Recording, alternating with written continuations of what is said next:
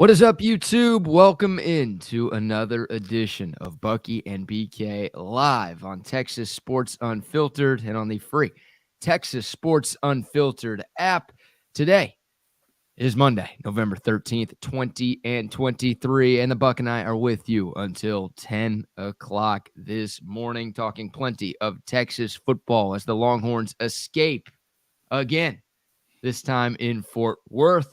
We'll talk about the significance of the Jonathan Brooks injury and what it means for the future of Texas football. We'll recap some of the biggest games from around the Big 12 and around the college football landscape. Plenty of Dallas Cowboys conversation, plenty of Houston Texans conversation, and of course, the news out of Aggieland. Jimbo Fisher, no longer the head coach of the Texas A&M Fighting Aggies. All of that and more over the next couple of hours right here on Texas Sports Unfiltered. What's going on, Buck?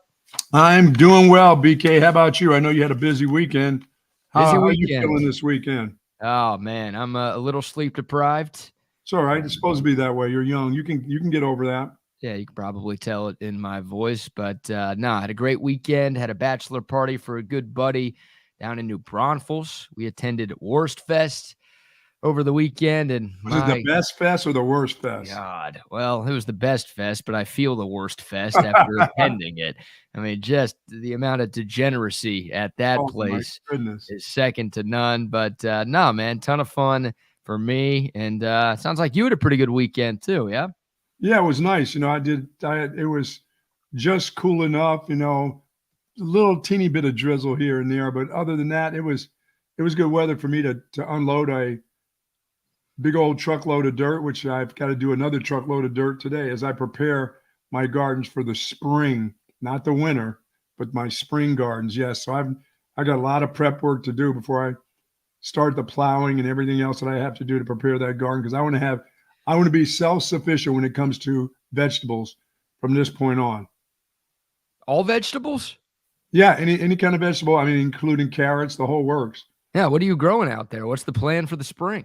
Spring is to do lettuce, to do obviously tomatoes, cabbage, all that kind of stuff. All that kind of stuff that I can go and get at HEB. I'm going to get it right here at my own house from this point on. Once the spring comes, I think I can get that done. I've been I'm a lettuce rancher, but I've not been very good at tomatoes. I get a decent crop of tomatoes, and then it gets so hot here that it's over. It's over. You just can't do it. You have to do certain things, and I'm going to take some tips from the people about growing tomatoes and what I need to do. I always harvest a nice group from one plant, but I see people that have, cages of tomatoes all over the place. I don't know how they do it. And I know it has something to do with the root system and watering from the bottom up. You know what I'm saying? Not at all. I don't have a clue. You don't have a clue, do you? I'm going to keep going to HEB to buy that That's stuff. Right. Good morning to the soldiers at Fort Cavazos, Texas, the soldiers in the state of Texas, and all those that fight for us each and every day. Thank you so very much. Hopefully your weekend, Veterans Weekend, was fantastic to those out there that have fought for this country and continue to fight for this country. We appreciate it. We appreciate it each and every day, and please be safe out there. Amen. Well said, as always, my friend. And yes, another shout out to our veterans, all those brave men and women who have served our country over the years. We are the land of the free because of the brave. So thank you to all of you and your families, Buck. I love how you always mention the families as well. Military families do a lot of sacrificing as well for the betterment of our country. And we are grateful to all of you. So hopefully you took advantage of a free meal or something over the weekend. Heck yeah. Well, I know there are lots of handshakes out there. I got to see a couple of veterans, say hello to them. And as I said, a handshake, whatever, cup of coffee. I saw a sheriff yesterday. I tried to offer my monetary service to him, but he didn't accept it. I was going to buy him his breakfast taco. He said, dude, that's cool. I just said, well, then be safe out there today. He appreciated it. Anytime you can get a chance to get a trooper, a cop, a nurse, a doctor or whatever, just, hey, here's a cup of coffee. Oh, a doctor. Those guys are making enough money. I ain't buying the doctor shit. That's okay. They deserve, they like for somebody else to offer them a cup of coffee. You know what I would like? I would like a doctor in the 7 figures they're bringing in to offer me a cup of coffee. You know what? You, Doc. You had that opportunity to go ahead and get that. You had that chance to get that degree. You chose otherwise. Look where you are now. Yeah. Doc. What a decision I made, huh? Yeah, yeah. You could have been like my guy doing both, Doc Trey. You know what I'm saying? Doing YouTube and being an unbelievable doctor that he is. Dude, I'd like to say I would have flunked out of medical school, but I wouldn't have even made it into medical school for me to flunk out. I would have had no shot. I'm not nearly smart enough for that, and I was nowhere close to willing to put in the work for something like that. Yeah, I've got a couple of guys that I coach in that are now, one is the orthopedic surgeon for the New York Football Giants. And like I said, and there's Dr. Daney, of course, with Texas Orthopedics.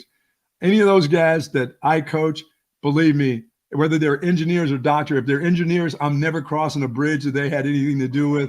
And believe me, I would never let them do surgery. I had the one from the Giants, Camino Bell, say to me, hey, listen, why don't you come up to New York, come to Jersey, I'll look at your back, and we can make some decisions. I said, do you think I'm going to let you, I know you, do you think I'm really going to let you go into make an incision into near my spine? I'm like, no, I think I'll just limp around for the rest of my life, dude. Yep. No. I think I'd rather be dead than have some of my friends operate on Oh, me. yeah. Can you imagine that?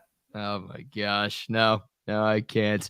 Hope all of you had a fantastic weekend as well. What a football weekend it was. So many headlines, so many storylines to discuss over these next couple of hours. And, of course, we'll be live on Texas Sports Unfiltered all day long until 5 o'clock this evening. So I would say don't touch that dial, but that doesn't apply here. But, hey, don't go anywhere. If you're watching on YouTube, keep us pulled up. If you got the app open, keep us pulled up all day long. We'll start with the Longhorns, Buck. Texas wins again, and it kind of felt like deja vu for the Longhorns, right? Another purple team, another big first half lead, and another fourth quarter collapse, allowing the opponent to get back into the game. But once again, the Longhorns were able to find a way when it mattered most to make the plays to get the victory, this time in Fort Worth, Texas 29, TCU 26.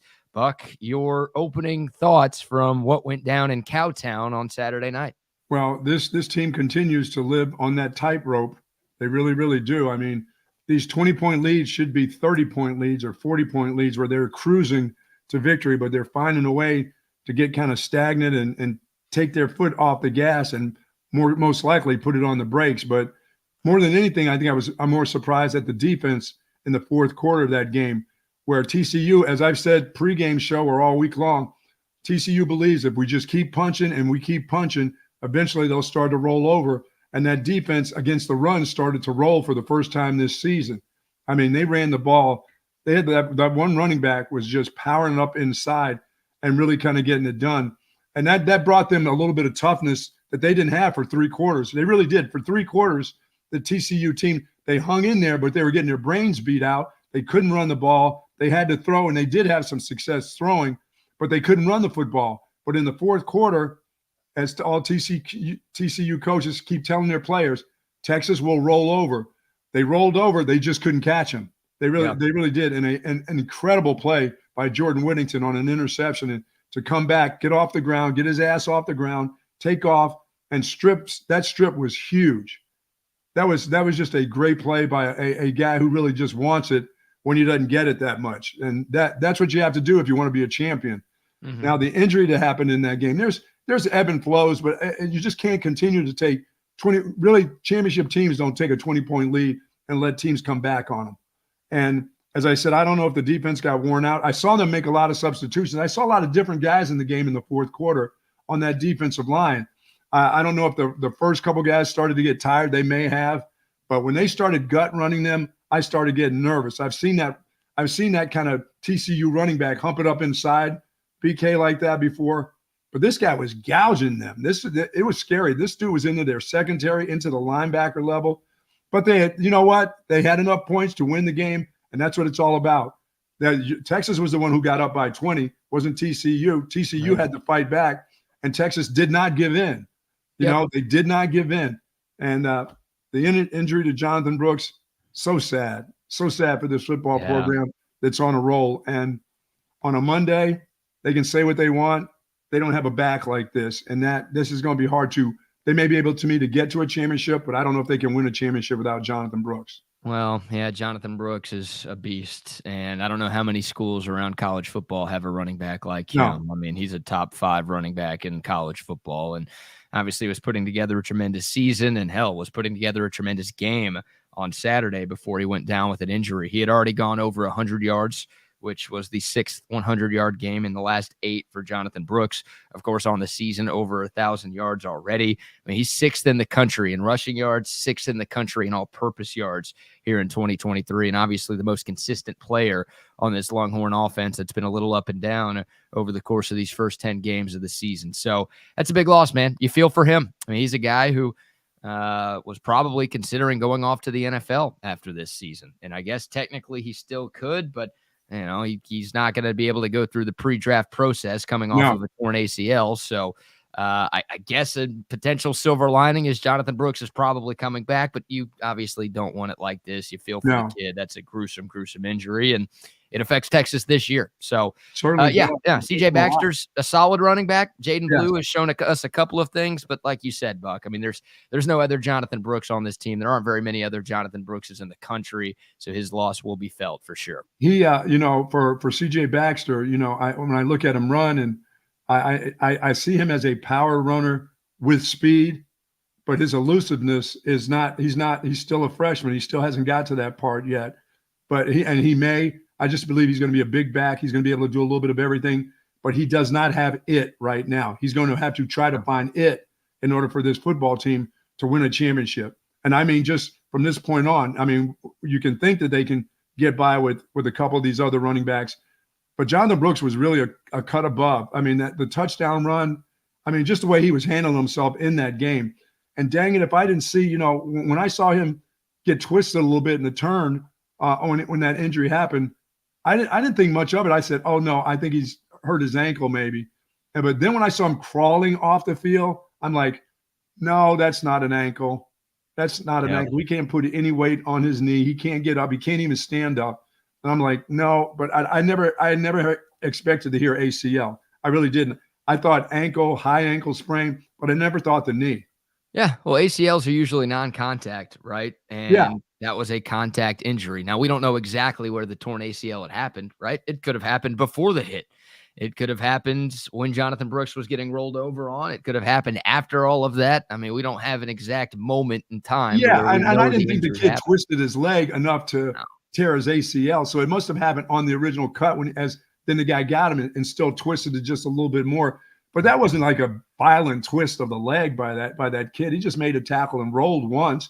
He didn't roll and start twisting the leg like doing the gator roll with him. I thought, oh, that's an ankle. Maybe that ankle got twisted. I never thought it was an ACL, but boy, oh boy, when you saw him trying to crawl off the field, you knew. Then I started to think, nah, still high ankle sprain. Never thought the knee though. Yeah, they kept cutting over to the sideline on the telecast, and Brooks was limping a lot. You could tell he wasn't putting much, if any, weight on that leg. So, the sense was that it wasn't great.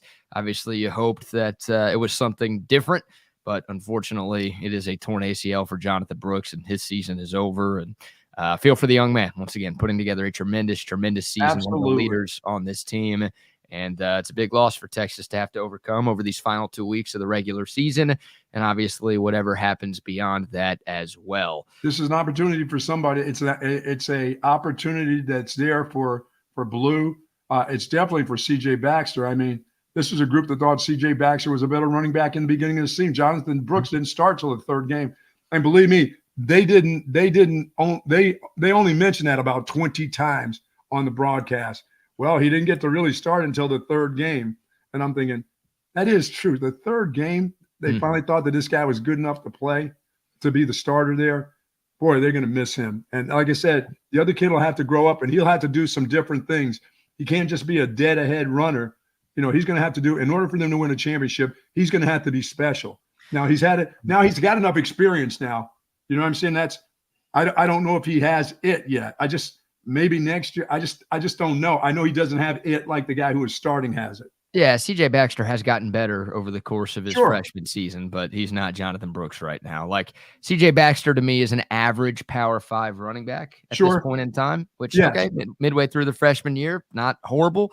But once again, Jonathan Brooks was one of the best running backs in the country. As our man CB says, Mel Kiper Jr. had Jonathan Brooks as his #1 running back in the NFL draft in 2024. So, yeah, for what CJ Baxter has been to Texas this year, he ain't that. And Jaden Blue ain't that. Savion Red ain't that. So, I think Blue is the guy now. Blue is the guy with the combination of the ability, the quickness. It's just the power with him. I mean, teams will load it up now.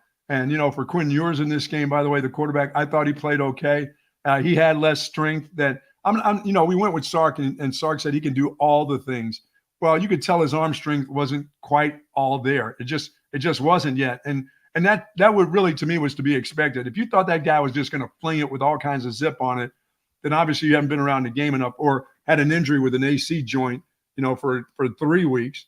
You know what I'm saying? So I thought he played well enough to get it done. And with the combination of what he was doing, the guys catching and running with the ball, and Jonathan Brooks, I thought that should have been plenty. And, the defense very seldom falters like that against the run game. They just had one of those games. And TCU's kids, that's just their belief. Just keep punching, keep fighting. There's eventually a time that Texas will roll over. They just couldn't catch up. There was just too many points they had gotten a hole with. Well, yeah. I mean, if Texas doesn't convert that 3rd and 12 in the last couple of minutes of the game, then I think TCU probably gets the ball back, and they probably either tie it or win it. I mean, their offense. The Whittington play was huge. Yeah, well, that was early in the game. I mean, yes, it was huge. Yeah, when you win a game by 3 points, a play like that obviously is magnified. But no, this defense just completely fell apart in the 4th quarter. And obviously the offense didn't help, right? They weren't able to pick up a couple of first downs to bleed the clock a little bit more. But my God, TCU got whatever it wanted. And you keep talking about the running game, and you're right. Amani Bailey had a very, very good day running the football. But he didn't even crack 100 yards. I think we into a 98 or something like that, 98 yards. Yeah, I mean, Josh Hoover, the quarterback, went for 302, and he had more than 200 of those yards in the second half. And I'm pulling up the defensive numbers right now for Texas. In the second half, it was bad. I mean, TCU's last 4 possessions, Buck, they had 247 yards on 30 plays. That's 8.23 yards per play. Their last 3 touchdown drives took a total of 5 minutes and 37 seconds. That's awful. Like, this defense was great in the first half. They kept TCU out of the end zone. TCU only had a couple of field goals. Texas had an interception. I mean, the Longhorns had played incredibly well defensively for the first 30 minutes. And the second half, hell, TCU only had 5 offensive possessions in the second half. I told you what they did on the last 4.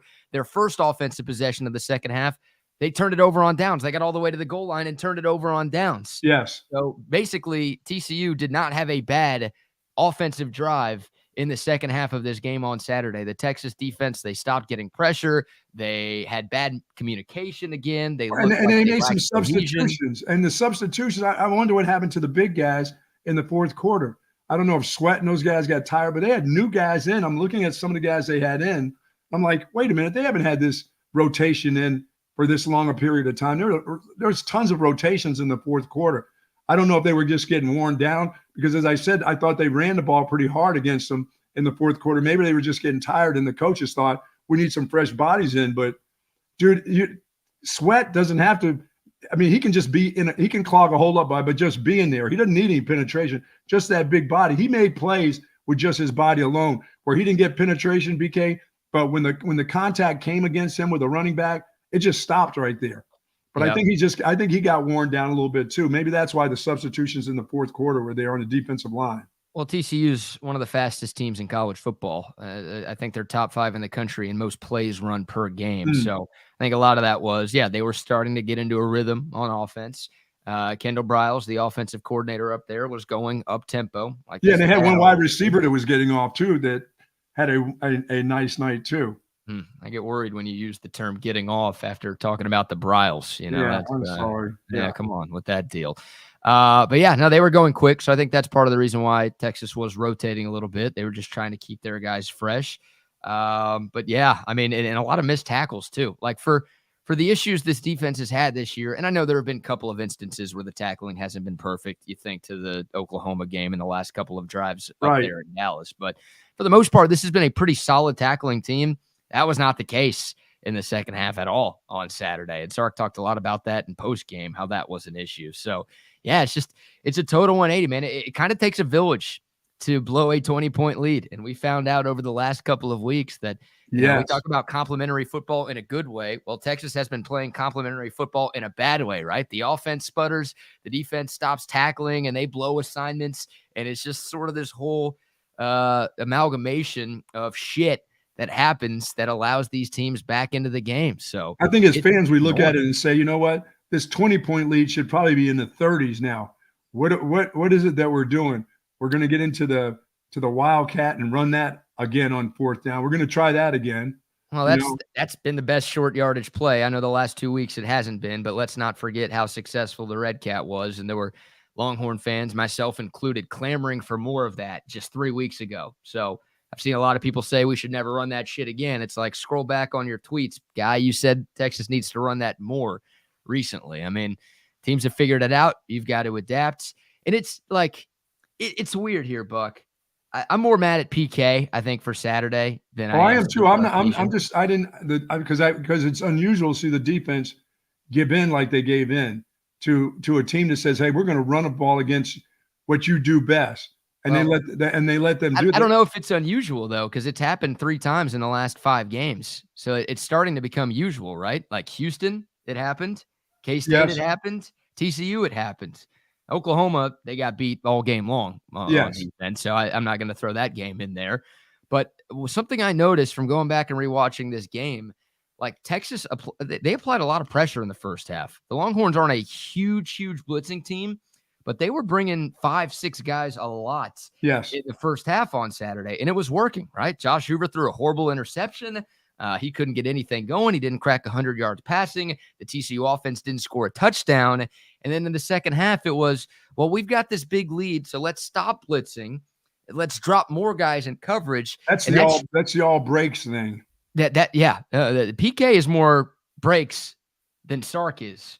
Right. And we'll get to Sark's play calling here in a little bit. But Texas was bringing a lot of pressure in the first half, and it was working. And it makes sense, Buck. Like, a lot of defensive coaches do this to where we've got a big lead. Let's drop extra guys in coverage to make sure we don't give up big plays. Like, for a lot of teams, that can work.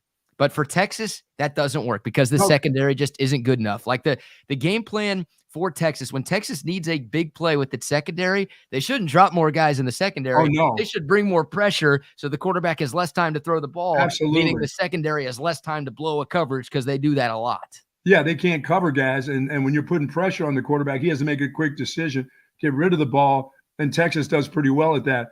But when you drop 8 or drop 7, rushing just the 4 down linemen or sometimes 3, and the quarterback can roam around in the pocket, get loose a little bit and find guys. And, they don't cover guys well in space out there. They just don't. They haven't. And these comebacks have been because they're not getting – you're right. They stop the pressure that they bring originally, and that's called being scared a little bit. You get nervous, being a little afraid. Yeah, I guess so. I mean, once again, it's like it's a strategy that a lot of defensive coaches implement, right? It's not like PK is going he's rogue. No. It's just with this team, with this personnel, it doesn't seem like that works. And you should have done what did work in the first half, which was bringing more pressure.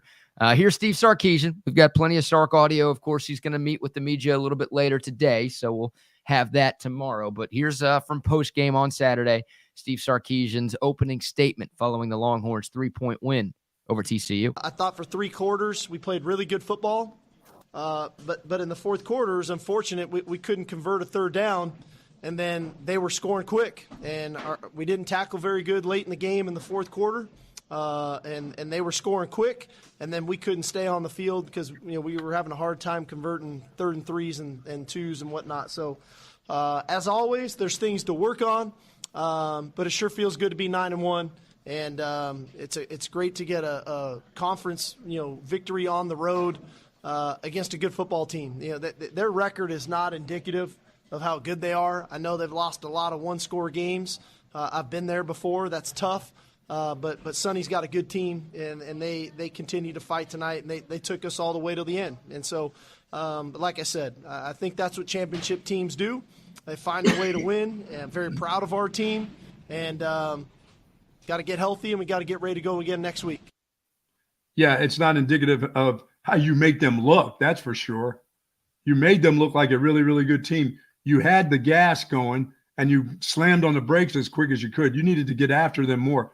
These 20-point leads, BK, are not enough for this football team. It just, over the last 2 weeks, and those 20 points disappear in a hurry. Yeah. And you look around, you start looking around, like the players look around and saying, who's going to make the next play? When things start going downhill, they look at each other and say, you're going to make this play? Instead of me making the play, it just looks that way. And the coaches call the games like that. Yep. I would like to counterpoint. I think 20-point leads are enough because Texas has won both of these games. I think if they were 17 or 18-point leads, maybe they wouldn't be enough. But if there are definitely 10-point leads, they're not enough. We know that. 20 seems to be the magic number. Like, as long as you can get a 20-point lead, you're going to be able to hold on for a victory. Once again, this is you've got an offense coming off with your quarterback who hadn't played in weeks.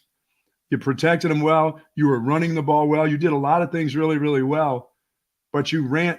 It's like somebody had that can they took out of the back of the car and had to run to the gas station with their thumb out. Hey, we need a little bit more gas right now on both sides of the ball. Yeah. We really need a little bit more gas. And the 20 points it just evaporated pretty damn quick. And that team was getting some chunk yards too. They really, really were. And this was not a good TCU team. I mean, the way you got that 20-point lead, I mean, you smacked them in the mouth so quick once again. You came out of the locker room. It was good to see that. It was good to see Quinn Ewers throw the ball down the field, do some things. But I could just tell his arm just didn't have that arm strength. And that was to be expected. I mean, if anybody expected that guy to have the velocity of a guy who's just continued to play throughout 8 or 9 games, I mean, come on. You didn't expect that. I thought he was 2 weeks earlier than he was actually going to get on the field. Well, thank God Quinn Ewers played. Yeah, that was the best quarterback performance Texas has had in 3 weeks, right? Absolutely. He was 22 of 33 for 317 yards, 1 touchdown, 1 interception. The interception wasn't great. It was a deep ball. He kind of chunked up for grabs. TCU safety made a nice play playing center field. And then, of course, as we mentioned, Jordan Whittington with an epic hustle play for Texas to get the ball back to where that interception didn't really mean that much. Yeah, he threw up a couple. He threw one to Sam. He threw 2 or 3 lollipop passes where they look like, I understand the one he threw to A.D. Mitchell at the end. I knew that was. I just think that he knows that guy is such a good athlete. He can put on the brakes. He can come back. It's going to be his advantage if it's almost thrown short, because he knows, or they may just talk about it. But to come back and catch that ball over his shoulder like that was nice. That was a nice grab. I think those two kind of got together because, as I said, the arm strength you could see was starting. I mean, he was getting hit in the arm. That's going to hurt. Everything's going to hurt when you're coming back for the first time. It's just he just gutted it out. I thought it was a really good performance by him. And no, I don't think they're going to win with any other quarterback on that day. Right. Yeah, I thought Ewers played it pretty well. Yeah. He wasn't perfect. He did have the interception. He had a couple of floaters. He missed A.D. Mitchell on what should have been an easy touchdown in the first half. Ended up becoming a field goal drive for the Longhorns. And the field goal kicker got it done again. Yep, Bert Auburn got it done again. He's made 11 straight field goals, right? After some early season struggles, he has found his rhythm, and he has become a weapon for this Texas team. And it was good to see Sark more willing to take the points a couple of times on Saturday, because every point really mattered in this game on Saturday. I thought for the most part, though, Quinn played well. Was he 100%? No. Was it his best game ever? No. But I thought he did a lot of good things for this Texas team and put the Longhorns in a position to win this football game. So yeah, and they couldn't cover Xavier Worthy anyway. They just couldn't cover that dude. Yeah, I mean, it's really cool. I think Jeff and I were talking about this last week. Texas has 2 number 1 wide receivers right now. They really do. Like this wide receiver room is not, Steve Sarkeesian 2020 at Alabama, where you've got Devontae Smith and Jalen Waddle and all of those guys. But damn, I mean, Xavier Worthy is a first-round talent. A.D. Mitchell is entering that first-round conversation with what he's done over the last month or two. Like, to have both of those guys on this offense is big time. And Xavier Worthy, he brought him up, Buck. 10 catches for 137 yards on Saturday. He was going up against Josh Newton, who was one of the highest-graded corners in all of college football before Saturday. Like he's one of TCU's best overall players. He'd been having a spectacular season, and that guy couldn't cover X to save his life. Oh no! And if Quinn Ewers' arm is really, really healthy, he's gone by that guy, and that ball is out there. It's not a little bit behind, but he was going by that dude. Yeah. And that dude was having troubles on long hitches and out routes and everything else, covering Xavier Worthy. That was a fantastic game by Worthy. Yeah, that guy's a beast, man. And it's good to have Quinn back for a lot of reasons, but just never felt like Malik and X had great chemistry. No. Right? Like they just couldn't seem to find it. Obviously, Malik and AD Mitchell were vibing over the absolutely. Give me a lot of AD. Give me a lot of AD Mitchell because he catches all the balls. Well, it was good to have X and AD Mitchell rolling together, right? It's nice having both of your number ones as a big part of the offense. And yeah, Adonai Mitchell, that last play. I'll give Sark some credit for that play call, right? Everyone's bashing Steve Sarkeesian for some offensive play calling that helped TCU get back into the game on Saturday. 3rd and 12. In that spot, there are a lot of coaches that just run it like, hey, let's kill some clock. Let's make them burn their last time out. Let's put the defense back on the field. A lot of coaches do that. A lot of coaches do that. And they called, look, they got the look that they wanted. It was a one-on-one on the outside. Quinn made a good throw. AD Mitchell made a tremendous adjustment midair to go make the catch, and they got it done. So this is not absolving Sark of all of the other play calling issues in the second half, but in the biggest spot. Last week against K-State, the defense stepped up when they absolutely had to. Things were not going well in the fourth quarter. Things did not go well at the start of overtime against K-State. But when somebody on Texas needed to step up and make a play to preserve the win, last week it was the defense. This week it was the offense that stepped up and got it done. So at least they're winning, because there are a lot of instances over the last 12, 13 years in games like that where the Longhorns wouldn't have been able to make that last play to preserve the win. At least they were able to find a way 2 weeks in a row. Once again, one time on defense, one time on offense, to make the key play in the biggest moment to get the job done. Yeah, and that what sucks is they lost their key player on offense, which sucks. Yep. Boy, oh boy, oh boy. That is a shame. They still should be. They're still good enough to win the next 2 games and get to the championship. But man, when I watched Tech play this week, I watched I watched a couple of the teams. Well, Iowa State is, you saw who they were playing. So, I mean, Iowa State's okay. Tech has gotten better. Yep. But this team's still defensive. Defensively, you still have to get it done. But there's going to be a lot on the shoulders of a couple young running backs that they have to have it. And this offensive, which means this offensive line they're going to have to make holes. They're going to have to power through whatever it is they have. They're going to have to continue to run the ball and run the ball with power and keep this clock going and keep leads, because these leads seem to evaporate. If it's happened 2 weeks in a row, it doesn't mean it can't happen 3. Now you're on the road again. Yep. But once again, you're going to have Quinn Ewers with a little bit of a sore shoulder, but he's also now another week of getting healthy. So a lot of things can happen in a positive way for this team when it comes to throwing the football, because they do protect him. They protected him on Saturday. Yeah. Yeah. No, the offensive line I thought played pretty well. Look, I'll give TCU's defensive front some credit. The Longhorns weren't able to run the ball incredibly effectively on Saturday night, which was part of the reason why TCU was able to get back in the game. I mean, Texas ran it 41 times. Yep. I wanted them to run it 40 plus. They only ran it for 4 yards a carry, though. So give TCU some credit there. They did a good job up front. They did a good job tackling. And Jonathan Brooks went for 100 yards. Obviously, his biggest play was that screen pass. That was damn near a 75-yard touchdown. Love that play. Love that play for him. Yes. Yeah, that worked really well. But TCU for the most part did a pretty solid job on the ground.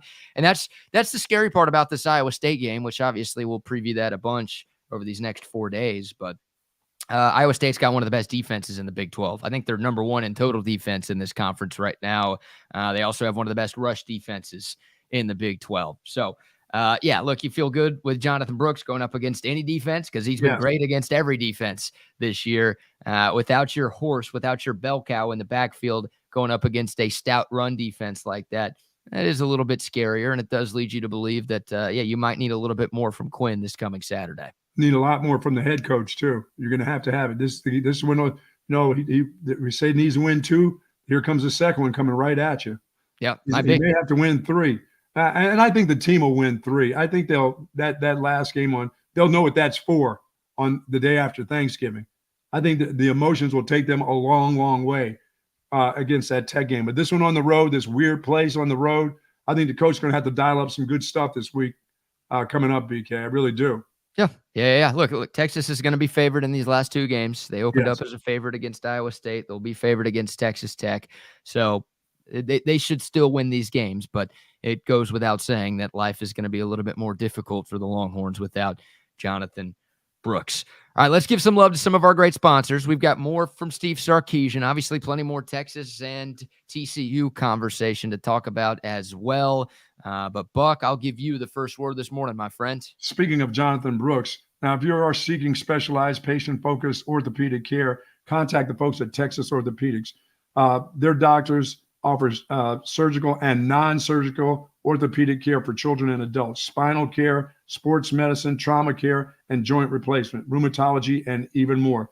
While you're there, say hello to Dr. Christopher Danny and Dr. Christopher Stockton, and they're dedicated orthopedic surgeons, and their goal is to get you back into good health and a great quality of life that you deserve. Texas Orthopedics is the largest independent orthopedic practice in Texas. For more information, go to txortho.com. That's txortho.com. Yes, indeed. Yes, indeed. Shout out to Texas Orthopedics. And how about a word from our man, Tom McKay at AV Consultations. Hi, this is Tom McKay with Audiovisual Consultations. Scientific data proves it. Size does matter. The bigger and wider your television is, the better. Football season is here, and the time is now to get your entire audio-video experience tuned up and ready. New flat screens, projection video, Dolby True HD surround, all the goodies at great prices and followed up with great service. So call us at 255-8678. That's 255-8678 or on the web at avconsultations.com. Oh, yeah. Shout out to AV Consultations. Had the 4 TVs rocking and rolling yesterday. Appreciate them. And Buck, the heat kicked on. It did. Woods Comfort Systems. There you go. If your heat's kicking on this week. Well, I'm going to tell you, it's been on, off. You know, it gets in the 70s and 80s, and the air conditioner flops on. But the heat has been on early in the mornings for sure. And thank you to Woods Comfort Systems, because nobody does a better job than those guys, Travis and Dave and the whole gang over there. They've been doing it for over 60 years, and they're going to make sure that your heating and your air conditioning unit is running smoothly. So if you've got a contract with them, get them out there. If you feel like, hey, I'm not quite sure if I should turn that heat on yet, get out there, get that contract done with your heating system. Make sure they clean out all the ducts so everything is working just perfectly, because it's going to get cold. Winter is going to hit December 17th. So be ready. That's right. December 21st is when winter starts. Oh, okay. It's usually how it works. I'm working at December 17th now. That's your call, huh? That's my call, yes. WoodsComfortSystems.com, or give them a shout, 512-842-5066. Tell them you heard about it right here on Texas Sports Unfiltered. AC maintenance, heater repair and installation, plumbing services as well. Yes, sir. So you ate a little bit too much Taco Bell this weekend. Make sure you call our friends at Woods Comfort Systems, and they'll fix you up. Should be a gorgeous week here in Austin, Texas, USA, America. I know you're not a temperature guy, Buck, so I'll tell you some of the temperatures that we have coming up. I need to know about that. What's happening? Like today's going to be kind of gross and overcast and maybe a little rainy. Sure. But tomorrow, sunshine, high of 70. Wednesday, sunshine, high of 73. Thursday, high of 72. Friday, high of 76. Saturday, 72. I mean, this is some fall weather. Absolutely, brother. And we're coming to a town near you on Thursday. Yes. Our friends up north. Yep. We'll be in Hutto this Thursday. Yes. The new Academy, Sports and Outdoors, broadcasting from 8 to 1 out there. We'll have a couple of gift cards. Yes, we do. To you people as well. So more details to come, but there's plenty of details right there, so you can mark your calendars. This Thursday, the 16th, we will be broadcasting live from the brand new Academy Sports and Outdoors location in Hutto, Texas, 8 to 1. The Buck and I will be there. Wags and Rodney will be there. Jeff Howe's going to be there. And I think a couple of more folks will be stopping by from our team. So we hope you and I are going to be on for a while there, I believe. Yeah, we'll be chilling. Fun. We'll be chilling. Man. We'll be hanging out with the people. I'll be buying some Rangers World Series gear. Oh, they've got it. They've got it all. And they've got all the Longhorn gear you could ever want to. They've got Aggie gear. So if you're celebrating the firing of Jimbo Fisher. Hey, come on. They didn't have to do that. What do you mean? They didn't have to do that. You said you wanted to keep him. Oh, of course. They should have kept him for another 6 years, man. He just needs more time.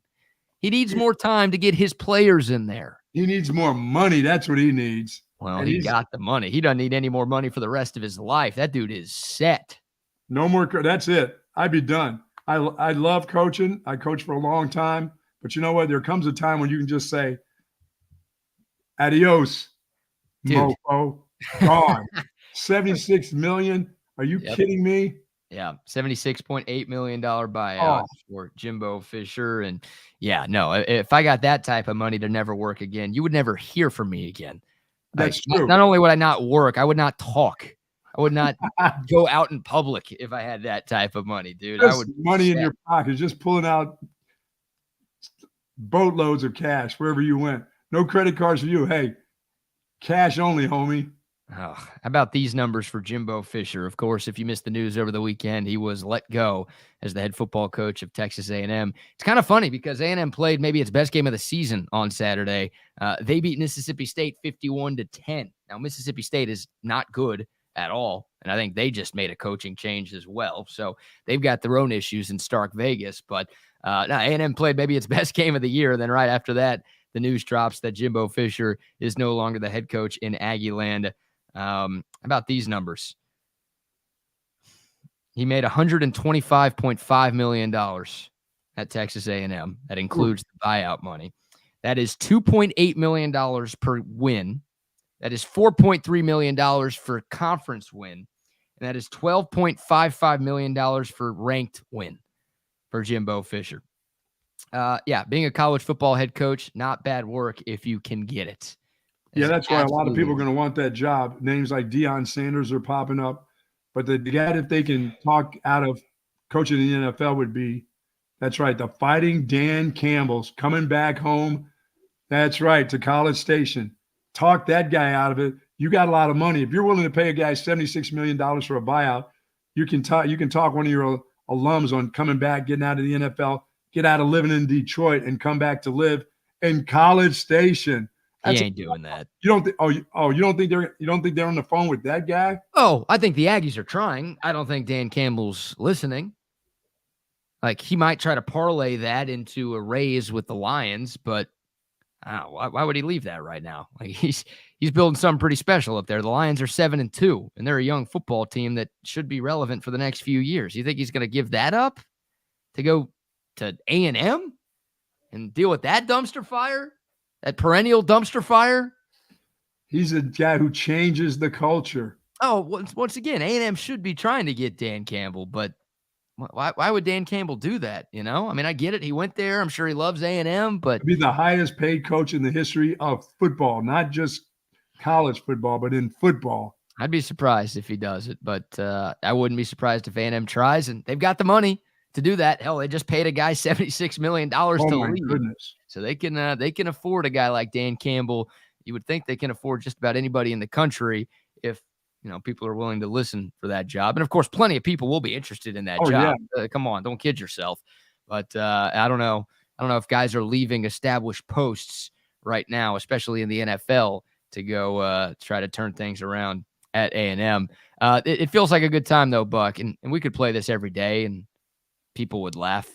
But now it feels like the perfect day to take a trip down memory lane, back to when Jimbo Fisher was introduced as the head coach in Aggieland almost 7 years ago. Let's not forget the trophy presentation in College Station. Says here, Jimbo Fisher, head football coach, NCAA Division I football national championship, Texas A&M University. The only difference between Kobe's and yours is you get to fill in a date. I hope I fill in a couple. Just put never, because it ain't never going to happen. There's your date. Just never. Oh, ever. Gosh, that is awesome. And then Jimbo, I hope I get to fill in a couple. Well, you'll get to fill in a couple of zeros at that check when they give you, that's for sure. Oh my God, so good. The most Aggie thing ever. They did a national championship presentation when they hired a head coach who didn't do jack shit. Yeah, did not get it done. Congrats on the great COVID season there, Jimbo. That was a great year in 2020 for the Aggies, and they finished top 5 in the country that season, but 0 national titles, obviously. 0 conference titles, 0 division titles, and never played for the SEC Won some championship. recruiting ranking wars. Yep, no 10-win seasons, no wins versus ranked opponents on the road. And in the last 4 full seasons, if you exclude the COVID year, 0 top 25 finishes. And oh, by the way, Jimbo Fisher ended his tenure in College Station with a worse record than Kevin Sumlin. Remember, Aggies had to get rid of Kevin Sumlin because he wasn't good enough. We got to go get Jimbo because he's so much better.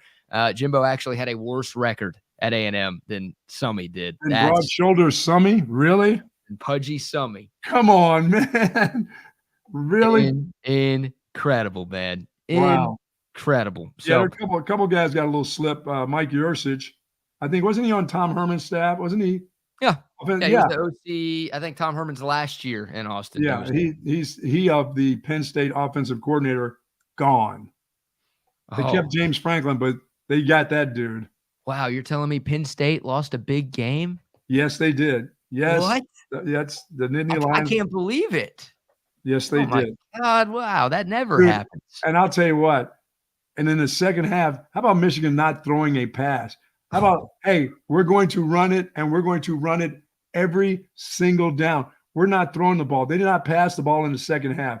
They had 30-some straight runs. Yeah, if anybody says J.J. McCarthy is the Heisman winner again, tell him to shut up because that guy just lost the Heisman on Saturday by that play calling there. It worked. You do what you take to win. I'm sure J.J. McCarthy is like, hey, I'm fine with it.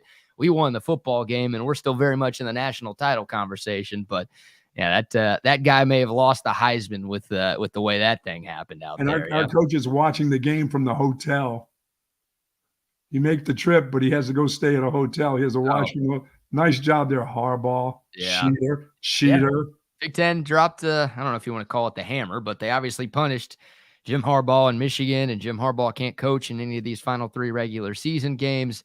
Didn't matter too much for the Wolverines as they go into Happy Valley and get the win over Penn State in a game that set football back 30 years, Buck. Oh, and now they'll be pissed again because now they play Maryland. Look out, Terps, because Michigan's coming to town, and they are pissed. Oh, how'd you like to have that? How'd you like to know they're about to run it up on you?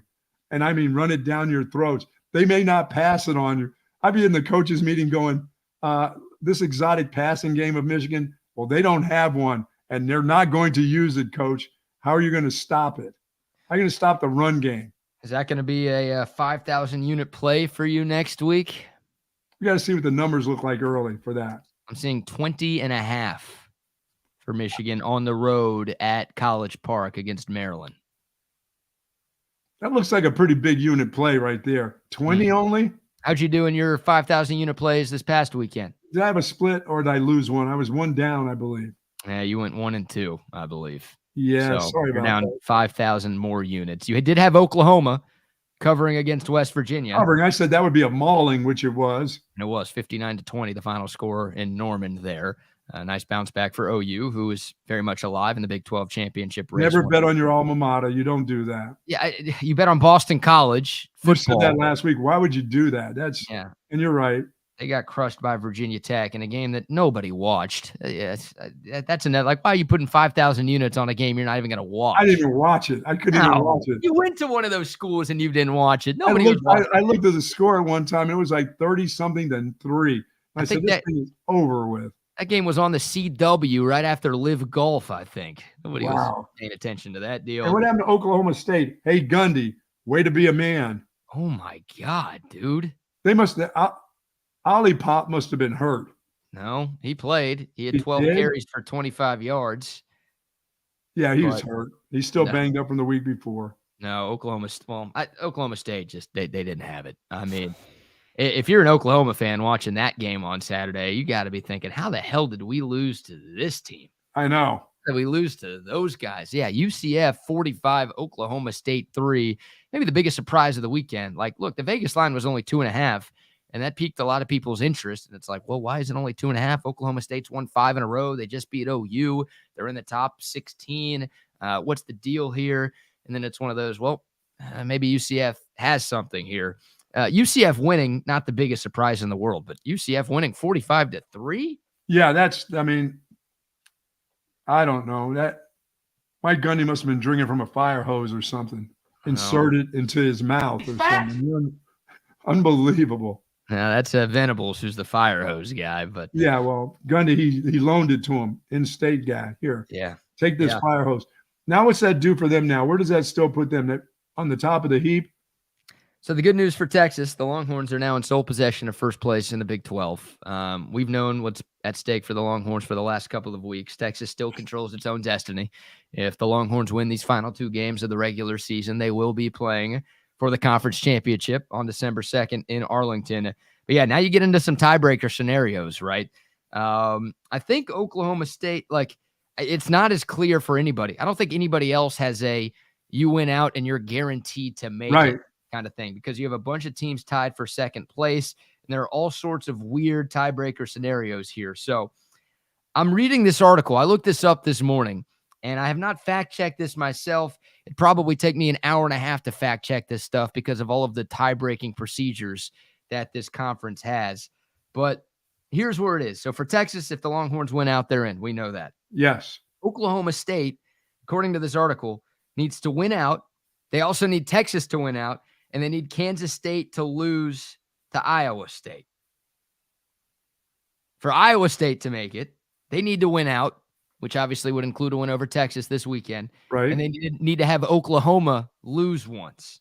For Oklahoma to make it, OU needs to win out, Texas needs to win out, and Oklahoma State has to lose one more time.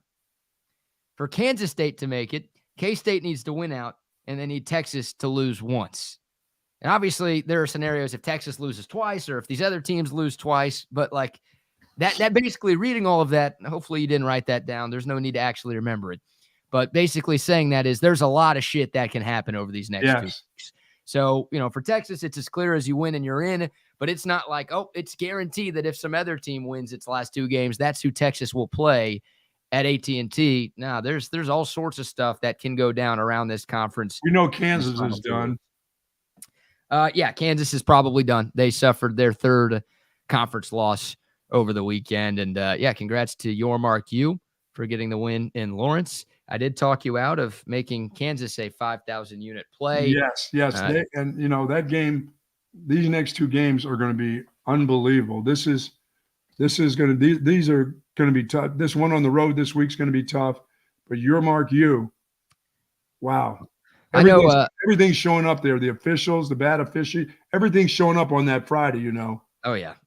And get yourself nice and juiced up. Sorry, I don't drink anymore, but I'd probably be jammed up on Friday because that's one of those days that anything goes.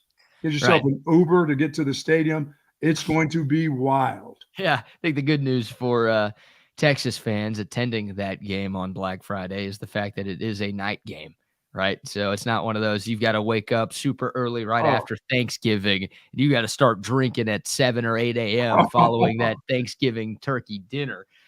You get some time to sleep in a little bit on that Friday, maybe do some online shopping because that's what Black Friday has turned into. It ain't people camping out. I used to love that shit, dude. Camping out at Best Buy. Oh yeah, I've done it before. My favorite hobby is people watching. So I would go those lines. Oh yeah. I'd go. I never bought anything. I would go every year. My cousin, big tech guy, not Texas Tech, big technology guys. So they always have great deals on technology for Black Friday. And he would always want to go. And this is up in Dallas. We would just right after dinner on Turkey Day, we'd go and start camping out. We'd just stay overnight to wait in line for some game console or phone or speaker system. And I wouldn't buy shit, man. I would just go and hang out and people watch. It was the best right there. So anyways, night game against Texas Tech. And I think some Texas fans are a little bit more nervous about these last 2 games because of what Iowa State and Tech did over the weekend, right? Iowa State went to Provo and beat the crap out of BYU. I will say this, Keaton Slovis did not play for BYU. I'm not going to sit here and say he makes up a 32-point difference or whatever the margin of victory was, but it wasn't the same BYU team that Texas played. And then Kansas, they lost to Texas Tech. So you're thinking, oh, God, Texas Tech, maybe they figured it out. Look, Texas Tech is playing a little bit better. I will give them that. Kansas was down to its 3rd-string quarterback. I mean, Jason Bean got hurt in the 2nd quarter of that game. Tech needed a game. They needed a game-winning field goal to beat Kansas football's 3rd-string quarterback. So, hey, still, that's a ranked win on the road. I'll give Yormark you some credit. Congrats to the Yormarkers there. But there's a lot of backup quarterbacks that was a true freshman playing. Yeah, for Kansas, yeah. Yeah, I mean, Texas Tech doesn't have its third-string quarterback. They're back up to its second-string quarterback in Baron Morton. So I think if it was third-string QB versus third-string QB, KU probably wins. They couldn't handle their own third-string QB against Texas Tech's backup QB. So all sorts of quarterback attrition. The good news is Texas has its guy back. I'm not sitting here telling you that these next 2 weeks are going to be easy, but I'm still saying you should be fairly confident that Texas is better than its remaining two opponents. I would agree with that. Yes. Yeah. But it's just the pace will have to be picked up in the backfield. They know it. You know it. The American people know it. So yeah, in order for them to win even these next two games, guys are going to have to play exceptionally well in this backfield. I mean, a lot of pressure is going to be put on the shoulders of a freshman and a sophomore. It just has to happen. Sorry, guys. That's why you came to Texas. It's here.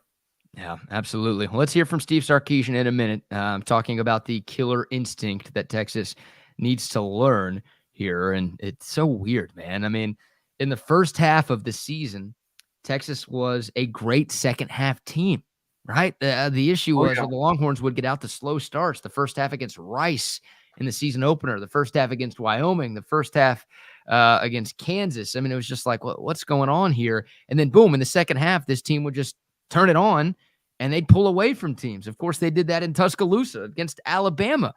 And so it's like, okay, well, we just need to figure out our starts and then we're going to be awesome. But then in the second half of the season, Texas has been a great first half team, but a bad second half team. Like, I don't know if I've ever seen anything like this to where just an entire team has totally shifted to where they used to be slow starters and great finishers. And now they're great finishers and slow starters. It's annoying, but also miraculous that something like this has happened this season. So we'll get into that here in a moment. But Buck, Covert BK, how about a word for our great friends out there? I want to thank the folks at Covert BK once again when they had us for our pregame show, myself and Trey out there and the whole gang. And we appreciate them because they carry 7 brands of automobiles and SUVs, Buicks, GMCs, Cadillacs, Chrysler, Dodge, Jeep, and Ram, of course, out there in beautiful 42 acres in Bee Cave, Texas. Now, they've been doing it since 1909, the Covert family, selling cars and trucks in Central Texas. And they've got Covert Ford and Chevy in Hutto. They've also got Covert Lincoln and Ford right in Austin, Texas. While you're out there, they have a lot just filled with cars, trucks, and SUVs. So there's no waiting. You don't have to wait around 6 weeks, 2 months to get your car or truck. They're there on the lot. You pick it up for sure. Say hello to Dan Covert out there, Mike and Stacy, Jerome, the whole gang out there, folks. And go to covertbcave.com for more information on the weekly sales that they have. Nobody beats a Covert deal. Not now, not ever. Not ever. Shout out to Covert BK and shout out to our friends at Great Blue Heron Furniture as well. Great Blue Heron Furniture, a custom leather furniture company that started way back in 1991. They focus on heavy leathers, hides, and fabrics ranging from traditional Western to modern farmhouses. So, Buck, when you get that farmhouse off 281, you got to make sure you're been talking to Joyce about that farmhouse. She said, "Hey, happy living." I said, "Okay, but I'll have that Great Blue Heron Furniture, won't I?" She says, "Happy living," like, "Hey, happy living on your own. I ain't going." Oh yeah, for sure. Happy living. Okay, thanks a lot. I'm gonna get that little farmhouse. The good news is you'll have a great couch or a recliner out there. And that dog. Maybe give me that dog too. There you go. Great Blue Heron Furniture, the best looking, the most comfortable, and the best built furniture anywhere in the world. This stuff is built to last 4 decades. I'm telling you, you cannot and you will not find more stylish, more comfortable, more well-built furniture anywhere in the universe. If you're watching on YouTube, there's a link in the video description below that will take you right towards the Texas Sports Unfiltered collection. And if you're listening on the app, just go to greatblueheronfurniture.com. If you type in the promo code HOOK'em, you're going to get 15% off. That's right. Type in the promo code HOOK'em when you check out. You'll get 15% off. Also, I'll throw in a Last Stand hat as well if you buy a piece from greatblueheronfurniture.com. Longhorn-owned company. Most of the manufacturing is done right here in the state of Texas. Also like to give a shout out to Dr. Greg Eckert and his wonderful staff. You know, they do everything from general dentistry to the most advanced work. Got my teeth, these chiclets done in just 2 visits with the good doctor. Saw him on Friday at the Lake Travis Vandergrift game. Came up to the press box, get a chance to say hello to Dr. Eckert. But folks, if you're interested in having dental implants, if you've got some struggles with your teeth, but you don't want veneers, you want dental implants, well, he can get this done in just one day. You'll leave his office with a nice smile. Find out if you're a candidate by giving him a call today at 512-345-3166, folks. You'll love the great job that he's done. He's been doing that work for over 28 years, over 1,400 cases of restoring teeth. If you got dental anxiety, IV sedation, that may be the way to go for you. Get it done. Take care of your dental health for sure. If you got that insurance, time to use it before you lose it. 512-345-3166, Dr. Greg Eckert. Yes, indeed. Yes, indeed. Okay, let's hear from Steve Sarkeesian, Buck. He was asked after the game on Saturday about what Texas needs to improve on over these last couple of weeks. And well, he basically said, we've got to find a killer instinct. Hold on. I've got mail notifications popping up over where I'm supposed to click for the sound. Get out of here, mail. Here we go. Good teams continue to improve as the season goes on. You never hit this point where we can't improve.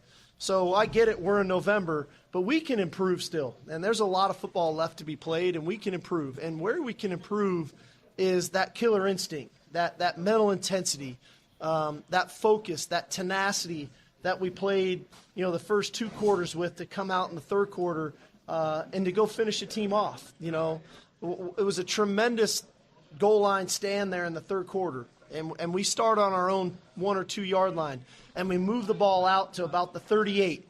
And we had an opportunity there to really continue to go. And what that drive could have meant to that whole game at that point would have totally changed the complexion of the game. We don't convert. We end up punting the ball, and then they turn around and get their momentum back. And so there's an idea of this whole complimentary football thing that we did. We had some really cool complimentary football tonight, but that was a moment when I thought we could have really seized it, and we didn't. And so that's where we have to improve. I'm sure other teams have other areas where they need to improve, but that's where we have to improve. We got to have that killer instinct to put people away when we have a chance to. Very similar to last week. We had an opportunity last week and we weren't able to do it as well for different reasons. When you start turning the ball over in your own end, you let them back into the game. So it all adds up to we have opportunities to put people away. We've got to hone in, have the right mental intensity to go do that. True, Coach. That's totally true. He's absolutely right about that. So I just don't.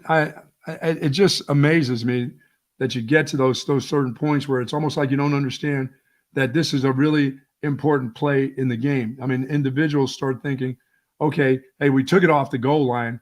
Okay, we'll get to the 38. We've changed field positions, which you did, but they still had momentum for some odd reason. And, that's when your defense, okay, you made a stop at the goal line. Guess what? Now your offense has put it out. They've punted them back into their territory. Guess what you have to do again? You need a 3 and out. Yeah, your offense could get going. They all need to understand how important all these plays are, but your defense can't give in the way they gave in the fourth quarter. They were starting to just get gouged. Yes, you made a nice goal line stance, but dudes, come on now. They can't go that back down the length of the field. You should never give up 20 points in a quarter, and that's what Texas did in the fourth quarter on Saturday. And I mentioned the numbers earlier. Shield your ears if you need to because they're pretty ugly. TCU's last 3 touchdown drives took a total of 5 minutes and 37 seconds. TCU's last 4 possessions, they had 247 yards on 30 plays. That's 8.23 yards a play. They were damn near picking up a first down every single time they snapped the football down the stretch in the second half. And that's what it felt like, BK. It was always 2nd and 2, 2nd and 3. I mean, it was like, wow. Yep. I mean, TCU basically did whatever it wanted in the second half. The good news is, Texas's defense was so good in the first half, and the Longhorns had given themselves a 20-point lead that TCU just ran out of time to complete the comeback, and there was too much of a comeback that they needed. But, yeah, I mean, defensively down the stretch, it was a disaster for Texas, and they got passive. Like, all gas, no brakes. You weren't that defensively because you were bringing the gas in the first half. You were blitzing a lot of 5- and 6-man pressures for Texas, and it was getting Josh Hoover off of his game, and TCU couldn't do anything offensively in the first half. And he threw that bad pick late in the second quarter. That gave Texas another touchdown to make it 26-6 going into recess. But then in the second half, I never thought that they could come back. I never thought that they could that they could do what they did in that game. Right. I was just thinking, and I was thinking that whole time in the third quarter, I said, and they definitely can't do it in the run game. And they just turn around and hand it off to that dude for 8, 7 missed tackles. I was like, wait a minute, this is not really going to happen. Yeah. But I always thought that they just said, we'll just keep slugging. Let's keep slugging. Eventually they'll give in. And they gave in to some tackling where they didn't tackle really well. Yep. And they penetrated that defensive line and got into the linebacker and the secondary area. But you're right, they did not tackle well. No, they didn't. And then offensively, it's like Steve Sarkeesian has been the anti-Midas man in the second half of these games lately. I mean, I don't love his play calling on Saturday, but I've seen a lot of Texas fans be like, we took our foot off the gas. Well, in the third quarter, Texas had 11 offensive plays, in part because the defense couldn't get off the damn field. They had 11 offensive plays. They threw it on 8 of them. They only ran it 3 times. That's not tapping the brakes. It's just maybe he should have ran it more. Like the 3 runs that Texas had in the third quarter averaged 6.3 yards a carry. So I do think Texas should have ran it more. There was a really horrible play call in the third quarter of the game where, Texas had a 2nd and 10. They ran it with Jonathan Brooks. They got 9 yards. So it was 3rd and 1. And instead of handing it off to Jonathan Brooks again, which would make sense on any 3rd and 1, but especially after you just picked up 9 yards by giving him the rock, and they threw a screen pass to Jonte Cook. Xavier Worthy missed the block. Well, that thing got blown up. And it got blown up, and Texas had to punt right there.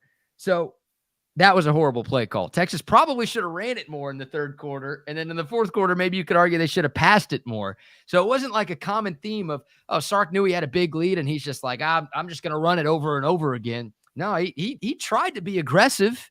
I think he was too aggressive. I think he was stupidly aggressive.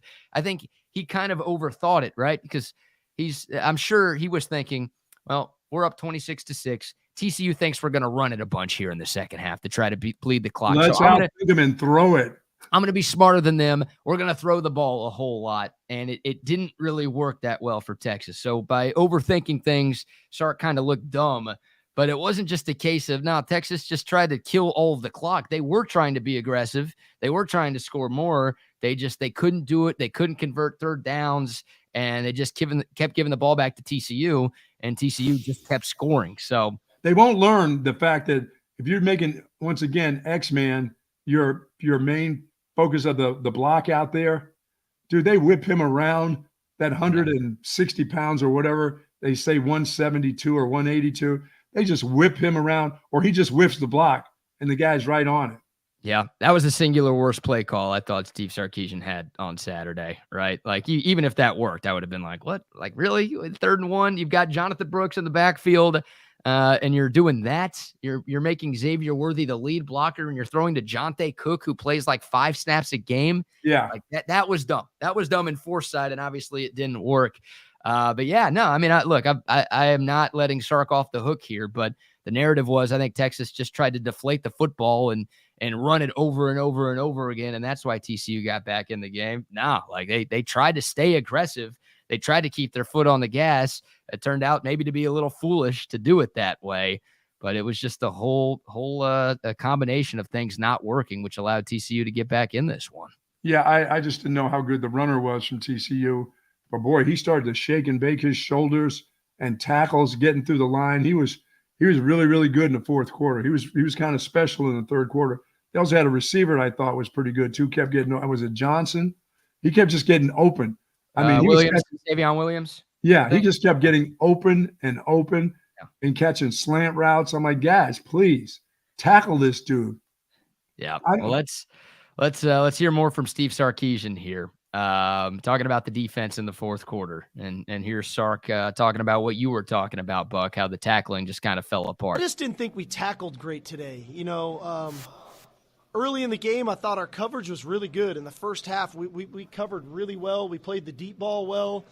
We broke up some plays. When they completed it, we were tackling really well.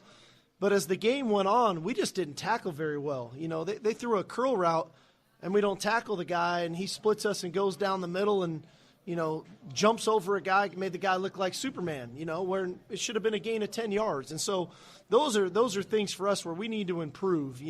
Again, if we do it right and we stop the run well and we get the lead and play well offensively, people are going to have to start to throw the ball. All right. Well, now they're going to complete some of those throws. That's okay too. But you got to get them on the ground. And I just didn't think we tackled very good there, especially in the fourth quarter. It was not good enough. Yeah, the numbers are going to come at you, Coach, because, they're going to start throwing it. So you better start bringing pressure like you did in the first half and not be passive on defense and sit back and let them have time to find the holes, or that secondary they can't cover guys when they're running all around loose. That's the problem is, it's okay. They're going to – yes, we all know they're going to get numbers because they're going to pass it more. But that doesn't mean you can't cover them still, or you can't bring pressure. You can still bring pressure and make sure that ball is out of that quarterback's hand in a hurry. Yep. They just don't cover guys well when they don't when they don't get pressure in the front, or I don't care where they bring it from. Just sitting back in this defense will get you beat here eventually. Yeah, I'm with you. Yeah, and hopefully that's a learning experience for PK, right? Because Texas, defensively was bringing the heat a lot in the first half, and it worked. In the second half, they played more of a prevent style defense, right? Let's try to not give up the big play. Let's try to keep everything you did in against front of us. Oklahoma, you continue to do the next two games afterward. Just you got to bring the heat. You can't sit back. They'll find the open guy. These quarterbacks will find a guy. And it's kind of tough, I guess, for PK because there are times where Texas is able to consistently get pressure with just 4. Right. So when that happens, you're like, well, we're getting pressure anyways. We don't need to bring blitzers. Let's just drop 7 guys in coverage because we're still going to force the quarterback into an errant throw. But, there are times, hey, the other guys are on scholarship too. Right. TCU's offensive line, they blocked decently well. They held up all right against 3- and 4-man pressures in the, if we can even call them pressures, 3- and 4-man rushes in the second half. And then, PK's got to bring more blitzers. So, at times it's like, well, I think I can get pressure with 4, so I'll drop extra guys to help the secondary because the secondary is clearly the weakness for this team. But you got to realize that, hey, if that's not working, you've got to bring more blitzers because once again, I said it earlier and I'll keep saying it until I'm blue in the face. For a lot of teams, if you want better coverage, the right move is to drop extra guys into coverage. For this Texas team, if you want better coverage, the right move is to take guys out of coverage and bring them on the blitz. Absolutely. Put pressure on the quarterback. Team, it doesn't matter how many guys you drop back there in the secondary. They can't cover for very long. Someone's going to have a miscommunication. Someone's going to get beat. And someone's going to get open. And then on Saturday, not only was it somebody getting open, but it was someone making something happen after the catch to pick up extra yards in the yak category. So, they got to be more aggressive. That's what was working in the first half. This prevent defense, Texas ain't good at it. Some teams are, Texas ain't right now. Yeah, and I thought they were fabulous in the first half against the run. But something happened, not scheme-wise, but, not effort-wise, but somebody got tired. A couple of the big guys got tired in that fourth quarter. It's just, boy, they as I said, there was no pressure in the pass, and there wasn't very much. They gave up a lot in the run with their substitutions. I don't know if guys were tired. I guess you don't substitute a guy unless he's tired. I mean, you don't do it. Take out a guy like Sweat. You can't take him out of the game unless he's tired. If he can't give you anything, that dude plugs up a hole with just his big body in there, right, against the run. And he made a couple of really nice run plays too against the run where he was there and he clogged up the hole. So he must have been tired. He must have got winded in that fourth quarter because he and I think Byron Murphy, there were times where they had substituted those 2 guys in drives. And I'm like, wait a minute, where are those big ass guys at? Yeah. They they must be tired. And they felt like, hey, we're up 20. They're not going to catch us. Well, they did. TCU plays fast, man. I mean, they did.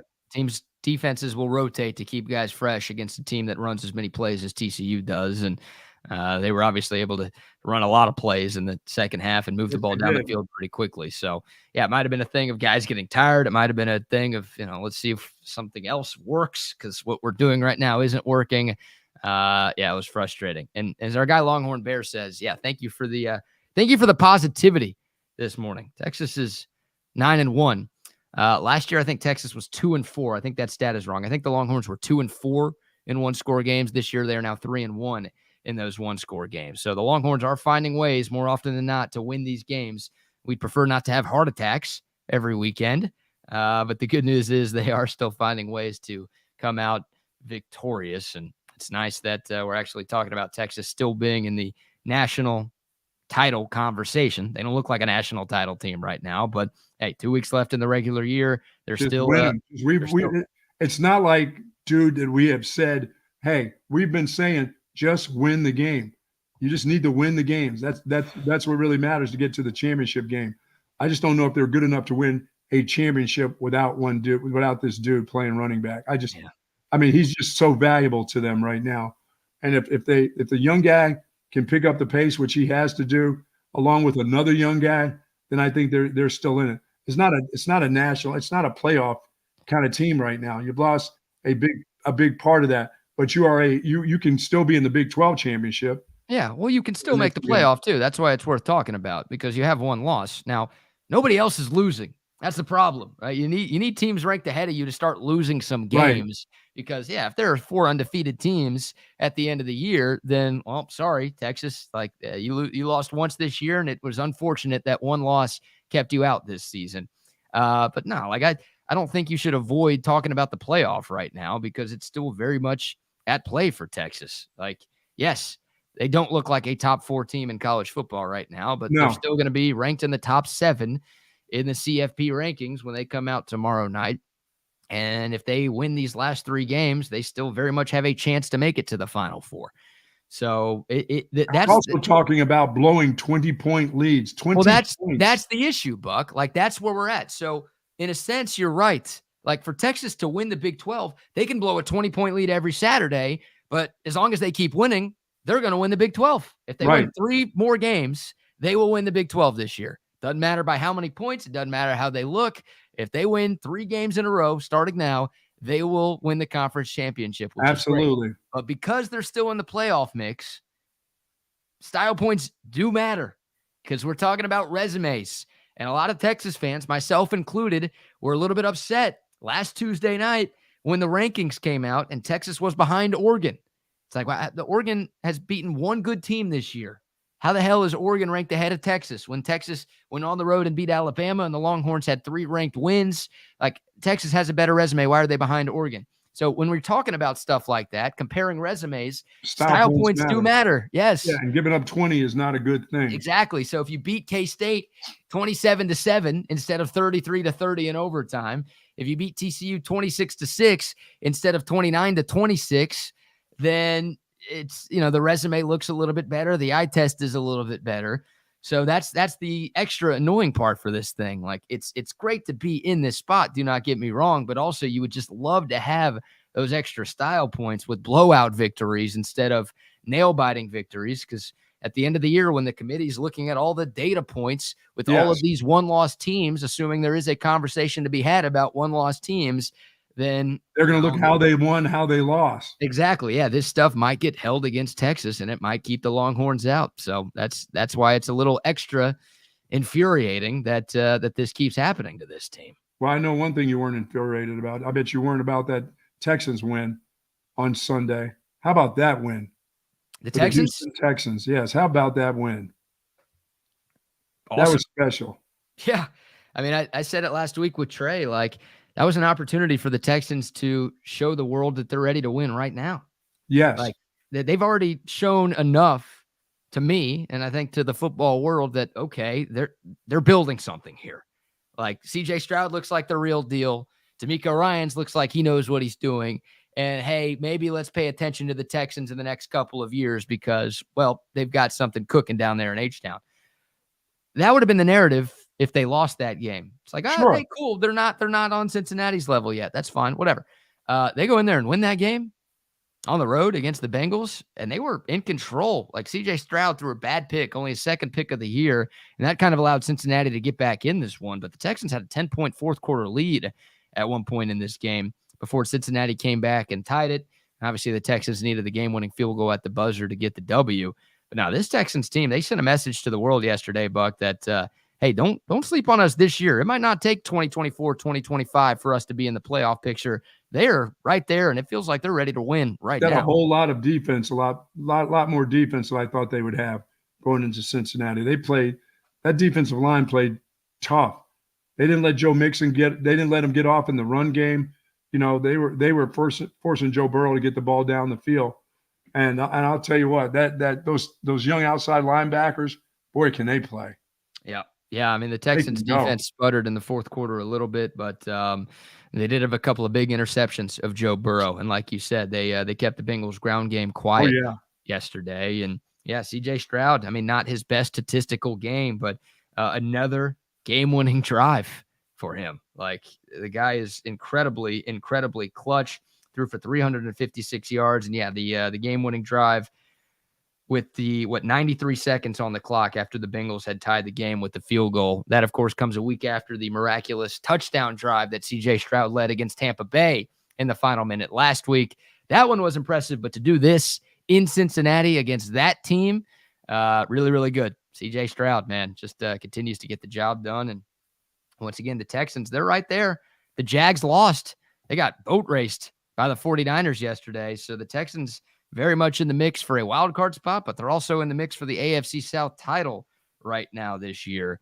What a story. Maybe the best story in the NFL to this point this season. A lot of people thought they would be maybe the worst team in football, or at least one of the worst teams in football again, but they're sitting with a winning record 9 games into the year. Very, very impressive. That's incredible. I thought they were a at the most three wins for them during the season. Wow. Yeah, I think my preseason prediction was 6-11 for the Texans. So I didn't think they'd be one of the worst teams in the league, but I didn't think they'd be 5-4 through 9 weeks and just a game out of first place in the AFC South.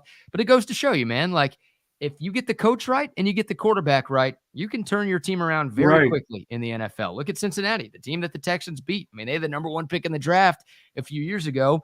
They got a good coach in Zach Taylor. They got a great quarterback in Joe Burrow. Then, boom, they're playing for the Super Bowl just 2 years after having the worst record in the NFL. I don't know if that's what the future holds for the Texans, but they got the head coach right, and it's clear they got the quarterback right. And they got the fans back in this. The fans will be back in the stands. They'll start to build around that quarterback.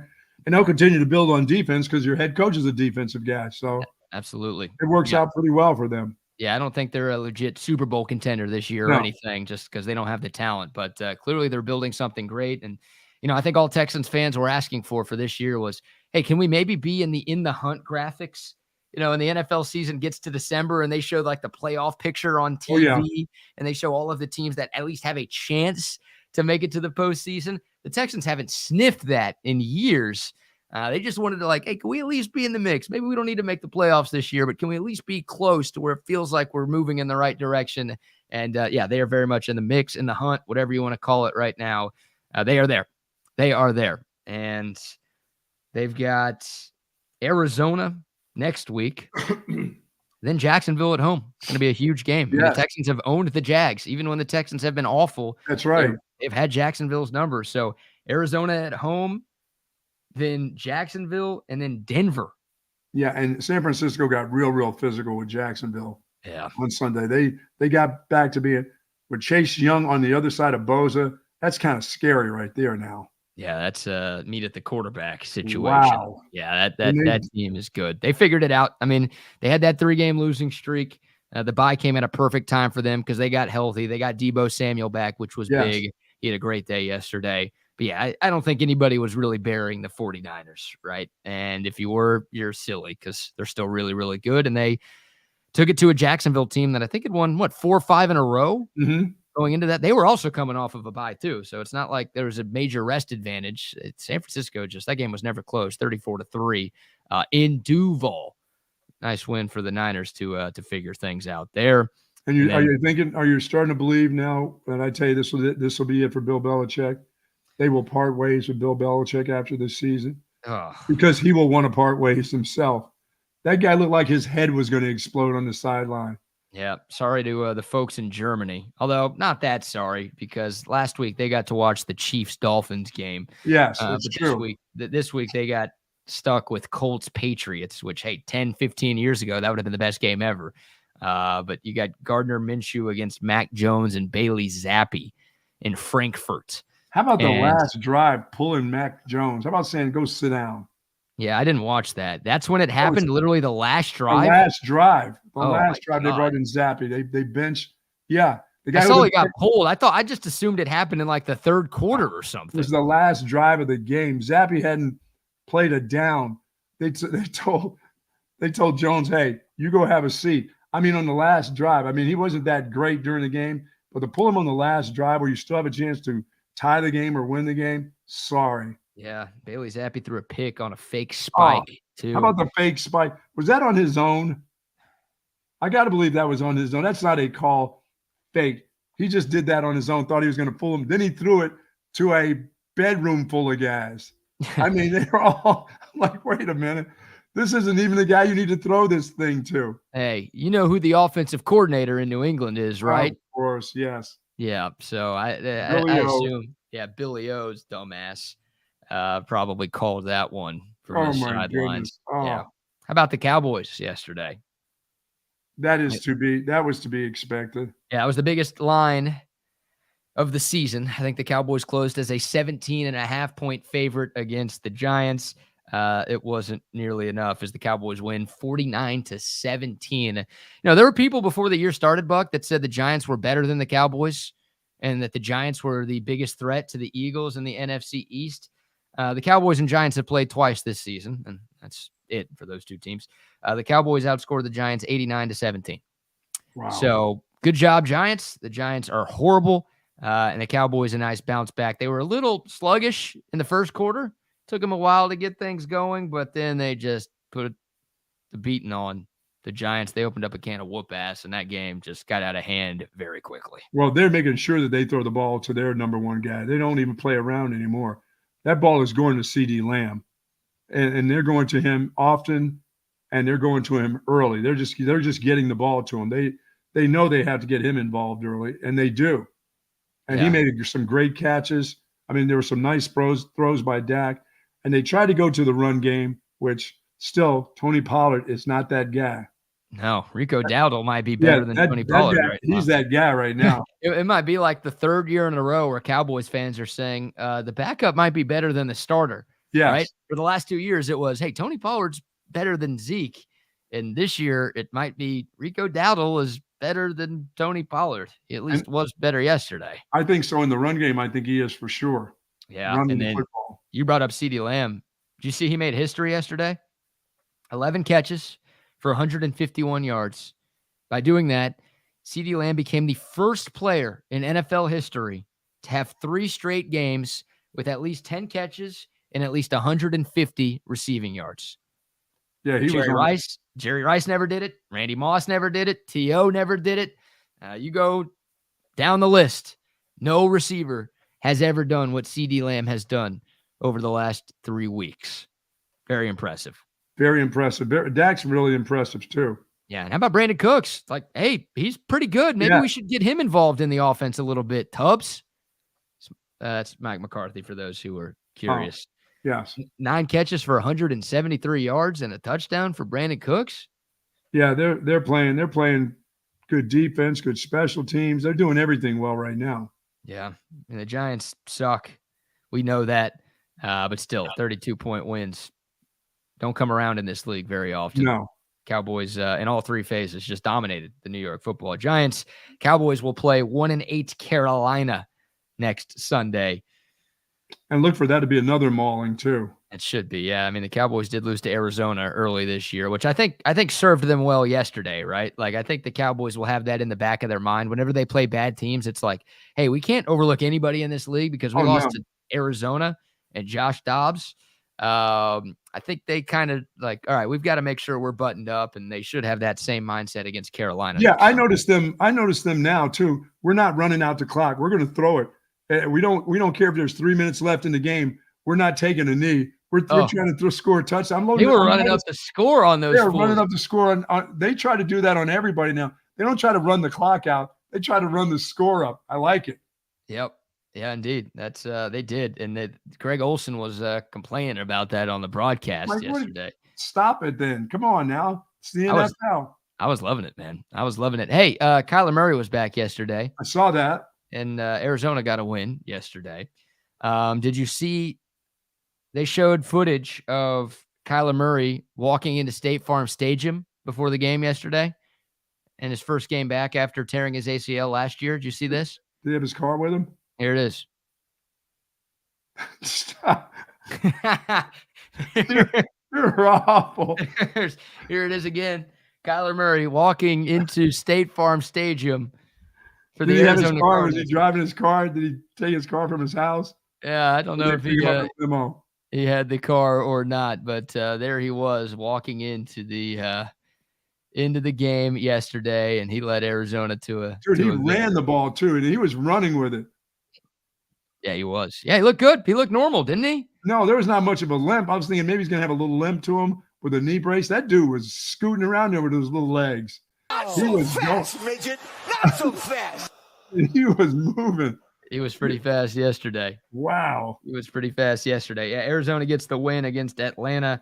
Arthur Smith feels like a dead man walking for the Falcons right now. He did get Bijan the ball 22 times. Bijan had 95 yards in the touchdown. Maybe not a bad idea to give that guy the football a little bit more often there.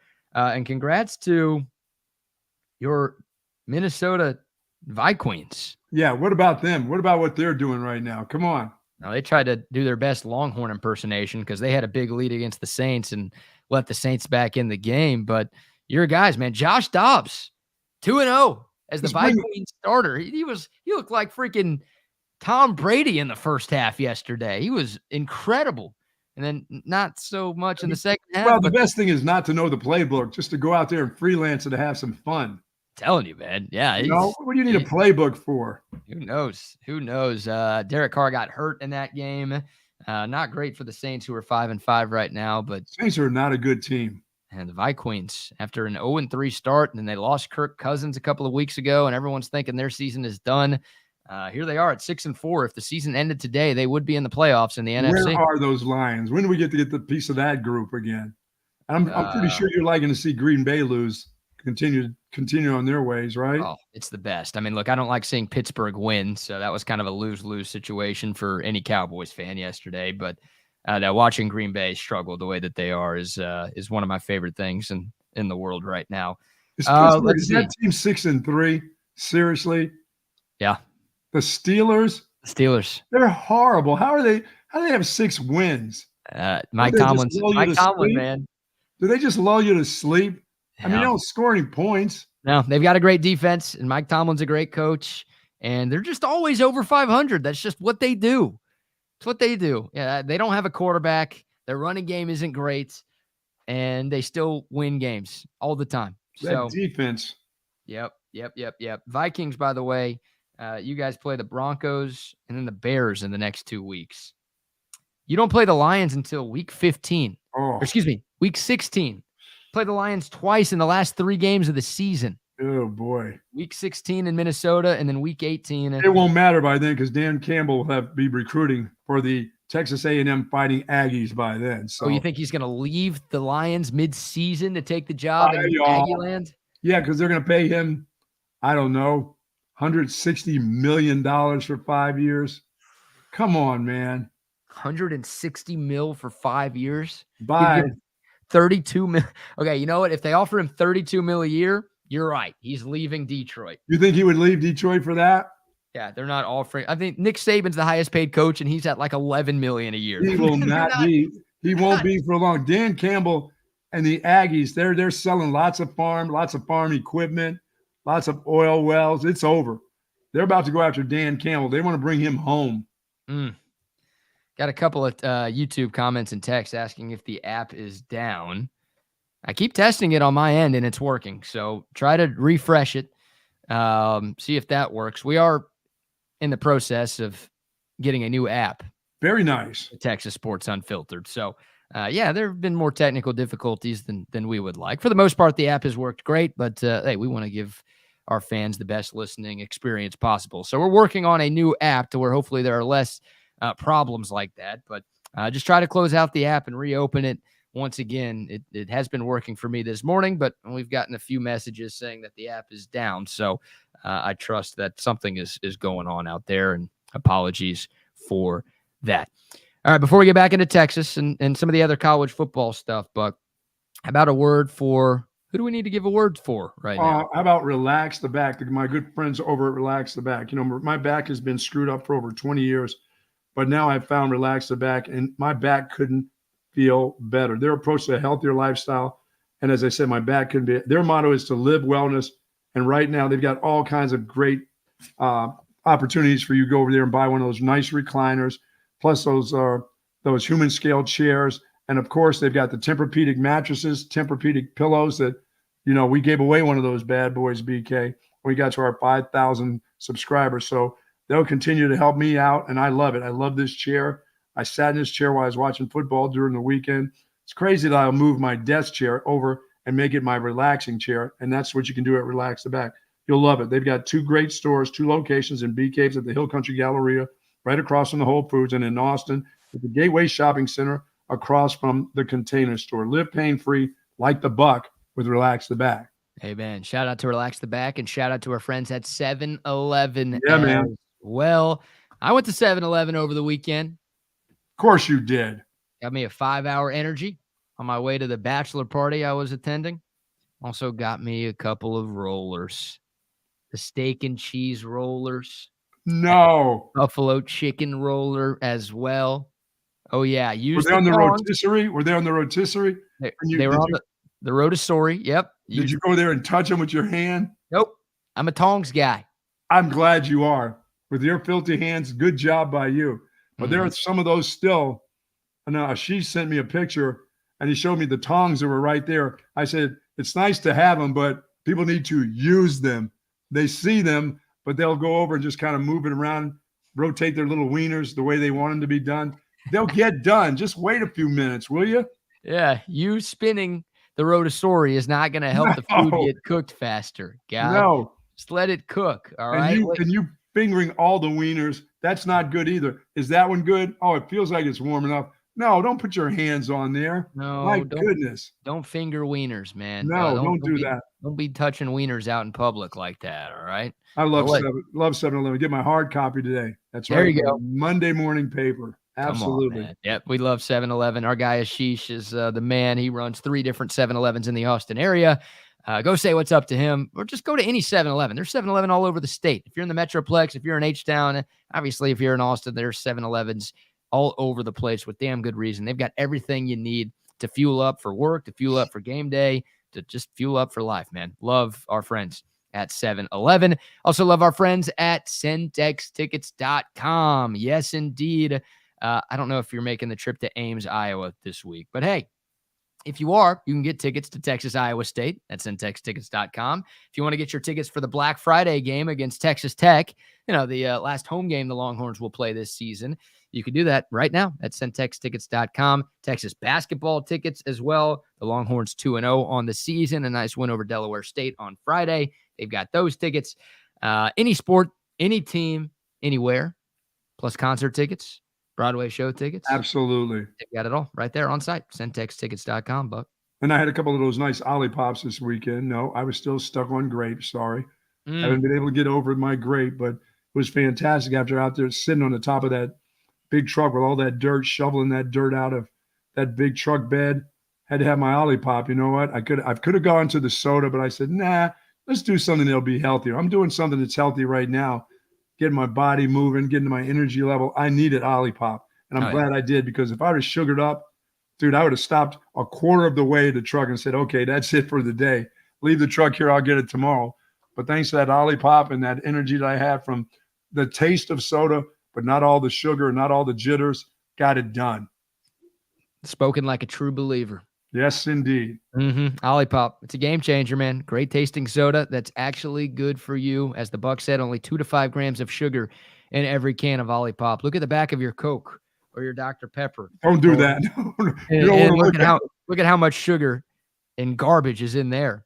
Then think about Ollipop, man, because it tastes like that stuff, but it doesn't have the bad stuff in the name brand soda. So Ollipop, it's at H-E-B, Walmart, Target, Costco, Whole Foods, wherever you get your groceries. Shout out to our guy Glenn. He tweeted at me this morning saying he had picked up some Ollipop. This stuff is the real deal, man. It is the real deal. Get you some if you haven't tried it yet. Buck. Other takeaways from the college football landscape this weekend. We touched on some of the Big 12 games earlier. Oklahoma found their way a little bit. Yes, they did. Nice victory over West Virginia, 59-20. West Virginia was a pretty decent team, and they were tied with Oklahoma for second place in the Big 12 going into the weekend. And if you think about the Houston game, right? Remember the Hail Mary game where West Virginia lost on the last second of the game when Houston had that miracle Hail Mary? If West Virginia didn't lose that game, they would have been tied for first place in the conference going into Saturday.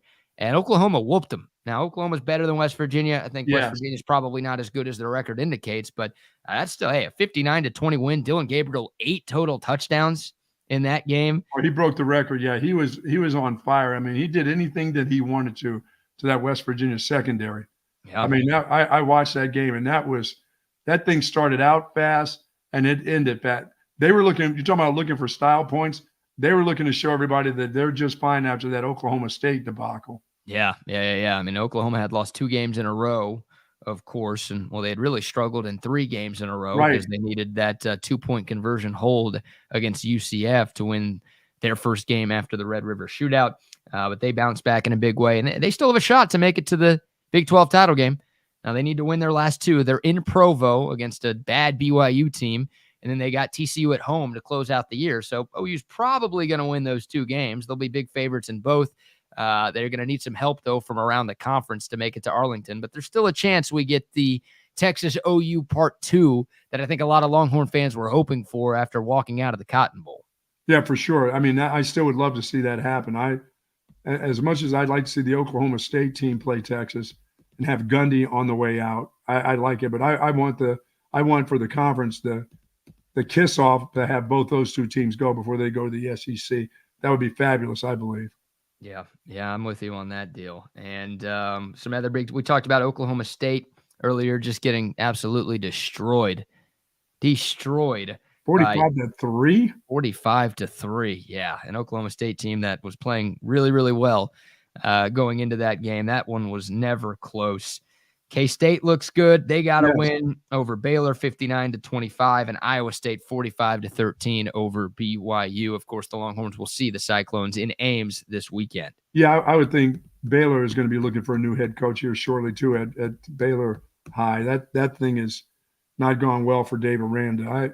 I don't know if they could take another year of this. Yeah, I agree with you there. It's 2 years ago, man. Baylor. They played in the Sugar Bowl just 2 years ago, but last year wasn't great, and this year has not gone well for the Bears. They're just 3-7 right now. What about around the country, Buck? Michigan beats Penn State, Georgia, all over Ole Miss. We were hoping for some chaos, right? Because Texas needs some teams ranked ahead of it to lose for the Longhorns to have a better chance to make it to the CFP. It just didn't really happen. Not a lot of chaos on Saturday. The favorites took care of their business. Really hard to beat Oregon right now. Yeah, well, it's hard for USC to do anything right now. For sure. They can't stop anybody. No, they did come back a little bit, made that game kind of interesting in the fourth quarter, but Oregon holds on to get the 36-27 win in that Pac-12 after dark game. Oregon's playing pretty well. I assume they're going to stay ranked ahead of Texas when the CFP rankings come out tomorrow. I don't even know what the final of the Ohio State game. What did they end up doing to? Who is it that they played? Minnesota or somebody? Michigan State. Michigan State. Oh, the other team with some problems. Yeah, the Brenda Tracy's. Yeah. Yeah. 38-3 was the final score in that one. No trouble for the Buckeyes there. Michigan State is horrible. Georgia 52, Ole Miss 17.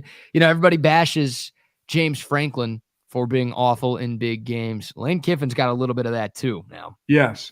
Now, look, going to beat Georgia in Athens is not easy. No one's beaten Georgia at all in the last 3 years. So I don't know how many people expected them to go win that game, but they just got blown out early. Well, the team that's on a roll is Roll Tide right now. Yep.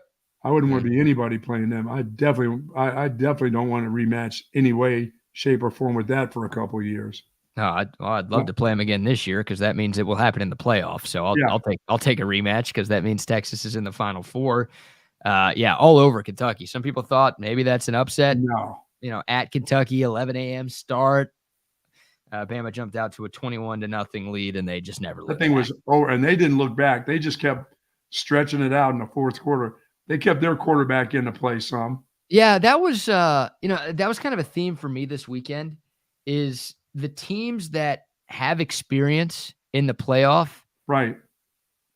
took care of business. Now, everybody won. Like Texas obviously won. Washington won. Florida State won, which is all you really need to do to stay in the playoff race. But like those three teams, even Oregon a little bit, like the teams that haven't been in the playoff in recent years or at all, they struggled against teams that they maybe should have beaten pretty handily, right? But you look at the teams who have been there, done that: Georgia, Michigan, Ohio State, Alabama, the teams that are always in this conversation at this time of the year. That's right. They know what to do. Like there's no pressure. There's no nerves for them. They did what they were supposed to do, and they did a lot of eye test passing as well. That makes sense.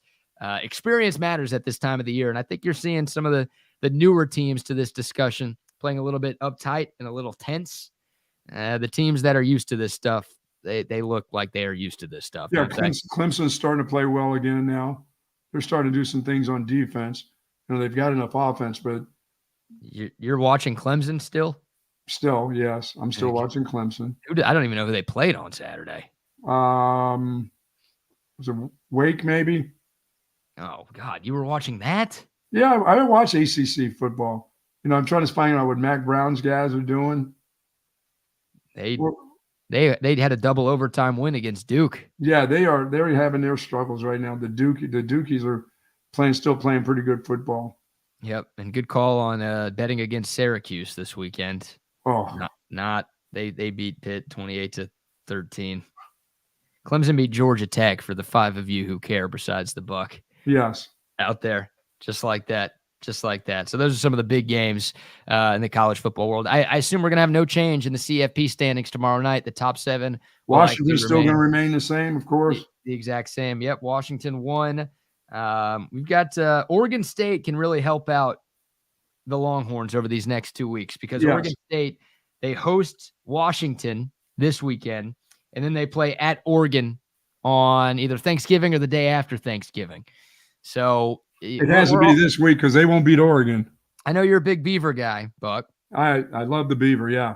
Heard that about you for years now. Yes. The first thing I ever heard about you, actually, was that you're a big Beaver guy. Yep. We're all Beaver fans over these next 2 weeks, because, you need these Pac-12 teams to start losing a little bit. And, if Washington and Oregon can both go down over these next couple of weeks, no pun intended, no innuendos intended there, then that's good news for Texas. So we are all beefs over these next two games, Buck.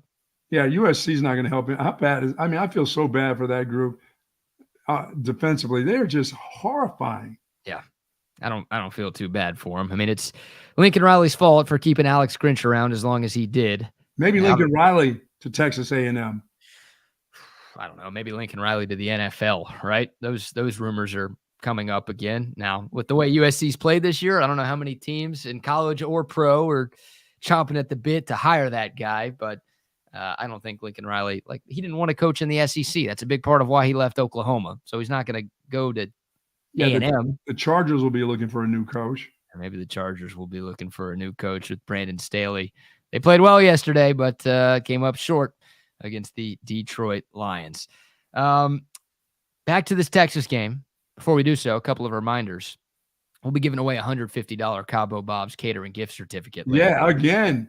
Yep, the Longhorns keep winning, which means we're giving more stuff away to you people. So be ready. Either tomorrow or Wednesday, we'll be giving one of you a $150 catering gift card from our great friends over at Cabo Bob's. Warm up a randomizer, baby. Absolutely. This Thursday, we'll be at Academy Sports and Outdoors in Hutto. We would love to see all of you out there as well. And, we've got some big announcements coming up later this week here on Texas Sports Unfiltered. So a lot going on. Right now, we're over 6,000 subscribers as well. So appreciate all of you guys for being a part of this thing, and we're excited for the future of this thing too. Some love to some sponsors. How about Altstadt Beer? Yeah. A few of those brought some of that to the bachelor party this weekend. Hopefully, whatever you were doing this weekend, you accompanied your good times with the greatness of Altstadt Beer. Easy to find. HEB, Total Wine, Specs, Twin Liquors, wherever you get your beer, you can find Altstadt. They've got a number of different brews, something for every beer drinker out there. The Lager, the Kolsch, those are the two flagship beers for Altstadt. They are award winners. Fantastic stuff. The Altstadt Light is out as well. The Oktoberfest seasonal beer is still available. They've got a great Hefeweizen. I'm telling you. And every Altstadt beer is brewed in Fredericksburg, so you're supporting local. And every Altstadt beer is brewed with just 4 simple ingredients. No additives, no preservatives in any of the Altstadt family of beers, so you can feel good about what you're putting into your system. But most importantly, the taste is there, guys. One sip, and you won't go back to the other beers that you have been drinking in the past. It's Altstadt beer. No impurities, no regrets. And Top Gun. How about Top Gun? How about Brandon Mars and Top Gun? You know, I'm out there getting that dirt off the truck and into my garden to be. So getting closer and closer to needing that tiller from them, because I'm not using the mule this year. I'm not putting that harness around my neck and having that mule. I'm getting myself a tiller from Top Gun, because they've got it all. They've got chainsaws, pole saws. They've got bobcats to rent. You know, they've got chainsaws, pole saws to buy also at Top Gun. And you're going to love the folks there. You're going to love Brandon Mars and what they do for you. How about a spreader? If you're thinking about putting that ryegrass in after the rains. Yeah, the spreader. Spreader? Hardly know her. Yes. If you're thinking of putting that ryegrass in, now's the time to do some ryegrass planting. Now, people will tell you that, oh, you should have done that weeks ago. No, the cold weather hasn't set in yet. It's been too rainy. You don't want to put the ryegrass in when it rains, because it moves the grass seed. Okay, BK, you know what I'm saying? No. Okay. Well, I know you don't do it at the apartment. You got somebody else planting the grass out there for it, or different types of grass. But you put that ryegrass in after we've had some rain like this, where it's maybe not going to rain for the next couple of days, and you got these cool mornings. Get that ryegrass on. You have that beautiful green grass through the winter. That means you have to cut it twice a week. But I do like to have. This is the year. I didn't do ryegrass last year because I knew that the heat was coming, and then my grass would have to battle for nutrients. So now I'm doing it this year. I want that lawn to look good, because somebody else is going to be cutting it. The buck is not getting out there cutting that grass, but somebody else will have to do it maybe twice a week, but that's okay. I love green, lush grass. So, you know what I mean? Javier, we're calling Javier back out of the bullpen. No. Come on across the border, Javier. My grass needs cut. Jake and SLP Lawn Care. The boys at there SLP can come and cut that bad boy. But I'm going out there, so I'm going to need a spreader. So I'll be calling up Brandon Mars to get one, to rent one. I don't even know what a spreader is. That what spreads seed? It spreads fertilizer? Yes, it spreads seed, fertilizer. Like a wheelbarrow. The thing that looks like a wheelbarrow. Yes, but it has holes in the bottom. You just cut hose. No, you don't cut holes in the wheelbarrow. Why not, man? No, it's not. Be walking around that big ass wheelbarrow. This is like a little lawnmower, a little mini lawnmower. Come on, man. Yeah, you are not a farmer like the Buck. No, I don't claim to be one either. I don't plan on ever farming. I got a couple of sisters who are in on the farming deal too. They do. You have a sister that's a gardener, right? I think a couple of them. Now they do wear clothes when they're gardening, unlike you. I don't. I do not do that. Jock strap every once in a while, just to protect the neighbors. You know what I mean? Yeah. You just jock strap only. I still have my jock. I still have my high school jock. If you're bending over, man, that's a tough scene for. Why would a grown man still have his jock from college? I don't know. You got to answer that. I don't. Because it holds my stuff. That's are you wearing it right now? What do you? No, do you use it. If I go work out and stuff, I'll put a jock on. I don't have those, like the guys now wear those tight, long kind of lump stuff that goes to their knee. What are those things called? Yeah, the leggings, compression leggings. The compression. No, I just put me old jock on and go. Put me old jock on and go. Put the nuts in the jock and let's go. Put the gym shorts on. Let's go. So you're just on the treadmill wearing nothing but a jock strap, huh? Gross. Sorry about that, Joyce. That's you gotta watch where you sit when you're wearing the jock. That's all. Oh my God. Our guy Cody says, upgrade that thing. You won't believe the technology. Yeah. It's been like 50 years since you've been in college? Get you a new jock. You're telling me you're using the same one that you wore at BC? I didn't put much damage on it. You don't put much damage on the jock. You don't run around and slide just with your jock on. Hey, But no, I've still got my jock strap. That makes me feel like an athlete. You know what I mean? God, that thing, I'm surprised it hasn't withered away yet. Nope. Okay, I haven't asked you this before. How were you able to evade the draft when you were playing college football? What draft? I wasn't around the for any military wars. draft. I wasn't around for any wars. Plus, I was the oldest son. Oh, you weren't there for World War II? I thought that was when you were playing at BC. No. Oh. Remember, I'm the oldest son too. That was one of those deals in the draft. God, that's gross. Wearing the jock on the treadmill, man. A 50-year-old jock strap. Boy, I'm surprised your neighbors haven't called you in. You want to use it? Because I hand wash it just to keep the texture. If you ever want to use it, let me know. I'm good on that deal. Should we give that away as part of our 10,000 subscriber giveaway? No, not giving away my jock.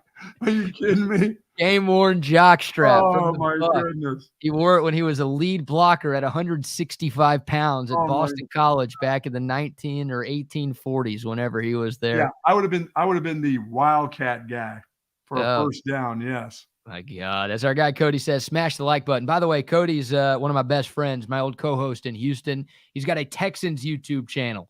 So if you're a big Texans fan or you're just curious about what the Texans are doing with CJ Stroud, make sure you go subscribe over to Cody. Or even if you don't like the Texans, just go support him. He's a good dude. He's trying to grow his brand on YouTube as well. So I'm loving the Texans wide receivers making those plays. And yeah, the little guy, man. Wow. Well, how about it's kind of funny. Like the Texans, two of their three best pass catchers, because Tank Dell's obviously in that mix too. He did have a bad drop yesterday, but still played a Did really he get really hurt yesterday? I don't think so. But he took a shot on the sideline. Yeah, I think he came back in the game. Okay. But man, Dalton Schultz and Noah Brown, who are like Noah Brown. I'm thinking Noah Brown. Is that the Dallas Cowboys Noah Brown? Yeah, former 7th round pick who could barely get on the field. How's that dude getting so wide open? He had a great day yesterday. Had the big catch where he broke a couple of tackles to get the Texans in the field goal range on that last drive of the game. And Dalton Schultz, the Cowboys offered Dalton Schultz a 4-year contract in the middle of last season, and Schultz was kind of an idiot, or his agent was an idiot. They turned it down, and they're like, "Nah, we're going to get a better deal in the offseason." Well, they didn't. And he had to sign a 1-year deal, but the Texans, they got him on the cheap, and he's been great for them. So yeah, a couple of guys who, are just on the Cowboys are really, really good. CJ Stroud has built a tremendous chemistry with them, and that's a big part of why the Texans are 5-4 right now. And they're still running the ball just kind of average, aren't they? Yeah, Devin Singletary had a great day yesterday. Yeah, he did. Yes, he did. They did have a lot of success running against Cincinnati and in that win in the jungle. But Dameon Pierce still, he was in the Rookie of the Year conversation before he got hurt going into the last month of last season. Everyone had high hopes for that dude in year 2. Hasn't really clicked for him yet. So, but no, the Texans were able to run the ball really, really effectively well, and that's such a huge freaking win for them, as they've showed the world that it's not next year where they're going to be relevant. It's this year. It's right here and right now. God, the jock strap, dude, that is the nastiest thing I've ever heard. Go buy one at Academy this week. Oh, you can get one. They still have them. Right, I've never worn before is a cup.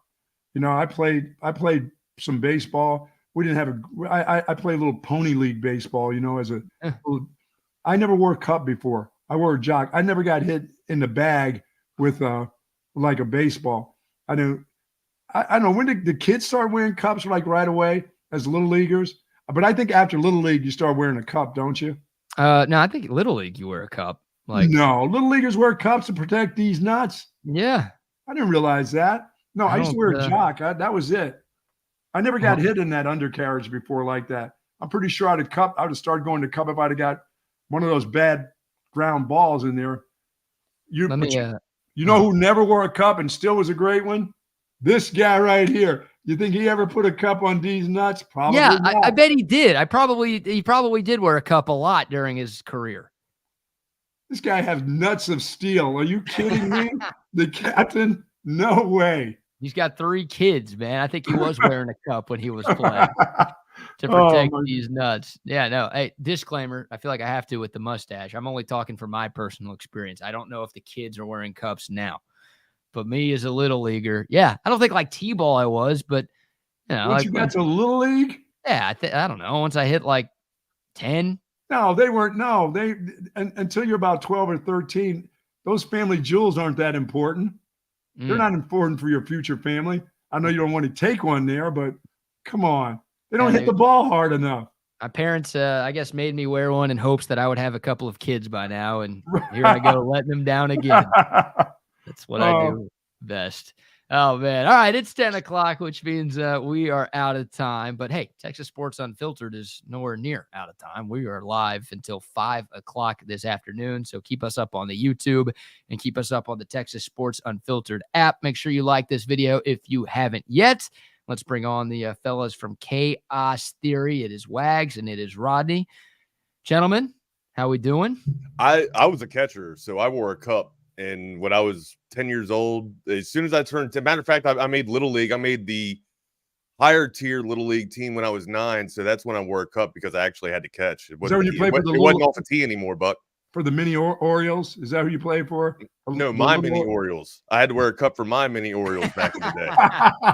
Rodney, did you play Little League with just back in the day with just jock? You didn't go cup, did you? Oh, you're muted, Rodney. No, hey, I only wore a jock in football, though. I didn't wear a cup in football. I wore just a jock to keep everything together. You know what I mean? Yeah. Oh, yeah. I know you don't want stuff flinging all over the place when you ran. Yeah. I mean, I would think when I was T-ball, minor league, whatever you want to call it, I never wore a cup. I mean, because those little pebbles are still up. You know, they haven't like dropped yet. They haven't dropped like mine. What are you talking about? You guys did not wear cups in Little League. You guys are full of shit. I know you wore a cup in Little League. I know you did. You had no, Rod, you didn't wear a cup in Little League. No. If you were a catcher, you had to wear a cup. Well, I wasn't a catcher. I wasn't a catcher. I mean, not even in Pop Warner. Not even in Pop Warner would I wear that. I mean, and I played offensive line in Pop Warner, and it was, I never. But I don't think that they had established themselves yet. That's right. But see, I've had low T since I was 9. But those babies, I've had low T. You know, not everybody tucked it in their sock. So the thing is, I still have my jock strap. I have my high school jock strap, and BK's making fun of me. Certain things you keep forever. You don't just let it go. You don't throw that away. And my wife looks at it and goes, "What is this, a face mask?" I'm like, "No, you don't put it over your face." Although before I got my mask for COVID, I did use that once and walked around town. Have you guys seen the episode of the Jeffersons where George Jefferson goes in the closet and he pulls out his boxing shorts and his cup is like right next to the whatever, and Florence the maid, she's like, "What's that?" And George said, "Oh, that's my cup." And Florence said, "I ain't drinking out of that." God. Let me ask you, I got to ask the question. Is there a reason why you held on to your jock strap?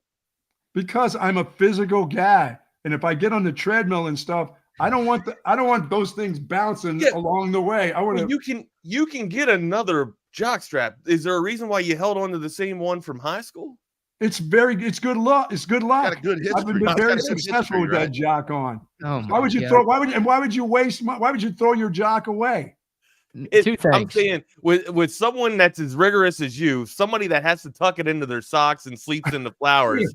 Am I worried about nut cheese? I hand wash it. I hand wash my jock.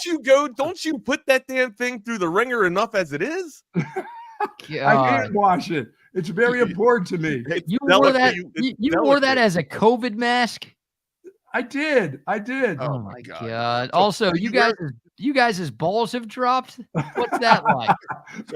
So do you wear that when you're out there checking your rye and all that? I was listening a while ago, and hell, I thought I was listening to Texas Country Reporter. I'm like, wait a minute here. We got the farm report. No, I got my jeans on. I only wear that for treadmill work or when I'm out there working out or sometimes gardening because, in my neighborhood, you just can't let that hang like that. You can go cheek to cheek, but you can't let that other stuff. Can't let that loose. Well, you can't drag it in the dirt. No. Oh, look, there's Bucky's trail. No, boy, you guys had stuff that I'm slamming. Let's see it. There it is. One of these days, he's going to slam that thing down, and he's going to have that cup on. He's going to have that cup on. We'll see the cup that jock was supposed to drink from. That's for sure. What's going on, brother? Already off to a great start on Chaos Theory. Make sure you guys are giving me a follow on Twitter, not the fake wags, and follow my partner Double R on Twitter at the Rodney R and on the gram at the _Rodney R. I am at the Wagner Wire. Make sure everybody is smashing that subscribe button if you hadn't done so already. Tell 5 friends like Harge tells you to do, and follow us on that Coda text line, 512-222-9328. Make sure to like the video. That way you can qualify for all of our giveaways. One hell of a weekend, Double R. How have you been? Man, I've been good, but right now I keep adjusting in my chair because it's like, man, now I feel like I need to be wearing a cup or a jock or something because all that jock talk. So you really did not wear a cup in Little League. No, man, it took to like junior high. It was like junior high before I ever started wearing that stuff. And I'm like taken back. I'm honestly taken back. Like, were you the only kid in the Little League that didn't wear one? Or Man, there were other kids that had to wear one. I don't think any of my team did. We had a couple of dudes. We had a couple of dudes that played Little League that maybe were, I don't know. It's kind of like when they have the Little League World Series where they're supposed to be 12 and they actually look like they're 18. There were a couple of those kids that would wear that, and it was like, okay, I think their balls had dropped already, and then maybe they were a little more hung at that point. So they did. But no, man, that was kind of the thing back then. It's kind of the thing. I mean, I don't think I necessarily did it just because I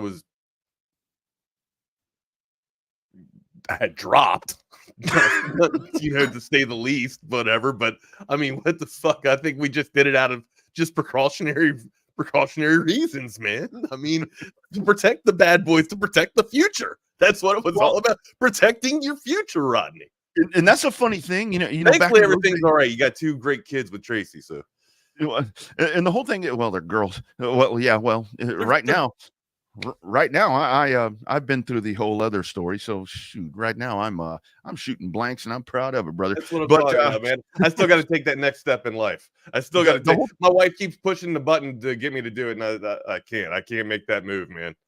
It's so funny though. I do remember back in the days of Pop Warner, like Pop Warner football, like up and you did everything that you had to do and you paid your fee, $25 or whatever it was. And the parents signed off and you got all your gear and they would hand you the mouthpiece. And it's like, okay, here's your homework. Go home, boil the water, do all that. And it was like, it was one of those things like a ritual, it's like, all right, here we go. And you're sitting there all concerned. It's like, and I had crooked, I still have crooked teeth, but I would sit there and I'm like, oh, wait a minute here. This one tooth is all jacked up. So you're sitting there trying to fuck around and get it to go where it's supposed to go. But it was like, okay, now it's football season. It's like my mouthpiece is fit. It's time to go. It's time to go. Gotta get your battle gear ready, man. That was the thing about it too. Like you're piecing. It's almost like you're placing your armor, your battle armor on your mantle and everything, getting everything ready for what you're about to go through for your gridiron. And I still remember my first football game. I remember my first hit. I was on kickoff return, and I was waiting. I was getting ready to go block somebody that was going down at I think it was one of the gunners or one of the. I don't think it was a guy that just had lane responsibility because he was all over the place. I think it was definitely a headhunter, man. I went back there to try and form the wedge, and all I did was just sat there and received the blow, dude. I didn't deliver any blow or nothing, man. I just absorbed nothing but awful headaches. Boom, baby. My first hit I ever took, man. I exploded, man. But still, that was my introduction to football, and I loved it, man. I thought I'd be playing for years, bro. But, dude, I got to tell you, man, some of the stuff that I'm seeing now today, I feel like I could still play because, like, the football that I'm seeing on Sundays, dude, effing lethargic, my guy. Except for your Dallas Cowboys. Your Dallas Cowboys put on one hell of a show against the Giants. Well, it's the Giants, but, I mean, anyways, dude, did you have a great week of football? Everybody should have had a great week of football. Longhorns secured the dub. A little bit too close for comfort, though. We'll talk a little bit about that. We got some sound from Sark that we need to hear from, and we want to hear your thoughts, your concerns, all your questions as well. Make sure you're hitting us up in that YouTube channel and also on that Coda text line. We'll be checking that from time to time as well if you're on the go. Dude, let's get it. Let's do the pro talk first because we know we'll have a lot of saturated Longhorn talk, right? Thoughts and I guess thoughts and some of your first impressions from this past week in the NFL gridiron. Man, I got to tell you, Wags, I go straight to, with Dallas, I was talking to some folks yesterday and just different conversation right there. Yeah, I mean, very impressive. Dak looks great. And I'll say Dak even looked great in the loss to Philadelphia. So he's I thought Dak looked fantastic. Yeah, he's really doing great things, man. But dude, I got to go back to, and again, this is not so much because we're in Texas, but man, Houston. I mean, with the Texans, with that win yesterday, I mean, on the road, taking on a Bengals team right there. You know, we had talked last week about how great we thought the Bengals were kind of finally turning that corner right there and how they were going to be a force to be dealt with here. But you've got this. I mean, the question is really with the rookie quarterback with C.J. Stroud and the game-winning drive and all that, Wags. But I'm here to tell you, man, the thing is with this, what he's doing is unbelievable. But we question some of the pieces in place, but the dude's got to have some pretty good pieces in place to do what they did. To me, that was the most one of those pieces in place is Singletary, man. DJ Singletary, my guy. Right. When you talk about some of the questions at helm there for the Texans. My one question is when Pierce comes back, when Damian Pierce comes back, are we going to have still a running back by committee, or has DJ Singletary kind of solidified himself as a bell cow running back down there for Houston? I mean, my goodness, he had one hell of a game. What was it here? Buck 50 there, 30 totes. I mean, doing what you need to do, right, for a rookie quarterback, especially one that just came off of damn near 470 yards, 4 touchdowns, still comes out in this one with, a complement of 150 on the ground, puts out, damn near 400 lights out yards against the Bengals, against a formidable defense, right? Mm-hmm. Went 1-1, touchdown to interception ratio. That's still efficient football, Rodney. Puts himself puts his team in a position to win. And oh, by the way, another come from behind fourth quarter victory.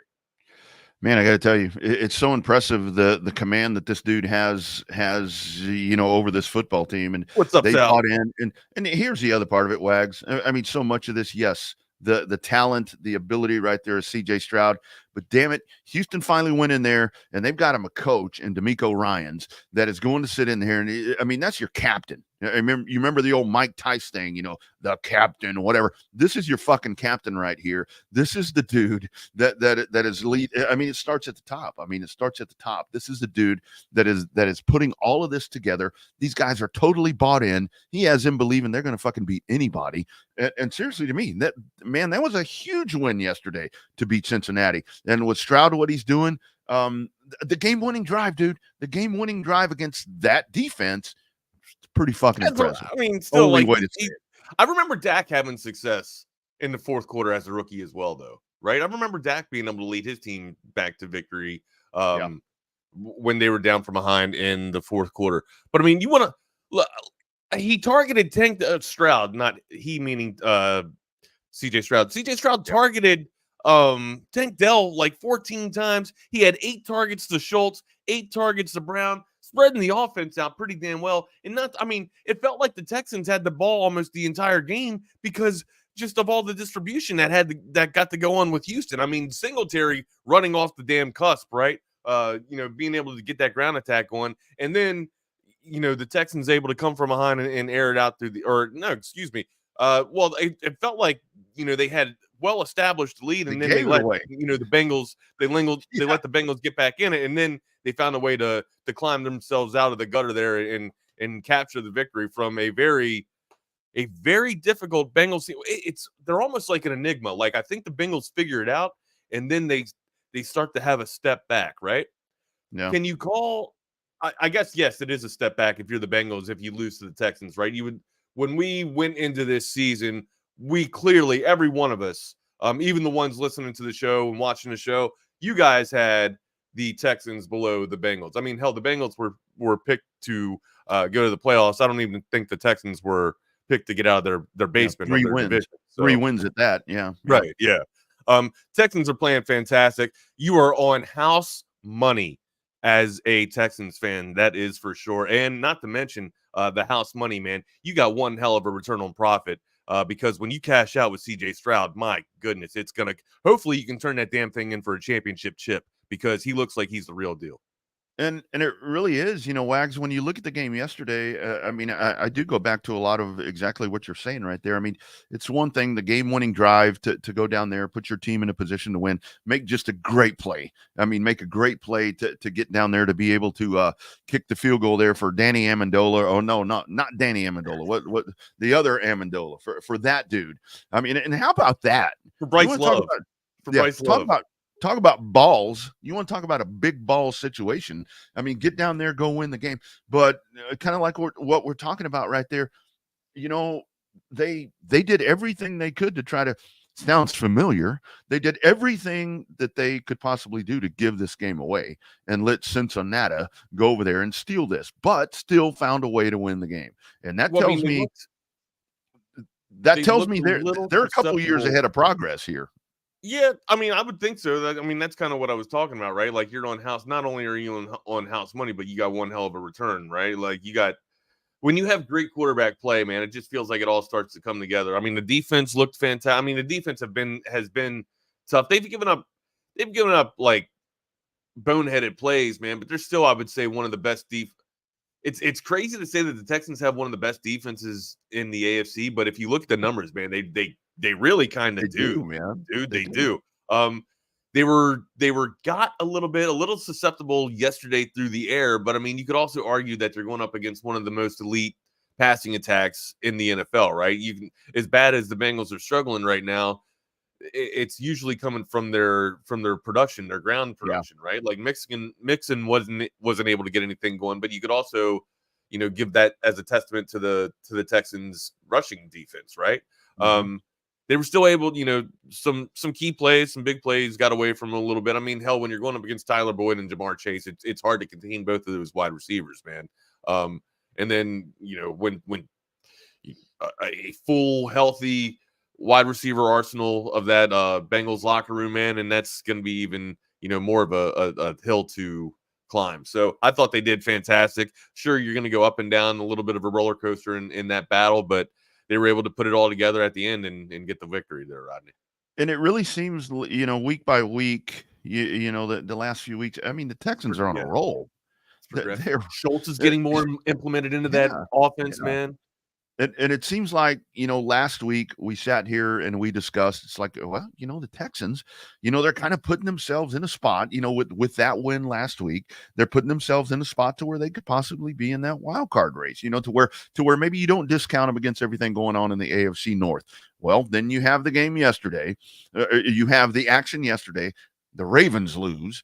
Then you have the Jaguars get throttled by a 49er team that we thought were on their heels. You look at the standings today, the Texans are one game back. Now, this morning, we can sit here and say, well, they're still in a pretty good position for the AFC wildcard race, but shit, they might win the division to win the South. Yeah, they could win. They could very well, I won't say easily win the South, but they could win the division. I mean, especially with the mishaps that the Jaguars are having. Now, look, I thought the Jaguars are still playing fantastic football. They had a tough matchup yesterday, of course. But yeah, I mean, who's to say that that the damn Texans can't get in? Now, I think the big surprise that you just mentioned, right? Ravens losing to Cleveland, especially on that, the first series of the game when Baltimore tips, the Baltimore defense gets a tip, and a matter of fact, same player tip, and then rushes in for a pick six. You thought very well that was the writing on the wall, that it was going to be a long day for Cleveland, right? I mean, and then Baltimore gets up quick, 2 scores, and then that's just one hell of a climb if you're Cleveland. How do they do it with the offense that they have? Usually with Ford and company there now, or back when Chubb was at the helm running or getting the most of the totes, or the number one running back, you would think that it would just be nothing but ground and pound, and then they'd be throwing predicated off their run, right? Well, I mean, Watson able to get out there and make a little bit of magic. He was good in the pocket, right? But when he's all over the place, man, he can actually be Mr. Magic or Mr. Michael Jordan that Dabo Swinney, proclaimed that he is. To me, dude, I think Cleveland, they're still like a couple of players away from actually, being a huge stalwart and threatening to dethrone the Chiefs here. I really wish they would have made that trade for Derrick Henry. I think they would have been I think they would have been bangers, man. I think they would have been monsters, that's for sure. But right now, dude, I think they're just like messing with people. They're kind of playing spoiler a little bit. I don't know if Cleveland can hang on to this. It'll be fun to watch coming down the stretch, but still, man, that's one hell of a division. They don't call it the black and blue division for a reason. Yeah, man. They beat the hell out of each other. It's a brutal AFC North, and you're seeing that, man. You got the Bengals at the bottom of that division right now. No one ever would have thought that. And that's what we've been talking about. Whoever comes out of this, I mean, and again, they are all in position to where, a couple of weeks ago, they'd have all been in the playoffs if it ended at that point. Hell, and that's really, just a week ago. Yeah, and that's really going to be the same thing that we're going to watch. I mean, because they're just going to continue to beat the dog shit out of each other, week after week. But I have to go back to kind of talking there about Cleveland, and I agree. I thought that when we started hearing the whole Derrick Henry to Cleveland thing, that was something where it's like, okay, there's the thing right there that can maybe put you over. But then, when Kareem Hunt's going there, and maybe that's what's going. But dude, Jerome Ford, 17 carries, 107 yards. I'm like, who? Yeah. So, the spellback. Now, look, they still have Kareem Hunt. They made a move to get Kareem Hunt in there, right? Yeah. But I don't know if yards yesterday. Yeah. I don't know if Ford and Kareem Hunt is that complementary backfield that Chubb and Hunt used to be. Like even with Ford and Chubb, that dominant backfield of Hunt and Chubb.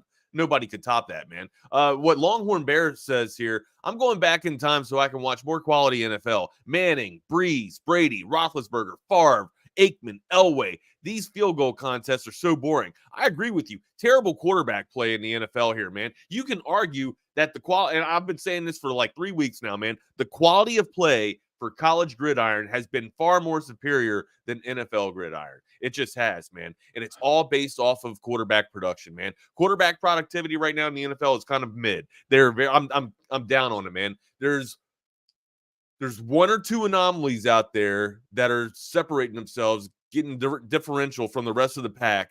But other than that, it's just inconsistent quarterback play. It's bad quarterback play. I mean, even the quarterbacks that we were heralding, like Josh Allen, a couple of years ago, he's going to dethrone Patrick Mahomes. Is he? Because I've seen bad quarterback play from Patrick or from Josh Allen. Patrick Mahomes still plays fantastic out of his mind. Justin Herbert sometimes makes some boneheaded throws, right? And then Tua Tagovailoa, who's damn near leading the NFL here, throws in a triple coverage most of the time, or not. That's hyperbolic. Throws in a triple coverage some of the times. Yeah, I'm just saying. I agree with Longhorn Bear here, man. It's been bad quarterback productivity. Well, and a lot of this, I think, is when we talk about field goal games, red zone efficiency. God bless America. How many times do we have that? How many times have we sat there and had this discussion, whether we're talking about the Texas Longhorns or the Dallas Cowboys? I mean, I think that's a lot of it. And the other part of it is, Wags, I think that this is where when you start talking about red zone efficiency or lack thereof it, is that you see it in the NFL, is that you do have these defensive fronts, these linebackers, Micah Parsons. I mean, you go down the list of different, the big dudes along the front or those guys that are back there that they're playing short yardage defense. They're just not allowing anything. And I think that's where some of these offenses that really rely, like you're talking about Tua and some of the quarterbacks there. And I think the NFL has figured out Patty Mahomes to the fact that, where he could do all the miraculous shit that he used to do, which he still does. But these defenses have figured out how to prevent that. And I think that's why a lot of times you get into the field goal ball games. And, I was joking around last night because I'm sitting there watching the Sunday night game, and we were late in the third quarter into the fourth quarter. And I'm like, boy, we got a good one going on here. It's 9-6. And my wife said, well, at least it's fucking close. She's like, your team just won by whatever. Yeah. She's got a point, man. I mean, it was an ugly game. It was a defensive. Yeah. Well, you can't even call it a defensive battle. It was an offensive struggle. But I mean, at least it was close, dude. If you're a Dallas Cowboy fan, you wanted a blowout for your Cowboy. I mean, if the Giants got close with Danny DeVito's nephew here, that's something to worry about, isn't it? I think that gives you a little bit of air of caution, does it not? You want to talk about defense, though? Can I just tell you, Wag? At the end of the ball game, and not just because you're one of my best friends, but just because of the fact that Danny DeVito was in there getting his ass rattled that whole game. Can I tell you that? By the way, we're joking. It's not Danny DeVito's nephew or grandson. His name's Tommy DeVito. We're just joking. It's a bit. No relation to, not that I know of, that Tommy and Danny DeVito are related. However, Tommy DeVito's mom still makes his bed and everything like a good Italian mom does. That's a pretty sweet deal. That's a pretty sweet deal. Joe Flacco had the same thing. You guys thought I was joking about Joe Flacco. Joe Flacco's mom used to do the same thing when he lived in Baltimore. Dabo Swinney did that. So it's a good gig to have. It's an Italian thing. Yeah. Go ahead. I'm sorry, sir. Go ahead. What were you saying at the end of the Cowboy game? Go ahead. But I do want to tell you. So at the end of the game, I'm sitting there watching the end of this, and boy, did that thing drag out. I mean, I even heard, Olsen and these guys. It's like they were running out of stuff to say. They didn't know what to say. Can this they couldn't even talk about the game because the game was just so awful. Yeah, they're like talking about who was making moves, talking about who was being progressed or who was making progress on the Giants practice squad. Are you serious? You can't take any more pity on the Giants. Yeah, they're like Aaron Andrews, what are you doing? Can you go walk down the sideline so we can show something different? It's like, geez, Louise. But I'm gonna tell you, at the end of the game, as the Giants are in the red zone, I'm like, and I didn't have any fantasy interest. I didn't have any money. My cousins weren't involved in this game. They get down into that red zone, and I'm like, please score. I had Tommy DeVito. He throws that touchdown. Beautiful pattern right there. I'm like, yes. I'm like, good for him. I mean, because that dude got the snot beat out of him yesterday, man. It was like, I wouldn't put somebody that I didn't like into that situation right there, man. That was just rough. But talking about all these other games, close games, whatever. How about them Detroit Lions and LA Chargers, man? I still call them San Diego Superchargers from time to time. A little high scoring affair going on right there. That one had some. Are you a believer in the Dan Campbell or the Fighting Dan Campbells? Are you a believer?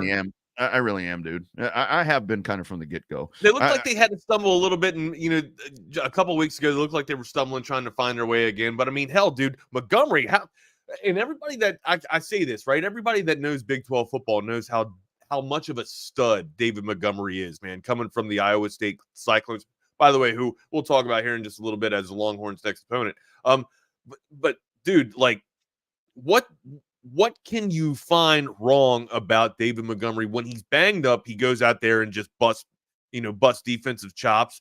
He finds a way to get around the edge and still, explode into another gear, man. And when he runs up the middle, he makes one cut back towards the green and gets past second wave and then takes a 5-yard gain into a 40-yard touchdown tout. I mean, dude, what can you say that's negative about David Montgomery, dude? He picks up blocks, and then with a good spell between him and Gibbs, man, it looks like Detroit's back to the firing on cylinders again. A little bit more from Reynolds needs to happen to complement St. Brown, but I mean, damn, dude, they look like a pretty damn good offense, man, and their defense is lights out. Dude, they're solid. And this is where I really go back to this, and I look, with Philadelphia is doing a good job of winning ugly games, which is not a bad thing, as we say, in burnt orange territory at this point. But Philadelphia is doing a good job to have only one loss at this point. They get the week off. How are they going to come out of that bye? I would assume that with the week off, they're going to come out and they're going to be more efficient than what we've seen. But then we see the 49er team yesterday that we think that is the 49er team that the 49er team actually is. So maybe that 49er team has got a new piece of the puzzle there with Chase Young. Exactly, I mean, right. Exactly right. God. Like, if you're, dude, if I don't care who you are, Trevor Lawrence looked like he was shook. I mean, Trevor Lawrence maybe had 3 seconds, if that. There were times where Nick Bosa was coming unevaded. You know what I mean? Like, not even blocked, man. I'm like, what the hell is that? Like, you should at least have one person, not two people on Bosa, right? And like, how do you account for both of these guys coming off the edge? And from what I saw, they were deep. They were rotating 8 guys out on that front 4, man. So, dude, I mean, we thought San Francisco might have been, going away a little bit, but nah, guys. I mean, it looks like Purdy finds his rhythm again. And once they start to get everybody healthy again, San Francisco is going to be right back up there, man. I really agree, and that's where when I look at this, and I mean, look, I'm going to go right here. Dave at ATX 512. Look, man, I'm right there with you. I mean, it really needs, and this was something that was discussed yesterday, where the Cowboys really need to find that signature win. And we can take this thing back a couple of 2 or 3 years. I mean, 2 times in a row, the Cowboys have had the opportunity in the divisional round of the playoffs to get that signature win, and they just can't do it. Still going to win 10 games this year, going to find a way to get themselves into the playoffs. But kind of going back to long story short, what I'm talking about right here is this Detroit team really seems like one to me where this could come down to a matchup with Detroit and San Francisco, because I mean, with San Francisco, with the pieces that they've added right there, dude, I have bought into Detroit. I have totally bought into Detroit. I think everybody has, Rodney. I mean, hell, as it stands, I think I don't know. I don't know if Detroit's going to be able to win this out and get a damn bye, man. But they're playing at the 2 right now, dude. And like you said, San Francisco right behind them. These two teams are playing for the 2 spot right now. Oh yeah. Yeah, no doubt about it. And the thing is, what happens to Philadelphia? I mean, the Philadelphia matchup coming up with Dallas, I mean, that's going to be massive. That's going to be huge for Dallas in so many different ways. I mean, if anything, maybe that's the signature win. And that's why I was so hopeful last week or when the Cowboys played Philadelphia there, that was going to be the signature win. I'm like, okay, get this win, beat Philadelphia. That will put you maybe into that conversation more to where people are going to start believing it a little more. I mean, because I heard it last night. I mean, I got texts, I got calls last night. It's like, so you think your team's the best because they beat the Giants? And I'm like, I have not said that. I have not said that. I know this is what happens. And now you got the Panthers. The Panthers are going to be next. But I'll tell you what, Wags, here's the opportunity for Dallas to just go in there and rack up some wins. I mean, because the schedule lays out favorably to just don't fall any further back than you already are to Philadelphia at this point. Yeah, you gotta get your cupcakes, right? You gotta take your victories when you can get them there, because you gotta think that it's probably going to be the same result with Philadelphia as it was the last time. But good news, Rodney, is you're probably going to play Philadelphia 3 times this year, and it is very hard to beat a team 3 times. I've seen it done before, I want to say. There's probably stats out there that says that I haven't seen it before, but I want to say that I have. I don't want to play. The thing with Dallas, times. Rodney, is like when Dak Prescott's playing this damn well and they still can't beat Philly, the writing's kind of on the wall there. Right now, you like to think that on any given Sunday anything can happen, and that's why you play the damn game. But that's cliche and coach speak from the high heavens, my guy. So I don't know. It's going to take a chip chair and a prayer and all kinds of Bill Parcells prayers and stuff for the Dallas Cowboys to beat the Philadelphia Eagles. I mean, they were close. They just keep getting in their own damn way, man. It's the little things, man, that if you can't take care of the little things in business, you're not going to be able to win that damn ball game, man. You want to talk about, the formidable defense that we were mentioning just a few seconds ago or a few minutes ago. The aforementioned San Francisco 49ers, my guy. They look fantastic playing against a really good Jacksonville Jaguar team. And the defense of the San Francisco 49ers will not just break you, but my God, they will humble you, and they will do it very quickly, dude.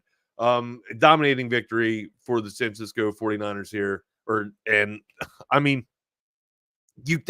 when I was talking earlier about how it looks like the Jacksonville Jaguars could be slipping out of that AFC South, we got to remember the opposition. We got to take in consideration the opposition that they played.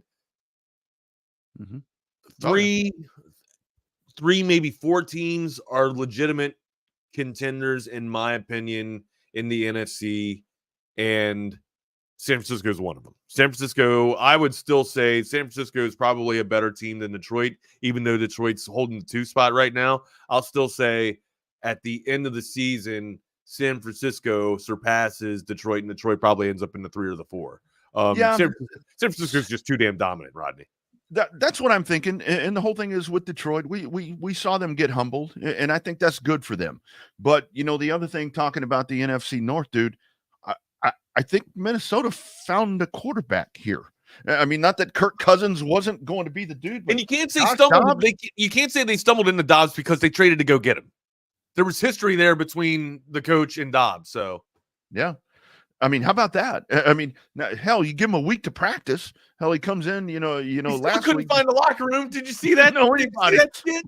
He still had to have somebody show him where the locker room was. Oh my God. 23 of 34, 268 yards, a touchdown, and you beat the Saints. I mean, that the whole thing is I'm bought in on Detroit, but I think that, man, they're just so much football left to be played. And I think with these divisional matchups right here, dude, this is going to be so damn fun to watch as we go down the road. I mean, you look at the NFC North, you got Detroit at 7-2, the Vikings a couple of games back. Minnesota! Right there, my man.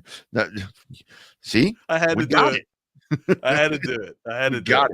But I mean, how about that? I mean, shit.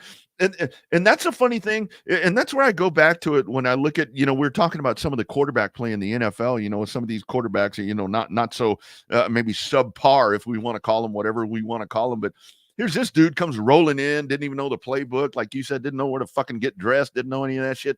And here he is with 2 wins, it's like, no, man. You can't teach that shit, dude. You can't teach that shit. Dude, I mean, not to take anything away from him when he was in Arizona, right? He just didn't have.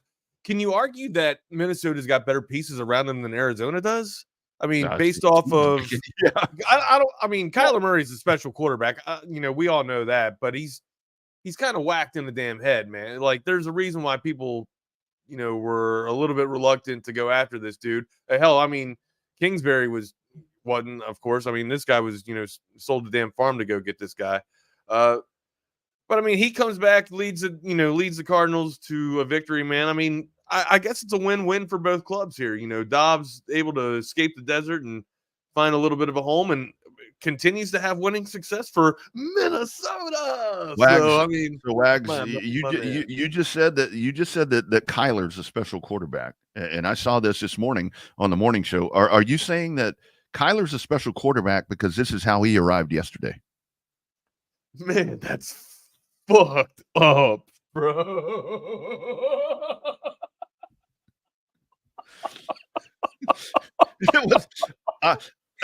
I was watching the game yesterday because I hear all that conversation all the time, and I was watching the man. He's out there rolling, and he starts going down the sideline. Play it again.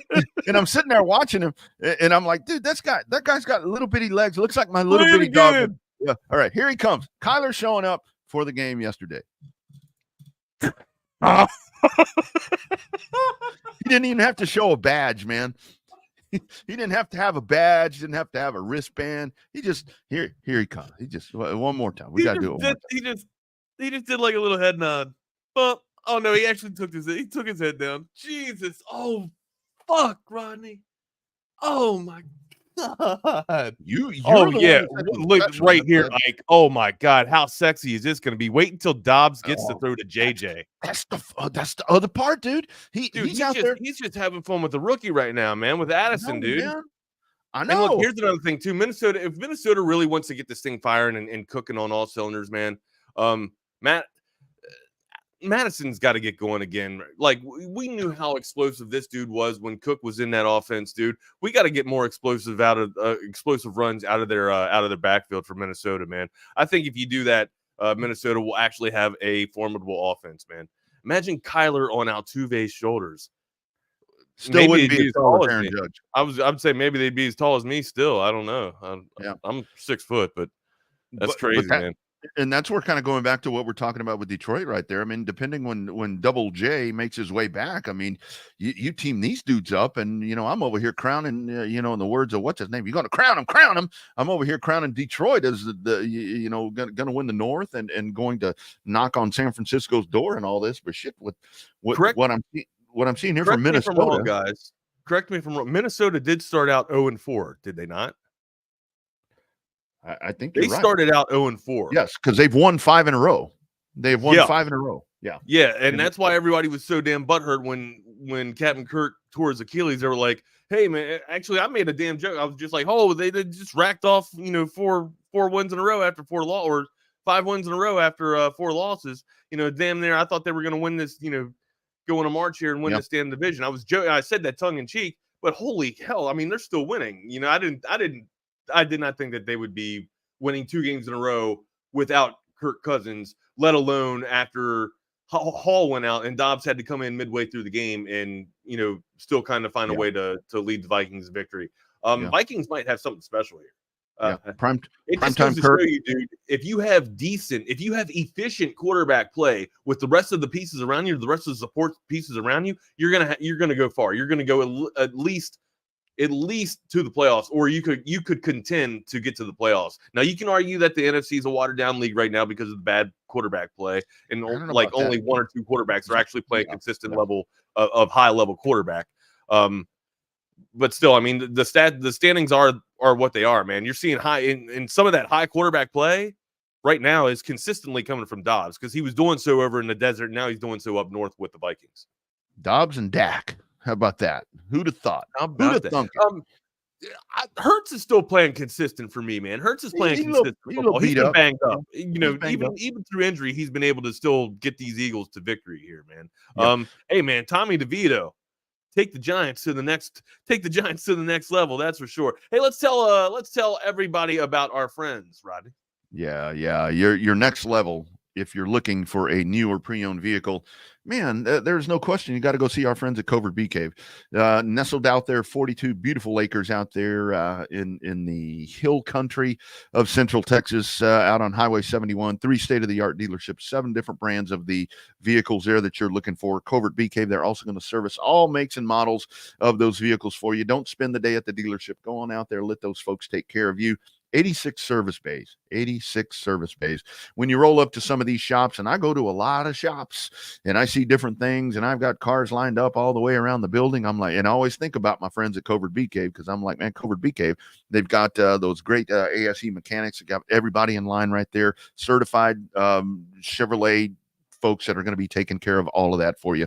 Minimal wait. Also, all of your specials, covertbk.com. Don't wait for a holiday. I mean, now's the time to do it. Now's the time to get in there if you need. And I can tell you, because I've had to go through this myself, if your vehicle got beat up by the recent hailstorm, right now is the time because inventory is at a premium, whether it's new or pre-owned. Go to covertbk.com, check out the inventory, or just stop by, see Dan and all the great folks right there, and they're going to set you up. Doesn't matter if it's Buick, GMC, Cadillac, Chrysler, Dodge, Jeep, or Ram, all of that at Covert BK. The Fords and the Chevrolets are out in Hutto, Hopham, Hippos, and the Fords and Lincolns over in Austin. CovertBK.com. The Covert family serving Central Texans and Texans since 1909. Nobody beats a Covert deal. Not now, sure as hell, not ever. And if you go into one of those Covert shops, there's a damn good chance that you're probably going to find some TVs or audio-visual automation done by AV Consultations. You can find them on their website at avconsultations.com or give them a call at 512-255-8678. And they can get you on their schedule right now. It's the best time of the year, not because it's Christmas and all that cheer or whatnot or the Thanksgiving. It's because it's the sports pinnacle. We got NFL, we got NHL, NBA, college gridiron. We also have the Premier League over across the pond if you like our brethren over there watching the other type of football. We have so many sports that you can watch with audiovisual consultations. You see the setup that I have behind me with the 2 flat screen TVs, 4K style, and also that single surround sound system right there between secluded sound bars. You can also go downstairs and see my dream theater if you went down there. If I took you on like a virtual tour or whatnot, you can't come to my house though, but you can go to the gallery of projects that they have on avconsultations.com and see what they've provided in everybody's house all around Austin, Central Texas for the past 35 years, since 1988. And then you'll get an idea of what you want in your house. 512-255-8678. That's avconsultations.com. Wags, right, across the pond, you mean Germany? That's Germany, where we've been playing football. That's where we've been playing football, man. And it's been bad. If you're the Germans over there, you've been treated to some very crappy football the past couple of weeks, my guy. Oh, the week before was good. I mean, you remember you had Miami. You had 2 good teams, but I mean, it's not the high explosive offense that usually those 2 teams provide, right? Wags, you had the Chiefs. What more do you need? I mean, the Chiefs could go out there and lay a deuce out in the street. The Taylor Swift tour with the Chiefs, is it now the Chiefs and the Taylor Swift tour, or Swifty and the Chiefs, or are we going to call it Taylor Swift and the Chiefies? Well, and I'm glad because, with the Chiefs being off this week, they had their bye. And I saw all these people posting shit about Taylor Swift had a concert somewhere. And Kelsey was behind stage and she ran over there and hugged him, was kissing his face and doing all this shit. And I kept seeing that post. And the guy that sent it to me, I'm like, oh, thank you. I still had Mahomes in my fantasy lineup in one of my leagues. Shit, I thought they played this week, but they were off because Kelsey was off. You're all over this Kelsey and Swifty.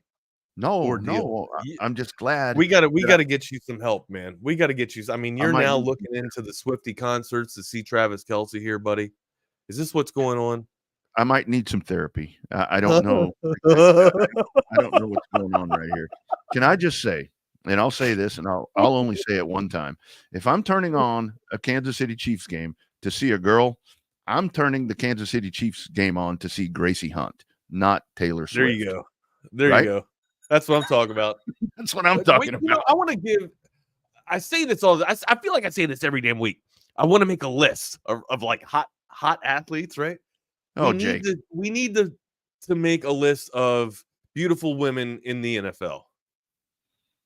Beautiful women that are affiliated with the NFL. It's a good idea. I mean, I'm sure there's not players, of course, but coaches. I mean, there's now women Jimmy that are Garoppolo in the NFL a lot. What's Jimmy that? Jimmy Garoppolo. Jimmy Garoppolo is beautiful. He's not a beautiful woman. He's just beautiful. He's a beautiful man. Jimmy Garoppolo might be the most beautiful person on this damn planet. The guy is. I mean, he's just made of just nothing but tens. A 10 cheek here, a 10 cheek there. I can only imagine what perfection looks like. You look up perfection, it's Jimmy GQ. That's for sure. All right, man. Anything else that kind of like threw you through a loop in the NFL here, man? Like besides that stinker of a game that we saw from the Raiders and the Jets, other stinkers, Cardinals and Falcons. I talked about Kyler Murray coming back and getting a victory with his Cardinals there over Arthur Smith's Falcons. They look terrible. Baker Mayfield had somewhat of a game yesterday, for his Baker Mayfield Buccaneers there. But I mean, Steelers kind of getting right back, righting the ship a little bit there. But the Vikings were one of the biggest surprises for me, besides the Texans. That rounds it out for our NFL gridiron. And now, of course, without further ado, what you guys are all here for on Texas Sports Unfiltered, that Longhorn talk. We got some sound from Sarkeesian here. What did you think? Your overall thoughts on the victory? Longhorns escaped from one again, Rodney. I don't want to say that it surprised me. I mean, when I saw things start to shift a little bit, I'm like, okay, here we go again. And then at one point I thought, TCU is going to dig their way back into this a little bit. And I start thinking, okay, well, here's the whole difference than what we've seen. I mean, the week prior, it's like, okay, Quinn Ewers is back in the ball game. That should be able to help us on the offensive side solve a lot of the problems. And obviously it didn't. I mean, the pass to AD Mitchell at the end, thing of art, beautiful. I mean, great. I'm very concerned, and I talked about this on the post game there with Zay. I'm extremely concerned that at some point, I mean, when you start letting these teams get back into these ball games like that, Wags, I mean, at some point you're going to stub your toe and you're going to do something and you're going to give one of these away. And now right. Now you're missing 24. Holy shit. Now it's about to get a whole lot tougher this weekend. Baxter looks good though. I mean, that was the big question coming into this, preseason or into this season, man, was, how are we going to spell for Rojo and Bijan, right? Well, I mean, hell, and Brooks, to his credit, has been fantastic, but Absolutely. that offensive line is pretty damn good too. I mean, that's what we've been praising, that offensive line. They come back, they return everybody there, so they're one solid unit, dude. To me, man, I think you don't stop what you were doing with Brooks, man. I think Baxter can get you the same type of yardage, and then hell, blue spelling for Baxter as well. I think you have some good you don't have that bruiser of a back that you had with Brooks, right? Of course you don't have that back that can impose his will in the fourth quarter, and I think that is going to start to take away a little bit from Sarkeesian's strategy moving forward as the game progresses a little bit, but I'm sure he'll be able to right the ship and have an alternative plan of attack, man. Again, we talked about it. A lot of toys in this toy chest, dude.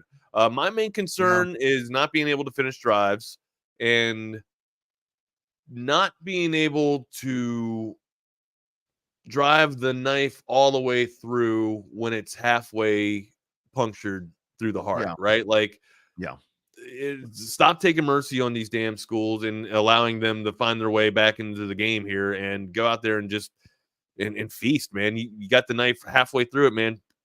Drive it all the way through and watch your fist come through the back of that dude, man.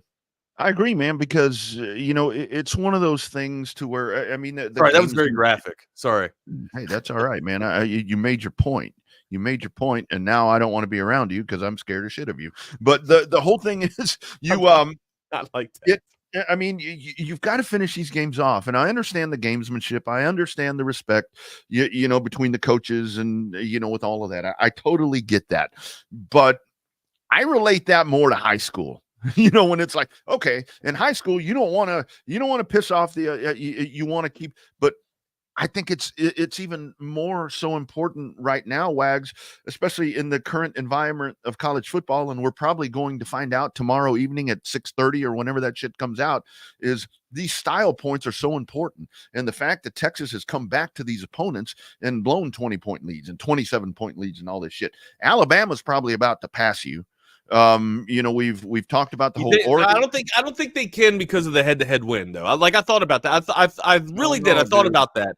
I thought if Alabama would get a better ranking over us because of how well they've been playing, but I don't know if they can actually get it because of the head-to-head, Rodney.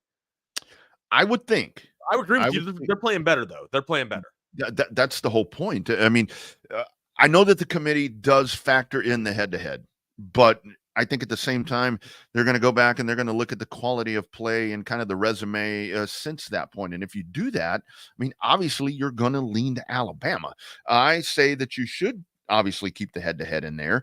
I mean, with the Oregon, I mean, with what we saw with Oregon, I mean, you and I talked about the Oregon-Utah game, and Utah was, they were there to fight. I mean, they sat there. So, or Oregon, Washington, I'm sorry. So you had that one right there. But that's where these style points are so important. And you should go out and you should be. The Kansas State game, I think, is huge because of the win and the way that you won it. But still, if you look at the Kansas State game, it's like, shit, you let them right back into the ball game.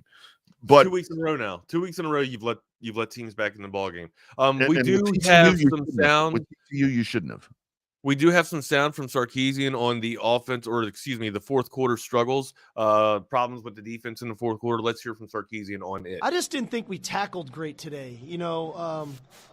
Early in the game, I thought our coverage was really good. In the first half, we covered really well. We played the deep ball well.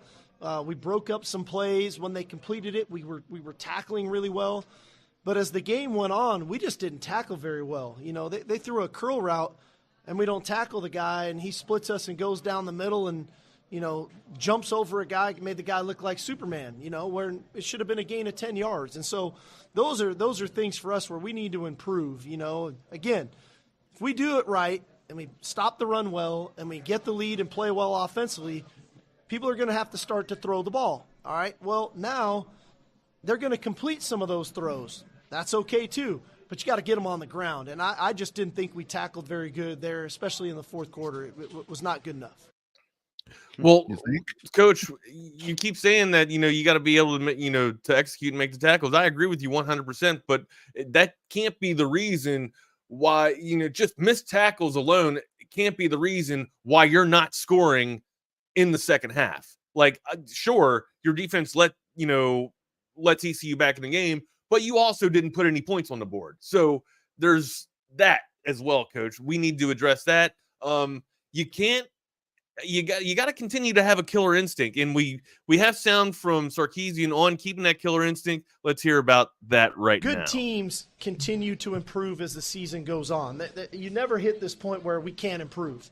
So I get it, we're in November, but we can improve still. And there's a lot of football left to be played, and we can improve. And where we can improve is that killer instinct, that mental intensity, that focus, that tenacity that we played, the first two quarters with to come out in the third quarter and to go finish the team off. It was a tremendous goal line stand there in the third quarter. And we start on our own 1 or 2 yard line, and we move the ball out to about the 38. And we had an opportunity there to really continue to go. And what that drive could have meant to that whole game at that point would have totally changed the complexion of the game. We don't convert. We end up punting the ball.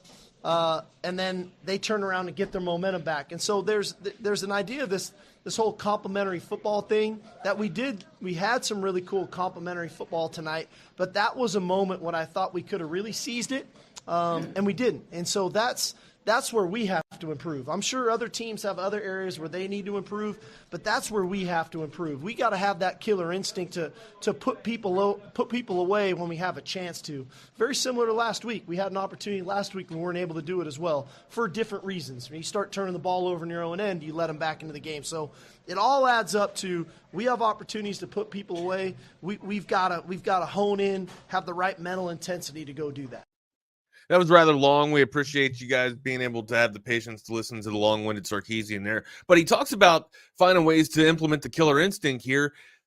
I feel like he danced around the how. Like, I want to know how you're going to improve the killer instinct, right? Like, what are you going to do to make that killer instinct, be more identifiable, right? Like, how are you going to, make the stranglehold even tighter around your opposition, dude? Are you going to continue high pressure offense, continue to run the damn ball? Are you going to score in the second half except for 3 points? I mean, we talked about that. You can't continue. I mean, it's all gas, no brakes. That's the damn motto, right? You can't take your foot off the pedal, man.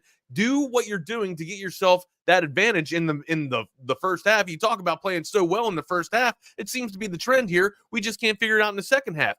Find a way to be able to score when you're not on the damn script. You got to be able to win. You got to be able to call plays off of the damn script. That's what I'm saying. And for God's sakes, guys, I hope I'm wrong. But I feel like my observation is kind of right here. It's just so frustrating because I really thought that at the beginning of the season that the whole not being able to, or for whatever reason, not being able to play 4 quarters a complete game, I thought that maybe that was something that this program had eclipsed and had made the next step, because it really did seem like that was the situation. And I totally understand when you have injuries and you've got different people playing there. But the bottom line is, with all of these games, you have the more superlative athlete than your opponent. And really the stat that I kept going back to on Saturday night was at half, total yards in a 26-6 ball game. Texas 331, TCU 110. By the time that thing was over, Texas 482, TCU 390. Right. Yeah, dude. How do you let them get back in there? I don't know who's hitting the brake pedal. I don't know if it's PK. I don't know, with play calls or whatever the hell's going on right here. But you want to talk about play calling. You want to talk about play calling, that last sequence, right, where the Longhorns went 3 and out and turned, not the last sequence, the penultimate sequence, where the Longhorns had the ball right before the end of the game, where they went on that long drive, right, where they had the 3 and out and gave the ball right back to TCU, and then you're just like, oh, here we go again. TCU scores. I've seen the movie too many times. Seen the movie way too many damn times, man. Too close for comfort, and one, I was uncomfortable anyways. I was at a dinner party, so I couldn't really like let it out. I'm sitting here trying to have conversational, man, and have just friendly conversations with my wife's friends and everything, and I'm just like, yeah, don't talk to me right now. Just don't. Like, I'm sweating. It's not from the food or anything that I'm eating. It's because the Longhorns are giving one away, and like I literally can't pay attention to the people that are talking because I'm trying to look up the TV. And then I remember just standing up saying, "Gosh," you know what I mean? And somebody thought that I was just pissed off at somebody was saying or whatever. No, it's the Longhorn game, man. I'm sorry, I'm that move, dude. By the way, don't do that to yourself. If you're going out somewhere and the Longhorns are on, just turn your phone off. Don't let anybody talk to you and record the game. You know what I mean? And please tell the people that you're out with to have the courtesy to do so as well. Anyways, my guy, we escaped from one there. Got to play a lot better going into Ames, that's for sure. We'll break that down going into next week. You want to tell our friends about Great Blue Heron before we get out of here? Yeah, absolutely. One thing to your point right there. Go ahead. The whole thing with that is, yes, that's happening. But damn it, it's like in the 4th quarter. I mean, even in the 3rd quarter, I'm still feeling pretty good. But when it gets to 26-13, I'm still feeling pretty good in the 4th quarter. But shit, then there's the handbrake, or the wheels come off, or whatever the hell. I don't know. But yes. Don't be in a social setting watching these guys, because you will cuss and they'll run you out of there. Great Blue Heron Furniture, custom leather furniture company, started back in 1991, focusing on heavy leathers, hides, and fabrics ranging from traditional Western to modern farmhouses. And I got to tell you guys, this stuff is beautiful. It's all the highest quality that you're going to find. I don't care where you go. Don't go to the big box stores. Don't go to the other place over there where you have to put it together yourself and wind up with 10 bolts after you do it. You will not find anything more stylish, more comfortable, more well built. There's a link right here in the YouTube video right there. You click on that. I think it's where the doggo is. Check out where the doggo is. I said doggo, and my dog's like looking up. Not you. We're talking about Great Blue Heron Furniture. You can check that out right there. Use the promo code HOOK'em, 15% off of your purchase. If you're looking for furniture that is amazing and going to last for decades, it is Great Blue Heron Furniture. Click that link or call them at 866-247-9688. You'll be glad you got together with our friends at Great Blue Heron Furniture. Besides there were some fantastic football games on all Saturday. I mean, the Longhorns gave you a scare, but before, how did you feel about Penn State hosting Michigan? Man, what a mess. What a mess. No. Hey, look, I figured that's what you were going to get out of Michigan. You and I have talked. Michigan's best. They didn't throw the ball in the fourth quarter, Rodney. They did attempt to pass, but it was a pass interference. So it didn't get recorded. But they ran the damn ball. You want to talk about being one-dimensional, or excuse me, you want to talk about execution, right? The damn team, the opposition knows it's coming. They threw one time out of a big set, and I believe it was called pass interference, so it actually didn't get recorded as a pass attempt. Yeah. But they were able to essentially neutralize the speed of that Penn State defense and play a different style of offense that J.J. McCarthy usually plays, right? They went big. Mm-hmm. They can play big. They can play small. That's why I feel like Michigan is I can't even say one of the best. Michigan's the best team in college football right now. I know that they've had a weak schedule, but off of the litmus test that I just saw against Penn State, without Jim Harbaugh, and I know Jim Harbaugh hadn't been there for the first 3 weeks. He's already missed some time there. I think Michigan's the best team in the land. I cannot wait. I wish we had a Harbaugh versus Day again in 2 weeks, but I cannot wait for Michigan to be able to match up against Ohio State, man. I think it's going to be one of the best games and all. It's one of the best rivalries in all the land for a reason. It's going to be one hell of a hype load coming up in 2 weeks. Well, they were talking about the interim head coach here at Michigan. I'm like, he knows what to do. He's done this a time or two or three. He knows what to do. And it all showed right there. Great stuff, Wags. Hey, we're getting set to dive in. I think it's going to be called It's Just an Hour at this point, I think is what it's going to be called, as we sit and try to figure out the next steps. Is that what you're calling this, Hal? It's only an hour. Because that's only an hour. That's what we're doing. That's what I've told my people at Horns 24/7. That's what I've told my wife. That's what I've told anybody that's asked. I'm like, it's only an hour. It's only an hour. So I'm like, you know what? Why not just call the show that? It's only an hour. We had a band when I was in high school. We made our band name The One and Only. Right? It was like The One and Only, and that was like the one and only what? The one and only what? It's exactly. The one and only. You know? And by the way, shout out to Mark Honing. Mark Honing had a show way back in the day called It's Only an Hour on the Zone, and Rodney actually did. I did get with Mark Honing this week, and I said, "Hey, I don't want you to be shocked when this comes out. And I just, want you. Is it cool?" He's like, "Absolutely, 100%. Go, dude." Well, congratulations to you, man. It's always good. It's great that you're moving up in the lineup, dude, because you have some of the best breakdown and best analytics for Longhorn football and Longhorn sports in general, man. I can't wait to have you on the TV while I'm doing work. I appreciate that, Wags. You'll appreciate this. I'm not a fantasy guy, but you very much are. I'm watching the Cowboys-Giants game yesterday with a couple of Cowboys fans. But one has CeeDee Lamb and the Cowboys defense on his fantasy team. The other one has Dak. So that possession where CeeDee needed to get to like double-digit catches, but Dak is out, The guy with Dak is like, oh no, they're free. So it's funny the way fantasy just it raises the stakes, man. And it makes you root against your own team sometimes. Yeah. It's sacrilegious. You could call it sacrilegious. Like my buddy that has CD Lamb, I've never seen somebody so disappointed at a big Michael Gallup touchdown catch. Like, oh, right? Man, really, Yeah. really. Cowboys still scored. Cowboys still scored. Anyway, like, brother, have a great show, man. For everybody now that they watched get the series, thank you for your time. We appreciate you. We'll see you guys tomorrow, man. Hook 'em. Thank you, Wags. Rodney, where do you want to start? I want to start actually pick up where you and Wags left off, because Wags said he believes Michigan is the best team in the country.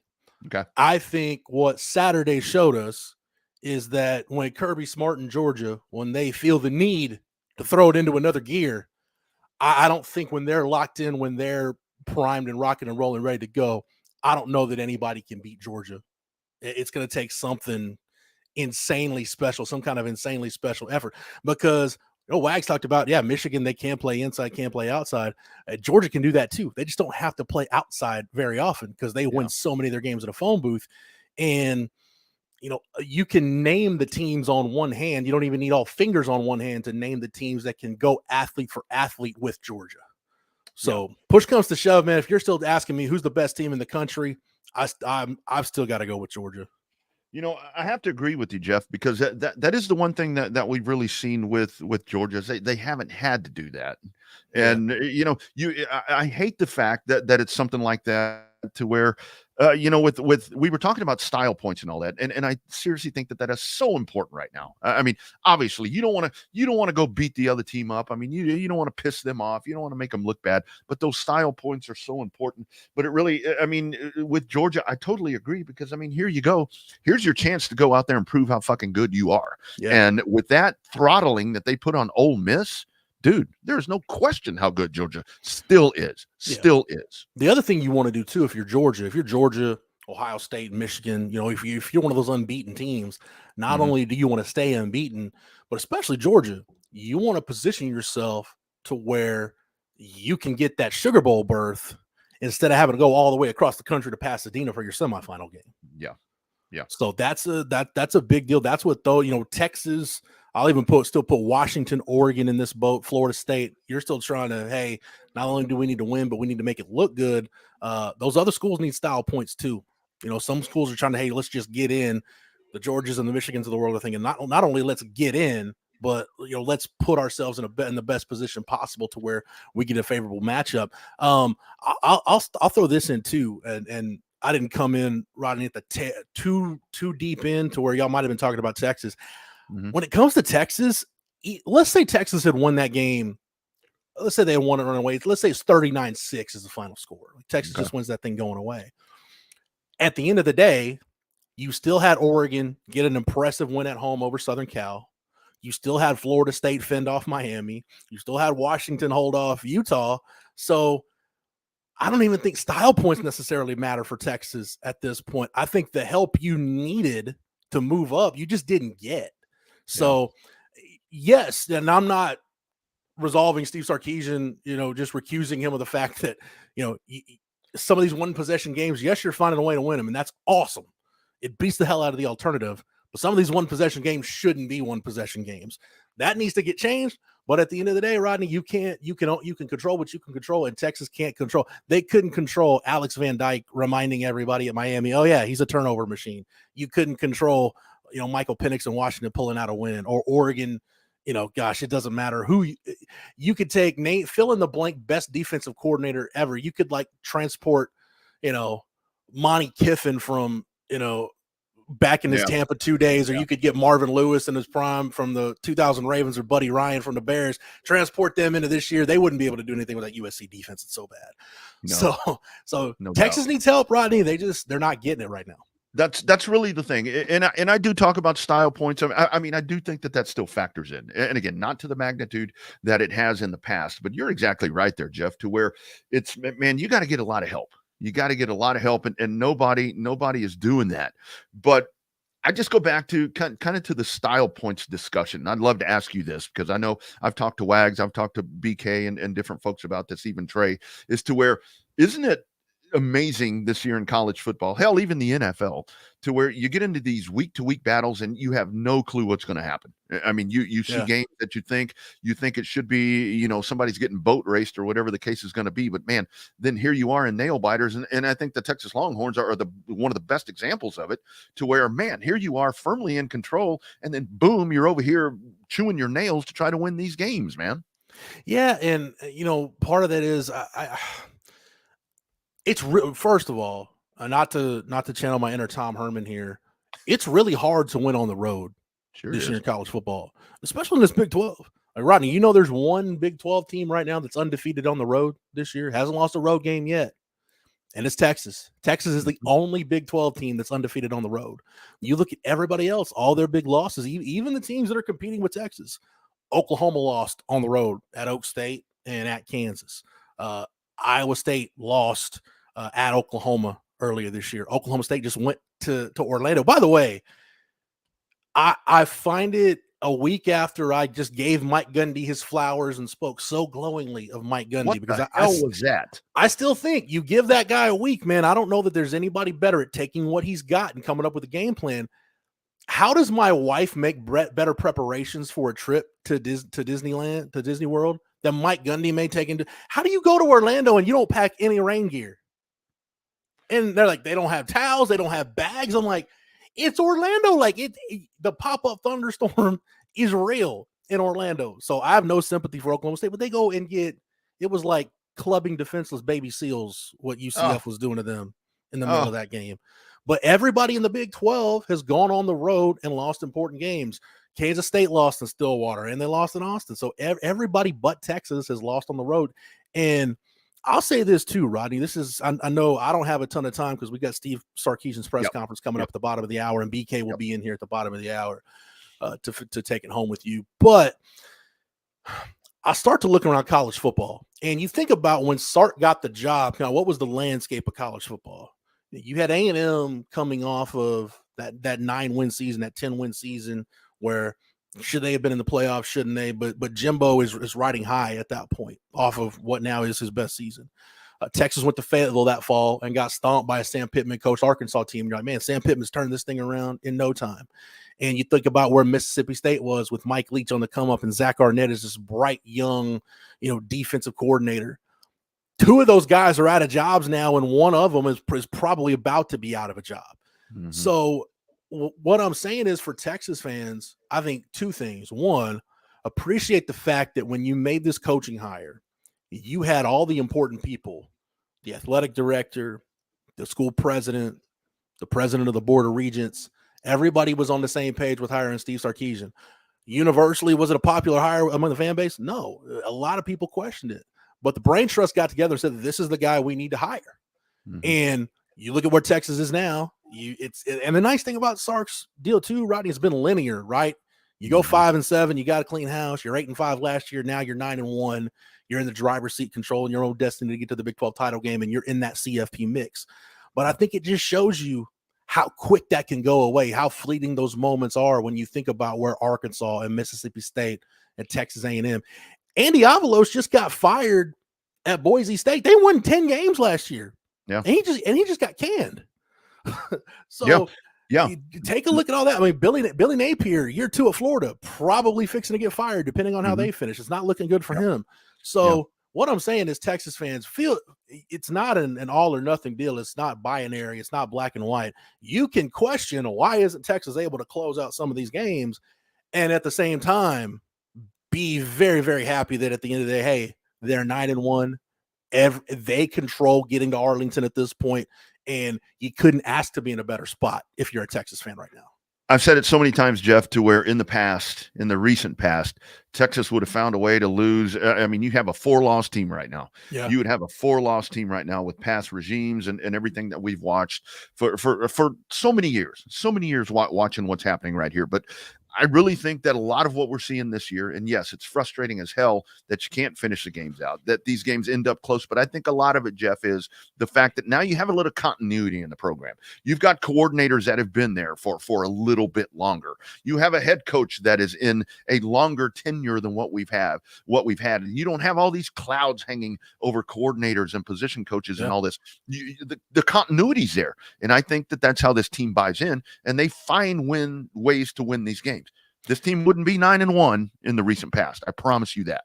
You think about where these different where Texas has been really since 2009, and let's go ahead and call that Mac Brown reboot. During 2010 when things fell off a cliff.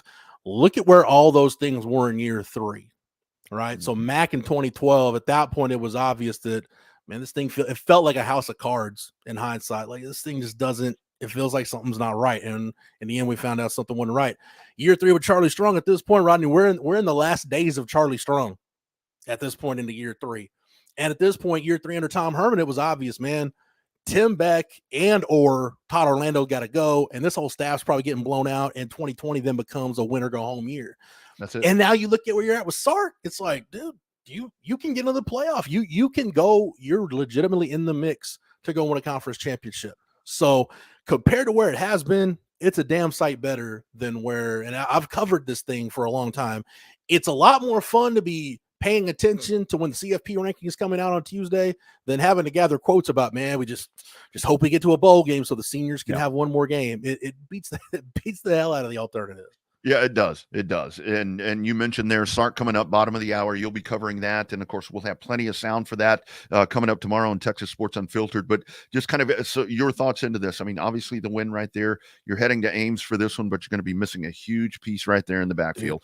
And I think, obviously when you didn't have Quinn Ewers, you had Malik Murphy that came in and serviceable, did a good job right here. But man, this is what you lean on right here. This is kind of that old blanket that no matter what the case is, you hug onto that. And that's what Jonathan Brooks has been, man. Your thoughts now as we move on without 24. It's fun. It's funny. I've seen people, and we get it on the flagship message board at Horns 24/7. Like, hey, was Quinn 100% Saturday? Like, no, he's not 100%. No. He's three weeks removed from a grade 2 AC joint sprain. No, he's not 100%. But as others have pointed out, Rodney, man, 70% of Quinn Ewers is good enough to win you a lot of football games. 70% of Quinn Ewers is better than 100% quarterbacks Texas has had before. Trust me, we don't need to go, down that road again, open up that can of worms. But where Jonathan Brooks, I think you saw it in that game.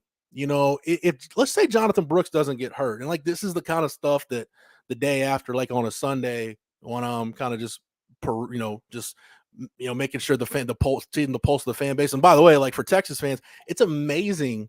Like the percentage of people that are on our message board on the Sunday after game, Rodney, it's amazing. Once that Jimbo Fisher news came out, nobody really cared about the TCU game anymore. It was all enjoying Texas A&M misery. But let's go back to that play. Jonathan Brooks got hurt. He had 18 yards and 3 carries. It was 7-3 and then 7. If he doesn't get hurt and finishes that drive and Texas goes down and punches it in, it's 33-13 at that point. And you probably do win that game comfortably. Hell, you probably even cover at that point. You cover that 12.5. So that's where it hurts you the most, is trying to close out games. You already weren't that great at it anyway, but now that you've got your guy who was your closer, is your closer, that's going to be hard. I'd like to think that within the flow of the game, you've got enough weapons available that you can still, to use the Moneyball approach, recreate what Jonathan Brooks does in the aggregate, right? You can kind of replicate some of that production with Jordan Whittington and Jatavian Sanders and on. But to close out a game, I don't think CJ Baxter's ready for that. It doesn't seem like Jaden Blue's ready for that. You don't have a quarterback run game that you can rely on. So really, it's going to put a lot on Quinn Ewers, and more so than that, though, Rodney, it's going to put a lot on this offensive line. Like that to me, that group, when I look at the struggles this offense has had in short yardage, I think the game Saturday is a perfect example. You go back to that 4th and 1 run with Savion Red and the Wildcat. They got no push up front. Like, I see guys standing up at the snap.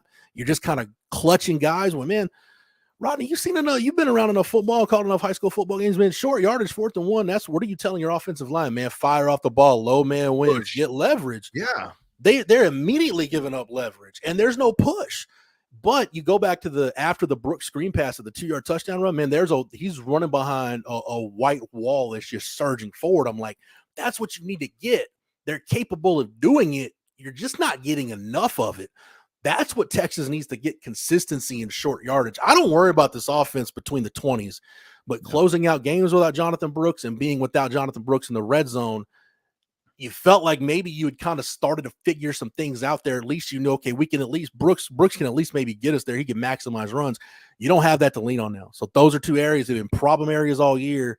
It's not going to get any easier trying to figure those out. Yeah, it's going to be extremely tough. And does it become, running back by committee? I mean, is it going to be Baxter? No question. It needs to be. If it isn't, okay, that's back to game planning, and that can be another discussion. But Jeff, man, I got to tell you, I really think that now with that deficiency, with Brooks not in this offense right now, man, I say it at nauseum sometimes, man, you got to lean on JT Sanders. I really think that this is a time where JT Sanders can do some shit across the middle. He's, I've gone into the year because of his versatility and how, Sark's always fond of saying, hey, other than quarterback, tight end is the most important position in our offense.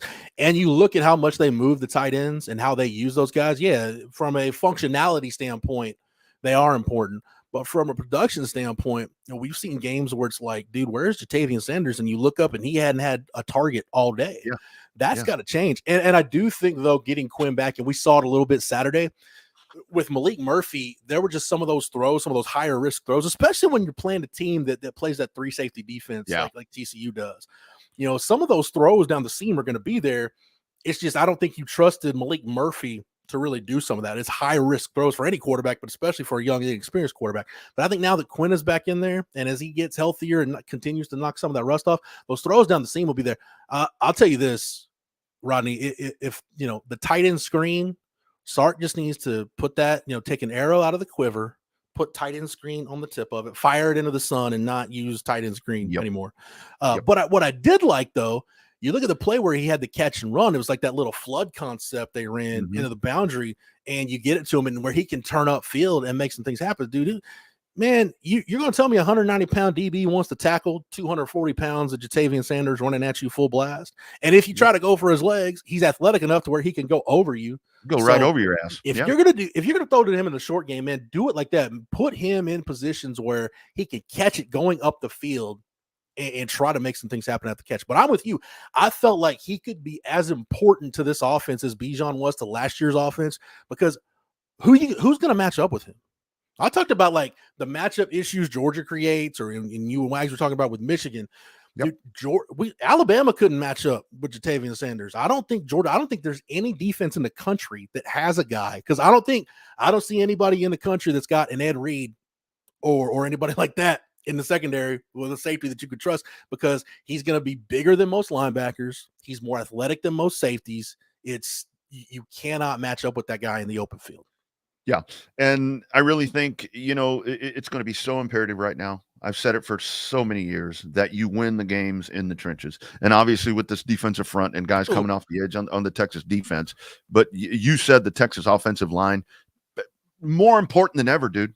Yeah. I mean, you control both sides of the ball, but man, if you don't do that, you're really going to be in trouble now. Yeah. In my opinion. I wouldn't say that O-line, Rodney, this year, I wouldn't say they've been good. They've been good enough. Good enough. Exactly. Like if you kind of just look at the body of work, I would say good enough, average, somewhere between like average and above average. Decent. They need, they need to be above average. They need to, I talk about consistency, like the block Kelvin Banks had on that Jonathan Brooks screen pass. You need to see that more consistently. And that's where it frustrates you, because that's in there.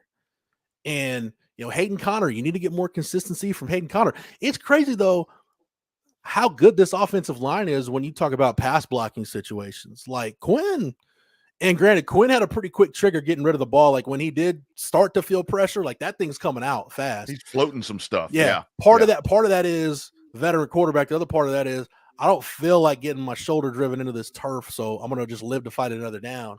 That's what you want out of your quarterback anyway. Sometimes the smartest play is just to throw it away and live to fight another down. But, man, this offensive line has been really good in pass blocking situations. That's why I don't know if I just if I say, hey, just use CJ Baxter and Jaden Blue and just have them be Jonathan Brooks. No, you can replicate that production. There's other ways to do it. I mean, it's Sanders, Whittington. I mean, we've seen AD Mitchell do it. The fact that you can use Xavier Worthy in the short game. I know Texas fans have a problem with the screen game in general right now, the perimeter screen game. It's amazing, Rodney, how much better your perimeter screen game is when you actually block it. Yeah. Like when we've seen Texas block it, it's been pretty good. Yeah. When they haven't blocked it, it's looked terrible. Like the other night when, it was Worthy. Worthy missed a block and damn near got Jonte Cook murdered. Yeah. So, I was wondering if he was going to get up after that one. I mean, that's what you feel in your chest when you're watching the game. Like, oh, damn, that hurt.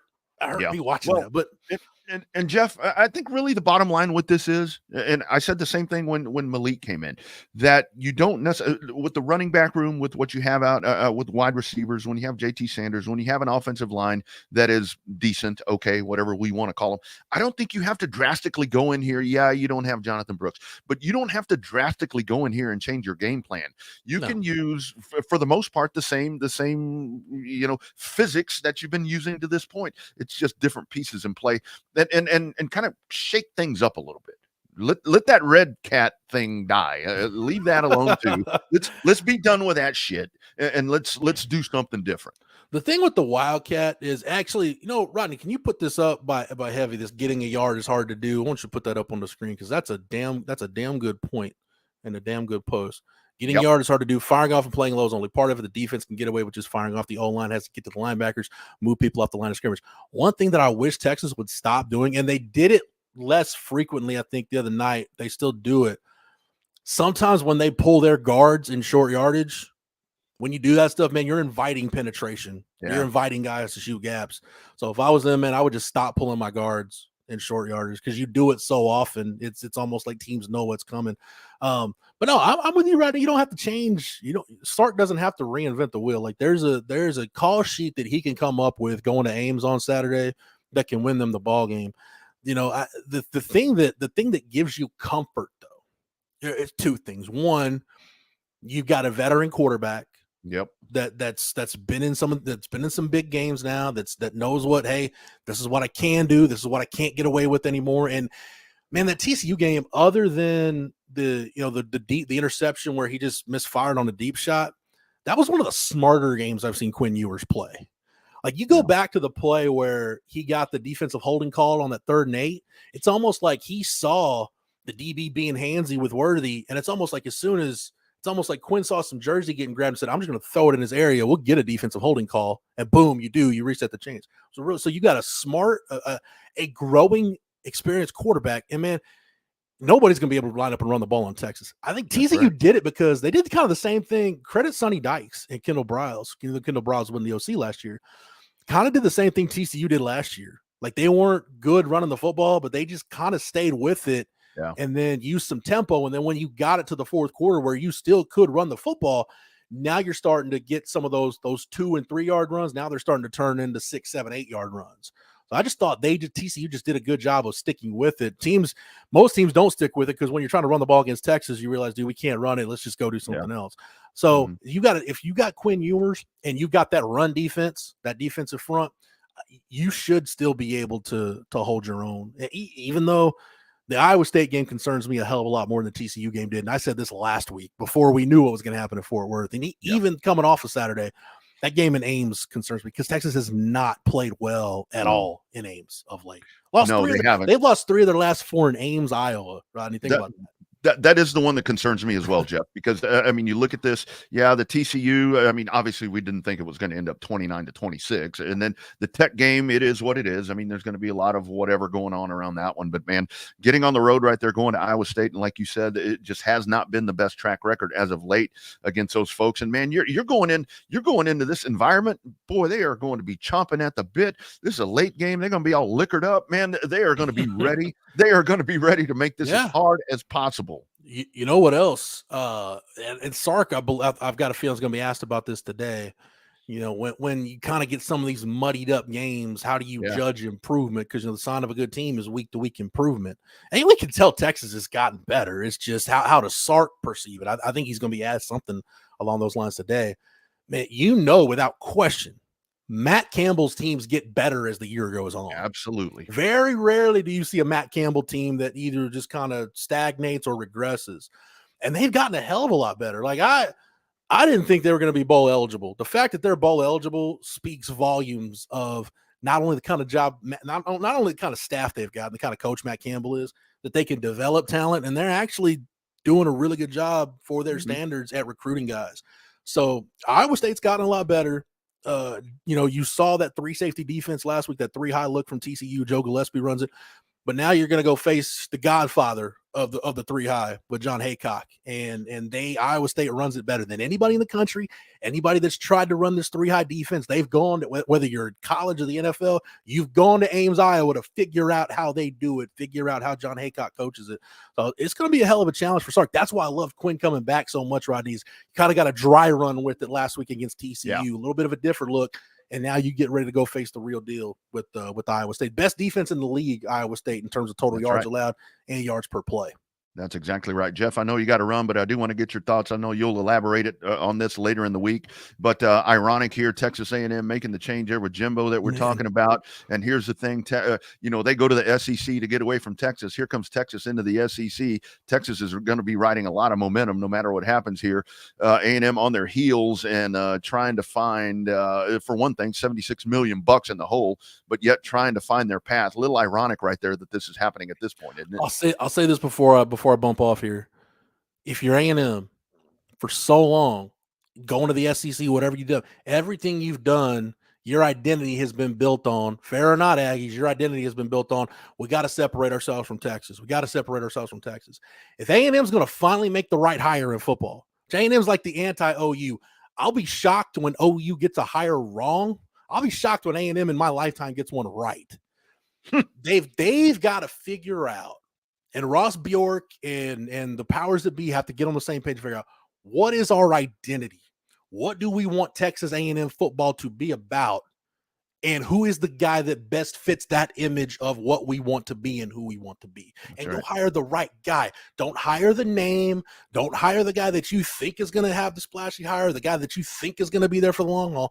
Just go hire the best damn football coach you think you can find that's motivated enough to get you to where you want to be. Yeah, I agree. I think Jeff Traylor would be a great get for them, but we'll see how that goes. We will definitely see you guys in a bit. BK, hope all is well, sir. Same to you, sir. Thank you for being here for a bit. Have fun with Sark. Don't get chipped. Don't get yelled at like Chip did last week. We'll have some more on that too later in the week. Oh, looking forward to it. See you, brother. See you guys. Take care, Jeff. What's up, Rodney? Hey, man, I'll tell you, man, great conversation right there with Jeff and getting his breakdown of everything. And we can just segue that right into you, man, because I know, it gets so frustrating when you see these games where it looks like everything is so well in hand for the Texas Longhorns. And damn it, like I was telling Wags earlier, man, it's like at the end of the third quarter, I'm like, all right, that's good. Yeah, they get a touchdown. I'm like, that's all right. We're going to lock them down. And yet here we are again. Man. And it's but still, like I said, it's a double-edged sword. Shit, dude. We're winning these games, man. You're winning the games. That's a win is a win at this point. Yeah, and I think the A&M conversation is a fair one to bring up right now, right? Yeah, sure. How good should we feel as Texas fans to where our team is 9-1? We've got the best team and best record we've had since 2009, and one of our biggest rivals, if not our biggest rival, just fired its coach because they're worried about Texas coming into their conference and being better than them. Like, things are going pretty well for a Texas fan right now. Saturday was frustrating. There's no way around it, and it's even more frustrating that this keeps happening, right? If blowing a 20-point lead was a one-off, we'd be upset. But the fact that this has now happened 3 different times in the second half of the season, mind you, 3 times in the second half of the season, starting with that game in Houston, obviously it makes things borderline infuriating right now. But like you said, and I heard you say it earlier, there are a lot of Texas teams in the last 12, 13 years that can't get up off the mat after blowing a lead like Texas did on Saturday. But this Texas team did enough.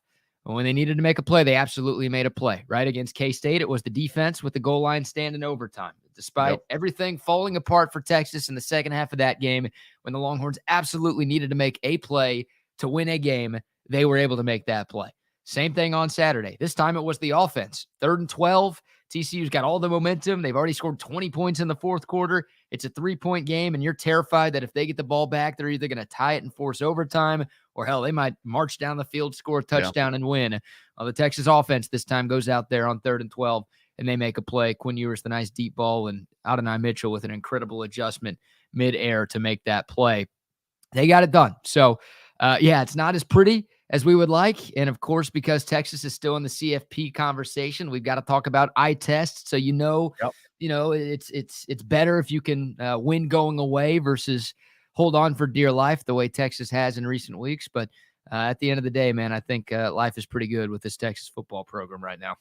And I really think that, BK, with the story of 2023, it just continues to evolve itself. Obviously you had the win over Alabama, and that's something that you're going to go back and look, and that's one of the biggest wins in this program's history. And I'm not just talking about in the last 15 years. I'm talking about road win right there against Alabama. You take care of business right there, and you've put yourself in the playoff conversation like you're talking about right there. Texas has never been in that conversation, but boom, here we are. That's there. Then you have the injury to Quinn. And then you have this defense that is just out of control, with the defensive front and these guys, best defensive front in the country, in my opinion. You have all of that. And now, here we go. We're about to write another chapter, because it's one thing moving forward without Quinn Ewers, but now moving forward without Jonathan Brooks, man. I think this is where we're really about to find out a whole nother chapter. I don't know what we'll call this chapter, but dude, you get through this part, and this may be the biggest ball check of them all, because this has been your dude. This has been your dude that you can always count on. Like I was telling Jeff, it's that comfy sweater or that blanket that you love has been Jonathan Brooks, but now you don't have him the rest of the year.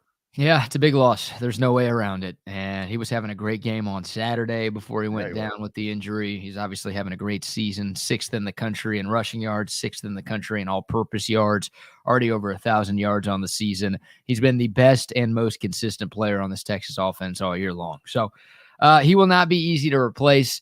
The good news is you've got a couple of other backs that you feel pretty good about. I mean, CJ Baxter is not having a phenomenal rookie season, but I think he's come into his own. He's looked a little bit better over the last month. And the Texas coaching staff felt good enough about CJ Baxter before the year even started to where they named him the starter going into this season. Mm-hmm. So they clearly have high hopes and expectations for him. Jaden Blue, we haven't seen a lot from Jaden Blue, but it does look like he's got some speed and some quickness and some burst. And Texas fans were obviously excited about him when he committed to Texas a few years ago. So you've got a couple of guys there. But there's no way around it. Like Jonathan Brooks is far and away the best running back Texas has right now. And it'll be tough sledding, man. I mean, Iowa State's got one of the best defenses in the conference. Their run defense has been salty all year. It would have been relatively tough for Texas to run it super effectively, even if they did have Jonathan Brooks this weekend. But without him, it's going to make life much more difficult for the Longhorns, no doubt. I have to tell you, man, we talked about this today and on the postgame show on Saturday or Saturday evening, Saturday night, I guess as it was. Man, the Jordan Whittington play that he makes there on the interception, to be able to chase that thing down and pop that football out. I think that's something right there when we talk about culture improvements and we talk about buy-in and we talk about all the different things that we finally have here that seem to be making a huge difference. I mean, great athletes, all of that, man, that's all great. But, man, if that culture ain't right, you ain't got shit. And we have watched that a lot of times right there, man. But that play by Jay Witt, I mean, selfless, man. You play to the end of the whistle. How huge was that, man? Did you see that live, dude? It's like, oh, my goodness. Are you kidding me? Yeah, and it just tells you the type of character that Jordan Whittington has, right? I mean, the guy would have plenty of reasons to be frustrated with the way this season has gone. Yep. And you think about the position he plays, right? How many diva wide receivers are there at every level of football, dude? I feel like the biggest shitheads on a high school football team are wide receivers, right? They always want the ball. It's all about them. It's never about the team. Like, that's the stereotypical wide receiver. And Jordan Whittington, like a lot of receivers as good as he are, would be frustrated with the way this season has gone, right? I mean, he's not having a great statistical season. He's not getting the ball a whole lot. It feels like the offense is more, predicated on running it with Jonathan Brooks. And then, well, when Texas does throw it, they're throwing it to X, they're throwing it to AD. Like Jordan Whittington is like option 5 or 6. Hell, JT Sanders is ahead of Jordan Whittington right now. Like, it feels like this guy has almost been demoted over the course of his Texas career. Yeah. And I think a lot of that has to do with just there's more talented people here. I don't know if it's like Whittington getting worse. I don't think it is. I just, his role is kind of decreased in this offense. And for a lot of people in today's world, that's enough of a reason to check out right there or hit the portal or both. And Jordan Whittington has obviously stayed the course. And yeah, for him to make that play in that spot right there, I mean, just massive. And it does go to show that the culture has changed, but it also goes to show you that that's a tremendous, tremendous young man who, despite not having the best statistics this year, still does a lot to help this football team win games. That was really cool to see. And I'm glad, Sark gave him a lot of love in the post game. And I'm glad Texas fans have been giving Jay Witt the love since Saturday night for going out there and doing that. Yeah, I just think it's a really good thing that you're sitting here at 9-1. All of the goals are still in front of you. The Big 12 championship that's sitting right there. I mean, Oklahoma State. I don't know what the hell that was. I mean, like Jeff was talking about. I couldn't believe that. I turned that on and I'm like, sure as hell they have the score reversed or something here, right? This has got to be a technical error. But I mean, you have that Big 12 championship is right there. And like Jeff was talking about, I think Jeff brought up a great point where when you start looking at the CF at the playoff, and a lot of folks are maybe discounting that a lot about at this point, you're still in that discussion right now, but you need some help. And I think if you're Texas at this point, obviously you got another hurdle right here. This Iowa State game is going to be huge. I mean, it's going to be a slugfest. It's going to be nasty. This is going to be one. Get past this. Just keep those goals in front of you. Get some help. You got to get some help because this college football environment right now, man, it changes week to week. Get some help and ride this thing out, I think, if you're Texas at this point. Yeah, I mean, look, you can only control what you can control, right? Like there's a scenario that exists where there are 4 undefeated Power 5 teams at the end of the year. And even if Texas wins out, they go 12-1 with the Big 12 championship under their belt, that might not be enough. So I still feel like if Texas does run the table, they're going to find themselves in the CFP. But obviously, as it stands right now, that's not the case. The rankings are going to come out again tomorrow. I expect Texas to be ranked number 7 again tomorrow. And yeah, they a couple of teams will play each other. Obviously, Ohio State and Michigan will play each other. That will help. But there is a scenario out there that exists where, there are 4 undefeated Power 5 conference champions. And if that's the case, then, Texas, unfortunately, just not going to make it. And that's bad luck. But just control what you can control. You can't worry about what Washington does. You can't worry about what Oregon does or what Florida State does or anybody else ahead of you. You've got to take care of business. And the only reason we've had this conversation or we can have this conversation is the fact that Texas has taken care of business, right? Like you get one mulligan in college football and that's it. Texas used its mulligan in Dallas. Since then, their goal and objective has been the exact same. They've had to go out and win every single game since then to stay alive in the college football playoff conversation and the Big 12 conversation, and they've won 4 in a row. So just keep doing that, man. Just keep doing what you can do, take care of your business, and hope everything works itself out. So I don't think anybody will be disappointed if Texas goes 12-1 and wins the Big 12 this year. You'd be a little upset if you don't make the playoff with that, but who wouldn't have signed up for a 12-win season before this thing started, right? Yeah. So moving forward, I guess moving backward before we move forward, man, I still want to go back to the second half breakdowns. And it seems like the fourth quarter breakdowns, man, because like I said, going into the fourth, I felt pretty good about this one, but man, I don't know if this is, I mean, you still got this amazing defensive front. I mean, these things happen and it's like you look up and it's just that fast, man. In your opinion, BK, what, I mean, is this a PK thing? I mean, I just can't understand exactly how this continues to happen. I'm glad it's happening against the teams that it's happening against. I mean, because some of the I hate to say better opposition, you're going to have a hell of a time surviving some of these things. But man, how do you fix this? I mean, is this something to where they're taking their foot? Oh no, all gas, all brake, no brakes, all that dumb shit. But I mean, man, how do you prevent this? How do you prevent this stuff from happening moving forward? Yeah, look, it's not one repeating thing for Texas, right? Like it's different week to week with how they're blowing some of these leads. I think on Saturday, the defense just lost its aggression. And that's natural, right? Like Pete Kwiatkowski was very aggressive in the first half on Saturday. And it worked for Texas, right? The Longhorns were blitzing more than they normally do. Felt like they, brought 5 or 6 a lot in the first half, and it caused problems. TCU didn't get into the end zone in the first half. Josh Hoover threw that bad interception right before halftime, and Texas was able to convert that into a touchdown. And then, PK fell victim to what a lot of coaches do. Like, oh, we've got a big lead. We don't need to bring pressure anymore. We want to not give up big plays. We want to keep the offense in front of us and not give anything up over the top. So Texas laid off the pressure a little bit. They dropped a few extra guys in coverage, and that just doesn't work. It should work. Because that works for most teams. It does not work for Texas this year. So, yeah, the Texas defense lost its aggression. The pass rush, which at times has been able to get pressure with just 4, they weren't able to do that in the second half. Credit TCU's offensive line for stepping up a little bit. But I think that was the biggest issue defensively on Saturday was that, Texas just wasn't very aggressive in the second half, and TCU took advantage of it. So, they didn't tackle very well. Tackling hasn't been a huge problem for Texas this year. They didn't tackle very well on Saturday. They had more miscommunications. They lacked cohesion. Some of the problems that we've seen at times this year from this defense all showed up seemingly at the same time. But I think a lot of it has to do with just Texas lost its aggression. And, they did kind of tap the brakes, which, once again, it's not like PK is the first coach in the history of college football to say, oh, my team's up by 20, so we could just drop back. Like, the problem is this Texas secondary just isn't good enough right now to play that way. Yeah, that's a whole thing. I mean, just play 4 quarters. And I really thought at the beginning of the year that we were beyond that, but it's still, it's rearing its ugly head, and need to get that figured out. Or you don't, because you keep winning. So you don't want to do it. Heart attacks aren't great, but you keep winning these games. So let's not figure out the first half. The first half is figured out. Let's keep getting up to these 20-point leads. If they're only 14 or 17-point leads, we might lose these games. So let's keep pushing it to 20, Yeah, no doubt. Big test coming up. Iowa State, of course, we'll be breaking that down throughout the week as we get ready for that one coming up.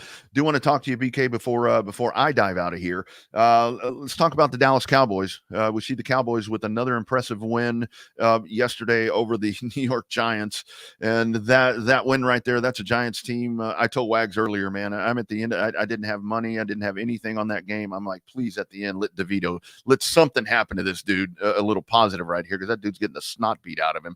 But we're watching Dak Prescott here at a pace that, and I'm hard on Dak a lot of times, but we're watching Dak Prescott at a pace right now that he is he's answering a lot of questions right now, and he's proving himself as one of the elite quarterbacks in the NFL. Yeah, I know they lost the Philadelphia game, but damn, he was good in that game too. But the pace that we're watching Dak Prescott at, and hell, yesterday he had a little bit of a running game with Rico Dowdle. So, I mean, is this a Cowboy team that with what they're doing, that they can make some noise, maybe knock on Philadelphia's door right here as we start getting towards the bottom part of the season? Yeah, I mean, the Cowboys are 2 games back in the NFC East right now. Obviously, they'll get another chance to play Philadelphia closer to the end of the season. The Cowboys are still good, man. Like that shouldn't surprise anybody that the Cowboys are 6-3 right now. This is a team that won 12 games in each of the last 2 seasons. This is a team that had hopes and expectations of not only being a playoff team again, but making a deeper playoff run this season. So, look, I still think Philadelphia is the best team in the NFC East. I still think when it's all said and done, they are going to win this division, but the Cowboys are still really, really good. And Dak Prescott is playing at a really, really high level right now. It feels like ever since that San Francisco debacle on Sunday Night Football back in week 5, Dak has been one of the best quarterbacks in football. And how about this number right here? Most 400-plus passing yard games since 2018. Patrick Mahomes has 10. Dak Prescott has 10. Nobody else has more than 5. So this is the type of guy in big games. He hasn't always shown up. We know that. And when you're the quarterback of the Dallas Cowboys, you're always going to get criticized more than anybody else in the entire world. But Dak has put up some really, really good numbers, not just in this last month, but over the course of his career. And people are starting to pay attention. So he's been smarter with the football this season, which has been great. Obviously, getting Brandon Cooks more involved helped out a lot. CeeDee Lamb is doing things that we've never seen a wide receiver do. The run game, as you mentioned, was good yesterday. So, when the Cowboys play like that, you feel like they've got a chance to really compete in this league. Yeah, need that signature win. Need a big signature win that's going to make kind of erase some of the doubts and divisional losses and all of that. So that would definitely help their cause. I don't think there is a signature win the Cowboys can get in the regular season that's going to change people's mind. Like they could beat Philadelphia, and for a while that would be like, hey, great, that's a huge win. You beat Philadelphia, that's awesome. But then it will quickly turn to, well, that it's was the at regular home. season. No, it's the regular season. It doesn't matter what the name is. Like it's the regular season. So I don't really think there's any signature win the Cowboys can get in the regular year. Like it's how it works in sports. You're judged based on what you do in the postseason. So the Cowboys could run the table and go 14-3 this season. If they come up short of a Super Bowl or even an NFC Championship game, people aren't going to care.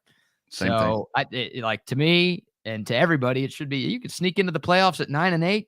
You can lose to every good team that you play and barely make it into the postseason. But as long as you win, then those are the games that really matter. So that's where I'm at with the Cowboys right now. Like I enjoyed yesterday. Don't get me wrong. I hate the Giants. You and me both. Yeah. And I hate Wags. Wags sucks. So I'm always glad to see our team beat his team. Yeah. But it's great. But I expected this team to make the playoffs. I still expect this team to make the playoffs. It's just, what do you do when you get there? That's how most people are going to determine their thoughts on this Cowboys season. Yeah, that's where it's going to happen. Before we get to the midday show, got about 10 minutes left. Brad, Houston. I know you spent a lot of time in Houston working the last couple of years. CJ Stroud, man. What he's been doing. I know you and I talked about it last week. I think yesterday was just a whole different thing right there. I mean, Houston blows a lead. How about that shit? That doesn't just happen with UT. Houston finds a way to blow a lead, and my goodness, this dude takes his team down, and the guy just keeps adding to his. I mean, he's an MVP in the MVP conversation for crying out loud at this point. I mean, that's happening. I was talking to Wags earlier. I mean, we were talking about, well, maybe the Texans can put themselves in a wild card conversation. Well, hell, Jacksonville gets beat by the 49ers yesterday. And now, hell, the Texans are sitting right there. Hell, you give them a snowball's chance in hell at taking the AFC South. Really cool things that we're seeing right here with CJ Stroud and these Houston Texans. Yeah, I mean, why not, right? Like the Texans already beat the Jags this year. I think they play next weekend. The Texans have owned Jacksonville in recent years, too. Even when the Texans have been bad, they've had Jacksonville's number. So, they're only a game back right now in the division, and it's not the hardest division in the league by any stretch of the imagination. So, there's absolutely a chance, man. With the way CJ Stroud's playing right now, he's been fun to watch. And I'll give Nick Caserio a ton of credit. A ton of credit. You know, maybe drafting CJ Stroud was pretty easy, although there were a lot of people worried that he was not going to draft a quarterback with that number 2 overall pick. But once the Panthers took Bryce Young, it felt like the decision was a pretty obvious one for the Texans, and they took CJ Stroud. But some of the other moves that Caserio made in the offseason, right? Devin Singletary, a 1-year deal. Singletary was awesome. He ran for $150 yesterday. Big part of why the Texans were able to win that football game. Noah Brown, the former Dallas Cowboy, the leading receiver for the Texans, had that huge catch and run to set the Texans up for that game-winning field goal on the final drive. Dalton Schultz, another former Cowboy, another 1-year deal. Dalton Schultz has been great for CJ Stroud. Those guys have had great rapport all season long. Sheldon Rankins on the defensive line was freaking everywhere yesterday for the Texans. They had no answer. Like all of these guys, just kind of afterthoughts, man. Even Texans fans weren't super excited about the free agency crop that Nick Caserio brought in. But a lot of these guys who were just kind of brought in on 1-year afterthought types of deals are making big time plays for this Texans team right now. So look, everybody's talking about CJ Stroud. You should talk about CJ Stroud. He's awesome. And he's doing things that we don't see rookie quarterbacks do very often. But no, I mean, just D'Amico Ryans has obviously pushed the right buttons, but the Texans built a roster that is actually pretty solid. And it takes more than just one to win in this league. And all of these guys are playing pretty well right now to lead the Texans to this 5-4 record that they've got. Yeah, man, I really think that's the underlying thing right there where Stroud is getting all the eyes, everything is focused on what he's doing, but it really is. You've got some really good pieces that are put together, and it's not going to be one dude that's going to win you football games. I mean, the organization has really done a good job through some really screwed up times here to get some good pieces in place, and they're contenders right now, and we got a long way to go. There's a lot of season to play out, but man, I was thinking 2 wins, 3 wins, but shit. Yeah. I mean, boom, here they are. Yeah, like being around the Texans, I guess I was higher on them than most, right? Like, but I thought they were going to win 6 or 7. I didn't think they'd be 5-4. Like I I didn't think they'd be one of the worst teams in football this year. Did I think it was possible? Sure. But I figured they had enough talent to not be like drafting in the top 2 or 3 again this season. But man, I mean, it's impressive. And it just goes to show you, I said this morning to Buck, if you get the coach and the quarterback right, you've got a shot in this league. I mean, we see teams go from first to worst. We see teams go from worst to first all of the time in the NFL. And the Texans just haven't gotten a head coach right with their last 2 hires. I mean, David Culley, that guy looks like he won a contest. He had no business being a head coach in the NFL. Lovie Smith, no one. I know what he did with the Bears. That was a long ass time ago, right? Nobody wanted Lovie Smith to be their head coach last year. So the Texans just whiffed on 2 straight head coaching hires. They thought they had their quarterback, and then he turned out to be a sexual deviant in Deshaun Watson. So after that, they were put in a tough spot. So it just, you get the head coach right, you get the quarterback right, and your fortunes can turn pretty quickly in this league. And look, I don't think the Texans are Super Bowl contenders, right? Like going on the road and beating Cincinnati big time, because Cincinnati played for a Super Bowl 2 years ago, and they were 1 play away from being back in the Super Bowl last year. But the Texans sent a message yesterday that, hey, they're a problem right now. Yeah, they're not a free win anymore. Like for the last 3 years, you see the Texans on your schedule. That's an easy win. That's a second bye week for us. Now the Texans are getting some things done. They are very much a playoff contender, like to make the playoffs. They're not the top of the top level just yet, but the fact that they are already here, the fact that they're 1 game out of the playoffs, the fact that they're a game over 500, 9 games into the season, this is about as quick of a rebuild as any Texans fan could have asked for this season. This feels a lot to me like the Cowboys team post 1-15, that year after 1-15, where into the playoffs they got beat by Detroit, but very much like this, where they were winning games that they shouldn't win, and you started seeing pieces come together. But of course, obviously from the draft and everything that happened with the Herschel Walker trade, very different scenario right there. But that's how this team feels to me, where it's like they're on the cusp of doing something really good, and they're accelerated about 2 years ahead. It really seems like they're with the Texans quickly. Same city, different team. It may have already happened. Man, perseverance. Hey, look, as a sports fan, take the Astro fan out of me. Joe Espada, dude, that to me, I'm so freaking excited for that. That dude right there. I mean, everything he's been to that organization, he has sat there, been through the cheating scandals. I mean, look at the outfields or infields that he has put together. I mean, look at all of those guys. I mean, hell, Yuli Gurriel winning, awards. I mean, under the tutelage of this dude. For this dude to the Puerto Rican here to get this job, man, I'm so excited for the future of the Astros. And man, this is where perseverance pays off. It was the right move. And Joe Espada's been on that bench for the last couple of years and a big part of the Astros winning over the past few seasons. And the players obviously love him. And why change it, right? If it ain't broke, don't fix it. I know the Astros season ended a little bit sooner than most of their fans would have liked, but come on, you go to Game 7 of the ALCS, it's clear that you still know what you're doing. 7 straight trips to the championship series, obviously 3 to the World Series. And Joe Espada makes a lot of sense. So yeah, Brad Ausmus would have been a horrible hire. There were a couple of guys out there that the Astros were linked to that I don't think would have made a lot of sense. But keeping things in-house, I think, is absolutely the right move. So I don't expect the Astros to be going anywhere. I still think they're going to be a force in the American League West. I still think they're going to be a force in the American League. And the right move to keep things in-house, because it's been a weird couple of off seasons for Jim Crane, right? I mean, they fired the GM after winning the World Series in 2022, and that was a criticized move. And people were worried that Jim Crane was going to do something else outside of the box here and just bring in some random ass guy to try to take things over. The right idea to once again keep things in-house and stick with the guy who already knows the players, who knows the lay of the land. And I think it will work out well for the Astros, both short-term and long-term. Yeah, I was very concerned a couple of weeks ago, right after the World Series, where I saw something that, and again, I love Jeff Bagwell, but I saw something where Baggy was going to be very influential and have a huge say in what the managerial decision was going to be. And the Brad Ausmus thing was the one that I kept going back to. It's like, oh shit, that's his dude, right? I mean, I seriously was shaking in my boots when that's going on. But I think this right here, with this decision right here, I mean, you've got Altuve, you've got Bregman, these guys are coming up on contracts here about a year or so out. You got a couple of other guys that are a couple of years out, and I think the in-house selection right here, the continuity that I keep going back to, this is one of the Astros guys, and I think that's going to pay huge dividends as we start moving forward into baseball season. Got to ask you, I know we're going to be at Academy on Thursday. How much shit are you going to buy there that day, my man? You're going to buy them out of stock? I was about to say they're going to run out. I don't be looking for gear at the Hutto Academy Sports and Outdoors after Thursday, because all that Rangers gear will be gone. There's going to be none left for the people. No, excited to be out there. Should be a lot of fun. Excited to see that brand new store out in Hutto, and we'll be giving away a couple of gift cards too to some of our listeners if they stop by. It's this Thursday from 8 to 1.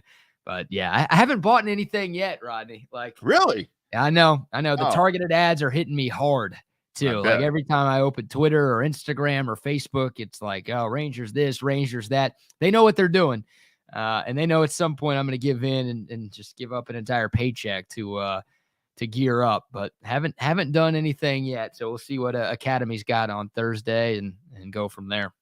Yep. I know Jeff had to bolt to cover the Sark presser. I know our man Chip is there as well. Hopefully Chip with another hard hitting, get him all fired up. We'll see what Chip has to do this week, but your opinion, anything that's going to, and we'll have plenty of sound, of course, with you guys in the morning.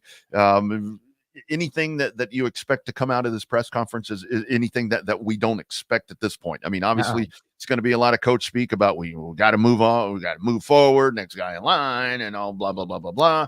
But anything that you foresee that's going to catch us off guard with this press conference? No, I think somebody's going to ask Sark about Jimbo, right? I don't think Sark's going to give us much of an answer, but I think somebody will ask a question about A&M making a change at the top. But no, Sark, I'm sure will confirm the ACL injury, but we already knew that. So, no, man, I think it'll be a lot more of the same. Sark did answer questions about his team falling apart in the second half, or more specifically in the fourth quarter on Saturday. I'm sure somebody will rephrase that type of question and ask him again. But no, man, I don't know. Are you expecting anything super out of the ordinary? I don't think so. I don't think so. I think it'll be, great accolades there to Quinn, because Quinn, I love the game plan the other day. It really was to where, you were getting Quinn reacclimated, getting him comfortable once again. And I like that. And like I was talking to Jeff, I don't think that with the depth of the running back room and just everything that's in place right here with your defensive front and so forth, I don't think you really have to do anything out of the ordinary right now to go in there and change the game plan. I think that's the beautiful thing about this team right now is, you get a huge piece like Quinn Ewers that goes down, and you get some guys that go down on defense. And now with Jonathan Brooks, you don't have to go in there and reinvent the wheel. The beauty of what you have right here is you just bring the next dude in, and you just keep doing what you're doing. Yep. I wonder what Sark's tone is going to be today, too. I wonder if he's getting frustrated with how many people are frustrated, He's 9-1. This is the best Texas team in the last 15 years, and it just feels like people are complaining all of the time about everything.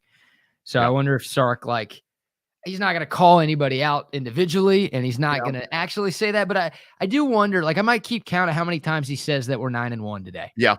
I just, because he brought that up a couple of times in the post game on Saturday, and he's right. He has every right to say that. This is clearly this team continues to take steps in the right direction. They're 5-7 year one. They only won 8 games last year, and that obviously included a bowl opportunity. They're already at 9 wins through 10 games this season. He's got every right to be like, hey, look, clearly we're fine here. We're in a good spot. We're 9-1 through 10 games. Do y'all not remember what happened the last 14 years around these parts?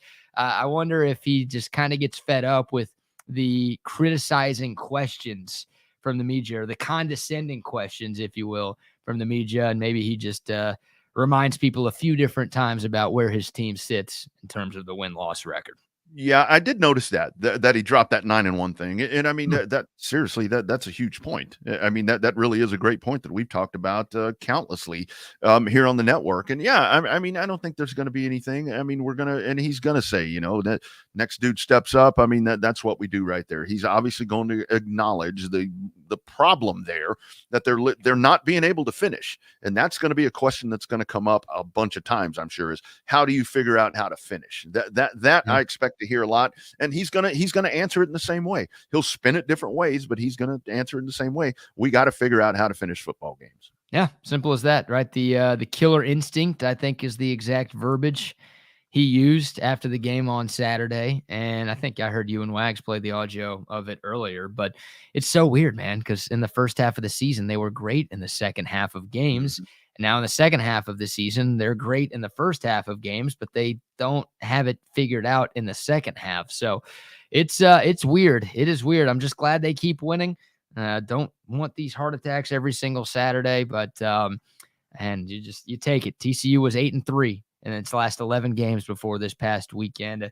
You'll take a win against those guys. And same thing with Iowa State. Of course, you want to win and cover and look really good and impress the committee and all of that. But and it's also when you're just trying to win a conference championship, you got to remember that all wins matter. All wins matter right now for this Texas team. And you look at the other good teams around this conference. Kansas was in the mix. They lost. Oklahoma State was in the mix. They lost on Saturday. Yep. So Texas it ain't always the prettiest, but they keep finding ways to win. And that's what matters when you're trying to win a conference title. You know, I said it in the post game on Saturday night. The Big 12 is coming back to you. The Big 12 is just coming right back to you. Just keep doing what you're doing. Keep winning games. You're going to be fine. Take care of business. Doesn't matter who's in that ball game.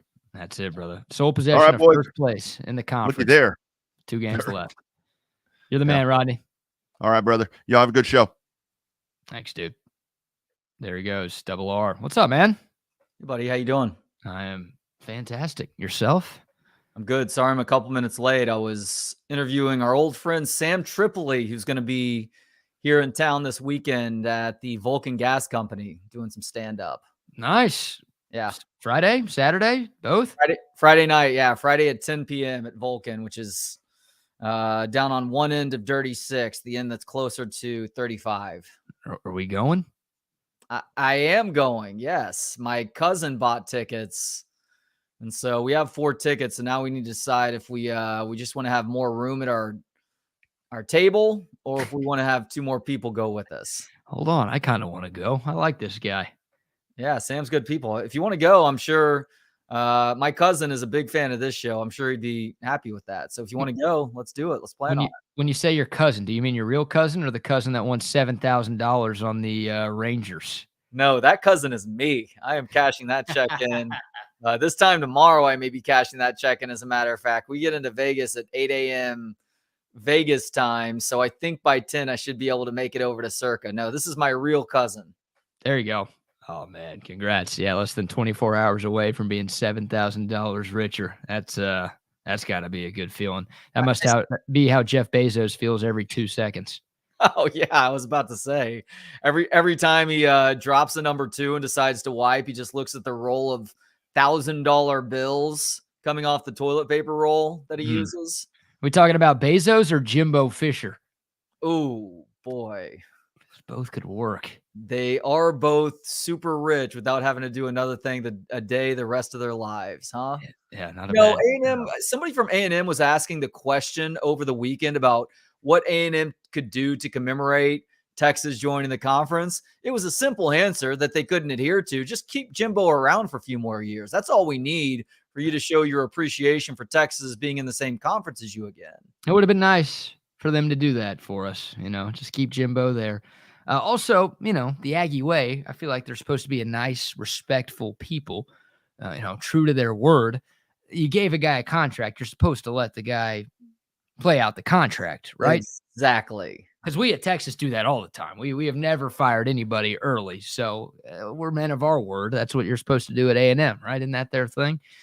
Yeah, it would have been nice. It would have been nice for Jimbo to stick around. But I think somebody asked it earlier, like if Texas wasn't 9-1, would the Aggies have fired Jimbo? I don't think so. Like I think with, the Aggies, look, Jimbo Fisher's been bad. There's no way around it. But the fact that Texas is coming and the fact that Texas is really good right now and in a much, much, much better spot than A&M is as a program, like A&M does not want to lose that game against the Longhorns next year. Yeah. And they do not want Texas to go into the SEC and have more success than the Aggies have had in the SEC. So, yeah, I think a big part of why now for Jimbo was the fact that now Texas is really, really good, and they're coming to the conference next year. Hold on one sec. I just realized why I've got a weird shadow on me. I've got my overhead light on, and it's bothering me. Give me just 1 sec. Okay. Didn't even notice a weird shadow. All right, there we go. Much better. No, it's just that ugly yellow fluorescent lighting that all bedrooms have, that I've got decent enough lighting in my my messy home office downstairs that when I see something flawed like that, I've got to take care of it. Figure you were just throwing a tanning light on or something, trying to get a little color for these winter months. Oof, boy, I need to figure something out. I've got a little bit of raccoon eyes going on right now because I had one more soccer game or set of soccer games to watch this weekend. But thankfully, BK, even with my kids being decent enough to where it's not a complete beatdown, we are done with soccer for the next couple of months now. Hallelujah. Congratulations. Thank you. Did y'all win? Calvin's, yes, both teams won. Calvin scored one more goal. He was one of the top goal scorers on his team this year. And boy, your kid being able to score goals makes a big difference in the overall entertainment value, because I've had years where my kids haven't been the goal scorers. And then Vivian's team won too. I only got to see a sliver of Vivi's game because I did post game on Saturday, but that's okay. I've been to enough of her stuff over the years. I coached one of her teams, for Pete's sake. So I missed the occasional soccer game and am not worse for the wear. Yeah, as long as they're not sitting down picking grass for the hour, then it feels like it's okay. But it sucks when any kid's doing that. It really sucks when it's your kid doing that. Oh, yeah. And you understand the kids that do, because the parents are trying to get them into a sport and it's just not their sport, or sports aren't necessarily their thing. But yeah, I don't know if my kids would be able to get away with that, because at the end of the game, I would be shit talking them until they got their asses up and started running after the ball. God forbid I ever have kids. Like, that's what my kids will be. Like, I'm trying to be Marinovich, dude. I'm trying to be Eldrick Woods. Like, you pick up a golf club, pick up a football, a baseball, something. Like, the moment you're out of the womb, I'm giving you some sporting tool to hold, because we're making sure you're a professional athlete, or at least a college athlete, to where I don't have to pay for you to go to school. And then, yeah, we'll get to youth sports, and the kid will just be like chasing bees or something out there, and they're going to be awful because they've got my genes. I tried. Yeah, that's my kid's problem too. I tried to get both of them to be lefties as throwers and as kickers too. Like, even now, I'm like, look, you're going to be better at soccer if you can use both your feet. If you can get even stronger with your left leg, you'll have more opportunities, because people want to put lefties on one side of the field. But oftentimes you're just having to suck it up and deal with a righty on that side of the field, because there are only so many lefties out there. But unfortunately, they haven't taken to that advice just yet. We'll get there. They will get there. Lupe says, what's with the app? I don't know what's up with the app. I've checked the app like 20 times today, because we've gotten a few comments and texts from people asking what's going on with the app. Every time I pulled it up on my phone, it's working. Now, that doesn't do you any good. But try to close out and refresh and see if that works. Lupe, are you on Android or an iPhone? Yeah, I'm on the iPhone right now. I know you didn't ask me. Too. Yeah, I don't know exactly what's going on, if something is going on right now, but maybe the name isn't updating. Maybe that's what's confusing people, but I hear us on the app. Yeah, you? I hear us okay. Yeah. So I don't know. Let me know what's going on, you people, because once again, a few texts and YouTube comments today asking about the app. And I mentioned this earlier. We are working on getting some sort of new app for Texas Sports Unfiltered. So hopefully we get whatever problems are popping up today resolved in the not too distant future. Okay, I'm glad CB is putting this comment on the YouTube comments line right now. It looks like Quinn is coming back in 2024. Multiple sites now reporting that he's likely back. This all stems from a report on Inside Texas, I think it was yesterday maybe, that said they have different sources telling them different things, one of whom is saying that he may very well be back for 2024. And I think the rest of Texas media is running with that now. Now, the Inside Texas report said their three different sources said three different things. One said definitely coming back. One said on the fence. The other said still likely to go.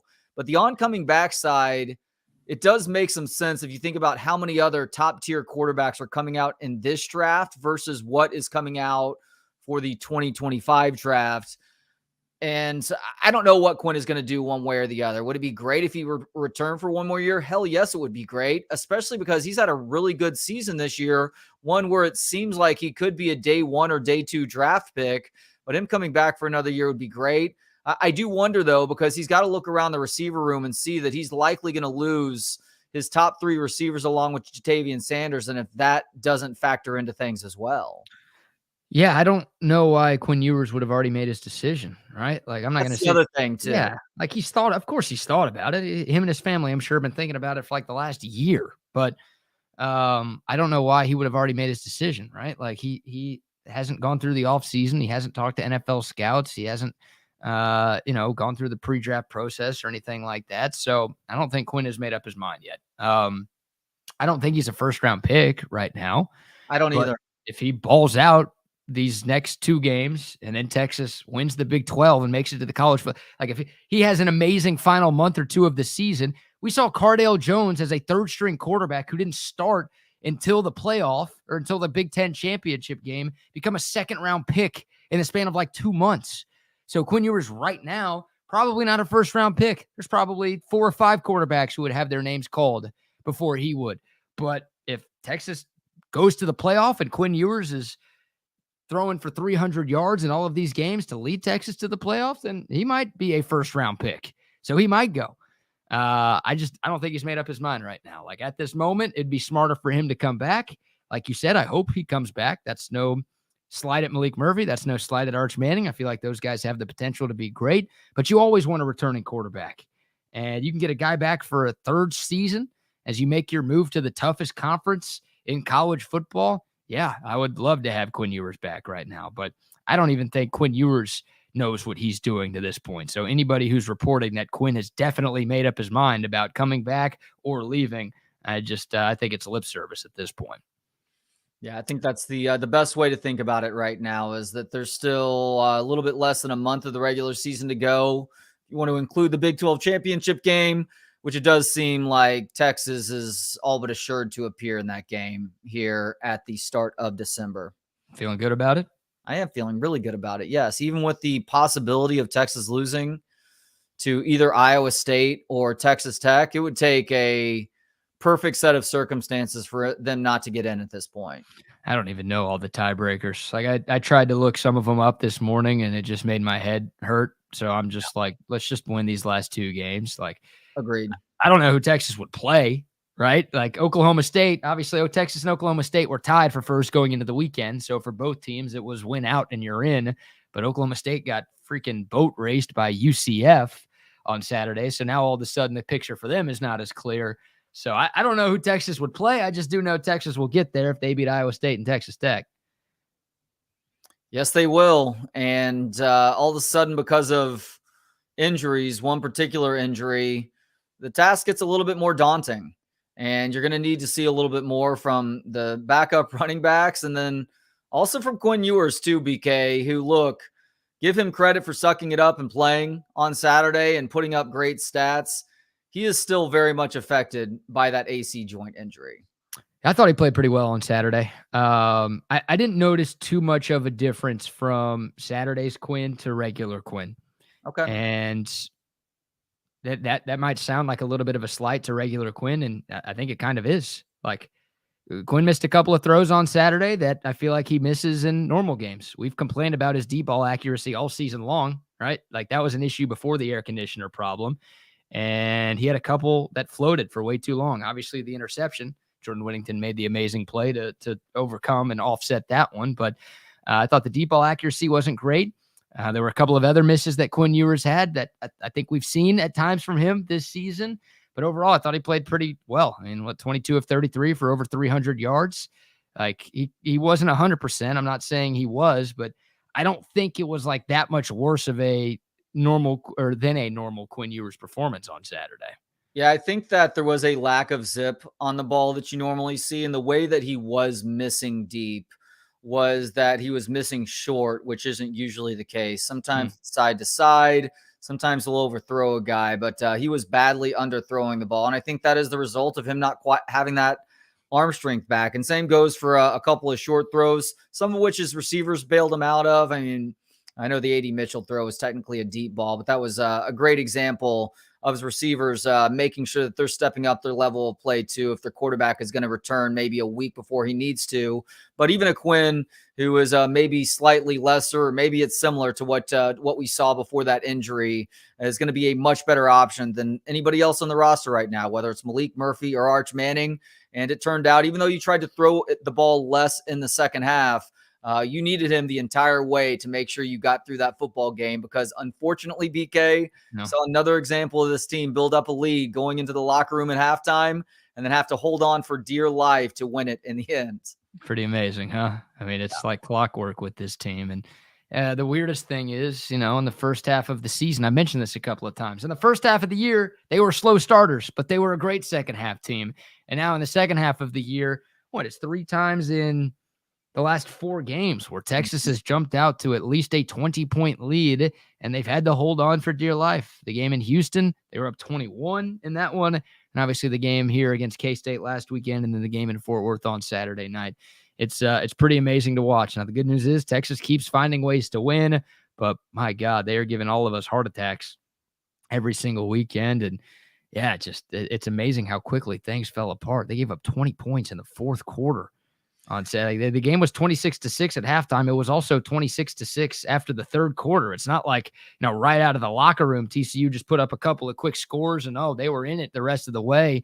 No, it was the same score after 3 as it was at halftime, but the wheels just completely fell off for the Longhorns in the last 15 minutes. It's weird because the Texas defense didn't face an excessive amount of plays, or they weren't on the field for an insane amount of time, but they did look gassed in the fourth quarter. Like, they just looked like a tired unit. And I don't know if that was maybe partially demeanor and them feeling what was happening once again, even though their offense wasn't putting them in as bad as situations, or if they truly were tired, as we get near the end of a long season where they've been expected to play excellent ball to help this team win games at times. But it was surprising and a little bit disappointed to watch the defense give up chunks of yards through the air, but then also on the ground too, which is obviously the more surprising part of that equation, and allowing TCU back into the game. Yeah, let's hear from Steve Sarkeesian. This is from the post game on Saturday. He was asked about just what went wrong with the defense in the fourth quarter. I just didn't think we tackled great today.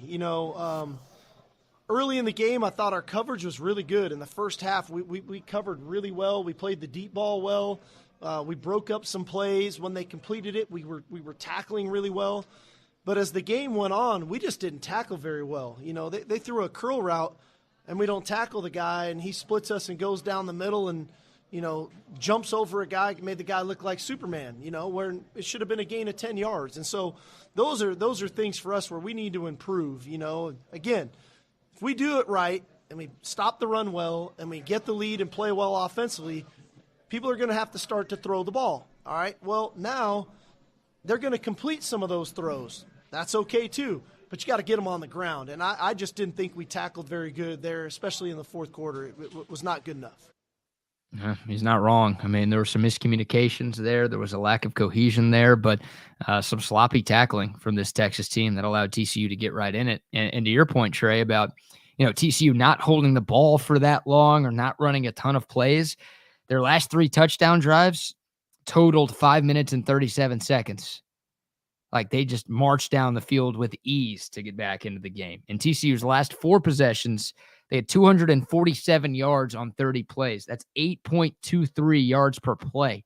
Damn near getting a first down every single time they snapped the football, which is always bad. And it makes no sense after you kept them out of the end zone for the first 3 quarters.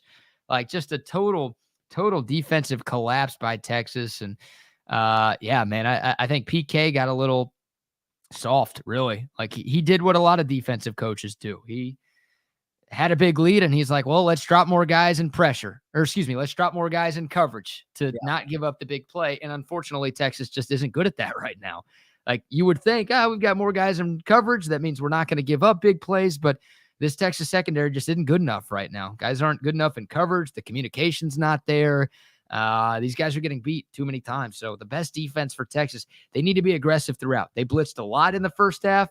They stopped doing that, and I think that's kind of what allowed Josh Hoover to get comfortable and allowed TCU to get back into the football game. Yeah, Bucky said that he remembers seeing Jalen Catalon in there at the beginning of the game. I wasn't paying as close attention early. I don't remember seeing him a part of the action in the second half, though. Did Jalen Catalon play on Saturday? I don't know. I don't even know. I'm thinking about it. I watched the game twice, and I don't remember seeing him on the field. So I got to see if I could find a snap count real quick to see if he was on. But I don't remember seeing him out there, just first thought. Yeah, I'm looking for a snap count right now, too. Well, regardless, I mean, the guys that were in there, it was unfortunately a mixed bag once again. Like Terrence Brooks had a really nice interception on what looked like a man coverage at first that turns into a zone. He drops back and picks Josh Hoover. That was just a great defensive call.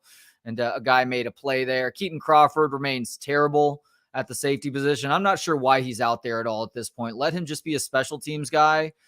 Is it because you want to give guys breathers? Do guys need breathers? Because if they need breathers, I'm questioning the conditioning. He is a liability every time he's out there. I think if I'm the opposition and I see him out there and I have a run scheduled, I am turning that into a pass and making sure I'm attacking whatever zone he's in or whatever guy he's responsible for covering. And Michael Taft got hurt at one point, but he came back and made some nice plays. Jaron Thompson was up and down like we've come to expect. And I'm looking at the participation chart right now.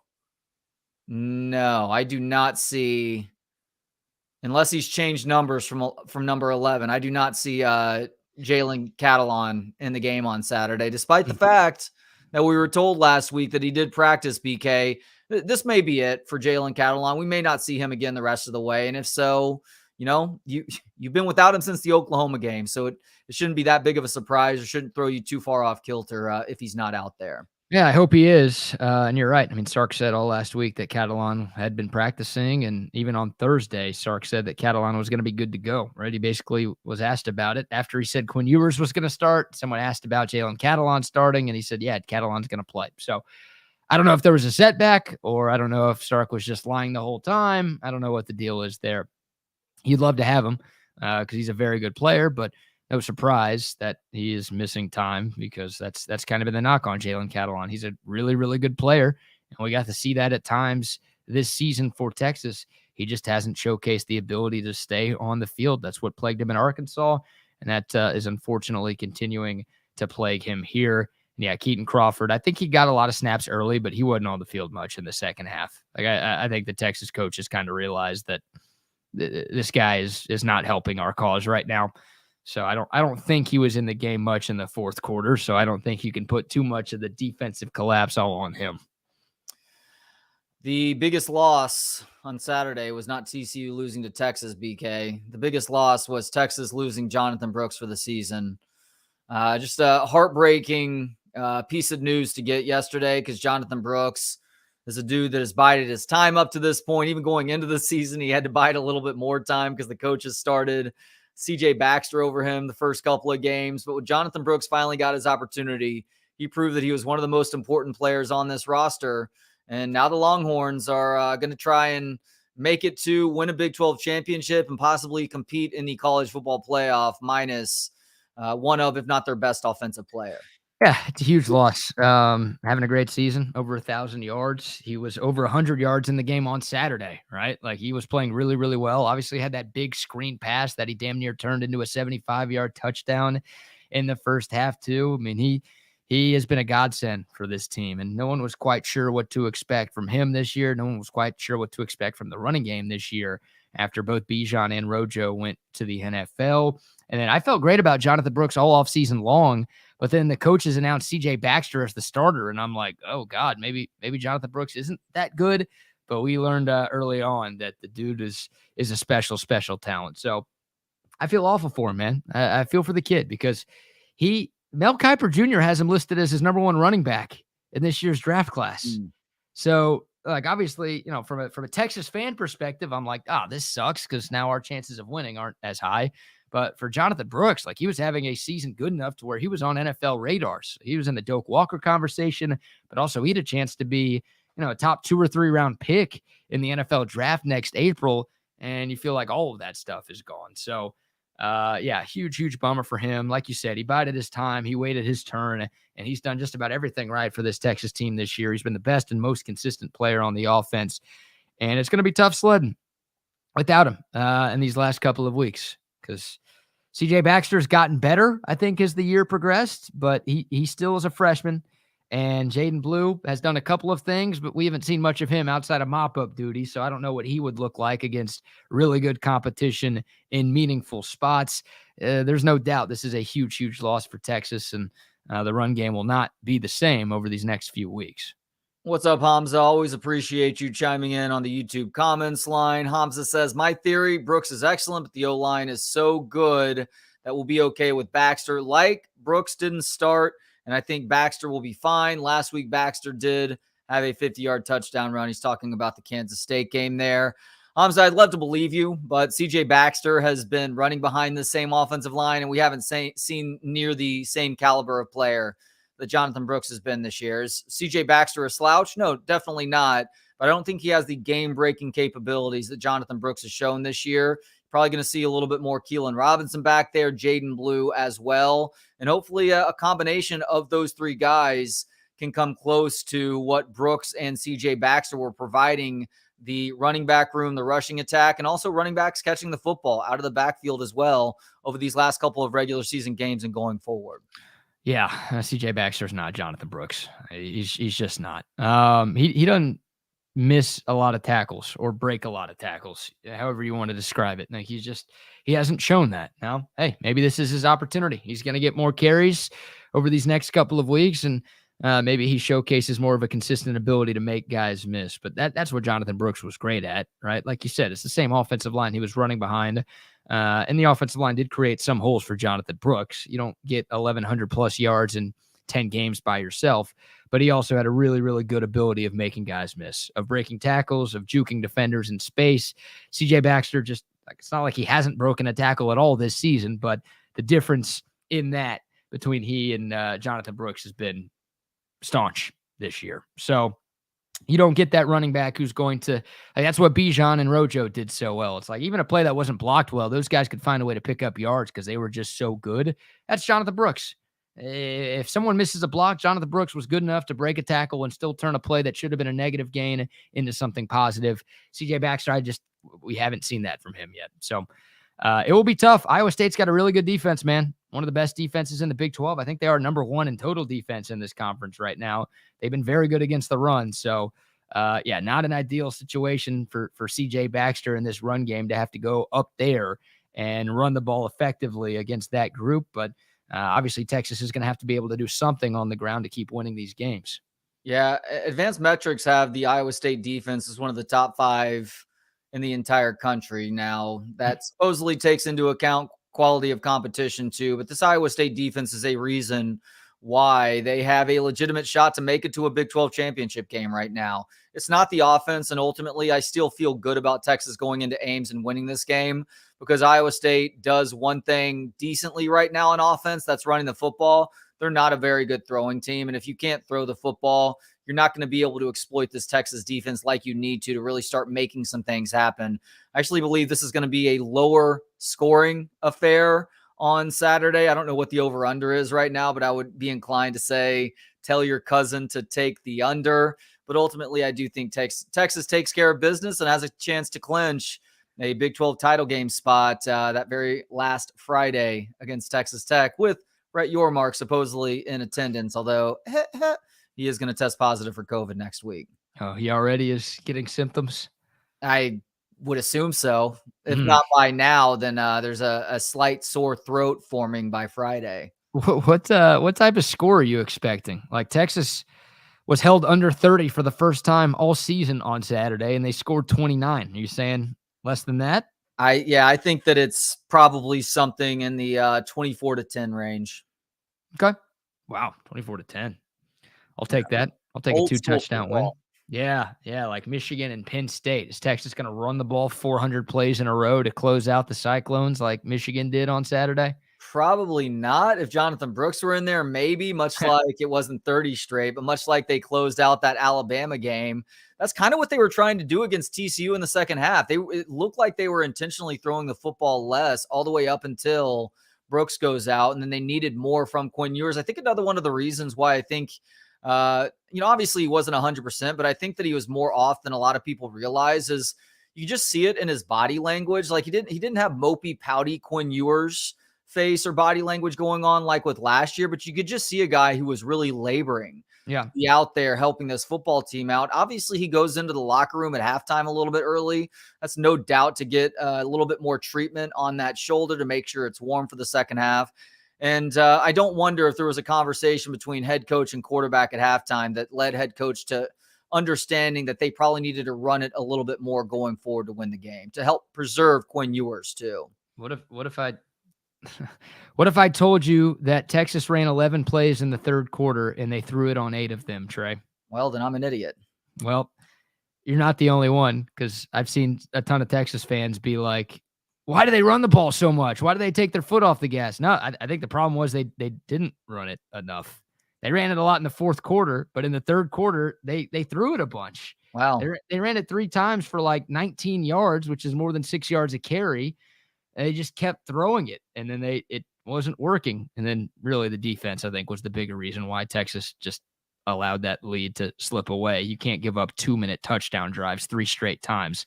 That's going to cause some serious problems. But yeah, I don't think Sark got all that conservative. I think maybe he could have gone even more conservative in the second half. I wish he did run the ball more in the third quarter, but it was a lot of short pass attempts there. So yeah, I'm looking at it right now. I'm looking at the drive chart, just Texas' first offensive series. And it looks like you're right here, but it was short passes. So they were clearly trying not to push the football down the field too much. You had short pass completions to a couple different guys. Brooks runs the ball a couple of times. Ultimately, they do get 1 first down there. But boy, that's fascinating, because it did feel like they were running it a whole lot more. I know. And it did to me too. And then I went back and watched, and then I looked at the play-by-play charts, and I'm like, oh shit, no, they threw it a lot. It wasn't working. So yeah, I think the narrative, the assumption was, they just tried to kill the clock and run it over and over and over again. And Sark got too conservative, and that's why the offense sputtered. It's like, no, they didn't try to do that. Like, Sark was trying to keep his foot on the gas, but it didn't work. Now, there was a drive, Texas' first drive in the fourth quarter, where it was run. My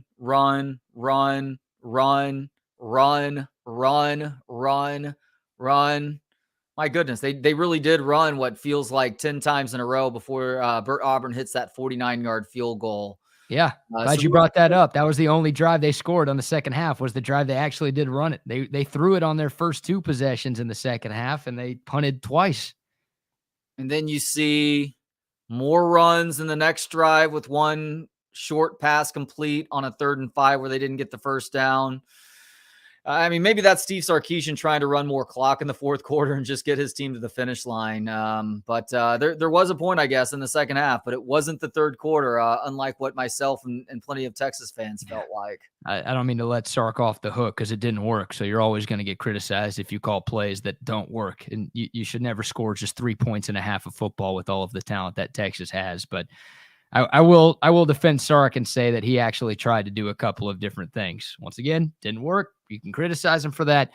But it wasn't just a steady dose of only running the football for 30 minutes and just hoping and praying that was going to be enough to preserve a victory. It was running the ball out at a certain point, but I didn't necessarily have a problem with doing that. I actually have been calling for that for a long time now, especially with Jonathan Brooks in there. Now, a lot of these runs turned out to be CJ Baxter runs, because Brooks hurts himself in the second half. And I've seen a lot of people suggest that the injury was the result of the TCU player who tackled him on his very final carry, really holding on to that leg and twisting at the end of the tackle. And while that play did look dirty, that was very Baylor-esque from the Art Briles era. ACL injuries, which is the injury that Jonathan Brooks suffered, tend to be plant injuries more than leg twisting injuries. So Could it have made the injury feel worse in that moment? Yes, but my feeling is that he probably hurt himself on that plant. It looked fairly innocuous, but oftentimes that's how ACL injuries look, unfortunately. Yeah, I didn't think the tackle was dirty or anything. It wasn't the tackle that was dirty. It was like once the tackle was over with, he just like held onto his leg and twisted the lower leg in a way that a lower leg doesn't like to twist on its own. Yeah, I don't know. I wonder if Sark will say today, or maybe he already did say today, exactly what moment the injury occurred. But you're right; it's usually non-contact when we're talking about a torn ACL like that. So it could have easily occurred before or after that moment happened right there. All right, shout outs to some of our great sponsors here. How about a word first from our man Tom McKay over at AV Consultations? Hi, this is Tom McKay with Audiovisual Consultations. Scientific data proves it. Size does matter. The bigger and wider your television is, the better. Football season is here, and the time is now to get your entire audio-video experience tuned up and ready. New flat screens, projection video, Dolby True HD surround, all the goodies at great prices and followed up with great service. So call us at 255-8678. That's 255-8678 or on the web at avconsultations.com. Yes, indeed. Yes, indeed. Shout out to AV Consultation. Shout out to Covert BK as well. Trey, how did the pregame show go out there on Saturday? Pregame went great, and man, Covert BK was buzzing when I got there just after 3, and it was still buzzing when we left at 6 o'clock too. That place, it's a popular location out in the Bee Cave area, and I completely understand why. It is a beautiful campus, just great, friendly people working out there, and they know how to take care of whatever those car needs are, and they have a variety of types of automobiles to get to you as well if you were looking for that new or used vehicle. Well said, my friend. Yep, the best selection, the best service, the best prices anywhere in the entire world. It's all out there at Covert Bee Cave. Of course, the Covert Auto Group has been around since 1909, but their new dealerships, plural, because they've got 3 of them out there in Covert Bee Cave. They've got everything that you need. Many thanks to them for their great partnership with us. And thanks, of course, to Altstadt Beer as well, the best beer that you can find all throughout the state of Texas. Hey, how was the sausage fest that you were out this weekend? The bachelor party? Sausage fest, yeah. You guys went to the sausage fest, right? We went to Wurst Fest. Yeah, sausage fest. I guess, yeah, Wurst. Does that translate to sausage? Well, bratwurst or a type of sausage. Right. Yeah, so I don't know. Shoot, that checks out. Wasn't all dudes, okay? There were women there, all right? Was this down in New Braunfels? It was. Okay. Yep. They've got Wurst Fest. I think it goes on for like 10 to 14 days every year. And it's just a bunch of debauchery, man. A lot of drinking going on. They've got beers in the big steins or the big pitchers that you can buy. It's kind of state fair-esque to where you have to pay for stuff at tickets, which is kind of annoying because you got to wait in extra lines, right? Just like the state fair. You got to wait in line for the coupons. Then you wait in line for the food. It's like, what are we doing here, please? It's 2023. We can upgrade here. But no, it's fun. A lot of drinking, a lot of people, a lot of debauchery. Did you make some plays? I feel like shit right now, to be honest with you. Definitely coming. Yeah. Oh, I feel awful. Oh, have you finally gotten to that point where drinking hard for a couple of days will have an effect even a couple of days later? Yeah, I think so. Okay. I think that exists. I'm also sore. We did a lot of like physical activity in like an Airbnb, and we were playing slosh ball, which is drunk kickball. Actually, a lot of fun. And just playing a bunch of other random sports. And I usually do 0 moving on weekends, like from my bed to my couch and maybe to the kitchen and then maybe to the door to get Uber Eats. Like that's usually the extent of my motion on weekends. And this time I moved around way more than I should have, and also drank probably more than I should have. So we're sore. We're coming down with something probably. Oh, but we're powering through. It's all right. I don't think it's the clap or anything. I think we're okay. Oof. Hopefully it's not the HIV. Hopefully it's not the HIV. Yeah. But no, it was fun, man. It's a little rainy, a little chilly at times, but good time. Wurst Fest is a lot of fun. So you guys decided not to inner tube on the river then, which is no floating. Yeah, no floating of the river. Weather was not super conductive to doing something like that. It was yes, good. Okay, worst AIDS. That's what he would have gotten if he actually caught the HIV at Worst Fest. Is worst AIDS. That's what they call it. Yep, it's the worst AIDS. Is that what Magic has? AIDS. I think he has the best AIDS because he doesn't even show the symptoms anymore. No, they don't affect him at all. It's impressive. The whole thing might be a lie for Magic. What do we think? I don't think it's a lie, but I think he had enough money to pay for the treatments to diminish the impact on the human body. Yeah, I think that's exactly what it was. That seems to be the cure. This is, as we've found. Yep, money seems to work. It's the cure for unhappiness, as they say. It is. It is indeed. Oh man. Around the Big 12, Trey. Yeah. Oklahoma State. What? Like, dude, we talked about it last week that there was something bizarre about that 2.5 point line that seemed like such easy money for Oklahoma State that you had to swing the other way if you were going to bet that game. And sure enough, Vegas was way off, but not in the direction that everybody assumed.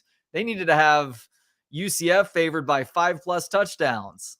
45-3, the final score in Orlando, and that game was over early. I mean, Oklahoma State did nothing right. They did nothing right. They couldn't run it. Alan Bowman, I don't know. It was confusing to me that UCF was wearing blue. Yeah. So maybe that confused Alan Bowman. He's like, what's going on here? Maybe the blue guys are on my team, which also would make sense because Oklahoma State doesn't wear blue. But he kept throwing it to them, and they couldn't tackle. Like UCF, just big play after big play after big play. They've got a good running back themselves, and that kid went off on Saturday. I mean, God, if you're an Oklahoma fan watching that game, you must have been thinking, like, how the hell did we lose to that team, right? Oklahoma State had won 5 in a row. They were tied for first in the conference. They were top 15 in the country, and then they just go out and lay the ultimate egg. What a disaster by them, man.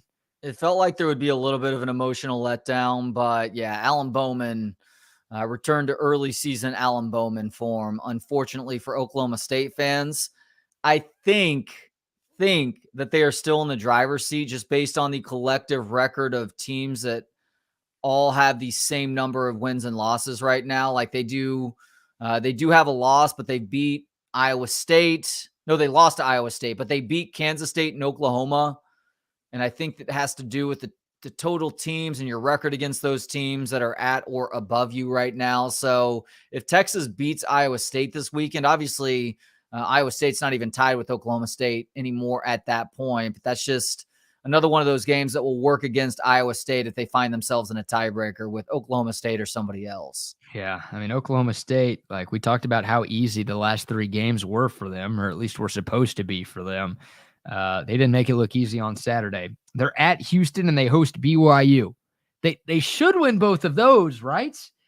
They're only 7-point favorites at Houston this week. Yeah. Houston is really, really bad. And yeah, Houston played their last good ball, if I'm not mistaken, against Texas because they got blown out by Kansas State the week after that. They did beat Baylor, but that doesn't count for shit. But they did beat Baylor in overtime. God, Baylor. Is Dave Aranda going to get fired at the end of this season? My goodness, they have sucked. Yeah, he probably should, honestly. But Houston just lost to Cincinnati. I think that was Cincinnati's first Big 12 win. So, like, Houston's not good, but Vegas is saying that, hey, Oklahoma State is not as good as their record indicates. And I think, like, this is one of the least talented teams Mike Gundy's ever had. That's why it was so impressive that they had put together the win streak that they had. Like, there's not a lot of talent on that team. And I guess Vegas with these lines that they're setting is like, no, these guys just they're really not that good. So Oklahoma State should win out, should get a shot to make it to the Big 12 championship game. But who knows, man? The way they played on Saturday, if they play like that, they could lose the last 2. A mess. Yeah. OU figured it out a little bit. They look like the first half of the season Oklahoma team on Saturday, 59-20 over West Virginia. This game was over early. West Virginia did score first to make it 7-0, and OU fans were probably like, "Oh, like we about to lose 3 in a row." It was 31-7 in what felt like 20 minutes after that. So Sooners get on track. Dylan Gabriel 8 touchdowns for him. That's more of the OU team we've seen for most of the year.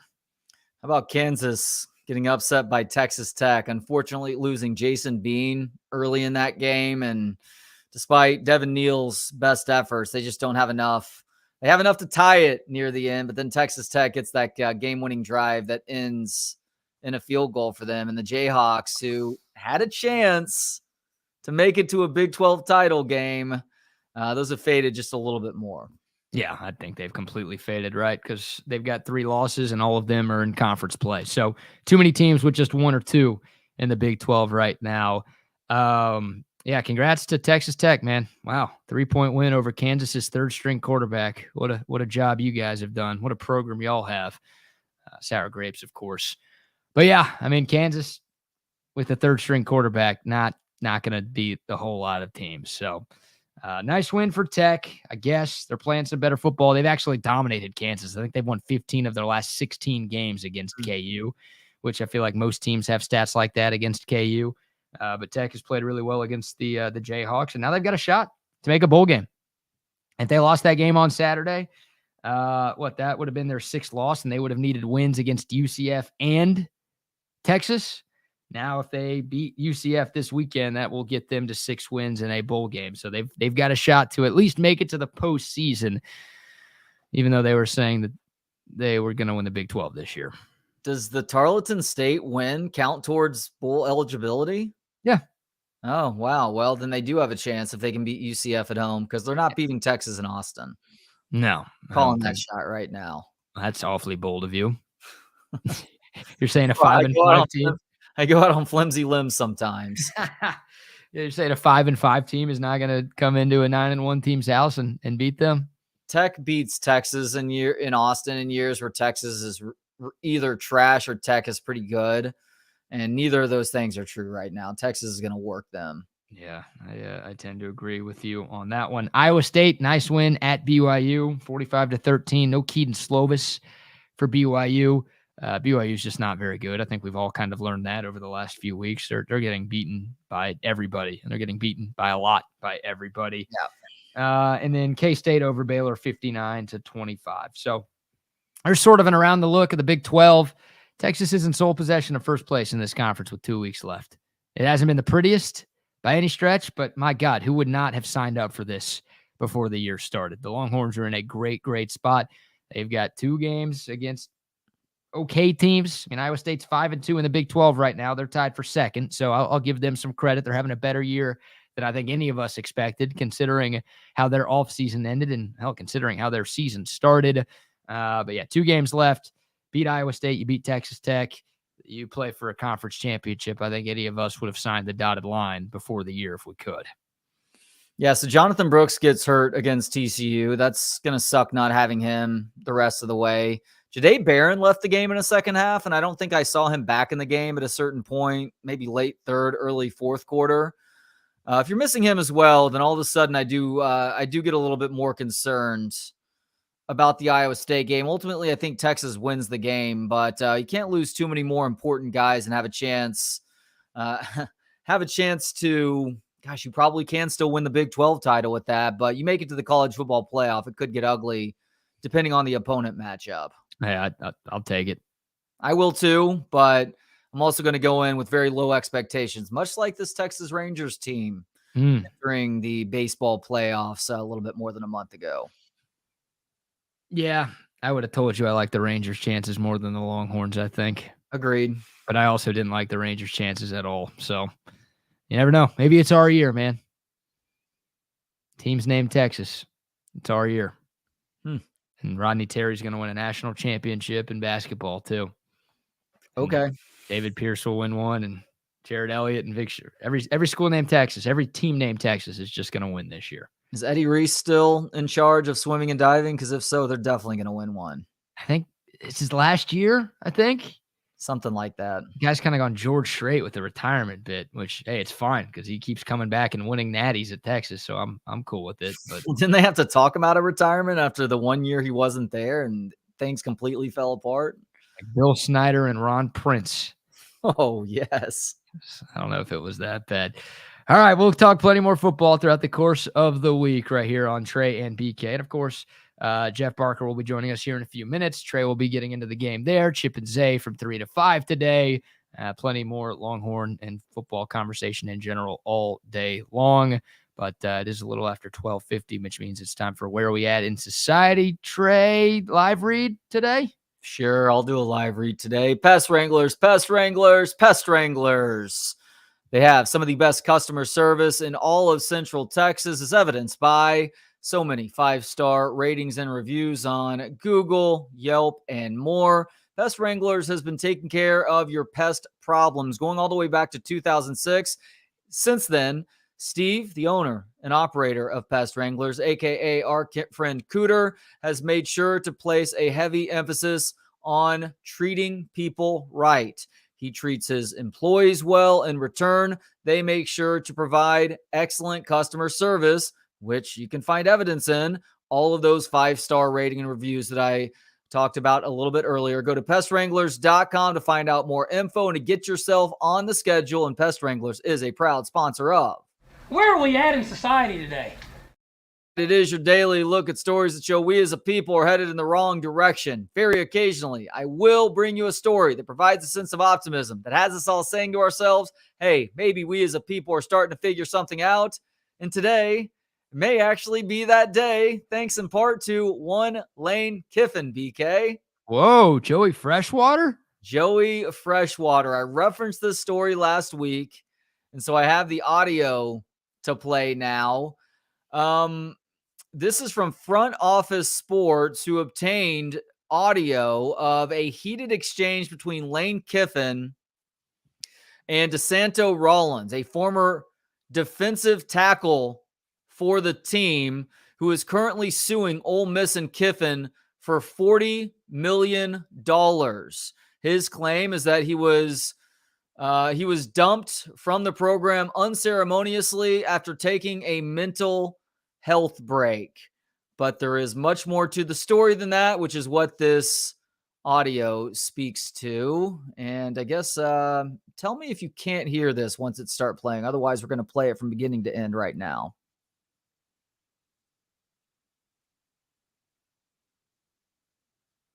I've got nothing. Damn it.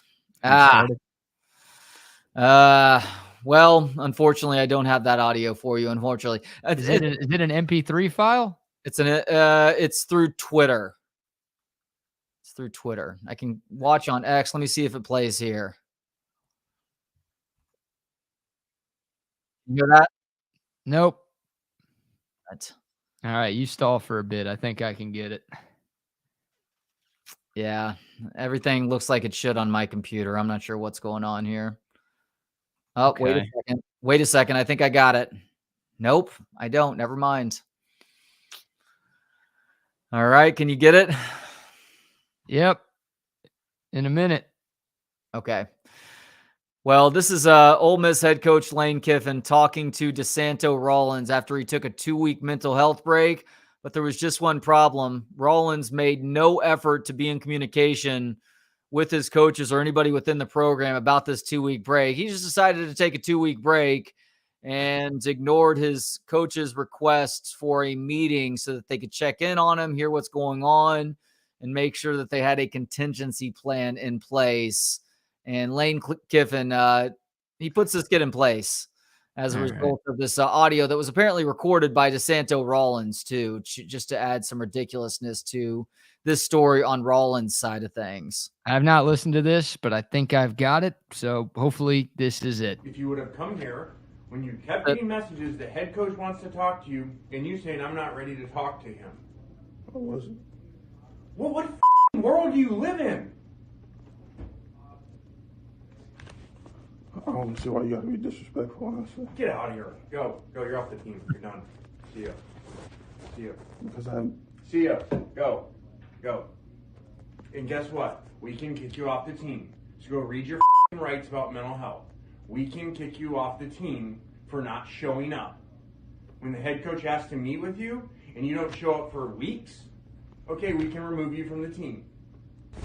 It's called being a pussy. It's called hiding behind and not showing up to work. There you go. So Joey Freshwater taking no prisoners, with a guy who bailed on the team for a couple of weeks in the name of mental health, but refused to accept requests for meetings so the coaches could check in, see how he's doing. And so then Kiffin finally gets that meeting with him and lays into him and basically tells him, sorry, kid, you're done. Yeah, I feel like that's how any conversation would go when you decide to not show up to work for 2 weeks in a row, right? I think that is a good lesson for anybody who thinks that behavior like that is at all acceptable. It's not. It doesn't fly in the real world. With the billions upon billions that are on the line in college football, it also shouldn't be flying. And it's not at Ole Miss, at least. I love how Lane Kiffin's like, what effing world do you live in? Like, that's a great question. What world do you live in to where you could just not show up to school, to work, to anything for 2 weeks? People are trying to get a hold of you and ask what's going on, and then you just don't respond. And then you show up and think that everything's going to be normal again. Like, dude, I take mental health seriously. I know you do too.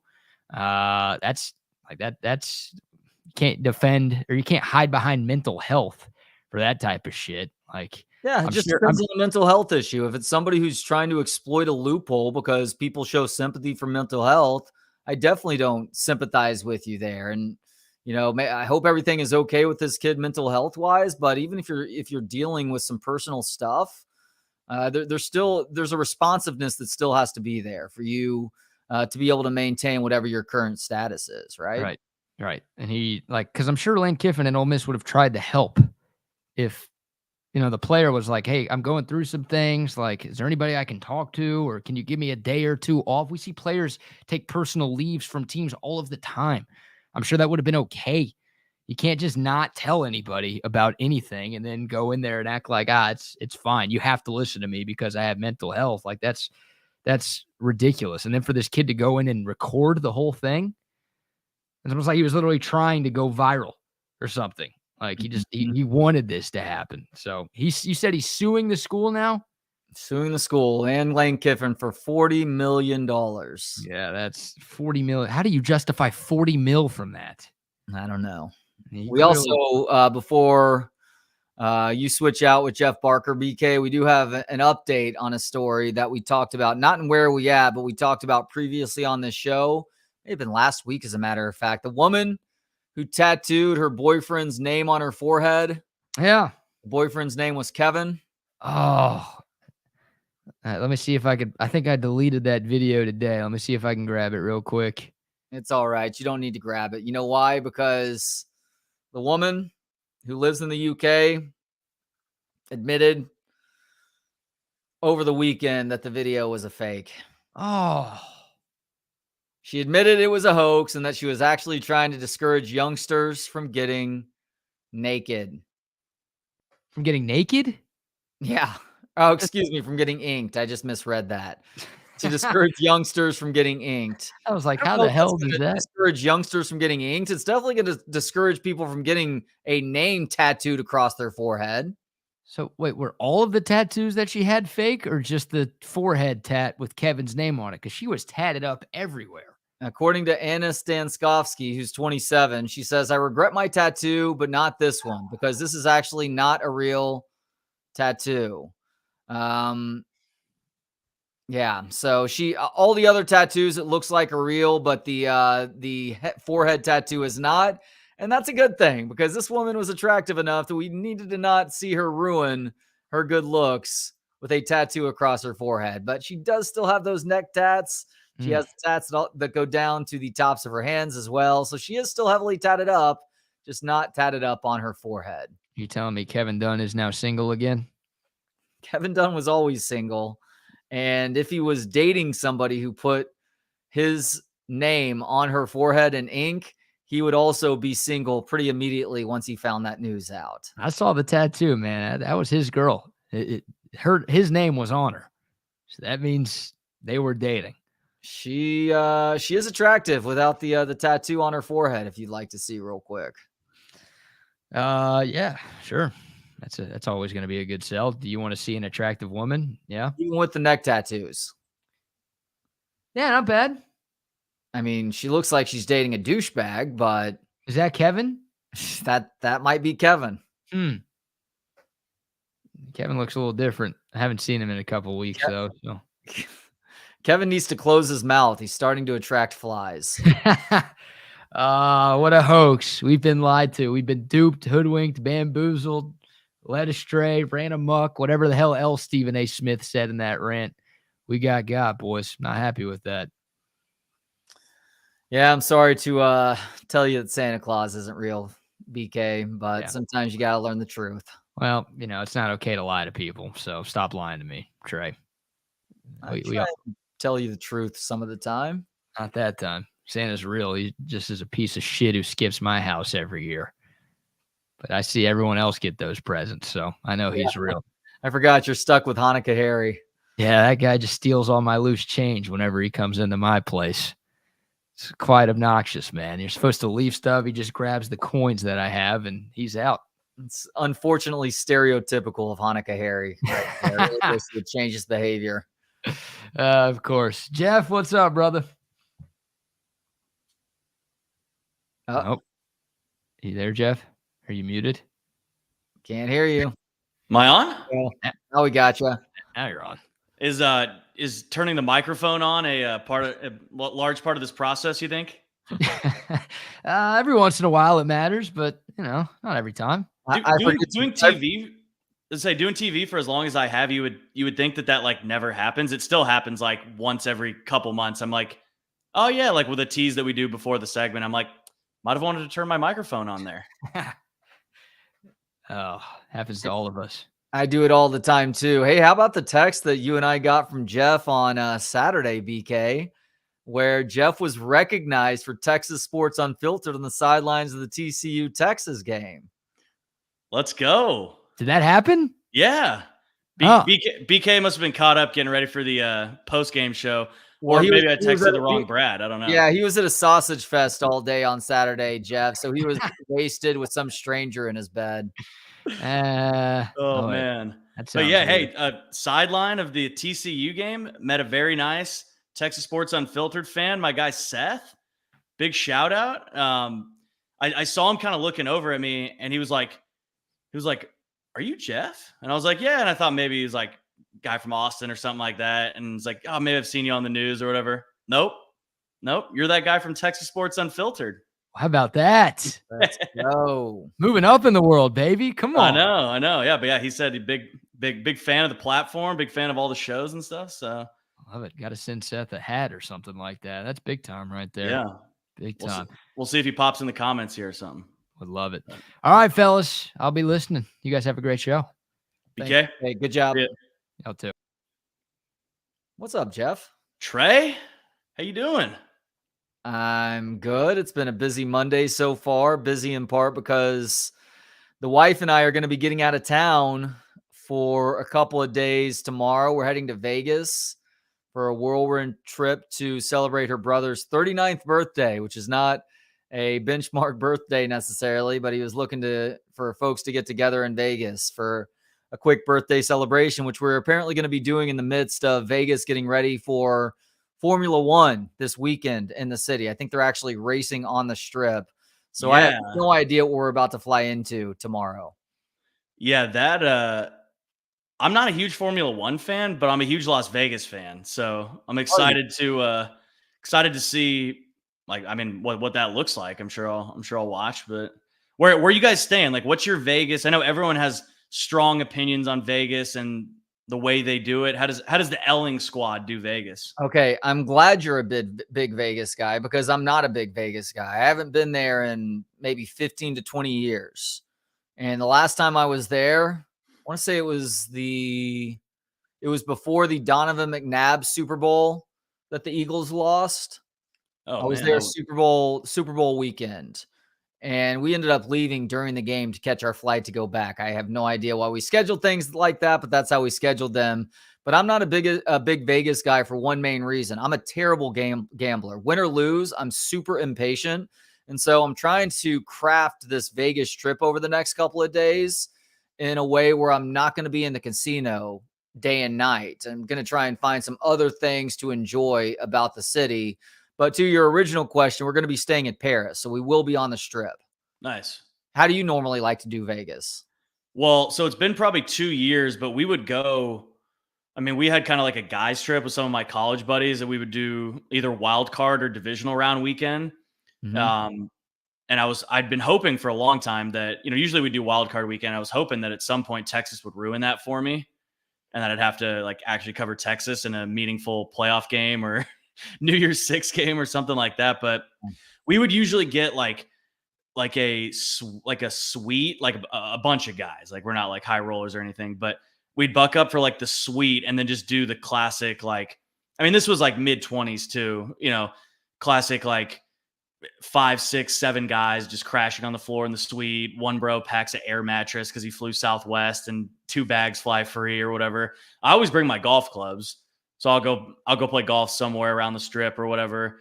But basically it's just us like getting a spot at the sports book early and then posting up for those games. And that's always a fun time of year too, because as much as everyone's there for the NFL games, for the playoff games, you have like college basketball, NBA, you have games like that, beginning of conference play for college basketball. So that's usually how we do it. And then mainly just because of how much it costs. Like we weren't big partiers or clubbers or anything like that. I mean, we did that a couple times, like the after hours at Dre and that kind of stuff. But yeah, I would say mainly just posting up at the sports book. The last time we went actually was when they had just opened Stadium Swim at Circa. I've heard about Stadium Swim 3 times now. From all 3 people I've gotten advice from, it seems inevitable that I'll be there at some point. That place was absolutely spectacular. So what we did was, being the cheap asses that we are, wanting to have fun and, ball out a little bit, we called about the cabanas. We're like, well, we got to get a cabana if we're going to do it, and they put like a $1,500 minimum on it or more, usually on a Saturday or a Sunday. Well, when they added the Monday wild card game, we were like, oh, that'd be perfect. So we roll up there Monday at like 11 a.m., get a cabana for half the price, watch a bunch of college basketball. And they actually have like kiosks down at the end by like where there's also a bar and all that stuff. And you can just go place your bets on your own. And then like take your tickets from the back. Swimming pool? What's that? From the swimming pool? I mean, like, yeah, from the same area. Like you get like, yeah, you can literally get out of the pool, grab your wallet or whatever, and walk down to the kiosk in the same area, put cash in, get your tickets. And the pools are massive. Like there's cabanas all around it. There's different types of pools. And then there's just like 800 games on outside. It's one of the cooler experiences. Definitely that first time it was like way eye-opening. Cause usually before we were just those clowns that were like sitting around, like smoking cigars, like thinking we're like hot shit in the sports book or whatever. And then we went over there. I'm like, oh yeah, this is a little bit cooler than just sitting with my buddies for 8 hours inside watching games. So my only issue with going to this, what is it called? Stadium Swim. Going to Stadium Swim, like on Wednesday, let's say, is that there's not really any games to bet on Wednesday during the day. And I don't necessarily want to be in the swimming pool at night. And even if I were there at night, like I don't care about NBA enough to waste money betting on NBA games. Just not there at the right time. Like if we were there on a weekend and it could be like a college football Saturday or an NFL Sunday or something, I feel like I would be willing to burn through a good chunk of the day at Stadium Swim. Yeah, that's true. You're also, Trey, you just showed that your lack of degeneracy, which is a good thing for you, I guess. Because you're like, there's nothing to bet on Wednesday. I'm over here like, whoa. But Wednesday day, though. Settle down. What is there to bet on Wednesday day? I guess in the middle of the day, I don't know. Yeah, but, remember all the like a East Coast 7 o'clock tip, Nets, Knicks or whatever. 4 o'clock, yeah. Yeah, it's 4 o'clock over there. So I don't know. That's what that's what I would say. Oh yeah, somebody said, oh yeah, Wednesday night Maction, but again, night game. So if you're not going to be there at night, then I'm not betting on the fucking Mac, you degens. I know nothing about those teams. By the way, I don't usually do this, Trey, but did you by chance check the standings in the Austin Media Picks League this week? I checked before last week's show and I meant to bring it up and completely forgot. You are dominating right now, sir. I went 8-0 this week. You went 8-0 also on top of already leading the league. Congratulations to you. Awesome job. But guess what? You are really good at picking games. I understand why you and your cousin may spend actual money betting on games during the week, because your record is well over 500 each and every year. Yeah, and I've been betting on, like, I actually love the roguer it is, the more it just gets my like degenerate blood going. Oh, is that right? Yeah, like I bet every like PGA Tour fall schedule. I'm betting every golf tournament. The Maction, all about the Maction on Wednesday nights. But yeah, I had to throw that out there and just brag for a minute, because I do this every year, and then I get a little bit of a lead, and I'm kind of like the Longhorns. Like, I can't play with a lead. And then I just fall off, and then some other clown comes up and overtakes me, and I finish like 7th and win no money. Meanwhile, I'm chugging along, going 4-4, 5-3, or 3-5 every single week. This weekend, I thought I had picked a bunch of good games, because I did pick right in the bet that I have with BK, the season-long bet I have with BK. Wait, which is what? Which is we just pick 6 games every week and bet on them. And whoever has the better record at the end of the year, the loser has to do something embarrassing. And so I think I'm up 4 games now on BK, because I gained 3 on him this weekend. And so if he loses at the end of the year, he's going to have to go in decked out in full UT gear to next year's Texas OU and sit in the Oklahoma section and just be a diehard rabid fan rooting for the Longhorns to win that game. That's a really good like season long bet to do it. So my fiance is in a women only fantasy football league.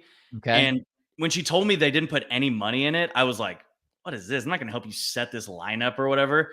But apparently the only punishment is last place has to go do karaoke or comedy, one of the two, on open mic night somewhere in Austin, and they have to wear like a costume of like first place's choice or something like that. I'm like, you know what? That's for a group of people that aren't into like putting, $100, $200 on a fantasy football league for the season. Like, it's a pretty good bet. See, I wanted to do the stand-up thing with BK, because we had that agreement in place for our last year's bet, which we ended up tying on. And so we called it a wash rather than both going and doing stand-up. But he refused to do it this year. Like, BK's not afraid of anything. Apparently, the one thing he's afraid of, though, is getting up on stage and trying to make people laugh for 5 minutes. I was going to say, I feel like he would crush open mic. I think that he would too. And that was my point. And I'm being completely honest, tried to argue the both of us going and doing 5 minutes after things turned into a tie last year. But he is that opposed to it, that he would rather get his ass kicked in the OU section of Texas OU next year, because he's being belligerent wearing all Texas gear. I was going to say, that's kind of crazy to think that he would rather put himself out there for 4 hours to just get mauled by OU fans, as opposed to just like get no laughs for 5 minutes at open mic. Now, which by the way, for the record, that's the worst case scenario. I think he would get some laughs at open mic night. Yeah. Yeah, he's just going to have people throwing stuff at him. The section of the game. He's not going to, people will be laughing at him, not with him, unlike at an open mic where I think he could get some people laughing with him. But you've obviously interviewed enough comedians in your day, and I don't know, maybe you've done open mic, but I feel like the pressure, it's just maybe different. People that are just naturally funny and witty, improv type people, like in the moment, maybe that's different than, like, to a lot of people, are way different than feeling the pressure of, hey, I'm standing up at a mic and now it's like everyone's quiet and I got to make everybody laugh. Like, maybe that pressures, I've never even thought about doing it. So, but now that I'm thinking about it, I'm like, yeah, that does sound pretty daunting. The best comedians are scripted, but make it sound off the cuff. But to go up there, now there are exceptions. You can do crowd work, but even crowd work requires a lot of experience. There are some people who are just that quick who can do crowd work naturally. You mean like say something to the crowd and then make like a witty like joke about them or something? Yeah, or like asking, are you married? How long have y'all been together? What do each of you do? Stuff like that, where you're asking questions to the crowd, or sometimes the crowd tries to heckle you and you put them in their place by essentially shit talking them back, to where either they shut up or they'll end up getting kicked out if they're that big mouth and won't be quiet even when they're asked to be quiet. But when comedians are doing their sets, those are usually written out and memorized and rehearsed. And so what a comedian is doing leading up to the taping of a special, if they're big enough to get to tape specials, or they've been at it long enough to get to tape specials, is they're trying to make sure that they're getting every aspect of that routine correct. If they need to change a word or a phrase or put something in a different part or move jokes around, the overall cadence of things, that is actually pretty scripted. So you asked if I ever did stand up before. I did stand up for a little bit in Chicago, drink up between radio gigs, but then I got hired at WGN Radio, so I just completely stopped doing stand up. I really enjoyed it, and I also went up very prepared the first time and all 5 to 7 times that I did it afterwards, and I typically got laughs as a result because I have a pretty good feel for what is funny and how to say it in a funny manner. And if I'm given the time to really write out what I want to say and set the joke up and get the punchline and have context between one joke and another, then I had some successes there. But I also did some stand up that was in an empty room where the only people watching were the 3 or 4 other stand-ups at an open mic, and you tell your joke and it's like out of a freaking sitcom or something where you just hear a cough in the back of the room. Like a laugh track.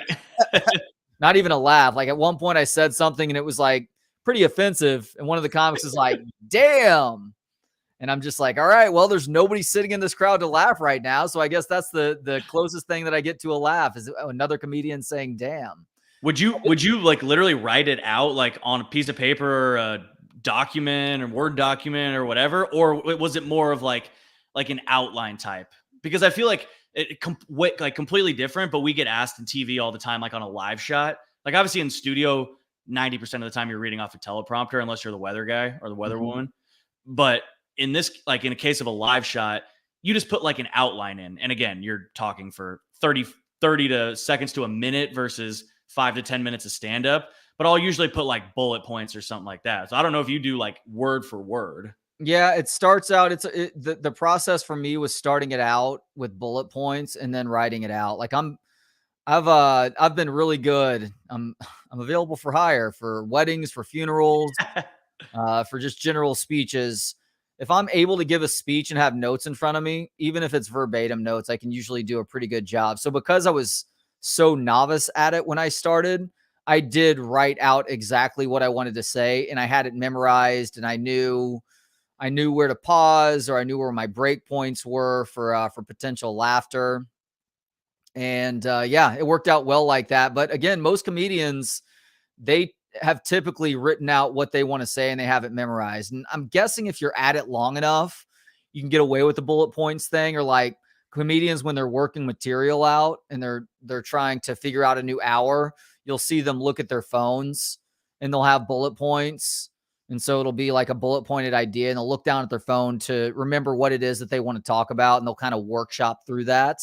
But I would recommend anybody who's just getting started to know exactly what it is that you want to say when you get on stage, while also understanding that the crowd will also have a say-so, and you may have some jackass who's heckling you in the middle of the show. Hopefully that's not happening at an open mic. Everybody understands that open micers are still pretty fresh, pretty new at things, and they're, you trying to heckle that person is you just being a colossal asshole. Yeah. That's a pretty shitty thing to do, I would say. It's a shitty thing to do to regular stand-up comedians, but we're in an interesting place with stand-up comedy right now where it really is a sort of golden age in stand-up. But with that, you have a lot of people who are new to the art form who have also gotten used to seeing comedians doing crowd work on Instagram, let's say. And so they think that's a part of the show. That's not a part of the show unless the comedian wants it to be a part of the show. Like, don't go to a comedy show thinking that you're about to engage in Mystery Science Theater 3000.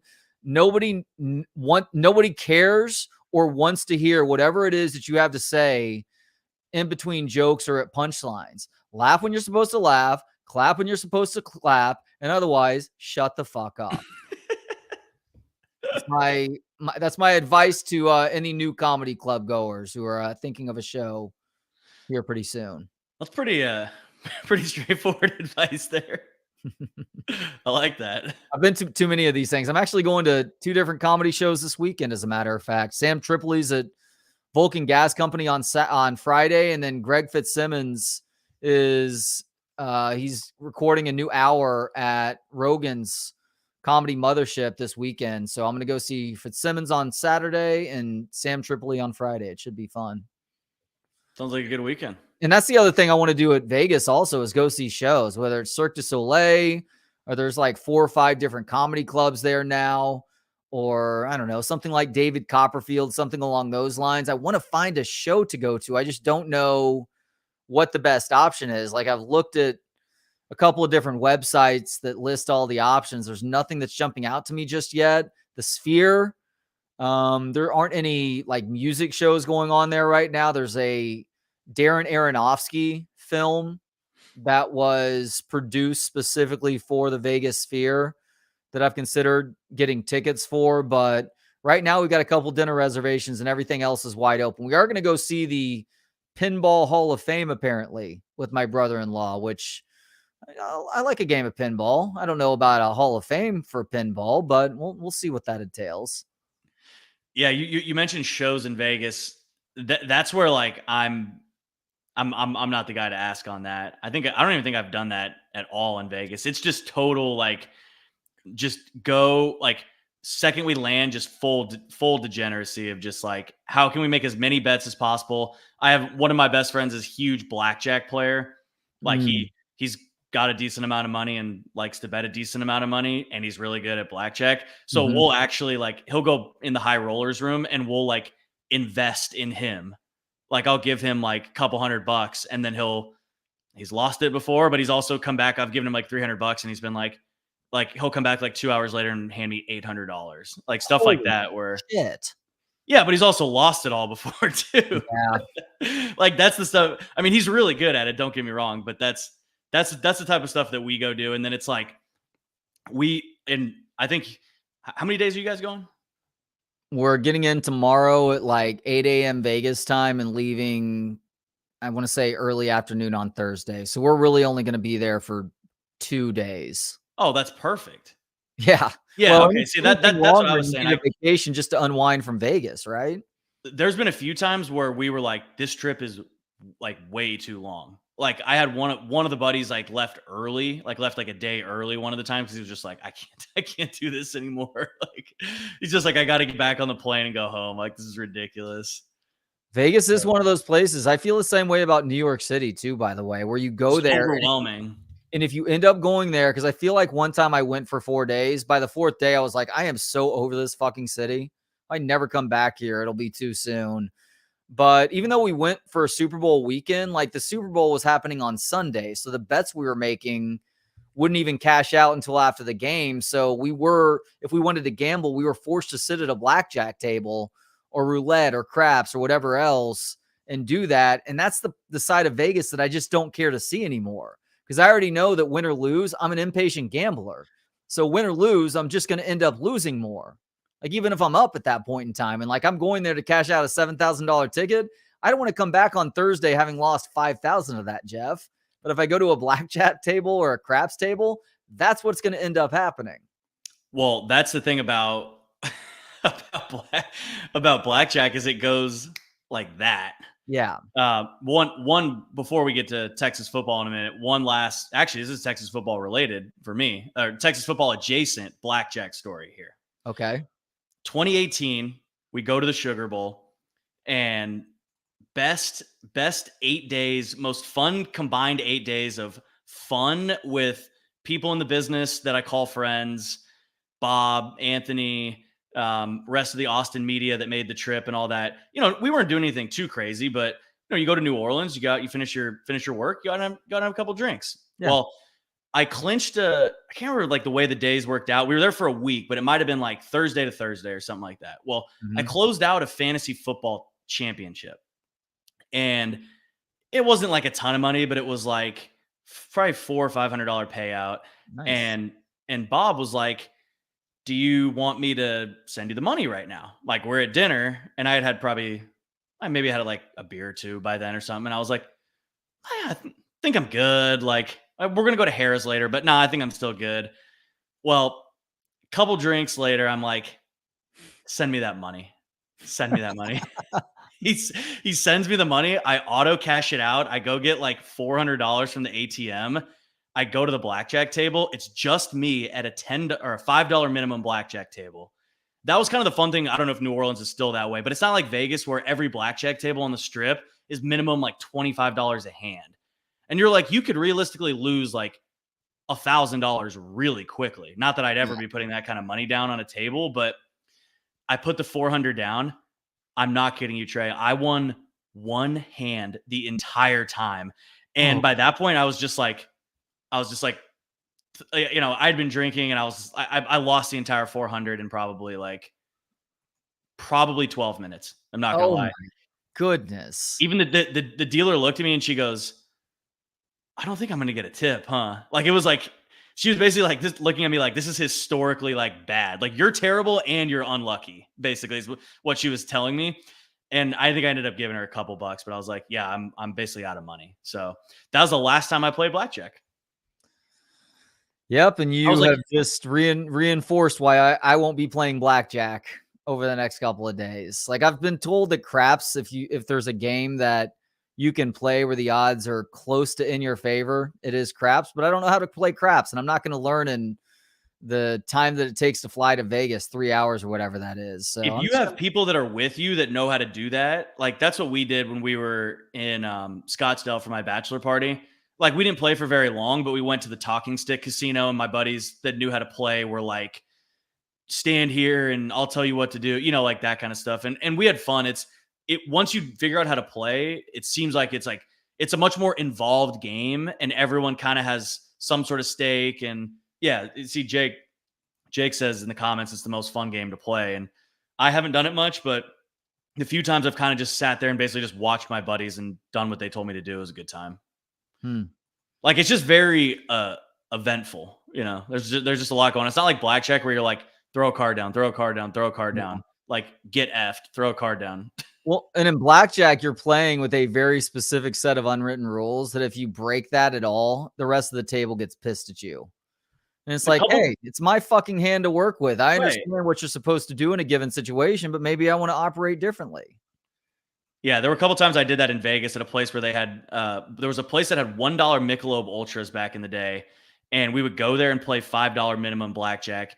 And I pissed off some guys because I didn't know what I was doing or whatever. And I just looked at him and I was like, dude, $5 blackjack, the cheapest place on the strip with $1 beers. You can't get pissed that I made one thing that was slightly against what the book would say to do. Like, piss off. Yeah. But that's how those guys get. Yeah. Jake also suggests that you get on stage and you tell yo mama jokes, always reliable. Okay, so help me out here, because you have a soon-to-be stepson, somebody that you've talked about on the show before, with your fiance right now.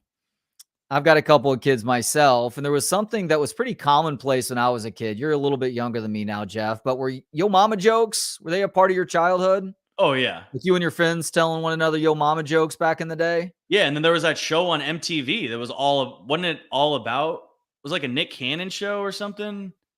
Maybe I'm thinking of it was like a comedy, like that would go back and forth, or maybe it was I don't know. Roast battle sort of deal. Yeah, I think so. Yeah. Interesting. I don't remember that, but I do remember yo mama jokes. And I remember while there was some offensive stuff said with yo mama jokes, it was all pretty innocuous. Like, you're just like trash talking one another pretty friendly while making fun of one another's moms. And most of the time it doesn't even make sense. Yeah. It's like, like your mom's not even fat, but you're saying she's got more chins than Chinatown, or whatever the joke was back in the day. Or your mama's so ugly, or your mama's so disheveled, or your mama has so many cats. My mom doesn't have any cats. I don't know why you're saying my mom has so many cats. But we were having a conversation at the dinner table last night where my son had been told a yo mama joke that didn't even leave enough of an impact where he could properly retell us what the joke was. But this got us onto the subject of yo mama jokes and explaining to our kids what yo mama jokes were. And at one point I said, hey, I'll tell you guys some yo mama jokes so that the next time you find yourself in a yo mama joke trash talk off, you'll come armed with some good jokes to recite in return. And so Justine looks at me a little bit angrily. She's like, well, I don't know if I'm okay with that. There could be some offensive things said there.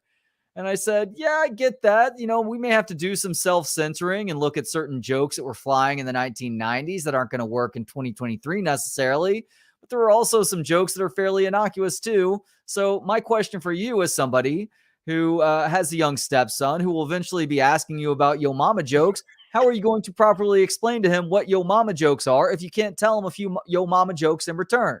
Yeah, I'm probably going to explain it similar to what you did, Trey. I'm going to tell him that it's a great part about being a kid is joking around and doing crap like that on the playground. Like, I mean, I wouldn't have an issue with it. I also feel like the whole point of a Yo Mama joke is like, it's not really real.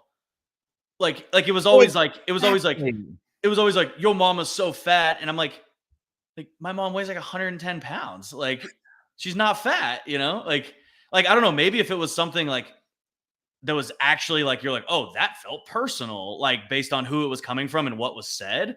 But yeah, I feel like the whole point is like, your mom was so dumb. And it's like, you be saying stuff on the playground. And it's like, this kid doesn't even know who my mom is, Yo Mama's so fat when she fell, I didn't laugh, but the sidewalk cracked up. Yo Mama's so fat when she skips a meal, the stock market drops. Kids aren't even going to get that.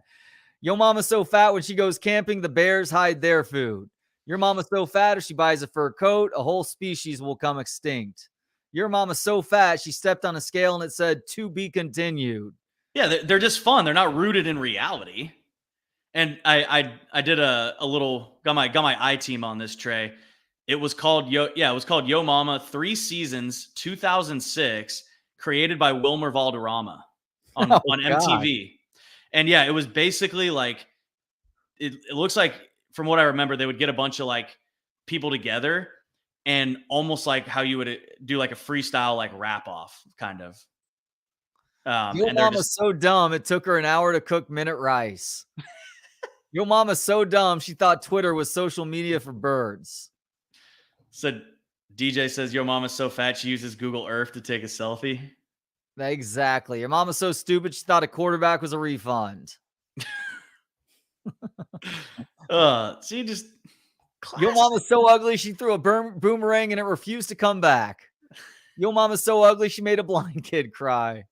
Is this just a list of the best ones somewhere? Yeah, it's yo mama's so fat, yo mama's so stupid, yo mama's so ugly. And Jake said, should you be telling yo mama jokes to your own kids though? Yeah, that's a fair question.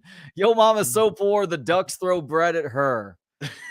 Your mama's so short, you can see her feet on her driver's license. That's not even that big of an insult, is it? She's just short. Wow, CB. See that? CB says, your mama's so stupid, she went to Texas A&M. Oh, that's good.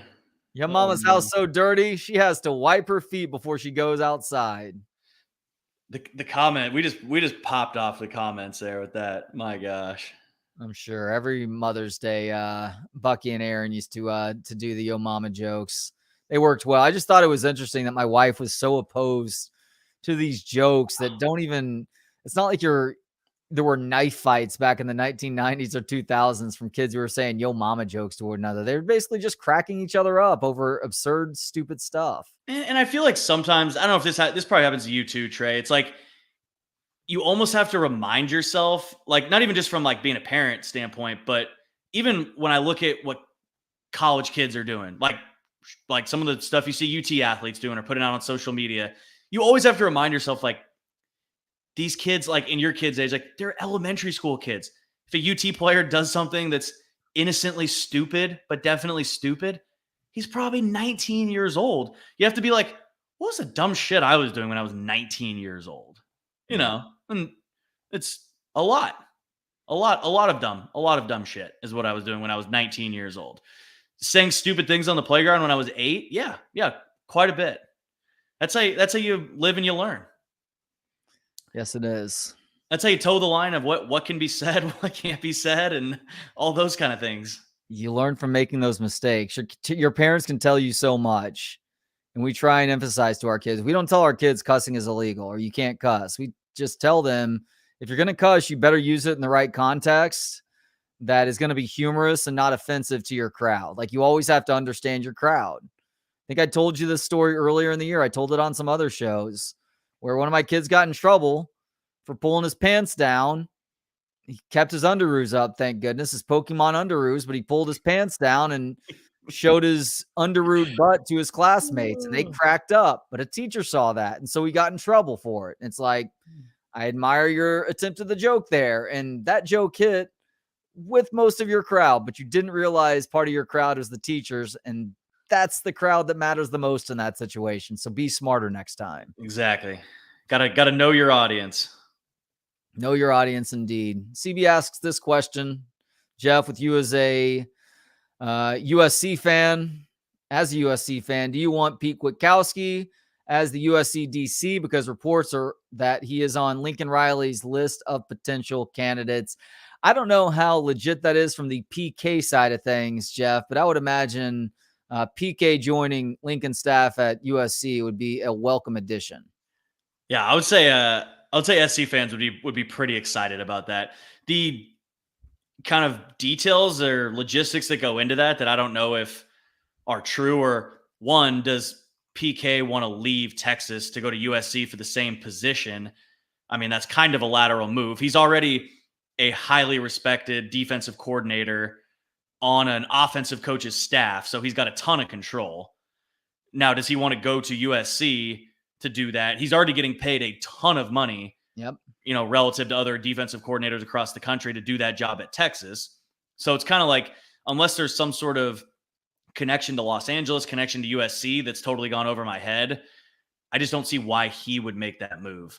But also, the other thing we got to recognize too is, especially with a guy like PK who's been around a while, it's not always fair to assume that like every coordinator, every position coach wants to take the same path that every guy did, that Sark did, that Lincoln Riley did, of going from player to GA to quality control to position coach to coordinator to bigger school to, I know Lincoln and Sark skip some of those steps, but just kind of the natural progression to eventually becoming a head coach. Pete Kwiatkowski might not want to do that. He might be like, hey, I love being the sought-after, highly paid defensive coordinator where, I get a lot of the blame when our defense isn't playing well, but I also don't get all the blame that the head coach gets. And I get paid a lot of money still, too.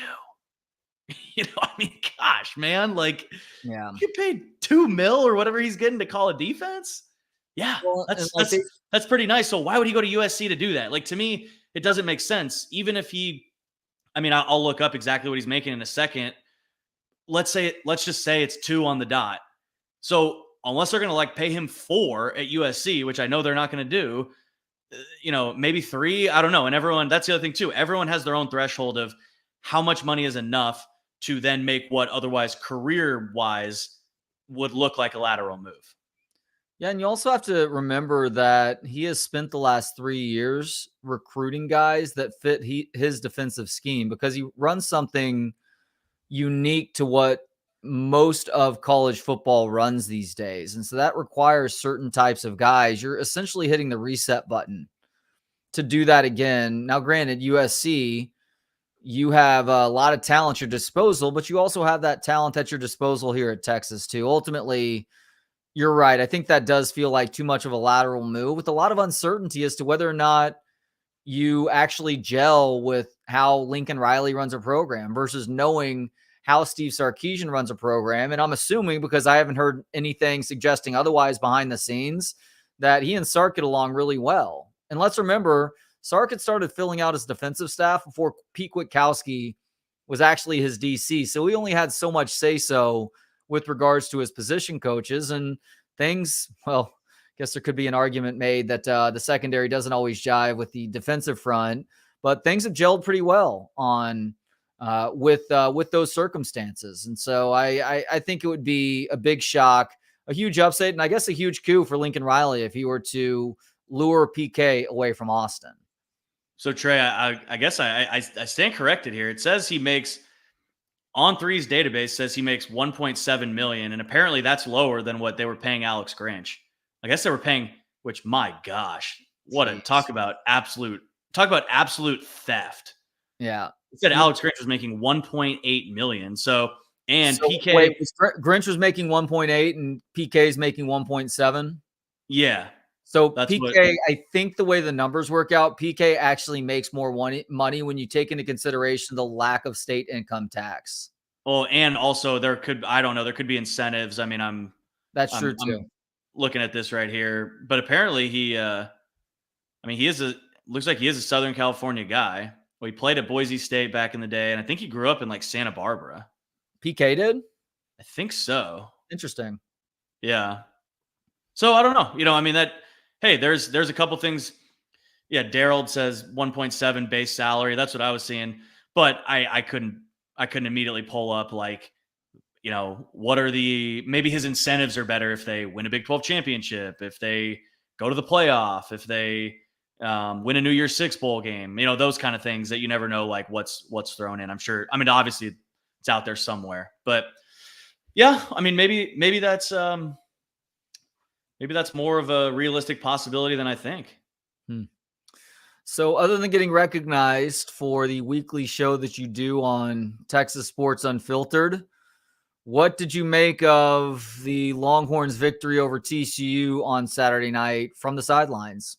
Which, Trey, first things first, I got to say, if I'm getting recognized for 2 hours once a week, you guys have got to be like rock stars.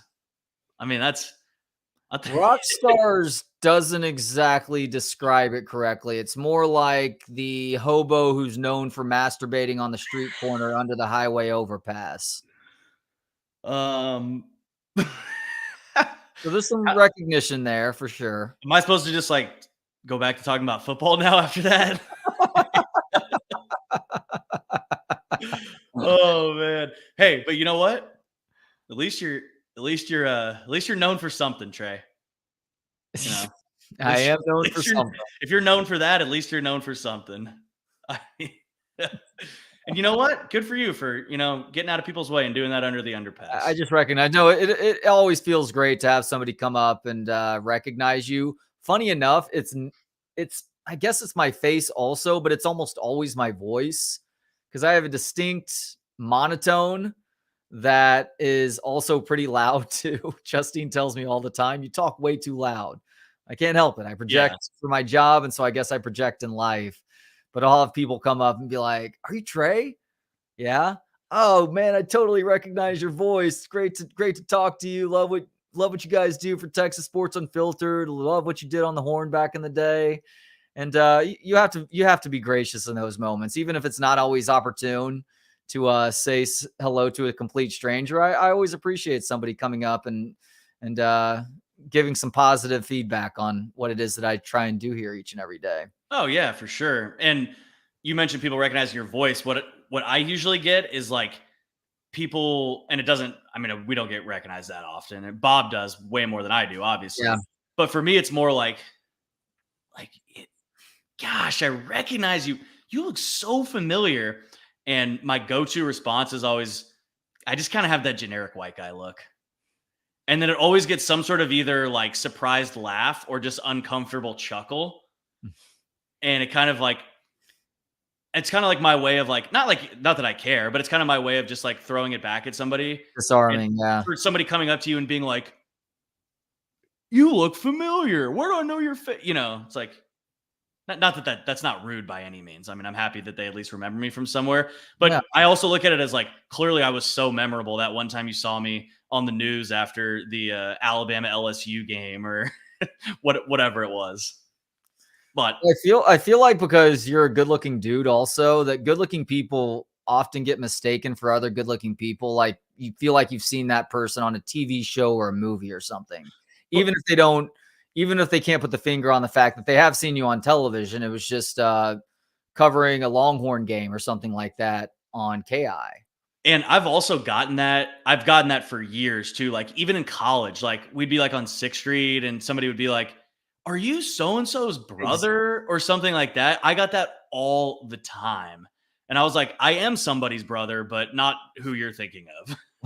Was it usually the same actor that you would get asked about? Like, No. It would be somebody like like, let's say it would be like a guy that came up and thought I was like somebody that he went to like high school with maybe or something. And I was like their brother.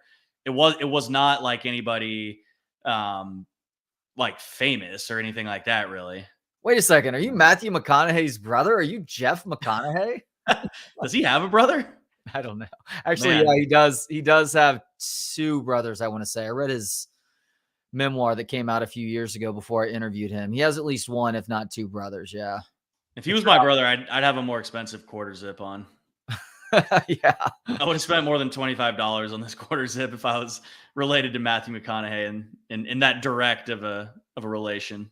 Exactly. So from the sidelines, did it look like Quinn Ewers was still a little bit hampered playing the game on Saturday night? Because it looked to me like he was a little bit uncomfortable, like he was still dealing with something. His throws, they lacked a certain zip. And the guy also went into the locker room early at halftime too, which speaks to the need to maybe get some treatment on that shoulder to make sure that it stays warm for the second half. So I didn't necessarily see anything in the way that he was moving per se that was like he's still hurting. I'm sure he was still feeling some sort of discomfort. I mean, after the game, he didn't really say as much, but he did make the comment of like, got to keep getting the treatment, got to keep doing this, which he would do anyway, but that wouldn't really be top of mind if you were like, I feel great after that game, you know? Yeah. So I'm sure there was a little bit of that, but I don't think he was really hampered. Like, I don't think there was a throw that he couldn't make in that game. Like, I honestly do not think Sark would have put him out there if there was certain throws that he couldn't make.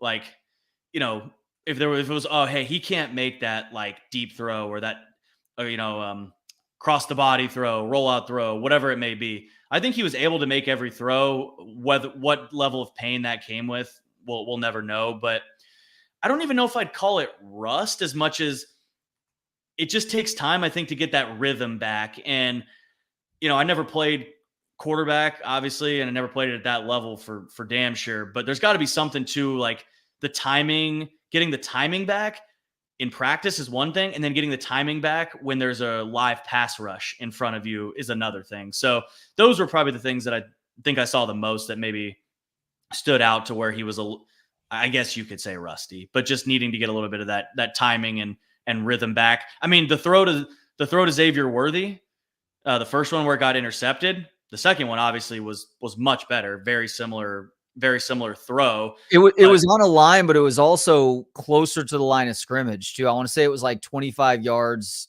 downfield, maybe 30, whereas he was trying to throw the ball 40 to 45 yards downfield the first time, and it just ended up as a pretty bad underthrow. Like even A.D. Mitchell, that last catch that he made that essentially secured the game, that was a pretty bad underthrow there where A.D. Mitchell made a great adjustment to catch that football, but he didn't want to put the football right there.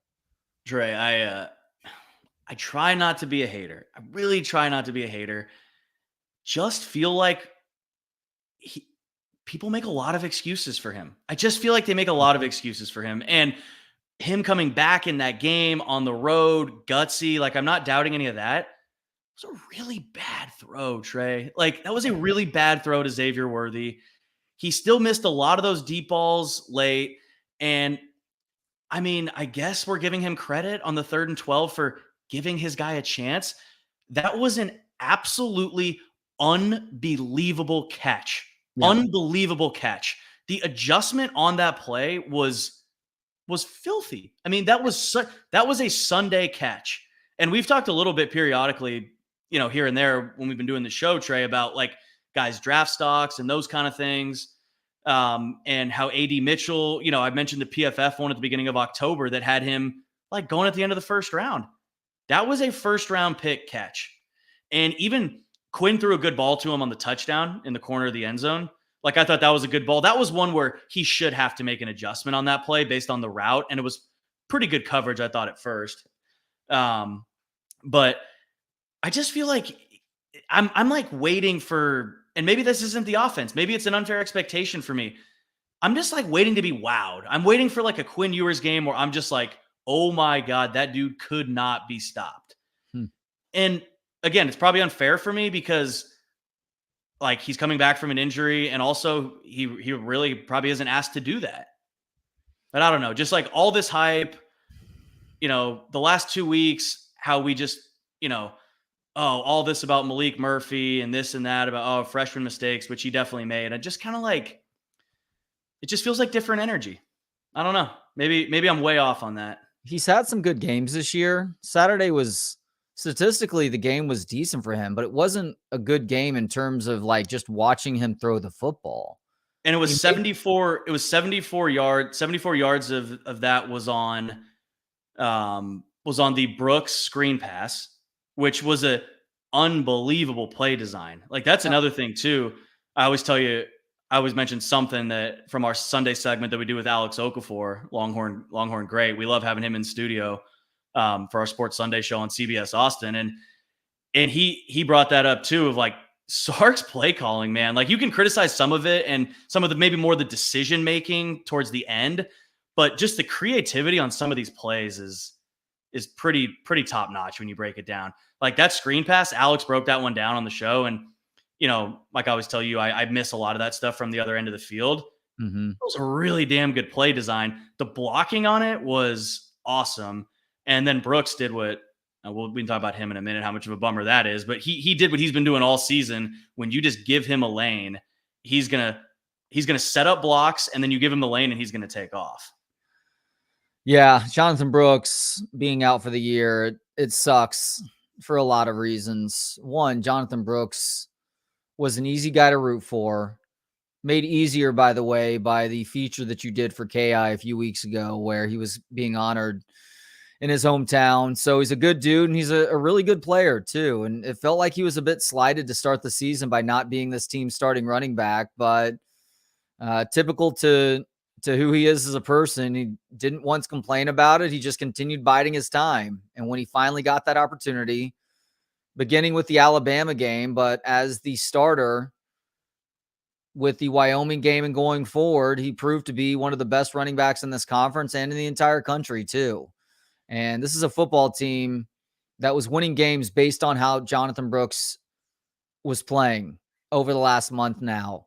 When things were really shaky with Malik or Quinn, whoever back there as the quarterback, Jonathan Brooks was the steadying influence for you. Even in the face of Pro Football Focus grading Texas offensive line as being below average as run blockers this year, that mattered less because Jonathan Brooks was so good at the position. And now you don't have him the rest of the way. And you get to see exactly what you have with CJ Baxter. This offensive line's hopefully stepping it up a little bit as run blockers. I think they've been better over these last few weeks, but also what you might be able to get out of Keelan Robinson and Jaden Blue, and maybe some combination of those three guys coming close to providing the punch that Jonathan Brooks has through the first 10 games of the season. Yeah, it's going to be – oh, God, were you going to say something else, Trey? Sorry. Nope. Oh, yeah, it's going to be interesting to see what – I mean, we know what the first option now becomes, and I am interested to see what CJ Baxter can do. I'm curious how Sark handles that CJ Baxter role now, kind of the carries that he was getting, where I think he has 87 carries, which I want to say I looked a little while ago, and I think that was exactly 100 less than Jonathan Brooks had through these first 10 games. Brooks had 187 carries. CJ Baxter has 87 so far. So now who kind of moves into that other role? Because we didn't really see I don't think we saw Keelan Robinson at all. Someone can correct me if I'm wrong, if he played at all on Saturday. Maybe we see him a little bit more. Jaden Blue in his limited spots has looked really good, whether it was that awesome run on whatever you want to call that defense he played, third string UT defense in the spring game. And then the run he had in the BYU game at the end, that touchdown run. So he's shown a little bit, and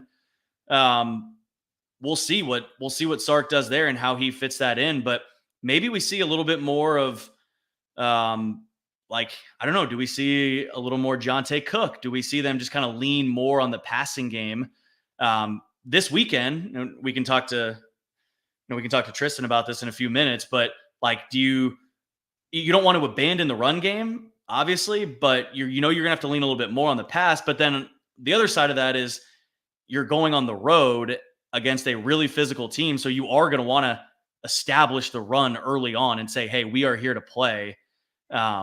And that it can open up the pass from there. It's an interesting spot because you would hope that Quinn is even healthier moving forward when you get to Ames on Saturday night, but you just never know. Texas is in an interesting spot. And of course, these are things that, Sark will never say. We'll just have to see when the game plan's rolled out Saturday. But yeah, I'm curious to see how he handles the run game. Do they start passing more? I'm sure they will, but like how much more?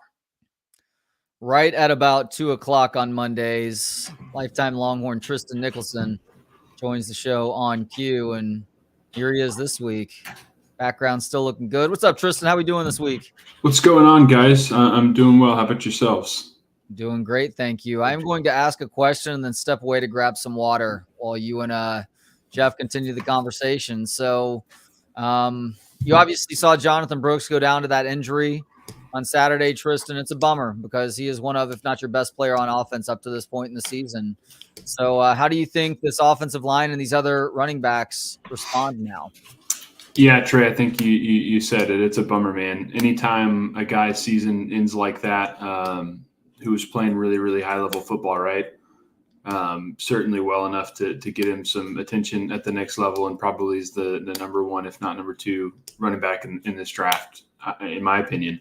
So that sucks that his season ends like that. But as far as move on and next man up, yeah, I think you're going to have to lean heavy on your guys that you've turned to this year. Savion Red's probably going to get some more action, but CJ Baxter is going to be your guy. I was listening a little bit before I came on, and Jeff, you guys were talking about what do you do game plan wise, right? I don't think you abandoned the run completely, right? Yeah. I don't think you can do that, especially with Quinn having just come back. You don't want him to push his limits too much, but it certainly puts you in a pickle. Yeah, Tristan, you mentioned you were listening earlier, me rambling in circles about what you do with the game plan. Well, you got to do this, but you can't do too much of that. And I don't know what is the approach now where you say, okay, we've got somebody we're pretty confident in CJ Baxter. Guy's also still only played 10 college games, and he's in different type of points where he's come in the game. But I feel like 87 carries through 10 games. So he's getting a decent amount of carries. He's catching a couple passes. Like he has some experience now.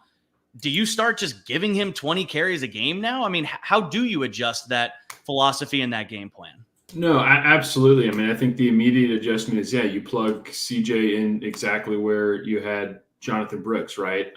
His term of caliber of player and experience, he's not up to what CJ was doing, but or JB was doing rather. But no, I think you plug him in immediately, especially in first couple of days of practice, are going to be very telling.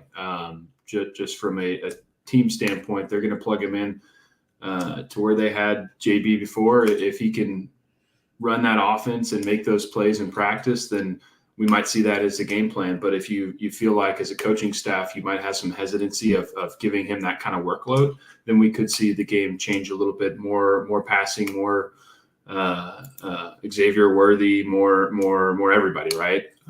Spread the ball around, which I don't think is a bad plan, by the way. They've got some serious weapons on offense outside of Jonathan Brooks. And so I wouldn't mind seeing the ball get spread around a bit on the outside at least. What stands out to you the most about the Longhorns' 29-26 win over TCU a couple days ago? Everybody says it, right? A win's a win. I mean, that for me at this point in the season, I think you're less impressed with, or you're less focused on making an impressive showing for the committee or whatever it is at this point. I think it's all about winning football games. And I think in years past, this is where Texas football teams have had issues, is winning games that they were definitely supposed to, and letting opponents that frankly aren't up to their caliber, especially this year, stay in games late. They did it last week against Kansas State, although Kansas State's a good football team, but it shouldn't have even been close. Shouldn't have had our everyone biting their nails toward the end of this one. It should have been over pretty quick. And so I think that's been the Achilles heel for Texas programs for a long time. So my frustration or my worry with that is that you've got two games coming up that you definitely should win. I mean, I think you're outmatching and outclassing both of their upcoming opponents. But those are the type of games that make Texas fans the most worried. But no, Trey, I guess to answer your question, I mean, a win's a win. I felt really good about it. Just wish it would have been over a lot sooner.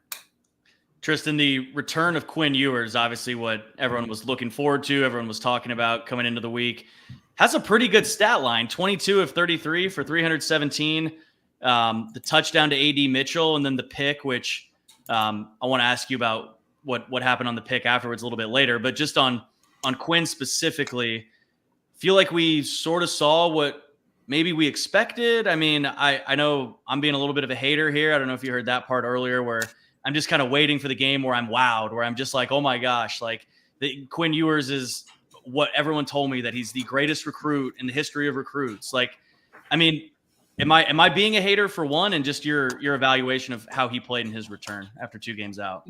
No, I don't think you're being a hater, Jeff. I mean, anytime you're at this caliber of football, whether it's, high school, college, or pros, right, where you've got people watching your every move from a player perspective, I think criticism is always going to be there. And so for Quinn Ewers, I think to look at him as a player, it's like, even with the missed games, he wasn't having a Heisman type year. This is not this is not your Bo Nix or your Caleb Williams, right? You're not the plan. I don't think, from a coaching staff point of view, and you can see that in their gameplay and the way they spread the ball around so much, was never to give this guy a Heisman type stat line.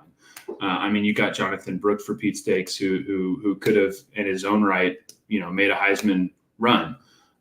So anytime you've got that wealth of offensive power, I mean, the guy's got 14, 15 touchdowns. So I don't know if you'll see that 5 touchdown game where you're wowed like that. But what the kid does do really well is win you football games and put you in position to win football games and put you in decent enough spots where your multiple first round future draft picks can make big plays. And that's what he did this game. I think there were some slip ups, especially from his point of view. The first pick, like you mentioned, looked like he didn't give it all he had at first, but he got that one back and hit Xavier Worthy on a line that, unless he stumbles over the ghost, should have scored.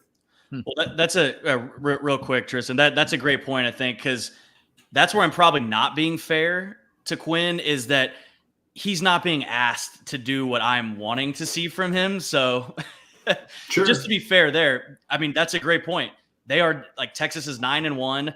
I think after you said 14-4, I think it's 15-5 after this week now, or something along those lines. He's completing 70% of his passes.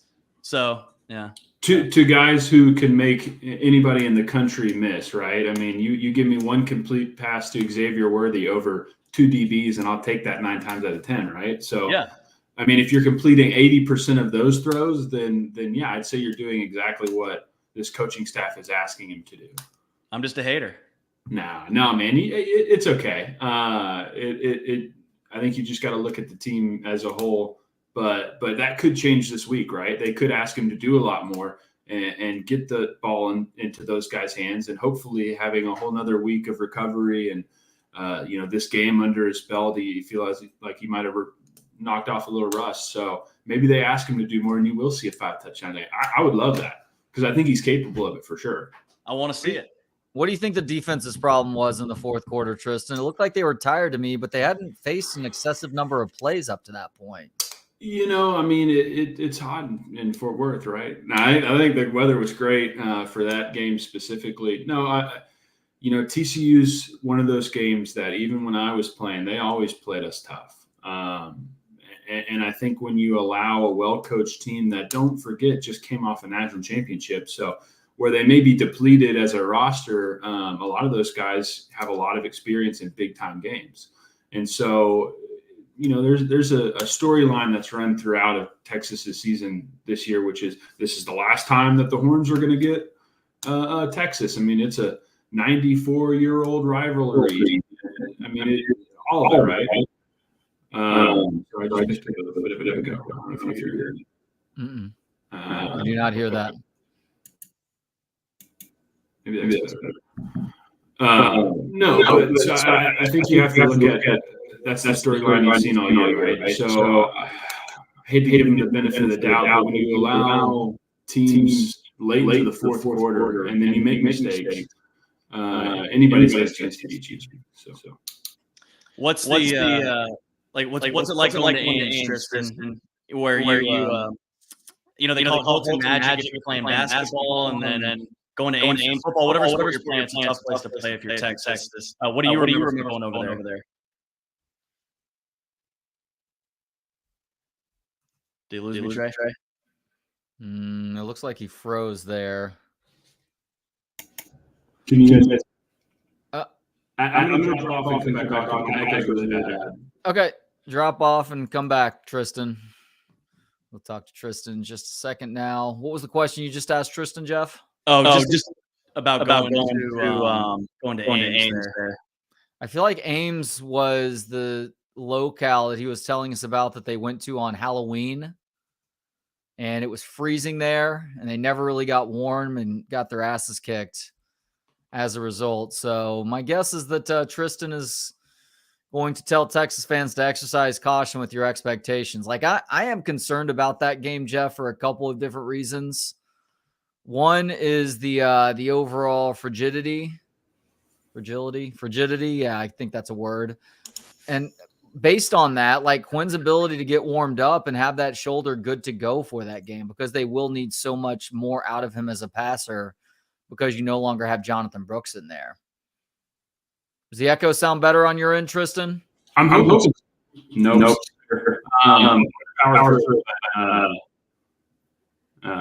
You asked me about Ames. That's a scary place in November. We played there on Halloween night. My sophomore year, it was an awesome game. It was just terrible. I am being told that I'm the only one not echoing, so let me try to drop off. Y'all stay on, and then I'll come back in a second. All right. Tristan, you still got me? I got you, and I don't hear an echo. So there we go. I guess it was just Trey. No, I told you guys that story, I think one of our first shows. That was a terrible game for us. And there's a few guys who will attest that the plane ride back from that game was so bad. This was 2021, I guess, 2020 maybe. But the plane ride back from Ames after getting whooped up on the plane, we experienced really bad turbulence. And, man, you had guys praying in their seats. It was a scary night. It wasn't fun. Well, and you mentioned your plane ride back in that game. I'm pretty sure the plane ride back from the Ames loss 2 years ago was the famous Bo Davis rant or I guess on the bus, maybe to get to the plane or something. The famous Bo Davis rant that leaked and went viral where he was going off. So yeah, there's obviously Texas took care of business last year against Iowa State at home, but I think there are still some demons to be exercised, especially for the guys that were on that 5-7 team. But one thing I wanted to ask you about too, Trey touched on the defense a little bit. From a passing defense standpoint, I mean, we know that where this team's where the defense's bread is buttered is up front with those guys. I mean, you saw Tavondre Sweat had a big man just gobble you up sack. Byron Murphy had another one too.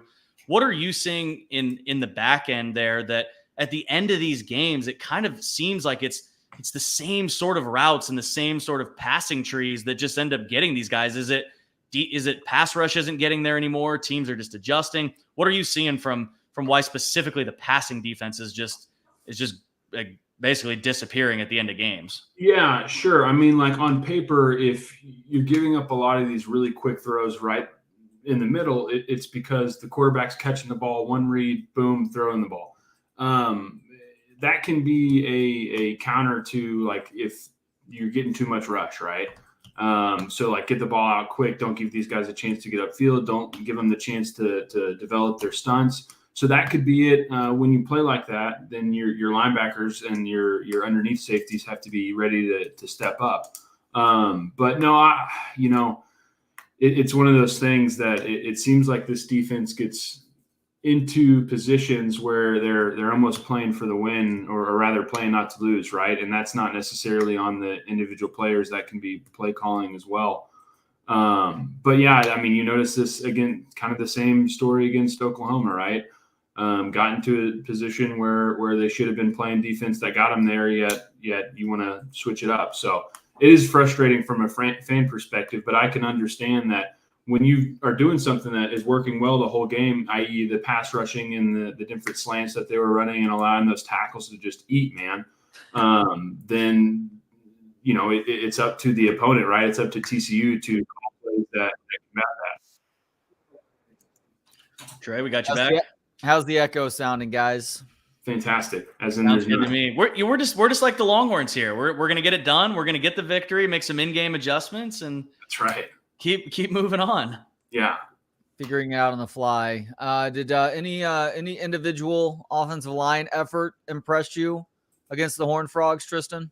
No, I know this is a group that's been battered a little bit throughout the season. You've had some guys drop off, some guys come back on. I think their right tackle, number 70. I think he had a tough night, right? I think he had 2 or 3 false starts, although one of them was really ticky-tacky. I think that was on the 4th down play where I really didn't think he jumped, but it can feel like sometimes that you're enemy number one from an offensive line perspective if you're getting all those calls. And you got to remember, these guys don't want their name called, right? I mean, they want their name called on draft night and for individual awards. But if you're not being remembered for a game, then it probably means you did your job. But no, I think they did a great job protecting Quinn, keeping him off the ground. I don't think he got sacked. Maybe he did, but no, for the most part, it looked like it was a clean game for him, which in a normal game is great. In a game where your quarterback is coming off of a shoulder injury, it's even better.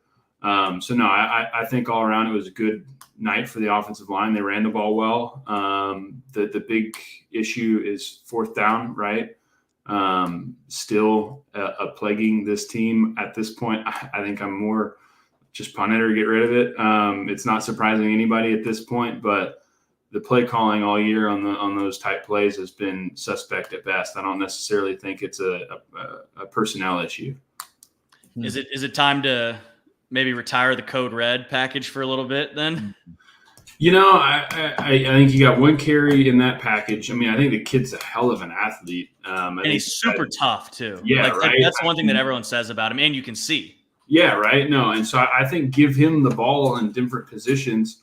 I think that's where he's had the most chance to shine because he's been picked for that package. But he's a good enough player that I think they should give him opportunities in other sides of the playbook, right?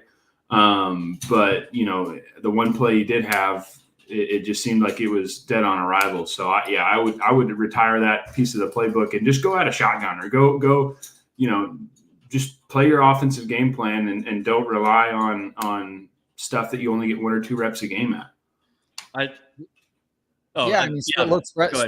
Spread it out and play the numbers game. You do that everywhere else on the field. I don't know. I don't understand why you feel the need to limit yourselves once you get closer to the goal line. And we actually saw a little bit more of that this last weekend, and they had some success doing so too. Yeah, no, that's right. I mean, this team has proven willing to take shots at really any point in the field in any situation. That 3rd and 13 toward the end of the game throws a 30-yard bomb downfield. I mean, I love that, right? If the guy's open, give him a chance to make a play. And Adonai Mitchell is an amazing athlete. That catch that he made specifically was great, and then the touchdown was great too. So that's a real great pickup, right? But yeah, I don't know why you have to throw in gadget stuff or stuff that your opponents have seen all year and not change it up. So yeah, I would retire that package. Well, we've talked a lot about AD Mitchell, his running mate there, the one that we've seen for the last 2 years. Xavier Worthy had his best game of the season high, 10 catches, season high, I think 137 receiving yards. I don't think it's a coincidence that coincided with Quinn Ewers' return. And I'm gonna say something really nice here about Quinn Ewers. I'm gonna say I thought he looked fantastic for a lot of the game and some of those intermediate plays of just getting the ball out to Worthy or the 3rd down. I think it might have been the 2nd quarter. It was like a 3rd and long, and he hit JT over the middle on a ball that maybe wasn't the best ball, but based on the way the coverage was, I thought it was placed. It was great ball placement. But Xavier Worthy specifically, getting him going, given the Jonathan Brooks news now, how big is that he's coming off a game where he finally kind of got his mojo back and made some big plays? Yeah, sure. No, I mean, you're going to have to find out either way, right? You would love the opportunity to say, let's rely on the ground game that's done really well all year for us, but that's probably not going to be as good for him without Jonathan Brooks. So I think you've got 3-4 really, really solid weapons on the outside, and a tight end that I think could go up with the best of them. So, yeah, get the ball out. Get the ball out to those guys who are averaging 10 yards a catch, with 4 or 5 of those being after contact. That's a powerful tool when you got a guy that you can give the ball down to on a check down and he takes it 30 yards downfield or 50 yards for a touchdown. So give the ball, spread it around, put the ball in the hand of your 5-star playmakers that you spend all this time and money recruiting now, right? Do you guys have anything else on the game from Saturday before I shift gears? W's a W. All matters, man. On to the next one. That's right. On to the next one. The next one is in Iowa.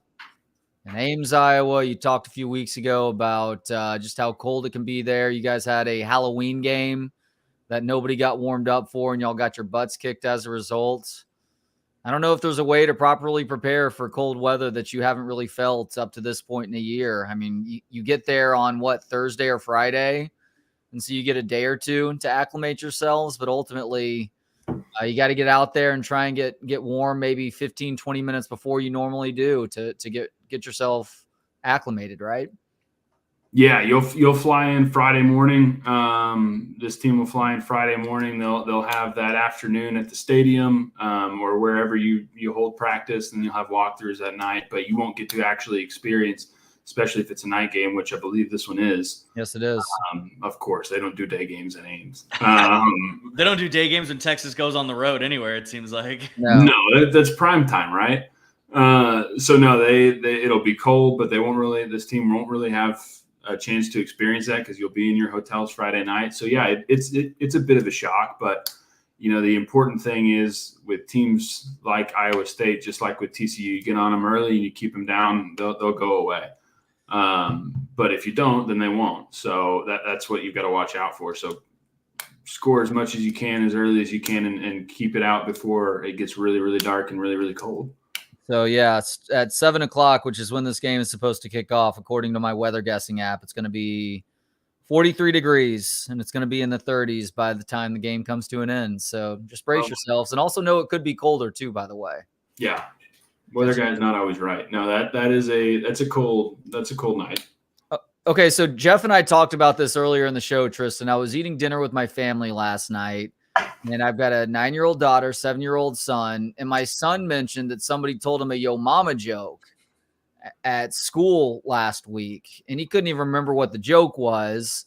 But at this point, we start to explain to him what yo mama jokes are, and I say to my kids and my wife, obviously in earshot, I'm going to have to tell you guys some yo mama jokes so that you can be properly armed for the next time you're facing yo mama jokes from one of your friends at school. Sure. My wife looks at me shocked and says, I don't know if I'm comfortable with that. There were some really offensive yo mama jokes back in the day, and I don't dispute that necessarily, but I also think that the insensitivity of yo mama jokes is not coming from a place of hate necessarily. And so you can use some discretion and avoid certain jokes from back in the 1990s that flew back then, but not in modern times, while also still letting them understand the proper essence of the yo mama joke.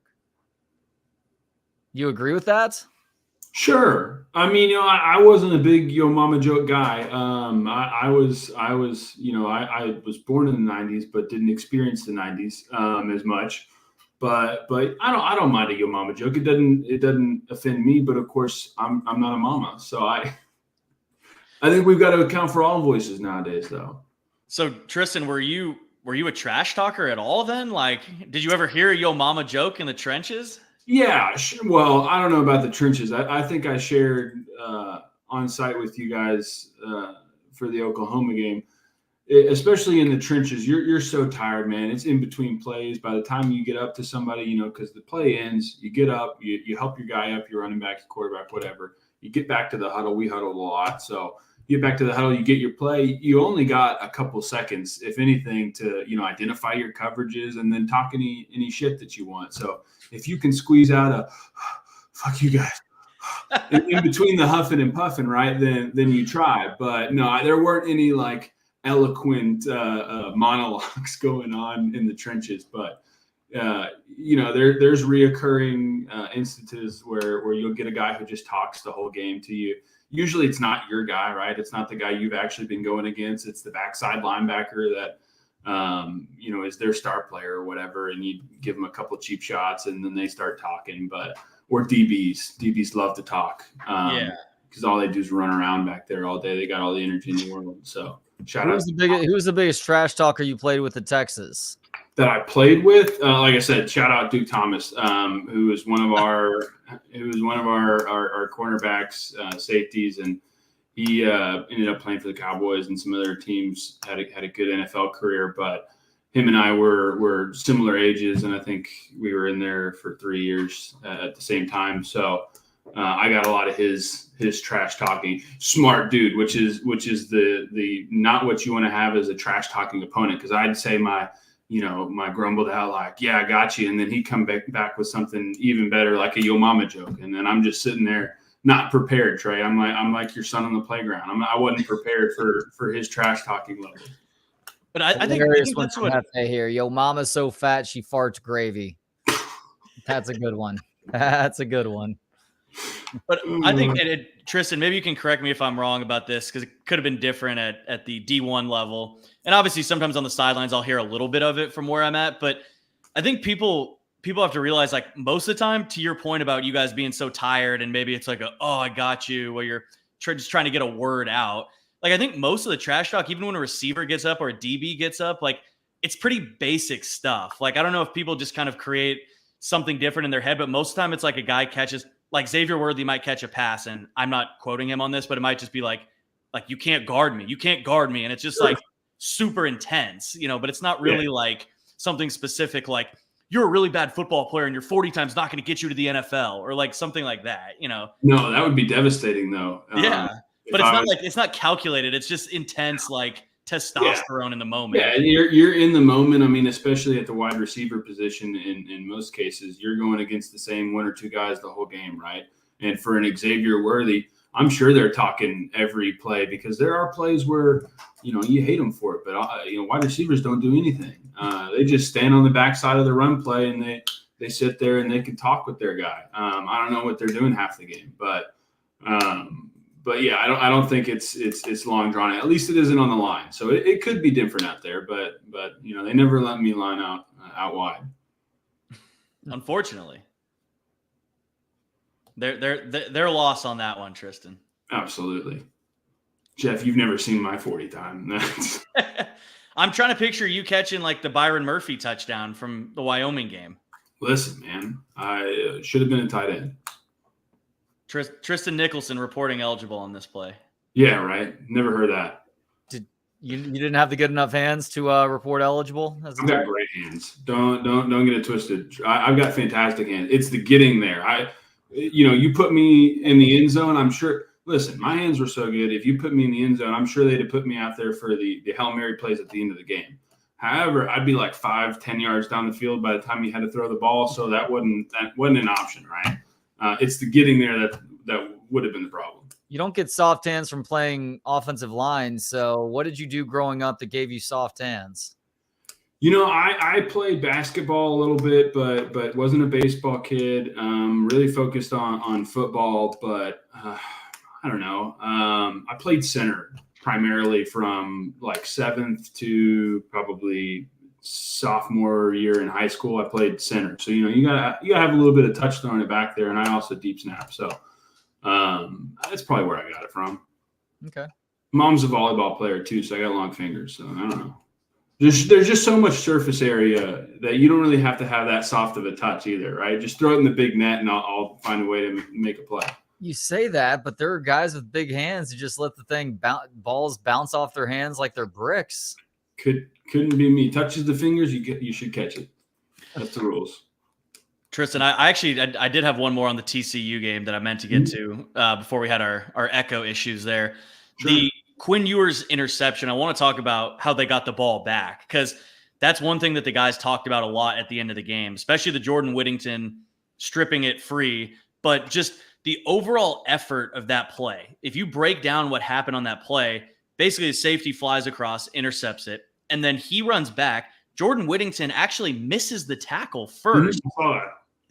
Jordan Whittington and Xavier Worthy are both out of frame, and they both come back in to make the play. I mean, are we like overdoing it, giving them too much credit for the effort on that? Like, but what do you think that says about just where this program's at, the effort on that play? I mean, people have raved about Jay Witt and the little things that he does, but then also from Xavier too, a guy that, you know, people have gotten on for drops last year, and myself included in that. And not necessarily a lack of effort, but, you know, those kind of things, just the effort overall from those two on that play to have their quarterbacks back and have the teams back too. Yeah, no, I saw that. I didn't realize it until having watched it like 2 or 3 times back that he actually did miss the tackle and then got back up. I mean, that's awesome. I don't think you can give a guy like that enough credit for a play like that, because I don't think anybody would have faulted him for trying to make that tackle and then, you know, just gotten up and watched it happen. I think that's pretty normal, right? When a guy's 20 yards downfield and you look up, no one's going to go back in the film and say, like, you're a bad teammate for not making that effort, right? But the fact that he did shows up, like you said, it's the little things. Again, if he'd have made the tackle and didn't strip the ball, then we're probably not talking about it. But, you know, he got himself in that position, made a great play. I mean, it was a hell of a tackle. I don't know if that dude played defense in high school, probably did.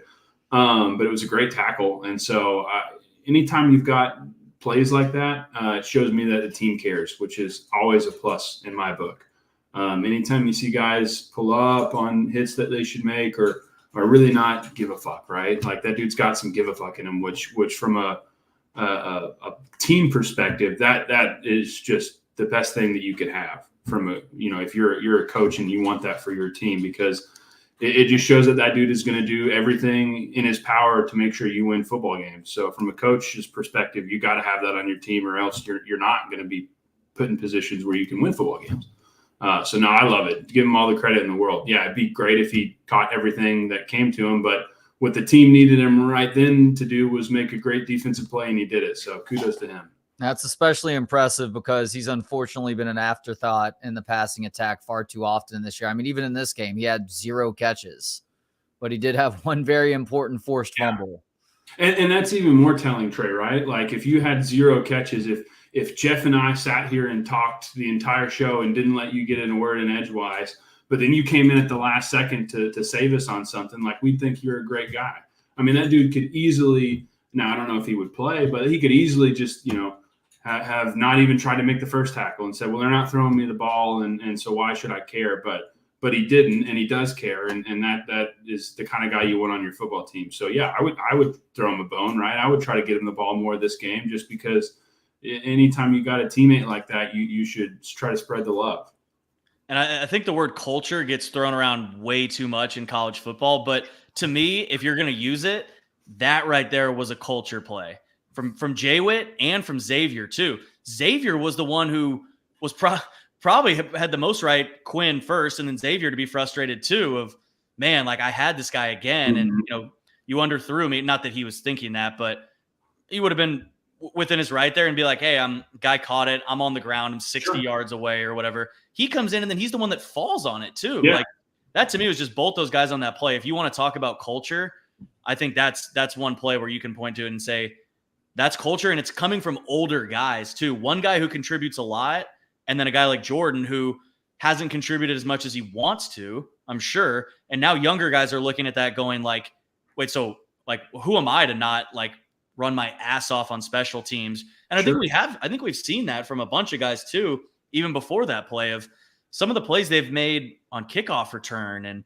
punt return, and guys like Trey Wisner, true freshman, you know, who hasn't gotten a lick of playing time and won't this season on the offensive side of the ball. And Keaton Crawford, Maurice Blackwell when he came back from injury. Just, I think that stuff permeates throughout the team. And, you know, if you don't see it, then it also, maybe without knowing it, brings the team down too, if you don't have guys that are key guys that are giving max effort. Yeah, absolutely. You hit it. I think it's a culture thing. And luckily you can see the culture of this team pop through. I mean, I have a lot of respect for Coach Sark and Chris Del Conte. I knew when he came in, and then when Sark came in, that they were going to bring that high-level winning culture with them. But that comes in a lot of forms, and I'm glad it came in this one where, effort is appreciated, and dudes will care that much to put their bodies on the line. So yeah, I love it. Anything else for Tristan, Jeff? What do you like watching the games? I think we may have asked you that early on, but are you like I got to lock myself in the office and watch it by myself, or what?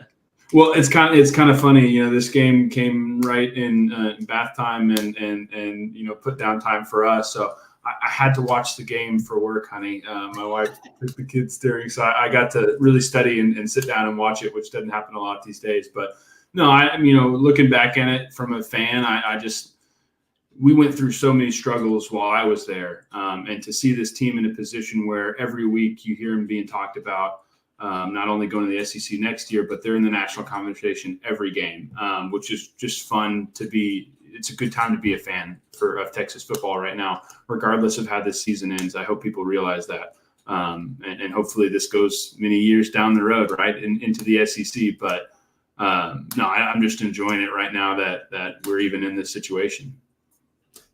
Tristan, last thing, I guess, before we say goodbye, I am going to Vegas tomorrow for a couple of days. How, if at all, do you do Vegas? Recently work stuff. Our construction business, there's a lot of work that happens outside of Vegas, lots of big solar farms. So lately I've only been going for work, which is a lot less fun. In the past years, again, before kids, my wife and I would go down there and do all the fun stuff. Like we did the wax museum, did some hiking, and hadn't gotten to see any shows or anything, but I usually enjoy myself. So I don't know if you're going out there for work or just for play, but I don't think you can do Vegas wrong. And the food. Just for play, yeah. I'm not much of a gambler, so I'm looking for wax museums, pinball Hall of Fames. That's a good one. I hadn't been, but I've heard it's cool. You could fly down on the Fremont Street and do the zip line. I've heard that's fun. Okay. I hadn't heard of that one yet. I'm going to be on Fremont to cash my Texas Rangers World Series ticket. So there you go. Maybe we'll have to do the zip line while we're down there. Yeah, there you go. Good deal. All right. Well, Tristan, thank you as always. We'll talk to you next Monday, and it'll be a Thanksgiving themed Monday conversation. I'll wear my turkey hat. All right. There he goes. See you, Tristan. Nicholson. Next week is Thanksgiving, correct? I'm not wrong. Yeah. So it's funny you bring that up because right before I came on earlier, fiance and I the wedding's in mid-December. So we were going through basically we're a month out, but we realized damn, Thanksgiving it's the 23rd. It's a week from Thursday. We're like, it feels way earlier than normal. Yeah. There's almost another week of November, or I think it's 4 or 5 days of November the next week. So that made us feel a little better. We're like, because we were like, Thanksgiving's next week. Like the wedding feels like it's going to be 2 days from now, or something. So that made us feel like we had a little bit more time to get everything in order. Yeah, boy. Thanksgiving. I can't believe we're already to the end of 2023. These years. I know the football season's almost over. It becomes cliche, but these years feel like they fly. Football seasons feel like they fly. Like we have 2 weeks left in the college football regular season before conference championship games. And it felt like Texas was visiting Alabama just a month ago, but that was more than 2 months ago now. Yeah, it's crazy. Absolutely crazy. But by the way, Trey, you mentioned a Texas Rangers World Series ticket to cash. I thought you said you were a shitty gambler. I am. Being a shitty gambler sometimes involves making stupid bets that hit. And so in the preseason, when BK was there for his former job with ESPN Houston for the first weekend of March Madness, he texted and asked if I wanted to put any bets down. And so I placed a $100 bet on a 3-team parlay for college hoops that I think ended up missing after the very first game. I got the other 2 games right, but when you get the first game wrong, it doesn't matter. And then the other $100 bet I placed was on the Texas Rangers to win the World Series, which when he placed that bet at the time, the odds were 70-1. So I will be cashing a $7,000 ticket this time tomorrow at Circa. Dude, they're gonna need security with you. You're close to having to pay taxes on that shit. I know. I'm very glad. $1,000? I'm very glad that I fell under the $9,000 mark, because that would have really. Is that what it is? I thought it was 10. Yeah, 9,999 is what it is. So I'm very glad that I fell technically below 10,000. So I just get to keep that straight 7, and I'm gonna be going very quickly to my bank to deposit it, because I don't want to be walking around with $7,000. 70 to 1. Yeah. My gosh, I thought about. I'm shook here. I thought about making it just a make the playoffs ticket, and I'm like, fuck it. If I'm gonna go, let's go. And I didn't really think anything of it. Rangers were pretty good to start the year, and then they had that roller coaster ride of a final 2 months. And so I remember that the bet had been placed. They made the playoffs, and they start winning playoff games on the road, and then they get all the way to the ALCS, and then BK gave the reminder to me and the people that showed me the ticket that he still had it, thank goodness. But he refused to give it to me until the Rangers World Series run was over. He said, I'm either throwing this ticket in the garbage, or I'm going to be giving it to you after the Rangers win the World Series. Did did you even think about hedging? Did you think about just putting like $1,000 on the D-backs or something, just so to guarantee some sort of profit? I had there were a couple of people who brought hedging up to me. I was completely unfamiliar with the concept of hedging. You can actually cash the ticket in with Circa if you want to, and they'll give you a certain amount. Oh, like an early cash out, basically. Early cash out, like they'll give you half the amount or whatever it is. And I thought about that, but I'm like, no, we're just going to let this ride. I didn't back down when I initially placed the bet, and so I'm just going to continue letting it ride.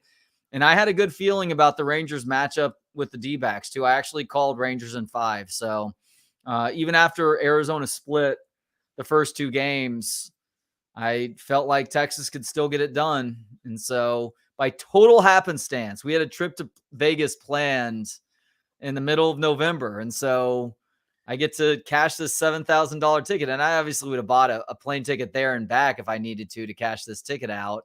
But I get to go to Vegas anyhow on American Airline voucher. We've got a place to stay at Paris.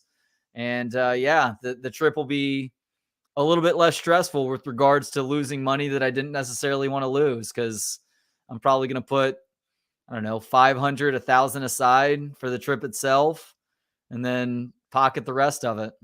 I'm beyond impressed that 1, you had that ticket, and that 2, you had the gigantic stones to not even hedge it like $100. Like I'm such a wuss compared to you on that. If I had that ticket, I would have pulled $1,000 out of the bank and hedged it on the D-backs, because I just would have known that I would have been sick to my stomach knowing that I could have had at least $900 or whatever it would have been after juice or whatever the. Actually, it probably would have been more than that, because it would have been plus money on the D-backs to win that. Yeah, it would have been plus money for sure. Yeah, like I said, I thought about it, but ultimately I'm like, no, I'm just gonna let this bet ride. Right now, it's just costing me $100. You start to get hundreds more involved or $1,000 involved, it gets too complicated. I just wanted to keep it as simple as possible. The best I've had, I do. I told you I do a lot of PGA Tour betting, and I've had a pretty stellar year. Like, because in PGA Tour betting, it's a lot of you could bet like matchups on guys, like X guy to beat Y guy for the round, X guy to beat Y guy for the tournament. Like, there's a million different things you can bet on. A certain guy to finish top 20, top 40 to win. So winning an outright is like, even the best guys that do it might win like 2 or 3 a year. Like, I didn't hit a single one last year, not a single one. I've hit 4 this year. And I finally was like, yeah, but I'm not so I hit 70 to 1 2 weeks ago. Eric Van Rooyen won the, am I blanking on the name of the tournament? He won, and I had that ticket, but I only bet like $5 on it. I was like, all right, that was still good. So I cashed out a couple $100, but it's one of those where it's so rare to hit that you're like, I can't be putting $50 on this every time. But then when you do hit and then you do it a couple times, you're like, I should have put more on this. Like, yeah. Well, see, this is where me being ignorant to gambling paid off, because it was stupid to put $100 on a 70-1 bet. That's pretty much like lighting the $100 bill on fire. Pretty much, yeah. But I've also thought in the last week, man, why didn't I just put $1,000 on it? I could have just burned that 1,000 and I would be $70,000 richer right now if I'd actually had the guts. But people who put $1,000 on a 70-1 odds, they don't get that $1,000 back. That never hits. Never. I mean, or very rarely hits. And so I just got lucky. And so I'm counting my blessings right now. And I guess my ignorance to hedging is also working in my favor, because I'm not having to pay money anywhere else too. But also, as somebody who's just a very, like, I like it, I get into it. I probably spend more time than I care to admit, like looking at stuff, and I just have fun with it. I almost look at it as like a hobby. And if I lose a little bit of money, then I lose a little bit of money. And if I make some, then that's cool. But I'm not betting a significant amount at all. Like, I'm pretty good about don't bet what you don't want to lose, or whatever the phrase is on that. But with the way sports gambling has been covered so much more in the media lately, some of the stories kind of drive me crazy. Like, the story floating around right now after yesterday is the guy in Florida that had a 4-leg parlay, and he won like the Texans game winner. He must have had money line or something. I don't know. Millions or something. Yeah, it won him like $5 million. And I'm like, oh, cool. And I click on it. The dude put $500,000 down on a 4-leg parlay. Like, that shouldn't be news. Like, someone that has $500,000 to bet on a 4-leg parlay does not need $5 million. No. I mean, I don't know this person, but if Jake said, he bet $500,000. Like, that's ridiculous. If you're betting $500,000 on a run-of-the-mill Sunday afternoon parlay, like, I don't want to say you don't need $5 million. Like, everyone could use $5 million, but you're fine on money, you know? So I don't know, the way it's kind of been covered, and because it's so new and it's gone from taboo to mainstream in the snap of a finger, it's just funny to see how it's perceived and how it's almost like covered in the news now. Yeah, it's very interesting, because the libertarian in me wanted to see gambling legalized and still wants to see it legalized everywhere, because it's still going to be happening regardless. And this way you can maybe put more controls on it, and there can be some there can just be a system in place that I think is more viable for the long term. But the downside to that is that it becomes normalized, and you have more people exposed to it who participate, who may have a propensity to have a gambling addiction that may not have gotten involved otherwise. And so it can be a little bit of a slippery slope. And the other thing that rubs me the wrong way about it is that I feel like the suspensions that we've seen in sports, specifically college football and the NFL, are all coming at very synchronistic times. Like, that news tends to drop in the off season where there's not a whole lot going on. So it keeps the sport in the news cycle, but it also tends to happen around times where there are votes being taken in those respective states with regards to allowing gambling to be legalized in a jurisdiction. And so it's like, is this legit? Do these sports leagues really care, considering how much they're making on gambling being legalized? Or is this them sort of virtue punishing and showing others that they know the right way to handle this, and they know the difference between right and wrong as it pertains to gambling and allowing its players to gamble just on the sport in general, not talking about those individual games necessarily, and really helping to push the overall cause along more in the process. If that makes sense. And I like, more specifically to what you were saying about, you know, somebody, it might be exposed to it that otherwise wouldn't be, and they have a propensity for, you know, turning into a gambling addict. Well, that person, like, it's not everyone's job to, you know, like, have them, like, to save everybody from themselves in a way. Like, we let people drink. Like, and maybe it's not totally apples to apples, but I don't know. Like, I kind of look at it like, I want to put a couple bucks on a game, or whatever is a couple bucks, whatever is a unit to me might be different than a unit to somebody else. That dude that's betting 500,000.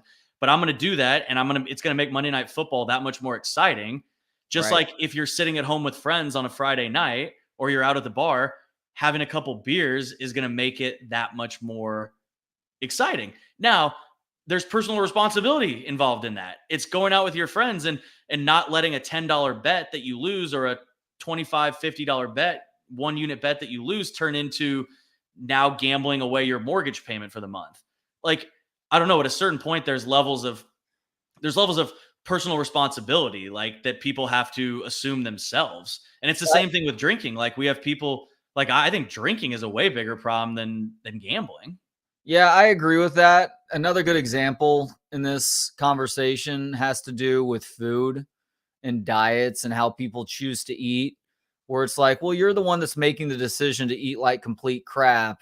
But we've also created a system that glamorizes some of those really shitty foods. Or where it's shoved in your face, kind of. And are shoved in your face, no pun intended there, and that these companies are spending billions of dollars to figure out how to hack into your dopamine reward system. And so there's a reason why things are packaged the way that they are, why they have a certain crunch to them when you actually open that bag and eat the first couple of Fritos or Cheetos or, you know, whatever that snack food is, right? And so for legalized gambling right now, where do you see gambling? Where do you see it advertised or talked about where it's not being glamorized in modern times? Like maybe if you tune into OAN, which very few people outside of Mike Gundy and his clan are going to do. Like everywhere else is, you know, is playing up the coolness of gambling and the coolness of being able to just place a bet on your phone or set your fantasy team on your phone. And, you know, playing daily fantasy can net you hundreds, if not thousands of dollars if you play the game right. No, that is a great point, Trey. That I'm with you on it. The way it's shoved in your face of like, I don't need, like in the broadcast specifically, like they can advertise just like, you know, Modelo can advertise or whoever can advertise their beer. And if you want to have 2 of them, like I'm going to have 2 Modelos tonight, Trey, and I'm going to be responsible. And of course, occasionally is that going to turn into me having the whole 6-pack and not feeling good the next day? Maybe, but 19 times out of 20, I'm going to have 2 and it's going to make me tired. I had a long day. I'm chasing a 5-year-old around and we're planning a wedding and then I'm just going to go to sleep. Like most of the time that's what's going to happen, but they can advertise. What I guess frustrates me is how it takes a next level when you're watching an NBA game on TNT and people love Charles Barkley. People love Kenny the Jet. I don't need Charles Barkley's same game parlay on FanDuel. Like those kind of things, I can meet people halfway on that have an issue with it and say, okay, we can clean it up a little bit in that sense and not just shove it down people's throats. It's why, like, I talked to my friends about it and I joked earlier about like, I'm going to brag about the 8-0, but I didn't want to go overboard on it. Cause like at the end of the day, it's kind of like people's fantasy teams. Like most people don't really care. Yeah. No one cares that I went 8-0. It's something fun that I do. And I had a good week and I'm going to brag to people about it and then move on. But you know, people that some people kind of idolize, you know, in the media and in sports, which is actually ironic because Charles Barkley was the one that said, I'm not, you know, back in the day, I'm you know, parents are supposed to be idols, not me. He had some sort of quote like that. But yeah, people look up to these guys and they're like, oh, they think they're cool, you know, and he's doing a same game parlay, you know, so I can see it in that sense too, where there is personal responsibility, but it doesn't need to be overly glamorized and shoved down your throat. By the way, I point out the glamorization by being a big believer in the need to show personal responsibility. But a lot of that comes with having, back to Charles Barkley, I guess, having the proper role models in place to help teach you the difference between right and wrong in different situations. And when you're just enjoying something and maybe it's not it could be kind of considered a vice, but you know, I don't know what exactly I'm trying to say. Like there's a line that you don't want to cross, I guess. Somebody teaching you that, and honestly, having the responsibility and the discipline to put your own barriers in place. Well, and just understanding the risk versus reward, and with something like gambling, maybe less so with sports gambling, but like talking about Vegas was built on the house always having the overall competitive edge. The house is not going, they may lose on a given day. The house is going to win like cumulatively over the course of a week or a month or an entire year. Otherwise, Vegas would cease to exist. The game is rigged against you. And sports, as much as we think we know about sports, and as much as you prove you know about sports in our Joe's Pick'em League that Bob Ballou organizes each and every year. But Trey, there's always an 0-8 for me waiting around the corner, or a 2-6, or a 1-7. You know, that's always waiting around the corner, and that's what people have to realize. And exactly. And so there are risks that you're taking, and there are certain things where you may see a temporary reward, but overall, if you were to do the math, you would realize that it adds up with you being in the red when it's all said and done. And even on your average sports bet, your average sports bet is going to be -110. You bet $1, you win 90 cents. You bet $10, you win $9. Even when you win, they're essentially taking $1 from you if you bet $10. Interesting. See, I hadn't thought about that because I don't know. Like that's what's called juice. There's always juice on it, you know. By the way, we mentioned this at the start of the show. Yeah. Seth. Hey, Jeff and Trey, I had a meeting and started the show late, but I'm here now. I'm the one who met you on the sideline last game. Keep up the great show. Thank you so much for stopping him, Seth. We appreciate you, Seth. We appreciate everybody commenting and watching and supporting Texas Sports Unfiltered. Like I was telling Seth on the sideline, I was like, I was honored when BK asked me to do this, even just once a week, because I think it's a great idea. I love the platform. I think it's a forward-thinking idea of the way that our industry is moving towards. And I know, Trey, you and I talked about that multiple times on this show too when I first started. So yeah, I appreciate people like Seth and everybody that whether you're commenting or not, you know, that watches and supports. Are you enjoying watching Raiders games a little bit more with Antonio Pierce in charge and not Josh McDaniels? Because I realized last night's game may have set football back by a little bit, Jets and Raiders, but y'all want another game. Yeah. You're losing more of these types of games before McDaniels was fired 2 games ago. Yeah. And it's always, you know, I don't want to say always, but more often than not, when you fire a coach, there's a little bit of that interim coach rally behind him, all the weight of whatever was going on and the drama is now off your shoulders and you just go play. So I think we're still seeing a little bit of that. That was not a pretty game. No. Granted, I didn't think it was going to be. I thought that if I didn't touch that game from a gambling standpoint, to circle back to our last conversation, but I just thought either way, if you just maybe who's going to pick this game straight up, I would have said the Jets just because the Raiders coming off that emotional win where freaking acted like they won the Super Bowl, smoking cigars and giving out 800 game balls, excuse me, in the locker room. My voice cracks.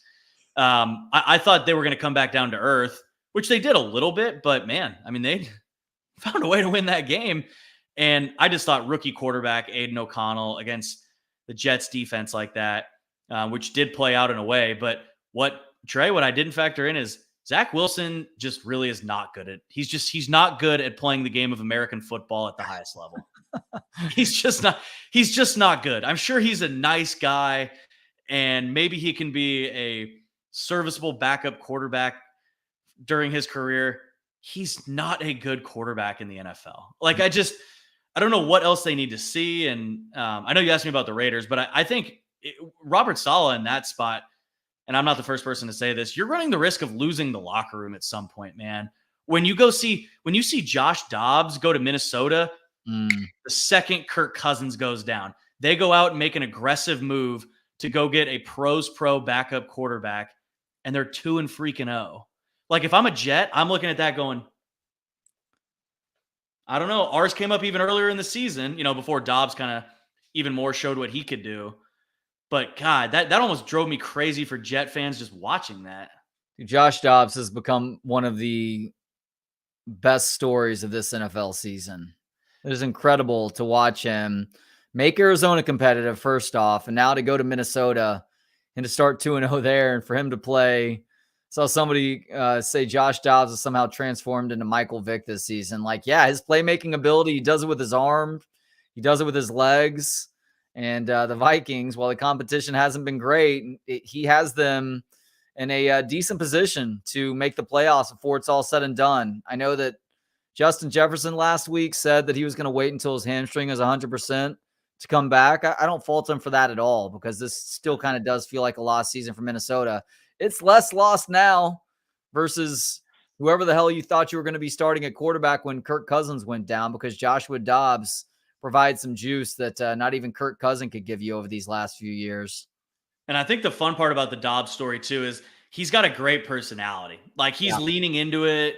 I've seen some funny stuff with him on social media. Just very, very like kind of affable, down to earth personality of, realizing the moment. And I mean, I watched, I think I was on SportsCenter, I think last night when I got back from work, and they showed a couple post-game sound bites from him, and he was goofing around about like, I just checked out of the hotel and crazy, we're 2-0. Like, it feels like I just got here. Wait, I did just get here. And, he's like, I'm just enjoying every minute of it. And then, like I said, some of the fun stuff he's done with fans on social media, like, that's the stuff that people like. It's relatable to be counted out a bunch of times, and then it's fun to root for a guy who is counted out a bunch of times and keeps overcoming the odds. And it's human nature to like those kind of stories.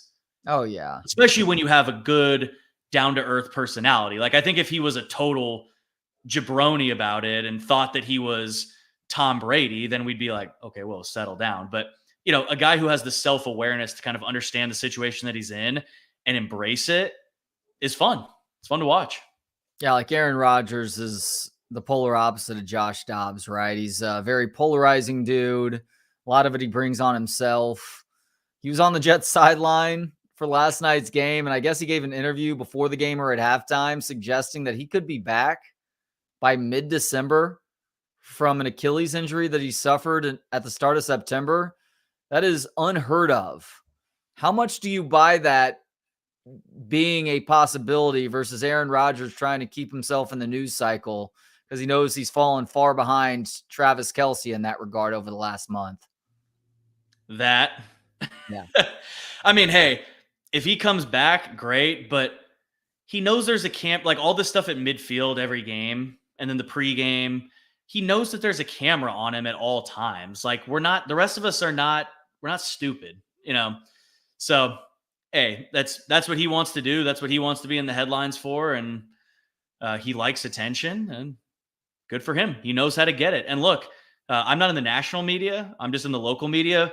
But I hate when people do this, of when they're kind of a part of the media in some sense, and then they go, oh, the media, like, look, that's what we in the media do. Like, if I was in New York and working in local news, I'd be running those stories and those headlines left and right. So he knows what he's doing, and the media is to blame for part of it.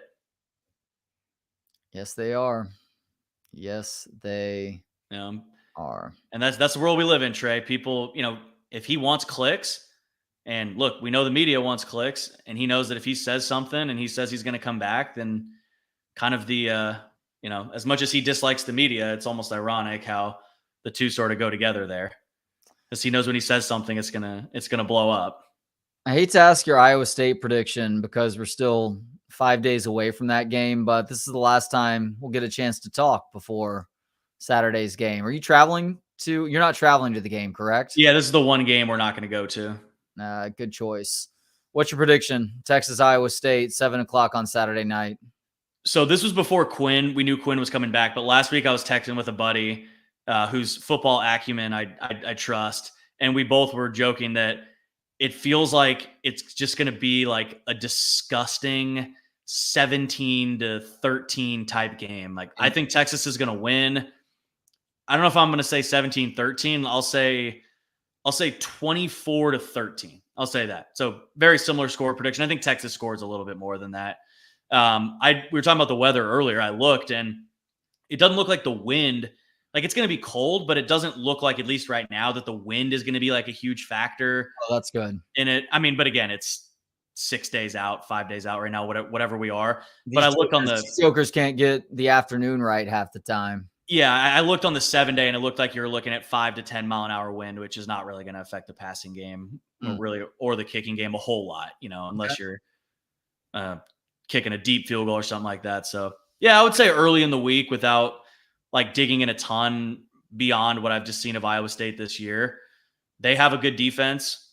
Their offense looks like they've been picking it up, but I sort of feel like after the slow start to the season, they've kind of won the games they were supposed to, and then maybe lost the games they weren't. Like everyone's beating up on BYU right now. They lost to Kansas, and I hate the transitive property, but we know what Texas did to Kansas. So I'm not super concerned in that way, but yeah, the Ames magic or voodoo, I would almost call it, is a little scary in a night game.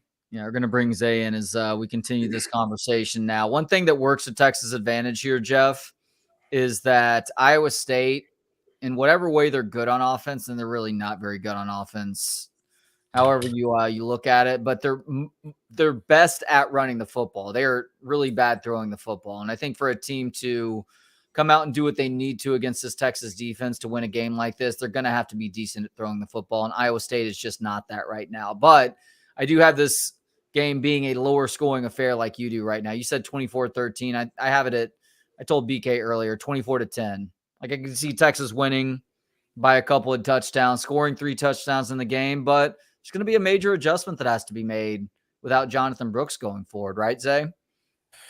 Yeah, 100%. It's unfortunate for the Hallettsville alum, the dude just lost his pops. He got benched. I call that as a benching because first game of the season, TJ Baxter was the starter. So for him to have the season that he did, for it to end like this, you got to feel for 24. And yeah, I'm with you, Trey. I think it's going to be a little bit of an adjustment period for this team come Saturday in Ames. And Iowa State, they're playing some good football right now. I mean, it's kind of crazy to think that they lost to Ohio earlier in the year, 10-7. Like, not Ohio State, not Miami, Ohio, where Ben Roethlisberger was out there slinging that thing. No, the Bobcats. Ohio. Say. Ohio. Come on, soon to be MAC champion, the Bobs? Come on. Still, you shouldn't be losing. Are they really though? Oh, they're okay, having so a really pretty good damn year, good. Okay, so they're pretty damn good. Yeah. Okay, that's but totally, they should not beat Iowa State 10-7 in Ames. Like that shouldn't happen. No. And Trey, I know you and I have discussed this. It seems like Matt Campbell's got some anger management classes taken care of since he was about to go ballistic on the fan that had something to say about them losing to the Bobcats. But yeah, the tides have turned up there in Ames. So with this Texas team and just how easily they give up these leads, I mean, U of H, okay, then Kansas State, you're like, but TCU, come on, man. Like, 3 games where you give up 20-point leads. That's a little bit concerning, but they're 9-1. It's hard to bitch about a team that's 9-1. You haven't really seen this from a Texas ball club in a very long while. So come on, who am I to be the Debbie Downer in this piece? I'm going to try to be as positive as I can, even though the Horns, they got some question marks and they're going to be without Jonathan Brooks for the rest of the year. But we'll see what happens. A lot could go down from now to when the committee actually selects the 4 teams to make the college football playoff. Perhaps the best question right now, guys, assuming that Texas does take care of business these last couple of games and make it to the Big 12 championship, is who the heck are they going to play at Jerry World that first weekend of December? Because nobody else seems to want to find their way to Arlington here in a few weeks now after Oklahoma State gets completely embarrassed by a really bad UCF team on Saturday. It feels like Texas is going to win out. Like, I mean, obviously they could get tripped up in one of these last 2 games. I worry more about the game this Saturday, but feels like they've kind of they have pole position right now and they've sort of got it locked up. But yeah, those I think 4 teams at 5-2, it just feels like it's going to come down to some insane tiebreaker where like Oklahoma State will have head-to-head over OU, but then like they will have not played somebody else that's also, I guess what at that point it would be 7-2 or whatever the records end up being, whether it's 6-3, 7-2. It just feels like there's going to be just an absolutely insane tiebreaker that settles it. But I wanted to say to Zay's point earlier about Trey, you and I have talked about this a bunch, especially last week too. Like, just enjoy that they're 9-1, and it is okay to do both things. It's okay to be like, Texas is 9-1 and nationally relevant for the first time in a long time. And guess what? That's freaking awesome. And then also take a quick pause and be like, but there's a lot of shit this team needs to clean up. Like, it's okay to do both those things. Because I feel like anytime I'm like, say anything negative, there's somebody that's like, well, they're 9-1. I mean, they're 9-1 and they're nationally relevant. And then on the other side of it, if you say that, then there's somebody that's like, I mean, but this team's not winning a national championship. This is not a playoff team. No one said they were. Like, just enjoy it. Enjoy the ride a little bit. But I don't know. Maybe that's just too much to ask for Texas fans to just kind of like be at peace for a minute. Yeah. Really, Jeff? Texas fans asking too much? That's crazy. I didn't know this fan base got down like that, man. I know, Zay. I've been around here way too long to be spewing rational bullshit like that. Yeah, man. I'm right there with you. I'm just thankful that this team is in a position to play, or hopefully play, for a Big 12 championship. And it's interesting. None of the 4 teams that are tied for 4th play each other this weekend coming up. Like, they all have separate games. If you look at Oklahoma, they got BYU. Oklahoma State has U of H. You got Kansas playing Kansas State, and then obviously the Cyclones play the Horns. So, I expect the Horns to win, but you never know when it comes to Ames. I mean, last time they went up there, we had the Bo Davis experience, and I think we're going to see a calmer Bo, thank goodness, but it's just weird shit happens at this place. And I don't know if Beck could go out there and look like a Brock Purdy or what. But again, they're playing with a lot of confidence there. And it's going to be interesting with no Jonathan Brooks to see what this Longhorn team is made of moving forward. Because I like Cedric Baxter, but he doesn't make guys miss like JB, man. Like Jonathan Brooks, that fake screen pass to the right that they threw to Jay Brooks for 70 yards before he took it in for that goal line score. Like, not too many guys are doing that around the nation. And I'm not saying CJ Baxter isn't capable in the future of doing stuff like that, but right now he's just, he's still a freshman. As good as he is, the 5-star coming from Florida, he's still a freshman, and I think it shows from week to week. But yeah, it's going to be interesting how they utilized Jalen Blue or Keelan Robinson, who I don't think played in TCU. Yeah, he didn't play. I didn't see him out there. You saw DeAndre Moore getting those kick returns and being part of the special teams where you see K-Rob usually. So if he's injured, I don't like that very much. I mean, Savion Red, we know he runs hard, but we've only seen him in the Red Cat really this season. So we'll see. But there's my guys. Is that a fresh cut? On you, Chip Brown? Yeah, man. Fresh cut out here. I see you. GQ. Come on, man. Oh, man. I mean, just for my man Zay. You know what I'm saying? Chip got the lettuce looking right, the specs on. Yeah, man. What is going on, fellas? Not a lot. Y'all have a great show. Hey, appreciate it, fellas. Appreciate your laser lights. Good job. Ooh, Parker, good job, man. Thank you, Chip. I do need to do some laser lights. There you go. Yeah, playa. See you guys. Hey, in the immortal words of Judy Brown, happiness is a choice. We're happy to spend some time with us, Chip and Zay, right here on Texas Sports Unfiltered. A Madcap Monday, Zay. We got Texas with another near-death experience. I mean, they're turning us all into Tums chuggers. I mean, what on earth? Cowboys cruise, Texans, unbelievable. CJ Stroud, Ollie Pop.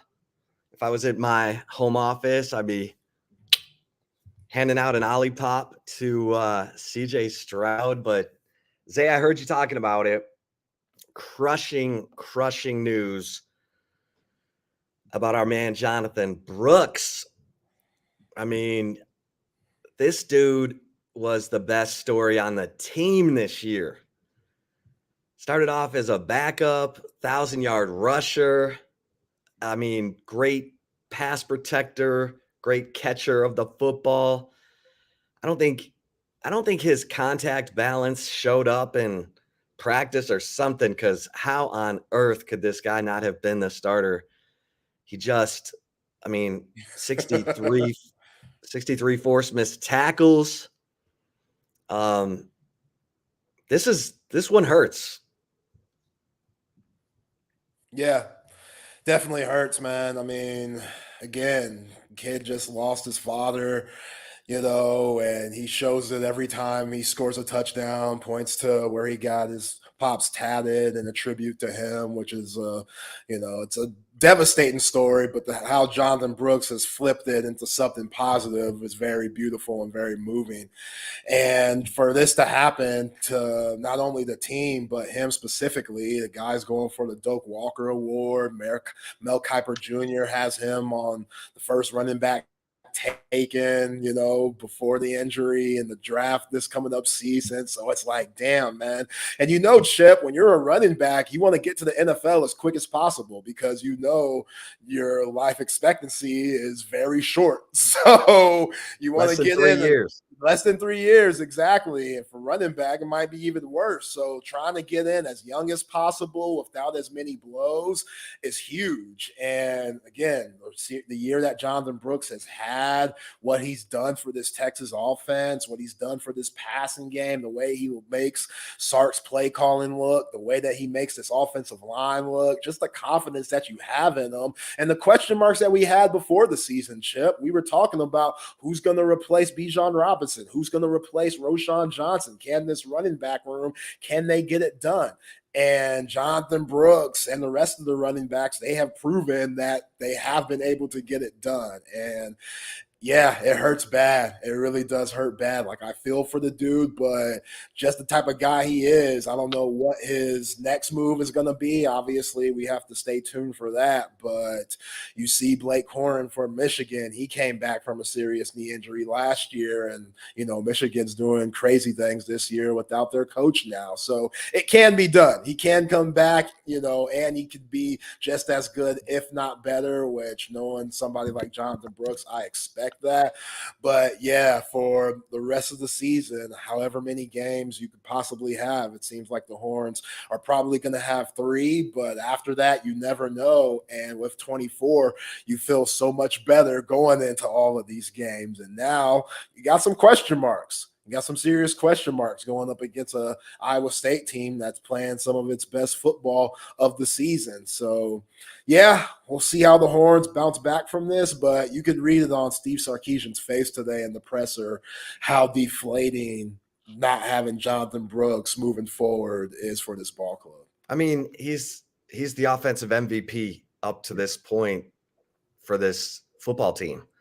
And we can talk about how valuable Quinn Ewers is, and Quinn Ewers is absolutely invaluable. I mean, but Jonathan Brooks, what he's done game in, game out, and his consistency has just meant everything to this football team. And I'll be honest, it scares you a little bit because, there were times last year where you were waiting for Sark to kind of quit throwing the football and get to running the football. And the Iowa State game was one of those games last year where it was tough for Quinn. He didn't have a great completion percentage against Iowa State last year. They, barely pulled it out. People, the whip route by Xavier Worthy on 4th and goal proved to be the game-winning points, and Iowa State went right down the field and was driving for the go-ahead points when, they forced a fumble. Matt Campbell went crazy, ran onto the field. He wanted targeting. Jalen Ford recovered the fumble, and Texas got out of that game alive. And now you're going to Ames, and you don't have the proven thing at running back. Last year, Sark always could turn to Bijan. Against Baylor, people forget Texas was trailing Baylor in the 4th quarter last year in Austin. and they ran it 25 of the last 27 plays. The Kansas State game, where Bijan ran it over 30 times for 209 yards. It was just an incredible game from Bijan. And then this year with Jonathan Brooks, when they've needed to run the football, they've turned to Jonathan Brooks. I thought they turned to the running game a little too late in the TCU game, Zay. That drive where they ran it 10 straight times to the field goal, where was that in the third quarter? Right. Instead, they're throwing bubble screens to Jonte Cook on 3rd and 1 with Xavier Worthy, pencil thin Xavier Worthy, expected to get the block on the strong safety. Come on, man. I talked about that play after post game with Rodney Rodriguez of Chaos Theory. That was the worst call of worst call of the game. Worst call of the game. For one, Jonathan Brooks gave you 9 yards on the previous play. 3rd and 1. It was 3rd and 1, and then you go with that whack-ass screen to Jonte Cook, who hasn't even got his feet wet in the game yet. And, yeah, Xavier Worthy just botches the block, which obviously he's going to do. The dude weighs $165. I mean, he's done well blocking, but I'm not going to say obviously, but it's more prone to get thrown off and for that cornerback to make the tackle and do the $150 than it is for, one of your offensive linemen when you could just run the ball. Yeah, we need to take an Ollie Pop away from Sark on that. But Ollie Pop to Jonathan Brooks, because that dude is a heart and soul warrior. And 21 carries, 104 yards, had a 73-yard catch and run on a screen in which 71 of those yards was him, his vision, his speed, his contact balance. Nice block from Jatavian Sanders late, although I think they got their feet tangled up, and that's why Brooks hit the deck at the 1. But, yeah, you can tell that this is, I mean, Jalen Ford, we just got done talking to him while I was late, and Jalen Ford just said, when a guy like Jonathan Brooks goes down, alarms need to be going off in every player on this team to step it up this week against Iowa State, because that guy, heart and soul guy, and important piece of this team. And, everyone was breathing a sigh of relief when they saw Quinn Ewers take the field against TCU, and they were right to be having a sigh of relief, because it came to 3rd and 12. And how about Sark dialing up a deep ball to A.D. Mitchell, 35 yards in the air. And A.D. Mitchell, great adjustment to make the catch. All the players today said how, Jalen Ford said he's watching from the sideline, and he's like, when I first saw the ball in the air and the way that A.D. was running, I was like, I don't think he's going to catch that. And then all of a sudden he changed his direction and made a great sort of basket catch there going to the ground. And Jalen Ford was like, oh, thank God I don't have to go back out on the field again, because it was getting rough, Zay. Yeah. Hell yeah, it was getting rough. 20 points in the 4th quarter those Horned Frogs put up. 20 it was getting dark. It was getting dark, and you heard Sonny Dykes talk about after the game. They felt like if they would have gotten the ball back, they would have went down and scored. And you got to think about the week prior, Chris Kleiman having that same mindset, which that's why he went for it. I still thought that was a bad decision with the momentum that Kansas State had. But yeah, that decision has not aged well. Yeah, not at all. But he was, kind of the same thing, just the confidence that they had moving the ball on the Texas defense that is still really stingy. It makes sense why Sonny Dykes felt that way. So that call by Steve Sarkeesian to get the ball to Adonai Mitchell on that deep route, huge balls, man, huge. And I got to salute Adonai Mitchell. That dude, from getting flicked off at the beginning of the game where he looked at those guys in the stands of TCU and was like, oh, y'all gonna flick me off? Okay. All right. I'm gonna remember that. Don't let me make a play later on that's gonna haunt y'all's dreams. And that was the play. It's crazy how life works, TCU fans, because y'all gonna give them that energy. Well, we gonna give it right back, just in a different way. And Adonai Mitchell, all 3 of his catches were big time. Like the one for the touchdown, a little push off, not enough to where the refs are going to throw the flag, but just a little nudge, kind of like the Jordan shove. You know what I'm saying? Just a little nudge and then break off. Beautiful pass by Quinn for the touchdown. And then the pass that Quinn Ewers made in his own end zone, which it was almost a safety if Quinn didn't get that ball off, and A.D. Mitchell called it a little toe tap on the sideline, and then he had that deep route, just adjusting his body, contorting his body for game. Beautiful play, man. He's been huge all season long, 9 touchdowns. And Xavier Worthy, talk about his play, like 10 catches, 137 yards. He had Josh Newton in shambles all game long. We were hearing all game or all week long, Chip, about how good Josh Newton was coming from Louisiana and how he's going to be one of the, first cornerbacks taken in this year's draft. And Xavier Worthy said, you know what? This is the game that NFL scouts are going to look at and say, oh, this dude's for real. This dude just ain't a speed threat. And I talked about it coming in, like, with Xavier Worthy and just his route running, how much he's improved from that. Like Tyreek Hill, he just ain't no fast threat. Like that's who you should be looking at. If you're Xavier Worthy, you should be looking at somebody like Tyreek Hill. Like, oh, he doesn't just go off with his speed. His releases are nice too. His footwork is crazy. His route running is very precise. If I apply that to my game, that's going to take me to another level. And Xavier Worthy, he showed his ass on Saturday. I was really impressed with him and the physicality for him. He might have smoked that block for Jonte Cook on the screen, but when Xavier Worthy has the ball in his hands, he ain't going down. Like, he's not going to go down just because, he's a small guy and needs to save his body. No, he's trying to get extra yardage.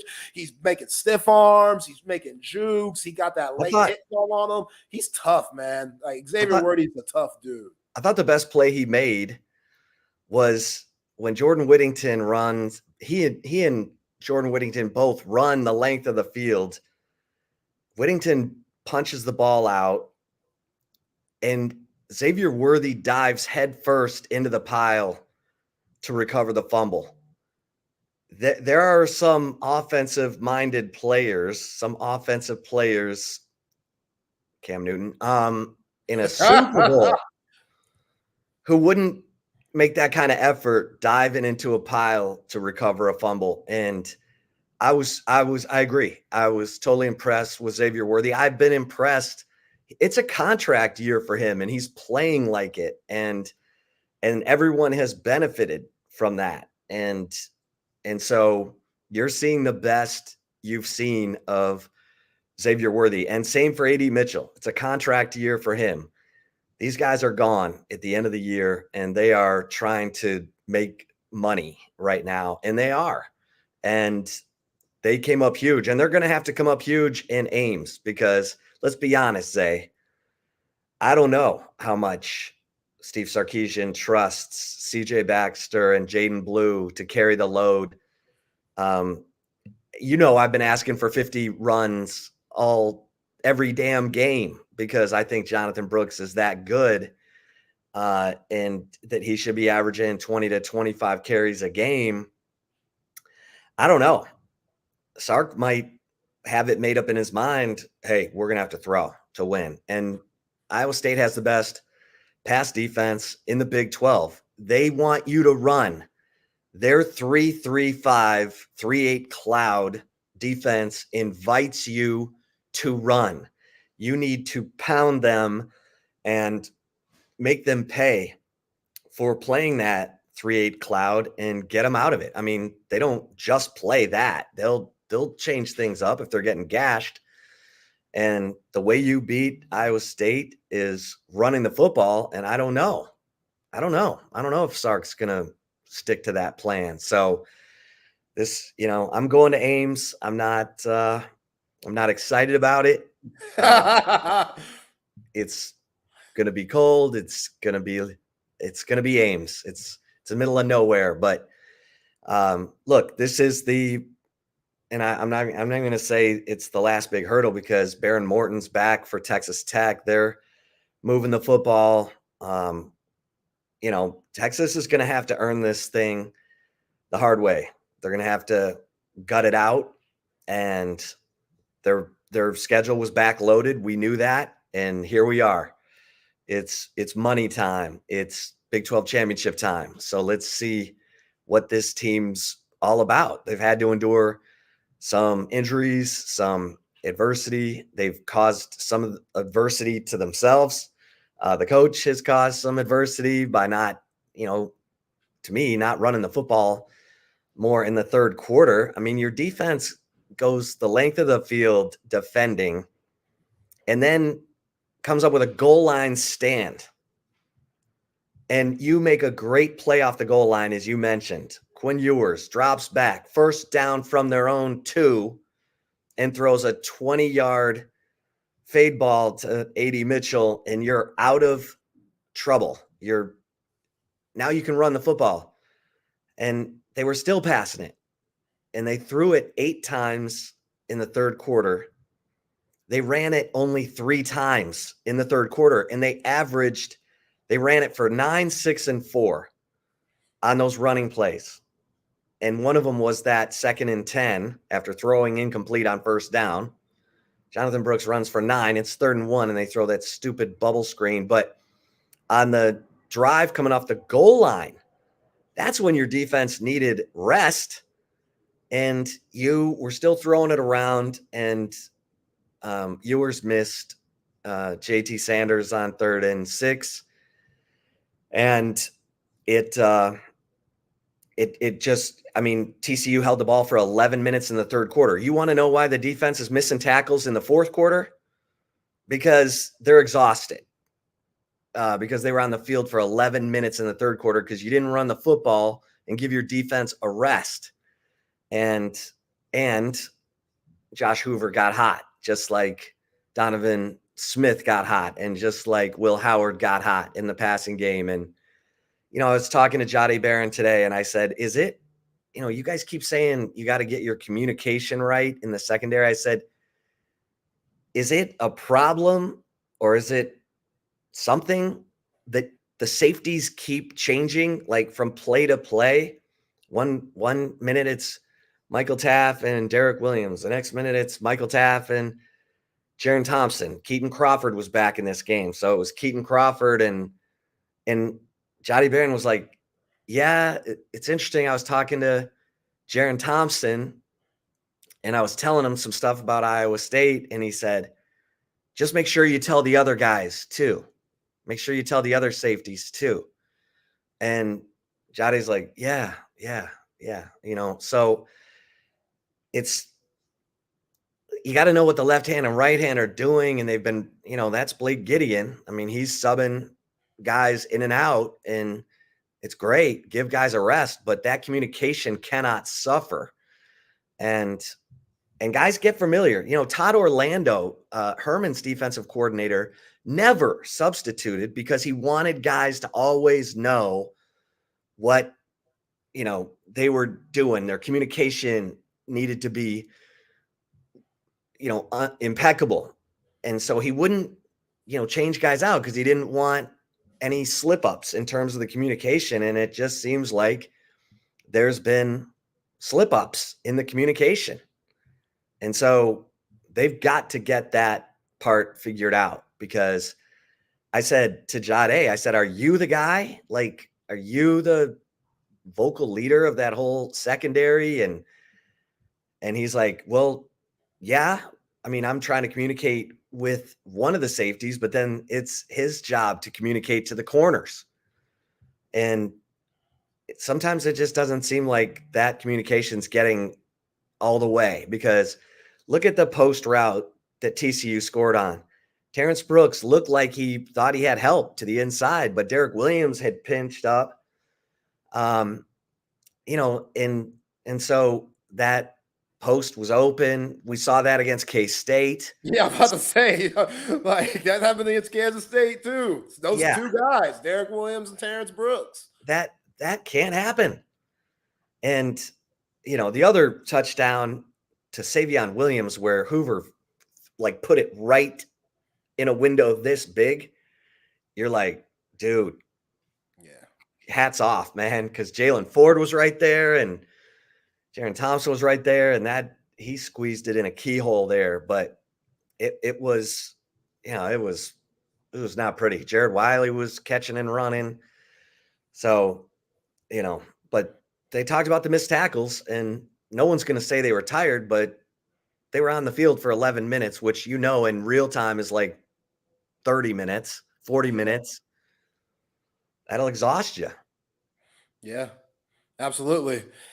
And we knew coming into this game, if Browse and this TCU offense, if they're able to get a tempo that they liked, then they were going to exploit the Texas secondary a lot like Oklahoma did. And that's what we saw specifically in that fourth quarter. They started moving at a pace, and Jalen Ford, I know he said that the pace didn't bother them, but you got to say that. I understand. You got to say that. You don't want to make it look like, you're out here looking weak and stuff. But, hey, pace, that's an issue with Texas. When teams go fast and they're throwing that ball and getting it out of their hands quick and allowing those receivers to make yards after catch plays like Savion Williams did, had that dude looking like Devontae Adams out there on Saturday. And that's a big dude, man. That's a big athletic dude. And I was pretty surprised, when we talked to Brian last week, he said that this receiving core for TCU was really good, and it just hasn't shown yet, but we saw it.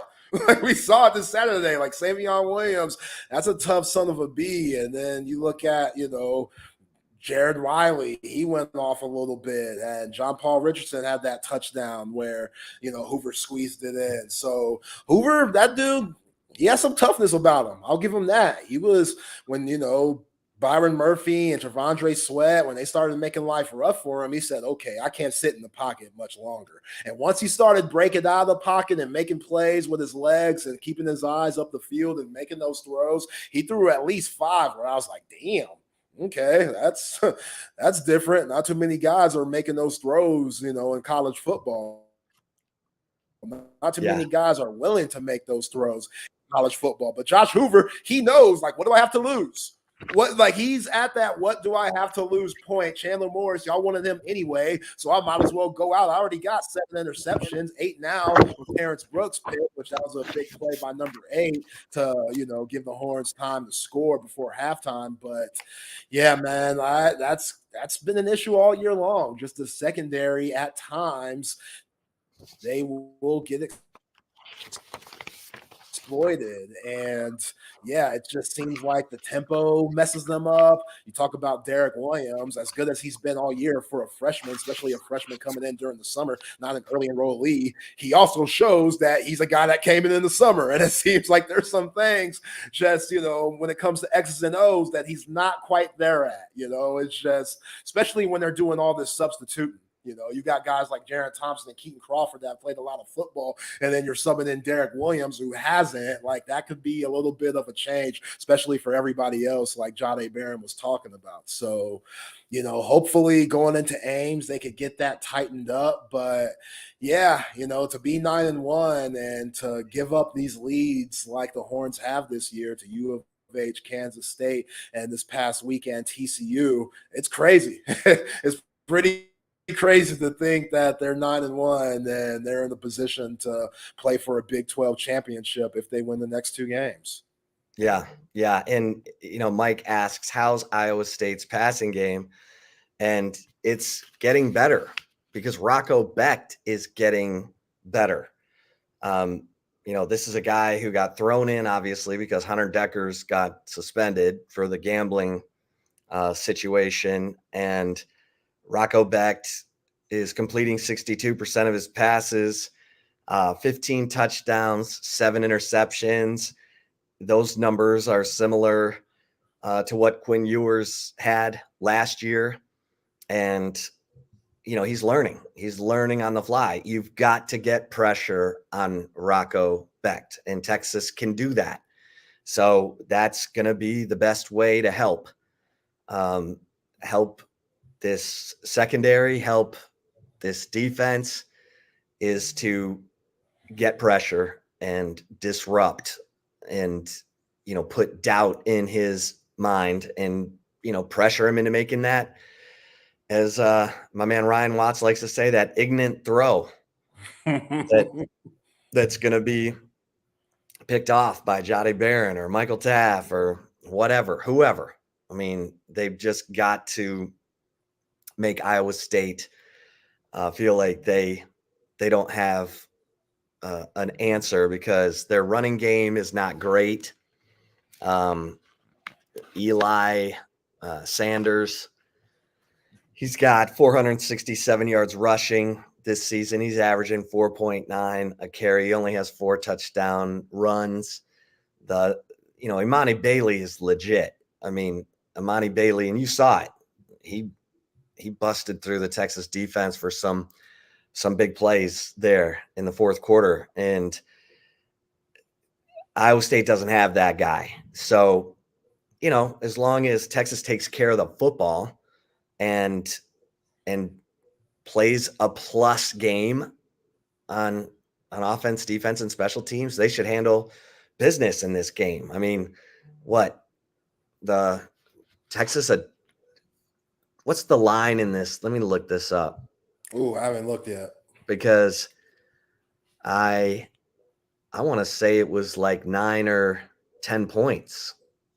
And that's high. It's a little. That's high to me. No Jonathan Brooks. That's high. That's high. That's high to me. Snoop Dogg. That's high. That's high. I mean, I'm just saying. This game scares the crap out of me. I mean, all of them do, it seems like, but this game really does. No 24. That's so big. That's so big. Gosh, he's so good. Like, I'm so impressed with his play this year, Chip, and just how steady he's been. And he's not a shit talker. He does it with his play. Very mild-mannered when you hear him in, pressers and stuff like that. He's, just nothing's crazy about him. He's not like a huge extrovert type of guy. But when it comes to buckling that chin strap up and handling your business, like you talk about his pass protection and how good he is blocking this year. Like Jaden Blue, that's what he's worst at.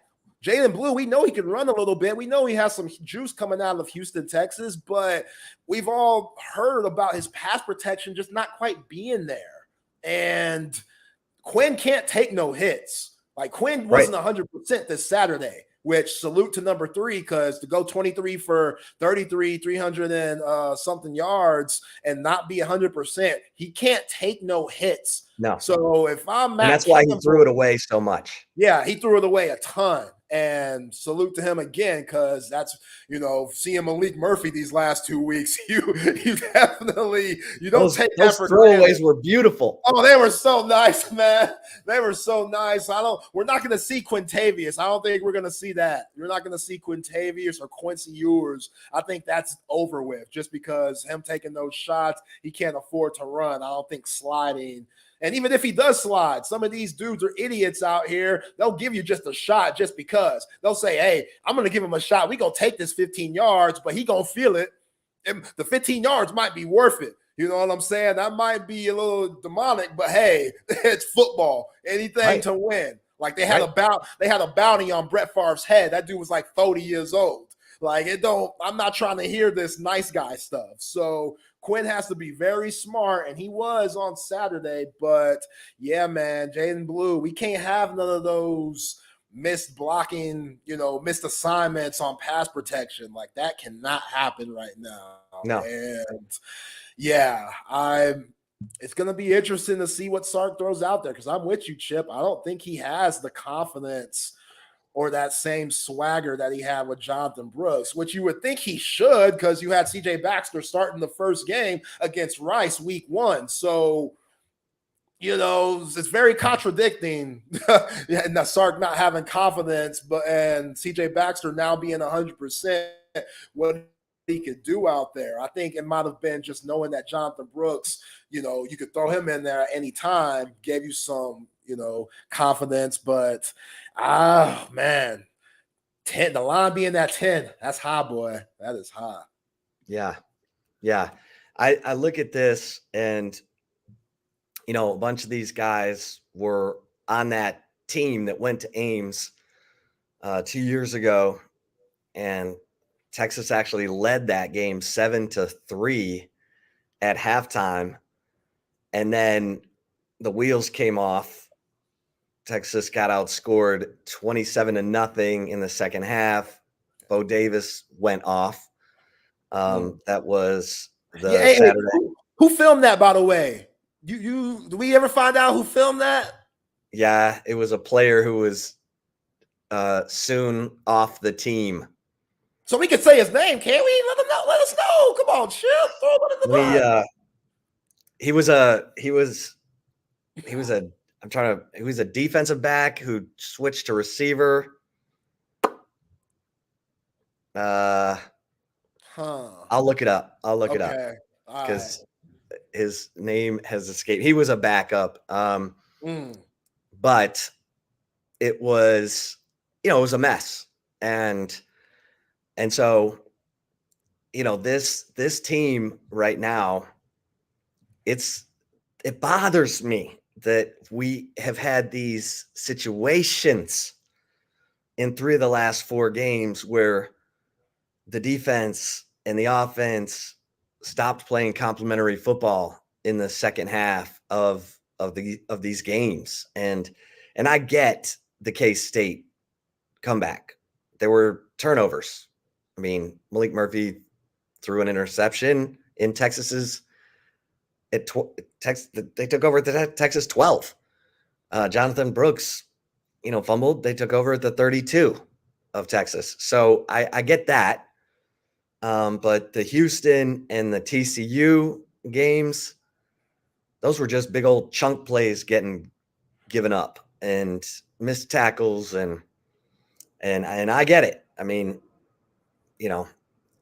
but you gotta Sark, and this is where I want to be clear. There's a difference between Coach Sark and play caller Sark. Coach Sark has done a great job with this team. The culture is holding this team together. That was a culture win against Houston. It was a culture win against K-State. It was a culture win against TCU.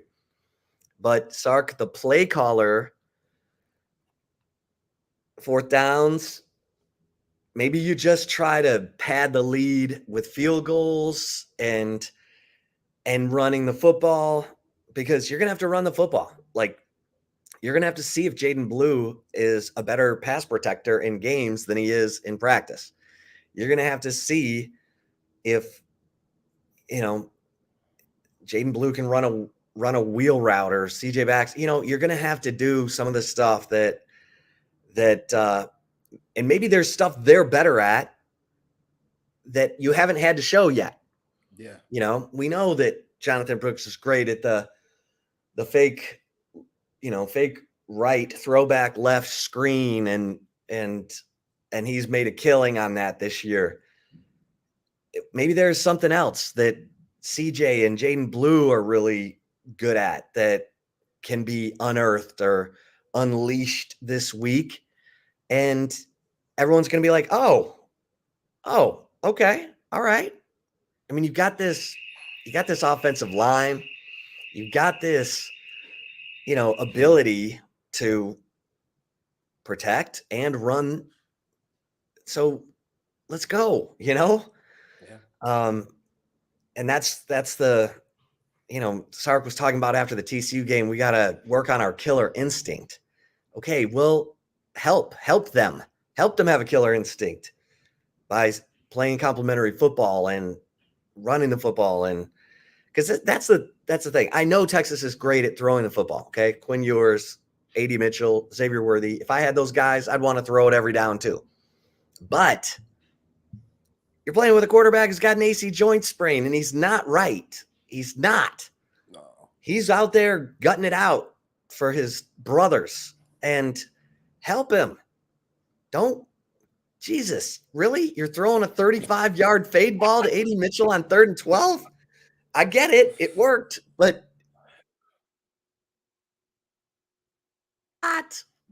don't push it with Quinn Ewers. I mean, good gravy. Yeah. Let's go. Run the ball.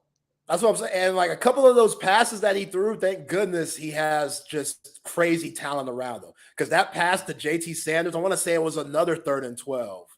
And JT Sanders, it was behind him, but JT Sanders put his big ass paws and turned around and caught that thing to keep on moving the chains. And it was like, all right, Quinn, like, all right, bro. Then he had one where he just kind of lofted in the air to Xavier Worthy coming on a crossing route. The one that got intercepted? No, not that one. It almost got intercepted. I don't remember exactly when it was, but it was a weird throw, because if he would have just hit Xavier Worthy in stride, it would have been on the money, but it was floating in the air so long, it allowed Newton to, come back to it and make a play. And yeah, you just Sark sometimes, I think he just gets ahead of himself, man. And you're right. I'm glad that you broke it down perfectly right there, my brother. Sark the play caller and Sark the head coach are two completely different guys. Right. And those we kind of saw it too many times last year, but they ended up in losses, so nobody said anything. This team looking really good in the first half, and then in the second half, you don't know what happens. It's like the adjustments that the opposing coach makes, Sark and his coaching staff can't make adjustments to that. Can't do it in game. Like, that's where some of the best coaches make their money. You've got to be able to adjust in game from play to play, quarter to quarter. That's just what it is. And we're starting to weirdly see it this year. And you're right. You can't count the Kansas State game as much. Jonathan Brooks fumbled, Malik Murphy throwing interceptions. But U of H, this past game against TCU, it's like, all right, guys, we got to figure out when this team makes adjustments, because that's what happens. That's what coaching is. When you're getting your ass whooped and you're down 20 points, you probably should go to your coaching staff and be like, hey, what can we do better? What can we do different? What are they doing to us that we need to stop? And when that happens, you need to say, okay, they're stopping what we're doing now, but what they're doing now, what are we going to do to overcome that? And it seems like Steve Sarkeesian has just really struggled with that at times during his Texas tenure. So, I mean, things could be worse. You cannot have a job like right now, like the guy down there at College Station. I mean, like Texas, they're in a good spot for all the adversity that they've had. Jalen Catalon still ain't back yet. You saw that, Keelan Robinson, he didn't play this past Saturday. They could have used him, especially when Jonathan Brooks went out the game. You know what I'm saying? And so it's going to be interesting to know what his health progress is coming in this game. And yeah, I just think that this team, they have some toughness to them. They do, but sometimes they don't have that killer instinct like you would want to have. That's why, hey, if I'm the coach, we're watching Kobe tape all week. Talk about killer instinct. I always hear those guys talking about Kobe and stuff like that. Hey, let's watch some Kobe tape then. I know it's basketball and stuff, but that dude had the most killer instinct maybe of anyone in any type of professional sport, if you don't count Michael Jordan and Tom Brady and Tiger Woods. So yeah, let's watch all those guys with the killer instinct and see if it can rub off on them. Sark has shown them the Kobe job's not finished video. Okay. When he was up 2-0 in the playoff series, and why aren't you happy? Job's not finished. Haven't accomplished anything yet. And that's where this team absolutely needs to be. And they have not. The only one who's been there is AD Mitchell. And you almost want to say to AD, okay, AD, you take over now. You lead us. You show us how it's done, because we're faking it till we make it. We're trying. We're trying to act like we know, but no.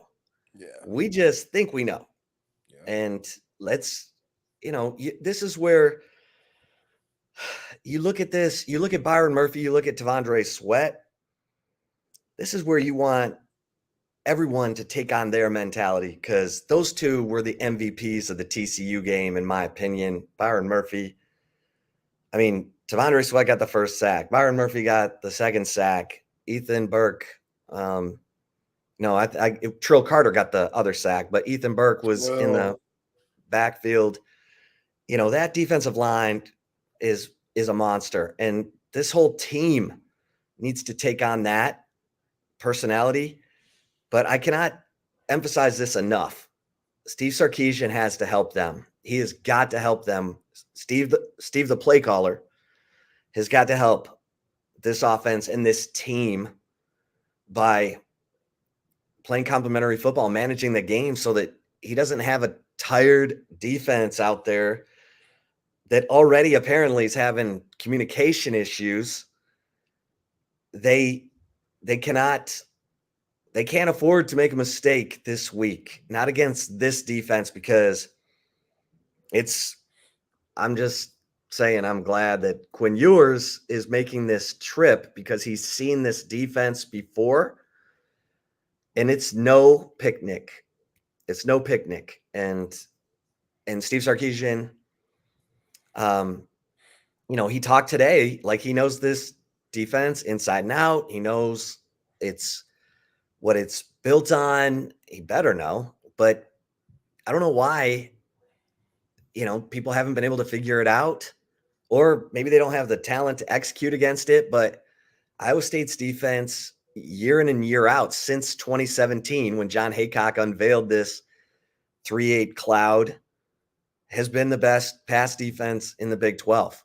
And here comes Texas with two of the best receivers they've had in I don't know how many years, probably dating back to, Devin Duvernay, Little Jordan Humphrey and Colin Johnson were pretty darn good. Yeah. But this is going to be a challenge, and Texas is a 7.5 point favorite. They opened as an 8.5 point favorite. It's already down to 7.5. And I'm sure that came on the news of Jonathan Brooks being out for the year. The thing I would love to ask Jonathan was the tackle by Mark Perry. He grabbed that right foot and he was kind of twisting it as he tackled him. Like he had a chokehold on that right leg. And I don't know. It looked like that might have been a dirty situation, but because he didn't plant and lose it, Yeah. It looked like a routine play until you watch the tackle and Mark Perry's like, Yeah. But which, I hate to think that it was dirty. It's easy to think that it was dirty, but if you're Perry, you're trying to tackle the guy that leads the nation in missed tackles. Yeah. So to get him down any way possible, that's just kind of the mentality. And yeah, it looked bad and it happened to be bad. So now you speculate, what was his intentions really?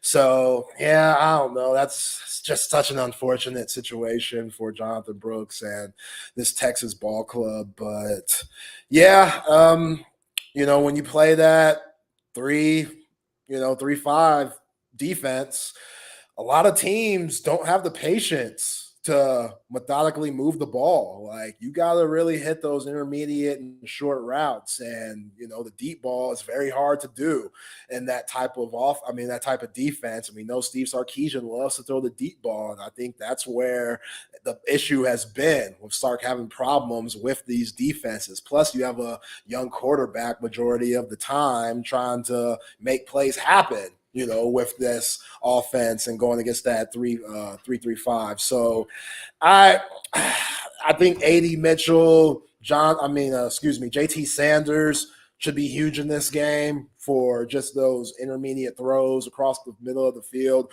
Jordan Whittington, which Jay Witt, yeah, I'm with you. Run the ball 34. Like it might be one of those Jay Witt games because the dude definitely wants it.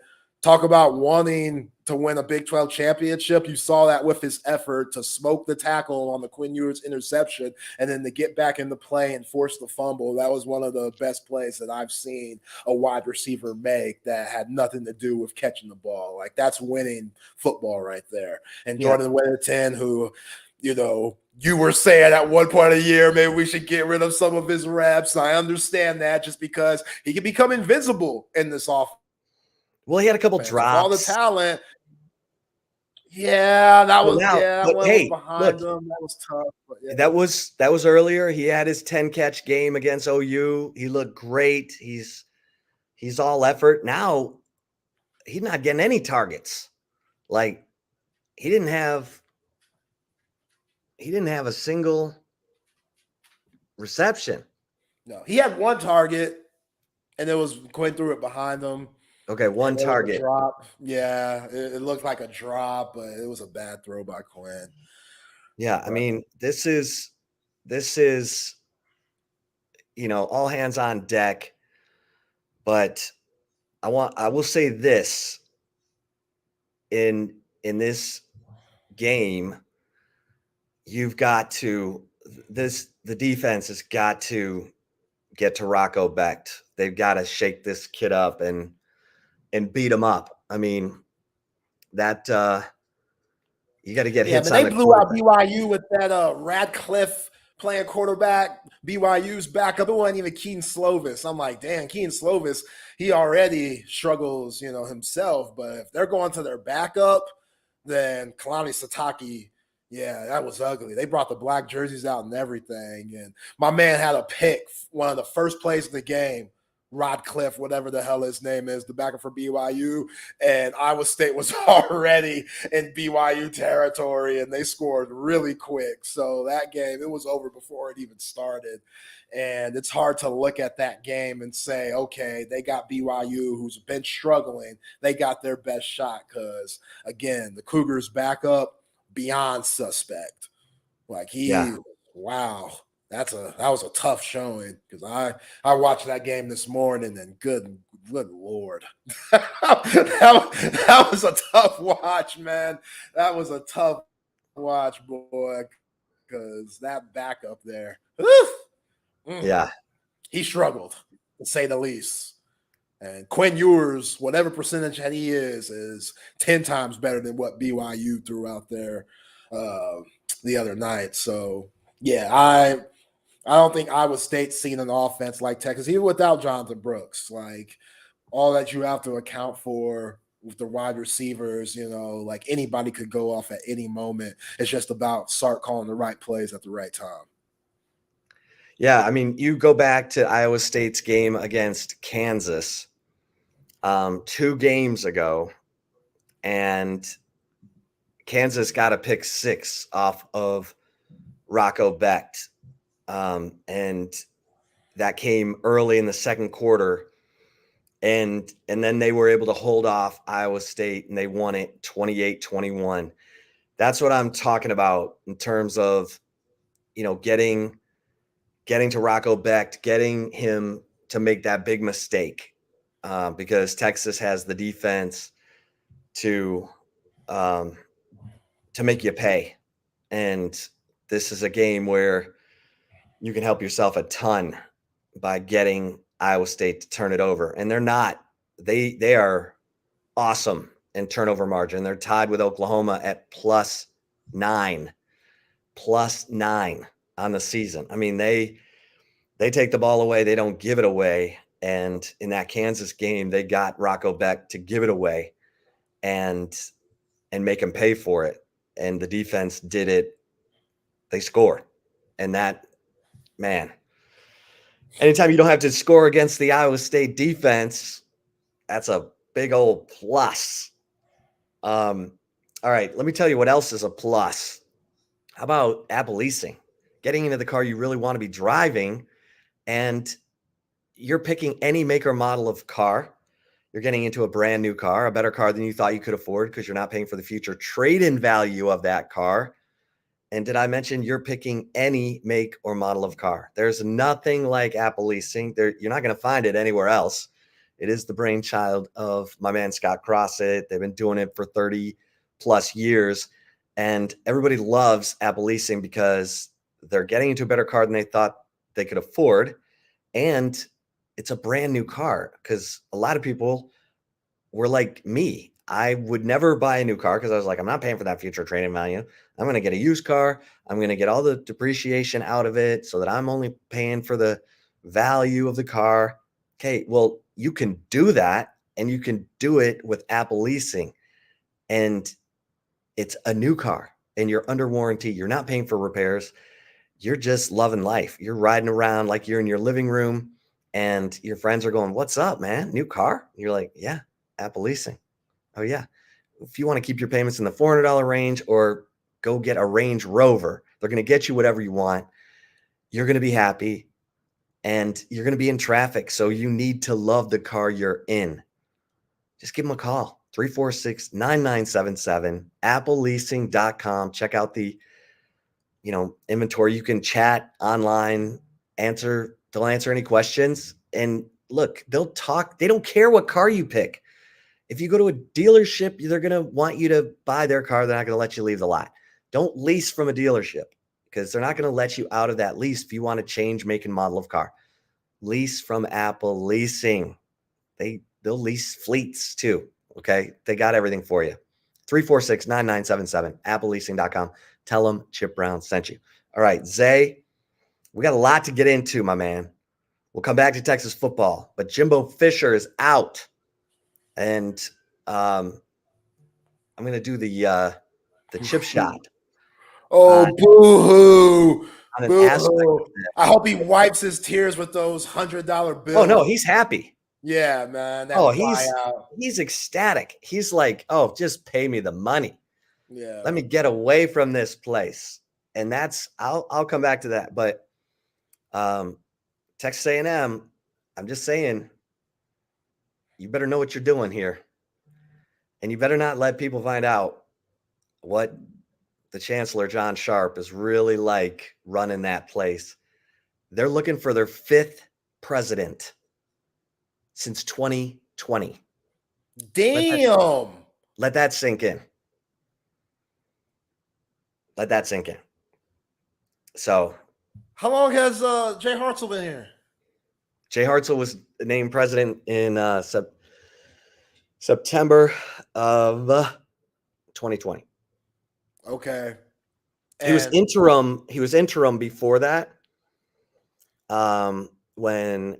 When Greg Fenves left to go to Emory, they made Hartzell the interim, and so he's really been the president like since 2019. Damn. And there's been 5 A&M presidents since. They're looking for their 5th. Why is that? Well, the chancellor ran off one of them. Then they had an interim. Then they had a female president who they ended up. She had some indiscretions that caused her to resign. Oh, she had the OnlyFans? Come on, A&M. Let her have an OnlyFans. Come on. And so they're on another interim president. And they had the same Board of Regents meeting last Thursday where they basically decided in a very narrow vote. This was not a unanimous decision to get rid of Jimbo because of the buyout. Yeah. They have not set a course for finding their new president. That's all my man John Sharp, the chancellor, the former Texas comptroller. I covered him when I was covering the legislature, when he was the state comptroller, and he's something else. We'll get to that, but I'm just saying, Aggies, you better know what you're doing. And it's yeah. And look, I wrote this morning. Texas, don't think that Texas being 9-1 with a win over Alabama and about to join the SEC didn't play a role in the timing of this. Zay, they fired Jimbo after a 51-10 win. I know. I was like, they back. Here we go. Like, Jimbo probably popping champagne in the locker room with the team and stuff, smoking cigars. That was a good win. Great win. Great win. Yeah.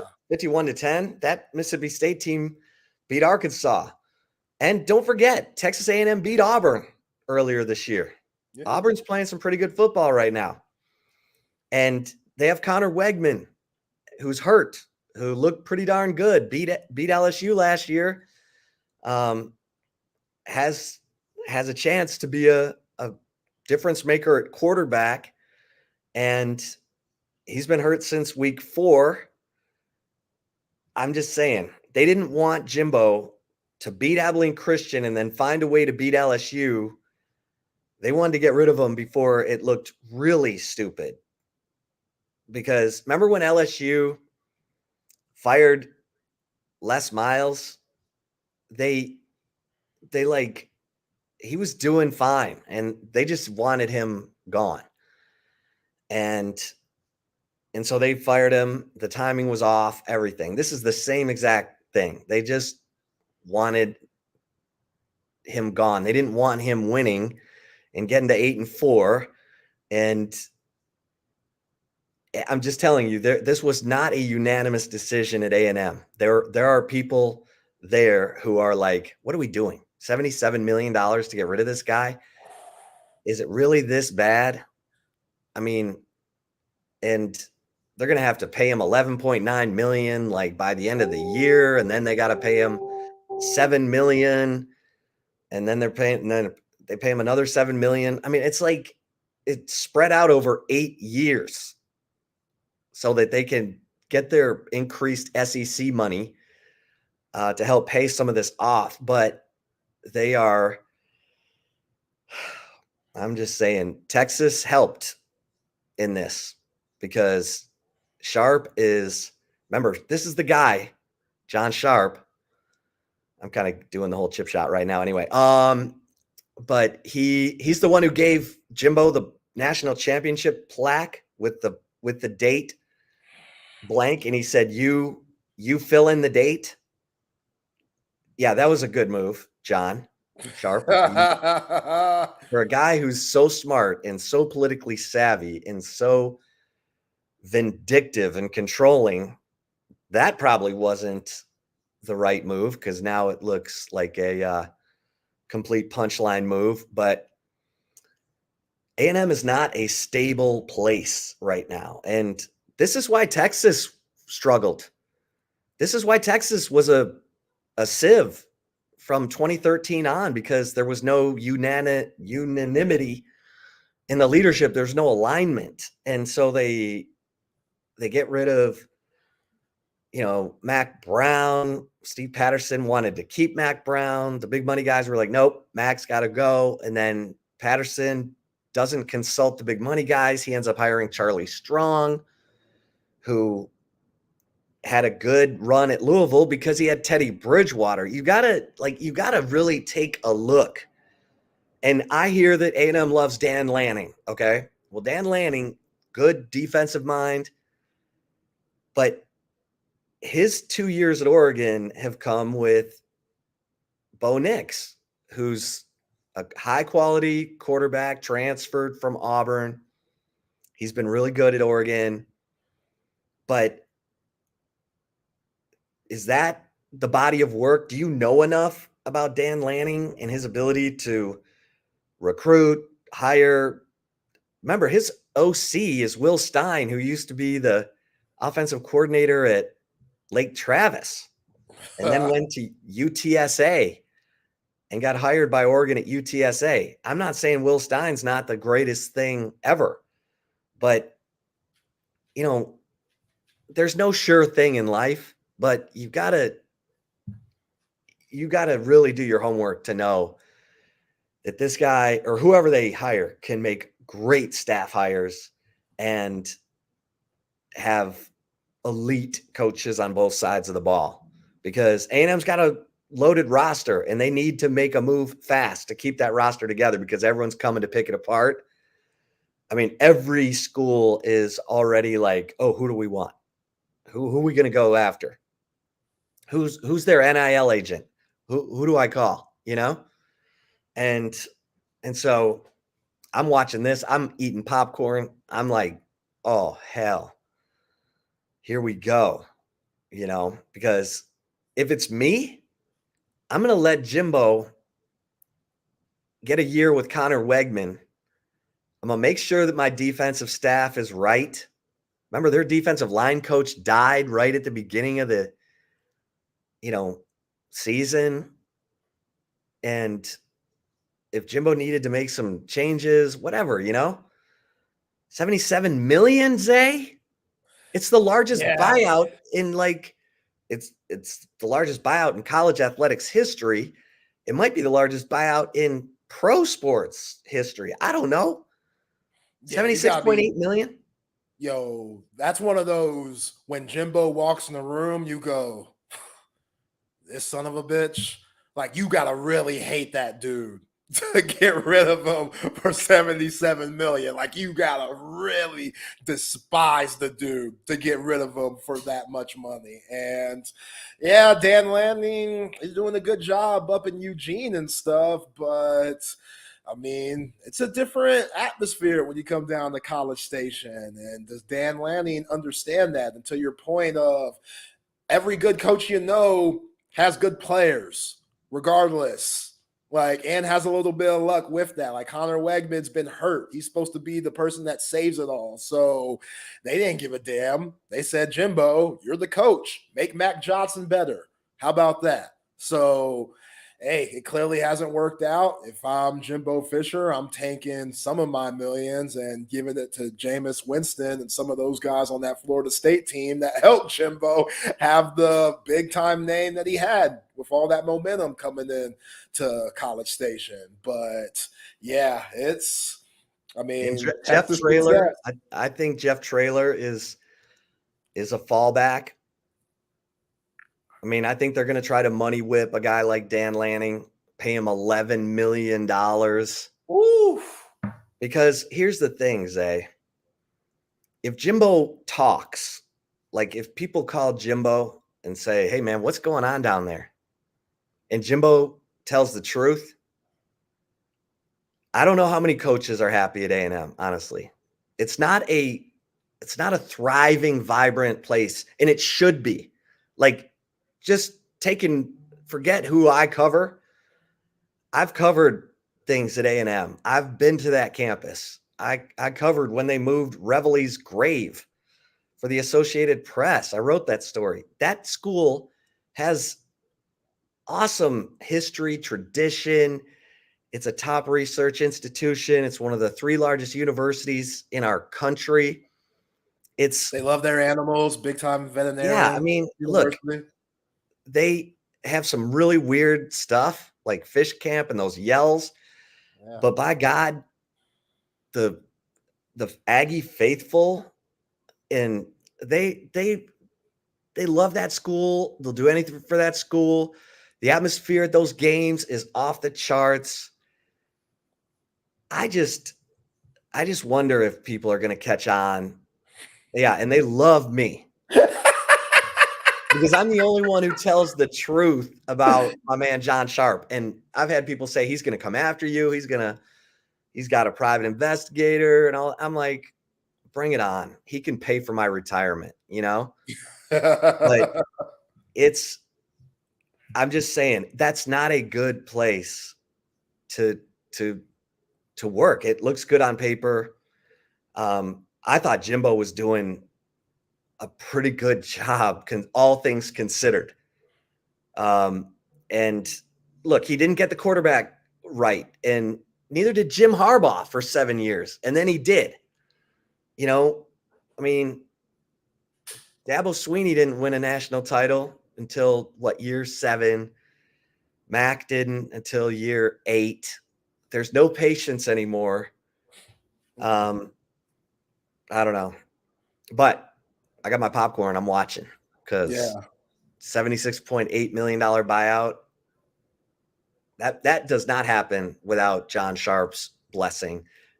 Not only his blessing, his encouragement. And John Sharp, former state comptroller, he'll find a way to move money around the A&M system to pay for this. He'll probably take it from another school. And then that president will be like, hey, where's that money? And Sharp will be like, shut up. Go down to A&M Corpus Christi, Commerce, take money from those guys. Yeah. Oh, yeah. Prairie View. Oh, yeah.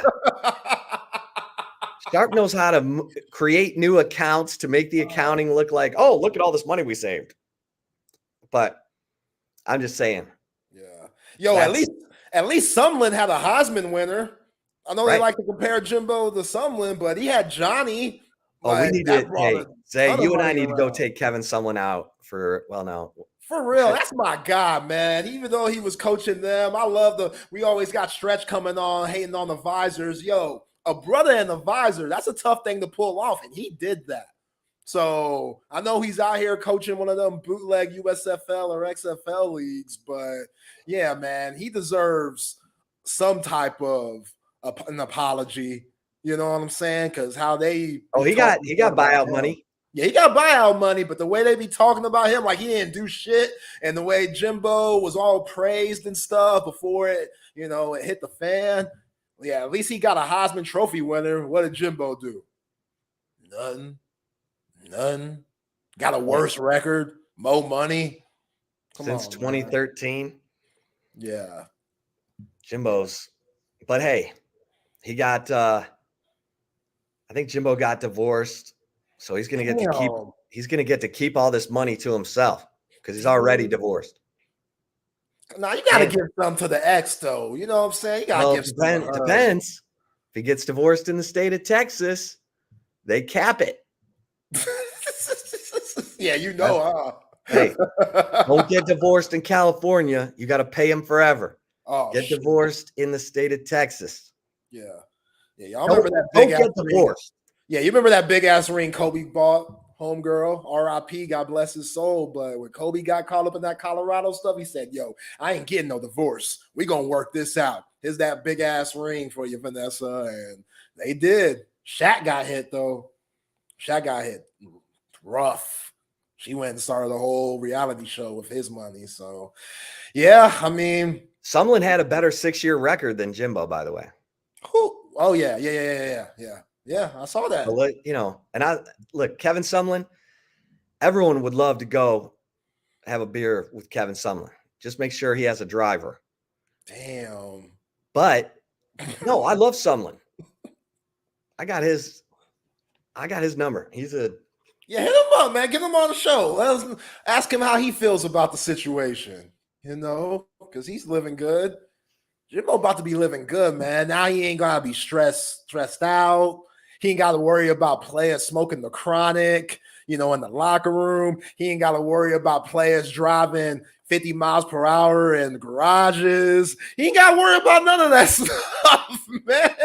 All that stuff that just added white hairs to the scalp every day. He ain't got to worry about that no more. Now he could go live by the lake somewhere, enjoy the fruits of his labor, because there's some serious fruit there. Some serious. This comes in on the Coda text line 512-222-9328, Circuit of the Americas, baby.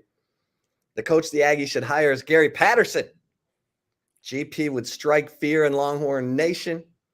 They could even run out the 2024 game versus the Longhorns, a new special Aggie maroon that was purple.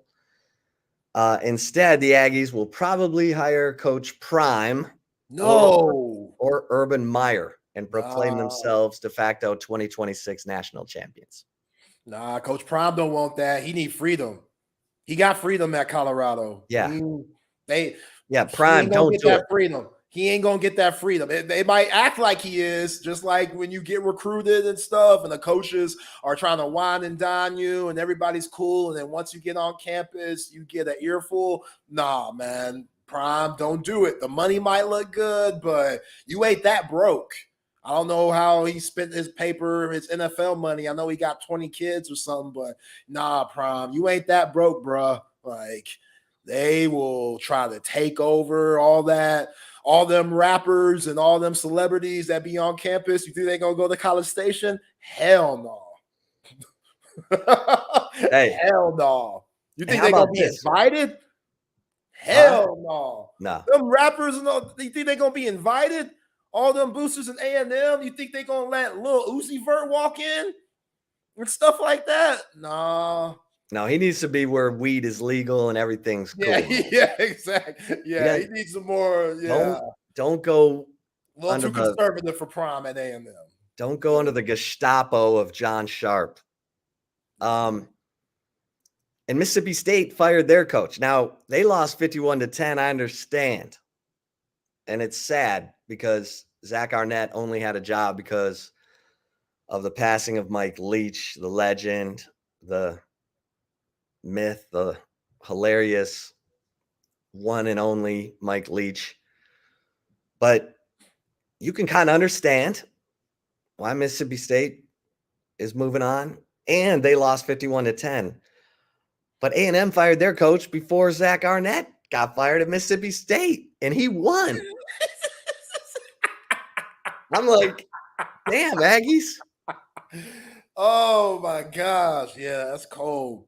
Like, you're making me ask how many Aggies it takes to screw in a light bulb, because y'all are like tripping over yourselves to get rid of this guy before he wins any more games. Because A&M's had LSU's number a little bit. Yeah. Ay, ay, ay. Yeah, too much talent.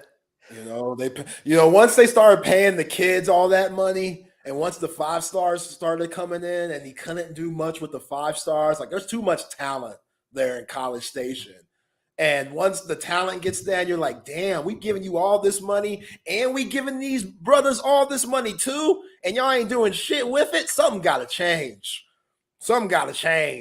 Like, I understand getting frustrated because we know Jimbo got paid, but Evan Stewart, all those guys that really good recruiting class, number one, what was it, 2022 class, that was number one in the nation. Like, that don't happen every day in College Station. So and the thing about Jimbo's a good talker. Like, he's good with the media. He's quick. He went after Nick. Like, he's like, oh, Nick doesn't want us former assistants talking about life at Alabama. Like, Nick, I mean, Jimbo can hold his own. Like, be careful what you wish for, Aggies. I'm just saying. I'm like, what did Jimbo do to make them want to pay $76.8 million when he's got he's got a loaded roster? Like, you want to let that roster marinate just a little bit? Yeah, that defense is tough, man. Yeah. That defense, they're tough. So it seemed like after the Miami game, they started figuring things out. Yeah, because I guarantee you Jimbo went in there and told DJ Durkin, I'm about to fire your ass because they're pissed at me. I'm going to fire you. Yo, they probably said, yo, you better fire this dude. And he was like, nah, I ain't going to do it just yet. I'll let him know, but I ain't going to fire him. That might have been it too. Durkin should have got the boot. And Jimbo was like, nah, I can't fire no dude during the season. I get end of the year, we'll get rid of him. But during the season, they were like, all right, Jimbo, all right, we'll see. It says, is Petrino still on the staff? Hell yeah, he's calling the plays. Yeah. I don't know who's the interim head coach, but that's what I'm saying. Like, we haven't heard no Petrino on Scooter stories. You know what I'm saying? Like, Jimbo could have had another year, but they can't. Those boosters and stuff, Chip, they cannot see the Longhorns going to Kyle Field and win that game. They don't even want to. They don't even want to chance it. They don't even want to. Like, they're probably thinking about that in the future for 2024, and they're like, oh my God, if that team comes in here and beats us, that ain't. They can't have it. No, because you know it's going to be at the end of the year. He wakes up every day trying to figure out how to move Aggie land ahead of the 40 acres. Yeah. I mean, this is the chip shot early. So Eric Hyman was the athletic director there in 2013 when they were doing the renovation at Kyle Field. And John Sharp said, we're going to a capacity of 102,000. And Eric Hyman said, because Kyle Field used to be 82,000 and change. And Eric Hyman said, well, all the studies are showing that live attendance is decreasing. Like, pro stadiums are right at 75, 80,000. He's like, I think we're good at 82. And Sharp said, we will have the largest college stadium in the state of Texas. Don't ever question me again. And Hyman was gone 2 years later. Damn. And they brought in Scott Woodward, who had a great relationship with Jimbo because he was at LSU when Jimbo was at LSU. And Scott Woodward brought in Jimbo felt comfortable because Scott Woodward was there. And then Scott Woodward got the AD's job at LSU and left. And he went and hired Brian Kelly. And things are looking okay at LSU. I mean, it's not a great year, but Jaden Daniels might win the freaking Heisman. So it's you're right. You're right, Zay. They are agonizing over Texas being 9-1, looking like they might go to the college football playoff and roll into the SEC with momentum. And I guarantee you, John Sharp was like, I can't. Nope, we're done. We have to. We got to find someone better. Oh, man. He sounds like a bully, man. Oh. He sounds like a flat-out bully. He is scary. And I guarantee you that's why they're looking for their 5th president since 2020. Somebody on the Coda text line called Sumlin Pudgy Summy. What? Was that his name? Well, I know he has a little bit of a gut, but Yeah. you know, he likes to drink a little bit. But damn, y'all cold. I think that was Bucky's nickname for him. Oh, wow. Because Summy Sumlin, they used to call him because he was, putting on a couple LBs, whatever. But look, Sumlin, he had Cliff working for him. He had Jake Spavital. I mean, people liked working for Kevin Sumlin. He had good staffers, David Beatty. I mean, look, they had a good offense with Johnny Manziel. Johnny. Yo, you got to be a good coach if your quarterback don't even study the playbook and win the Heisman. Like, you got to be something has to be there. I know everybody just thinks that Johnny was out there playing that Sandlot shit, but something has to give if you have a quarterback that we know wasn't studying. We know wasn't watching film. It is a fact that Johnny Manziel really didn't give a damn when it came to off of the field. But what did Cliff say to him when he was drunk at the Northgate? Yeah, he was like, well, you better go out there and play your ass off. Yeah. And he did. And he did. That's what I'm saying. Like, everybody gives Kingsbury the credit. No, someone did something. Come on, man. Yeah, I'm with that. And CB telling us that Johnny praised Jimbo on Twitter today. Well, I mean, I don't know what he said, but I just wonder if this is going to cause Aggie Land to look at Sharp and say, are you really the right guy to lead our?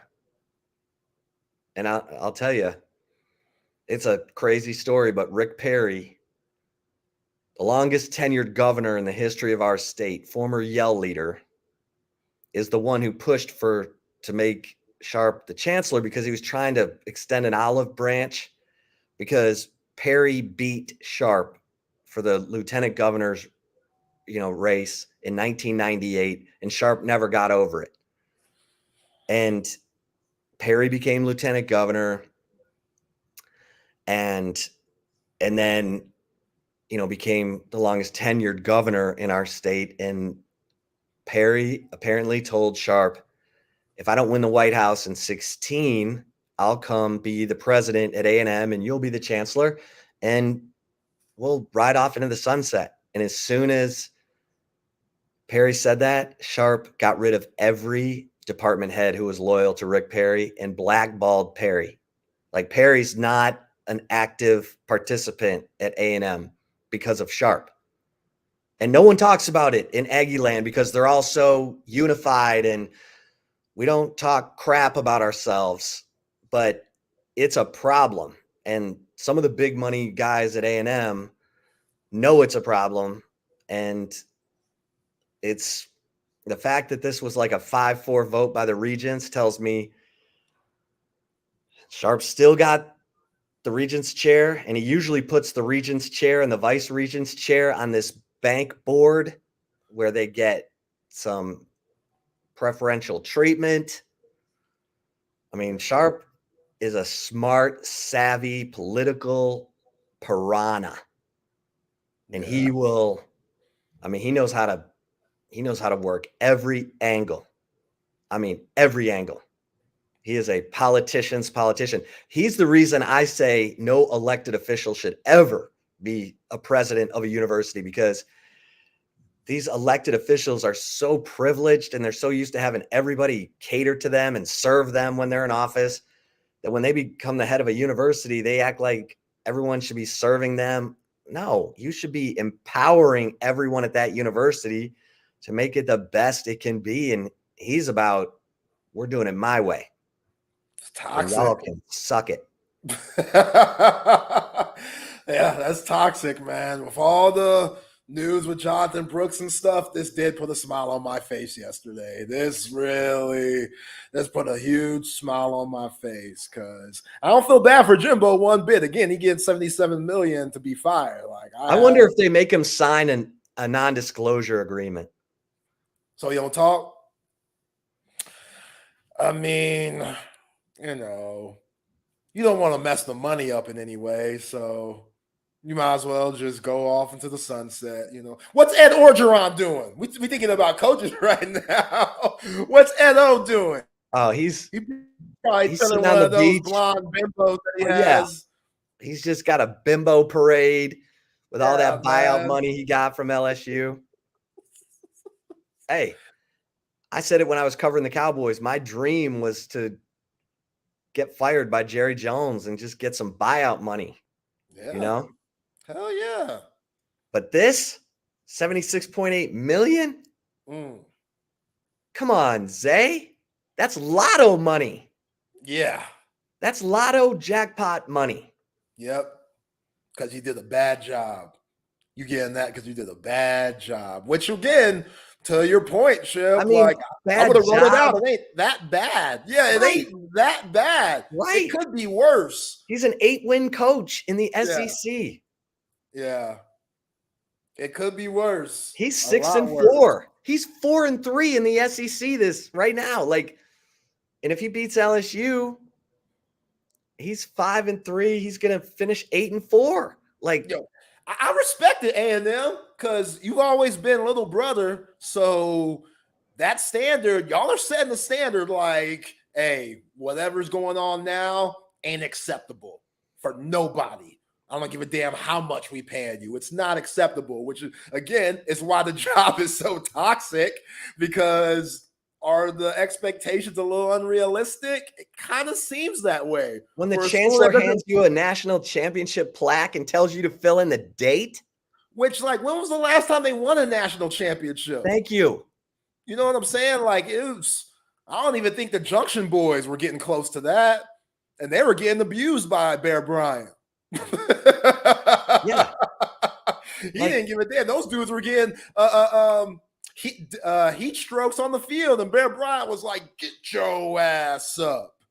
You know what I'm saying? We're getting back to those harsh times. Hey, and Zay, Sharp is the reason that the SEC didn't alert A&M about Texas and Oklahoma coming to the SEC until the last possible minute, and that's why Sharp leaked it to the Houston Chronicle right during SEC media days to try to drum up a drum beat to get it to stop. And of course it didn't, because Greg Sankey had it all lined up and ready to go. And then that whole thing about A&M getting the first home game against Texas, Sharp leaked that too, because he wanted everyone to know.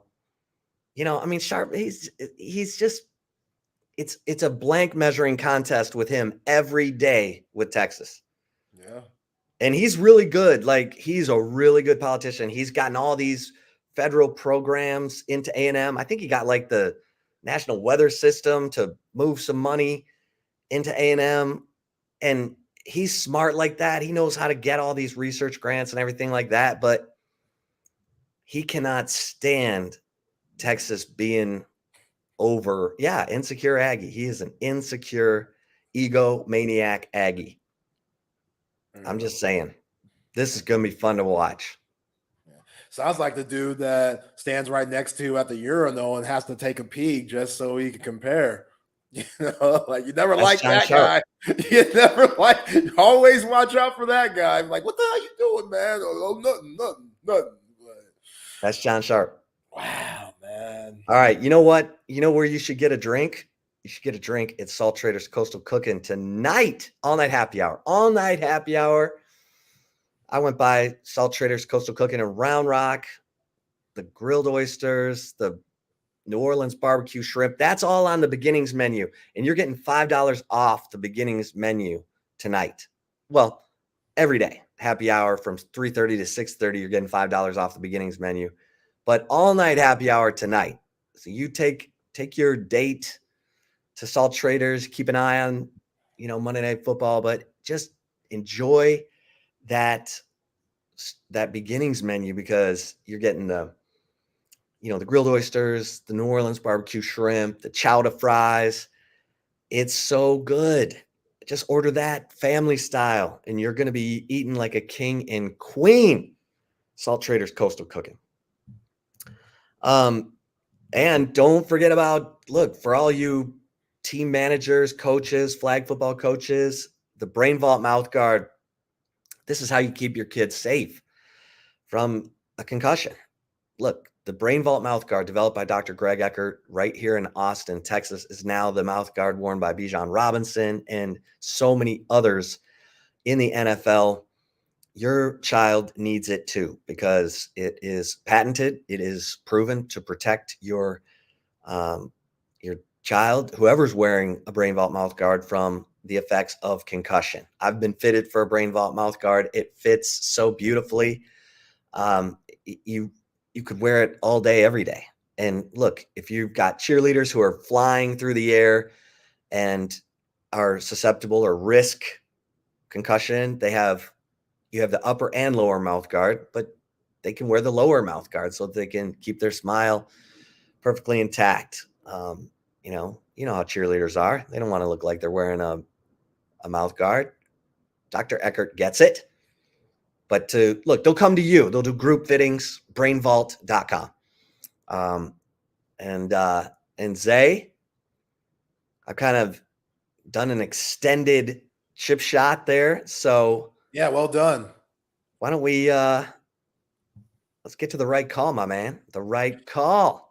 Yeah, man, definitely got to get to the right call. Before I do, though, shout out to Covert BK and the Covert Auto Group. Been around for over 100 years and providing the greater Austin area people with just a high-quality selection of new and pre-owned vehicles. Go visit the crew, Dan and the crew down there at Covert BK. Beautiful 42 acres in the Hill Country. And they got 7 terrific brands to choose from Buick, GMC, Chrysler, Dodge, Cadillac, Jeep, and Ram. You will get hooked up at Covert BK. So if you want to go see all the latest specials and inventory, go to covertbcave.com and you can check that out. Nobody beats a Covert deal. Not now, not ever.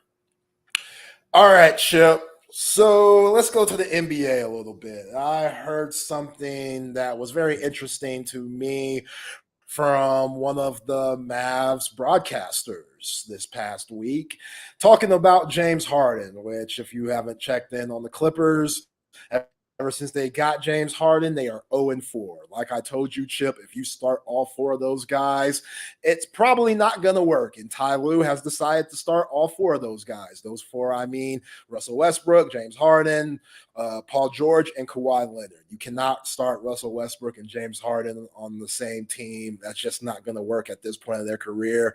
Maybe 5 years ago, yes. Now, absolutely not. So it's just cramping the Clippers style. And the Mavs broadcaster, Brian Damaris, I don't know his name. You might know him, but he works for Bally with the Mavs. And he had this to say about James Harden. I'm going to play it on bootleg. It's a little long, so we might cut it short, but he felt a certain way about James Harden. Check it out. Every night and pray for someone to believe in me like Daryl Morey believed in you. You wanted a certain coach, they brought in Mike D'Antoni. You want to play a certain style, they played it. You wanted Dwight Howard, they brought him in and got rid of him when you were tired of him. You wanted Chris Paul, they brought him in and got rid of him when you were tired of him. They brought in your old friend Russell Westbrook. You want to go to Vegas on off days? They looked away. You wanted the team to stay over so you could go out at night. They changed the schedule, and it didn't work. And you know what? You said, I'm going to break up with my whoopee. Not good enough. I see the bright lights in New York. I want to go there. My old pal, Kevin Durant. It's going to work. The big three. And all after 1 year, you wanted out. You realized, oh my gosh, I took this guy for granted, the guy that believed in me. I went back with Daryl Morey. They traded Ben Simmons for you. How did they pull that off? And you know what? You went there and you got a partner who got the MVP. He won the MVP. And what did you say afterwards? You said, they didn't hand me the reins. You're the point guard. You're holding the reins. And what did you do when you had the reins? You scored 9 points in Game 7 against Boston. You blew a 3-2 series lead. So they fired their coach. Not good enough. You broke up with the guy believing you again. You said, the bright lights of LA, that's where I want to go. Let's see if that works. Listen, James, have you ever had those friends who had bad roommates? Over and over, they complained about their bad roommates. This guy's terrible. The bad roommate here. They never thought to be self-aware enough that they're the bad roommate. They're the problem. Hey, James, you're the problem. If this doesn't work this year in this system with this team, then you're going to go and point fingers at everybody else, and you're going to go back home and you're going to start swiping right for another team, and there's not going to be anybody left. Because, James, you're not the beard. You're not the system. You're the problem. Swipe right, a little Tinder Bumble reference. I dig that, but yeah, it seemed like he really doesn't like James Harden. And again, usually I'd be like, cool, he said his piece. I'm fine with that. But when you're covering a team with Kyrie Irving, let's be careful. Let's relax a little bit. Because let's not act like there's players on the Mavs team currently that shit don't stink. And you can't really talk bad about Kyrie right now. The Mavs, they're on top of the West. Kyrie looks good. Him and Luka, everything's clicking. Kyrie hit 7 threes last night, so I get it. But all I would tell Brian is to just be careful because Kyrie could easily flip shit in January, March, next week. Who knows? But, yeah, he felt that way about James Harden. I get it. James, as much as I love James Harden's game, he can be a cancer to a team. And he has been very just kind of diva, through these later parts of his career. And do you think he thinks he's better than Durant? Yeah. And that's Harden? Yeah. Yeah. I think he thinks he's better, but I think he knows that it's all about opportunity. I think if he were to be on those Warrior teams, he probably feels like he would have got rings just like Durant did. Yes, I do. Because, they were all together in Oklahoma City and Harden left. I mean, Sam Presti. Bad trade. That was his worst move. That was Sam Presti. As good as he is, that was his worst move because he kept Serge Ibaka and not James Harden. Bad move. And he didn't have to trade him right then. No, that was a bad, because he knew that wasn't up. Yeah. Like I want to say they kept Ibaka for $80 million, and James Harden wanted more than that, and they could only play James around 60 something. So they said we have to get rid of him. Bad move. You get rid of Ibaka, and they didn't think that Kevin Durant could be a power forward or could play the power forward in this age of NBA. That's also wrong. KD has shown, especially with the Warriors, that he could be a power forward, and if he wanted to play defense, he can. And you just have to get him in the right mindset to do that, especially at that point of his career. Yeah, that was the wrong move. OKC would have rings by now if they would have kept that three because all those guys were getting better. And if anything, you get rid of Westbrook. But Westbrook was just such a, ooh and ah guy. He was that guy that dunked nasty, and James, his game was different, and he came off the bench, so he didn't get that respect then. And then once he traded them, then James started taking over, and shout out to Mike D'Antoni. He really kind of made James Harden the Hall of Famer with his type of system. So, yeah, I don't know. I think James Harden gets some unfair treatment at times, but I completely get what Brian's saying here. Like, he has been a diva a lot. I just think that a lot of guys are divas. Just James Harden. Well, they're chasing rings. Yeah. They want rings. And James is like, I'm trying to get this ring, man. I'm trying to get with the team that can get me this ring. And it's not a good look because he's just hopping. And it's not a good look. Yeah, there was a season with Houston where they were up 3-2 on Kevin Durant's Warriors. And Chris Paul tweaks his hamstring. And that's all she wrote. Warriors end up winning that series in 7. And then he moves on last year with Philadelphia. They go to game 7 against Boston. They have the MVP on their team. And Doc Rivers, he ends up getting fired because James Harden wants to have 9 points. And it wasn't like James was bad last year. He led the team led the NBA in assists and was averaging 20 points. Like, he was good. Him and Embiid, it worked out. But, if you're watching the 76ers right now, Tyrese Maxey way better than James Harden at this point in his career. Like, that was a problem.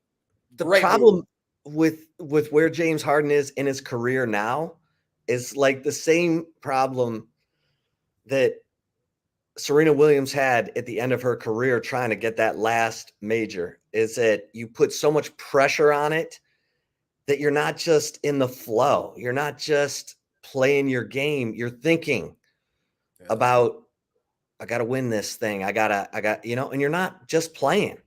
Yeah. And that's why when you win at an early age, you've got that. You don't have to worry about that. But Harden is now pressing beyond belief. And, Kawhi's got his rings. Yeah. He's a dog. He's going to do his thing. But Paul George, he's pressing. Oh, yeah. James Harden's pressing. Yeah. Westbrook's pressing. Like, they got a lot of pressers on that team. Yeah. And Kawhi, that's why he went to L.A. He went to L.A. to be around family, to play. He was like, okay, I won my rings. I want to end my career at a place that I love, and that's Los Angeles, California, where I'm from. So now they're mucking that all up for him. Like I told you when this trade happened, Philly won the trade easily.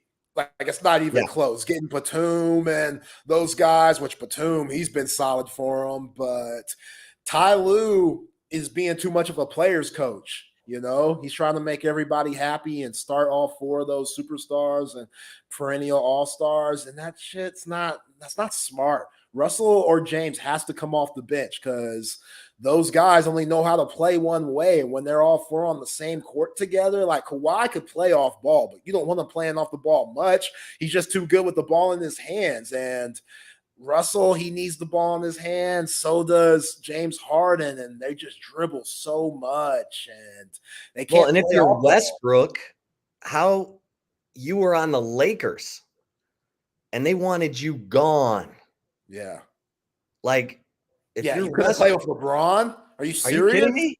You can't play. I could go out there and get like 5 points just by playing off LeBron because he's just going to set me up perfectly. You can't do that, Russell. Like, it was such a struggle for him. And then they blamed LeBron and those guys. They blamed Anthony Davis for Russell Westbrook struggling there. Like, oh, they got to change their play for his game. No, you change how you play for theirs. Like, that's what it is. You know what I'm saying? And some guys just can't figure it out or are too prideful to, Like, when you get in your 30s, you have to change your game. You have to. Like, you have no choice. You have to because, you're going to take a dip. That just is what it is. Even Mike changed his game when he got in his 30s. You saw a lot more fadeaways and less driving and dunking on people. You saw a lot more post-ups instead of driving in and doing one of those crazy, just throwing it behind your head shots that he did in the early part of his career before he retired to play baseball. Like, everyone changed. The greatest change their games. They have to. You have to be able to adapt. What Steve Sarkeesian say? The dinosaurs adapt, Chip. That's why they didn't adapt. That's why they ain't here no more.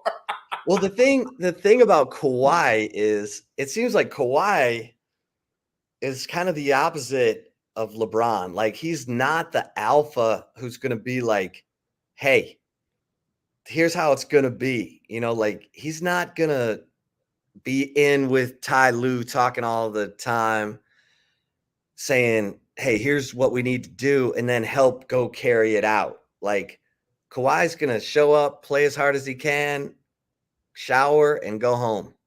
Yeah. You're right. He's gonna leave it all up to Ty Lue. Like, hey, Ty, you're the coach. You handle it.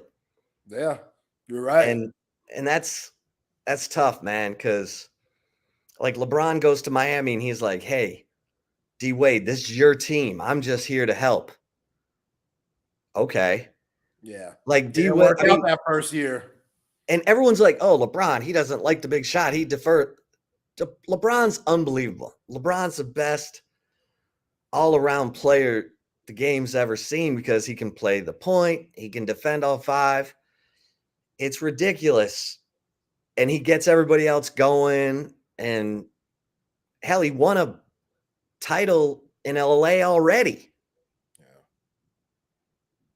Yeah. He helped Anthony Davis get a ring. I know. Who else was on that team? I'm trying to remember. That Laker bubble team? Yeah.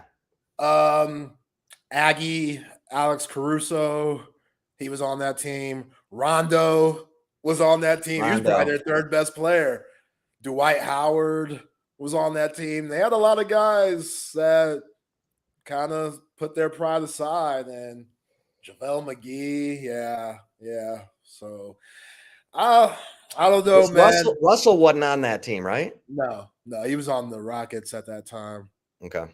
But, yeah, it's Ty Lue's in a tough situation, man, because I wouldn't have made this move if I was the Clippers.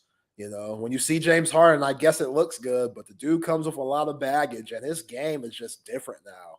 He just can't – he's not that – he wants to play the same way like he did in Houston, but his body, he's had injuries since then, and he's in his part of his 30s to where you're just not going to see that type of play every night. And plus, the guys that he had around him in Houston were just like catch and shoot guys.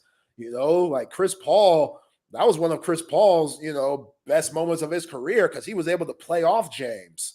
And he was a really good three-point shooter. Now Chris Paul's obviously, around 38 or so he's taking the back seat. But James Harden, CB. And you know what? Here's my fear, because you and I said this the day this thing went down, that there's no way you're going to have Harden and Westbrook on the court together. You're going to have to, they're going to have to sub for each other. Yeah. If they're not careful, it's going to steal the love of the game from the other guys on the team. Yeah. You're going to see Kawhi be like, F this, Yeah. And Paul George, I don't know.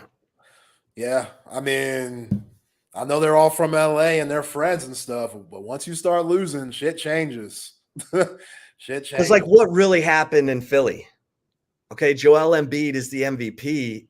He's the one who's going to say who stays and who goes, or I mean, like, how did that not work?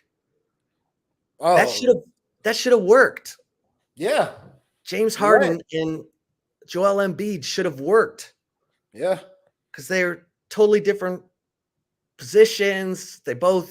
There's your scoring inside and outside. Now just give me some guys around who can hit shots. Give me a one swing player who will go in and give me some rebounds,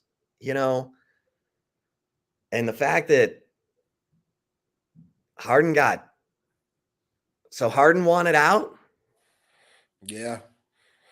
Good luck. Joel Embiid's already taking shots at Harden. They're like, y'all have won 6 games in a row. Like, why are y'all succeeding like this? And Joel Embiid says, guys that had egos aren't here no more. Straight up. Like, James, you had an ego. To hell with you, bro. Like, you know what I'm saying? Like, it's careful. We got Tyrese Maxey here. Yeah, Tyrese Maxey's playing for that next contract. That's a Dallas kid. That dude's tough as hell. Like South Garland's finest. That dude dropped 50 the other night. He is tough. So, yeah, that was a good move shipping off James, because now you don't have to worry about stunting that dude's growth, and he's still playing off a rookie deal. So, yeah. I mean, that's why the Warriors are so good. They have selfless superstars. Yeah. In Steph and Clay. And look, Draymond, he's overachieved so far and beyond in his career. What is he, a 6'7" power forward? Yeah, he got kicked out last night. They kicked his ass out the game. Well, I mean, he's their enforcer. Yeah. So they got the two nice guys at guard who do the Campbell's soup commercials, and then they got Draymond who will go kick guys in the nuts and be the enforcer and get suspended every 5 technicals, you know? Oh, yeah. Yeah, he's the closest thing to Rodman we've ever seen. Yeah. But he can shoot a little bit, you know? Rodman was like, I ain't shooting. Yeah. There's no way I'm shooting. Unless I got to go to the free throw line, and even then it's going to be ugly. That's true. That's true, man. But yeah, I loved Rodman because when Rodman got to the Pistons, he was just this happy-go-lucky, I'll do anything to make this roster. And that's the energy that led him to, you know, put everything into rebounding and how the ball is going to come off the rim and tipping it to himself. And then he's tough and crazy and willing to be an enforcer. He learned from the best. Lane Beer. I mean, God, who else? I mean, James Mahorn. Edwards. Yeah, Edwards. Rick Mahorn on those teams. Rick Mahorn. Yeah. Rick Mahorn kind of took him under his wing and was like, hey, you want to make it in this league? Rebound, dude. That's why I'm here. Yeah. Play defense. What up, Mike? Shout out to Dove Springs, baby. The faux 787 faux Dove Springs. So I'm talking about Dove Springs Rec Center, man. I worked there for years. Hey, real quick, too. You need to get to greatblueheronfurniture.com and find that furniture so that you can recline the couch, the love seat, the bar stools. You can even design it yourself. And this is the highest end furniture built for a lifetime. Don't forget to use the promo code HOOK'em. That's our promo code for Texas Sports Unfiltered. You're going to get 15% off. And this is incredible furniture. Just take my word for it. Go to greatblueheronfurniture.com.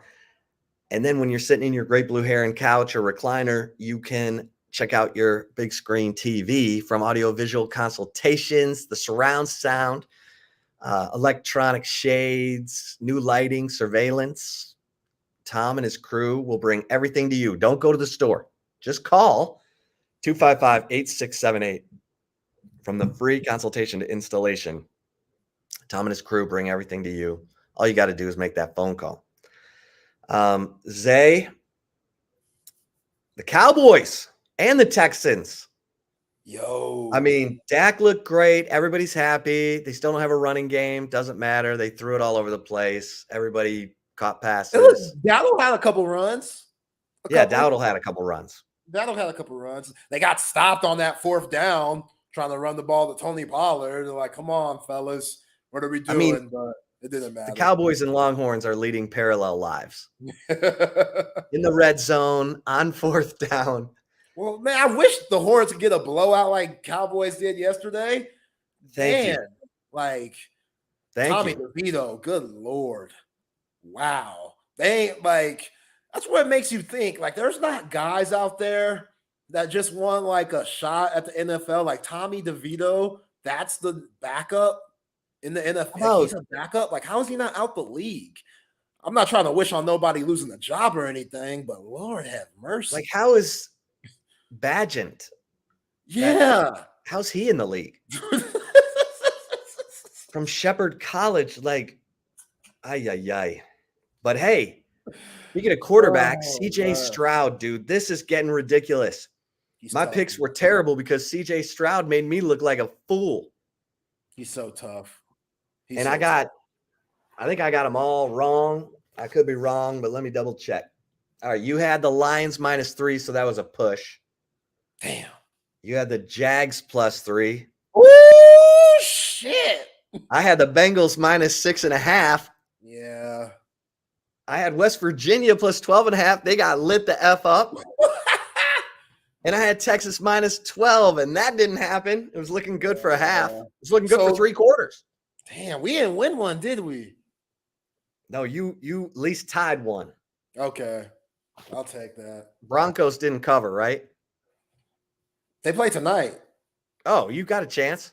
Yeah. You got Broncos plus 7. Okay. But CJ Stroud, dude, he just went into Cincinnati and outplayed Joe Burrow. It's toughness, man. And the Texans found a kicker just in time. It's tough. Stroud's the tough, Texans. man. Ollie Pop to the Texans. Yeah. If I wasn't if I was at my place, I'm just saying. We'll be there tomorrow, man. 1-3. Yes, sir. Yes, sir. We'll have Hummer and Hank South for some awesome college football talk, and we got you covered, baby. We got you covered. So everybody, have a great night. We will continue our conversation about the Cowboys and CJ Stroud when we return tomorrow at our normal time, 1 to 3. All right, everybody. Y'all. Be cool. Have a good night. Cheers.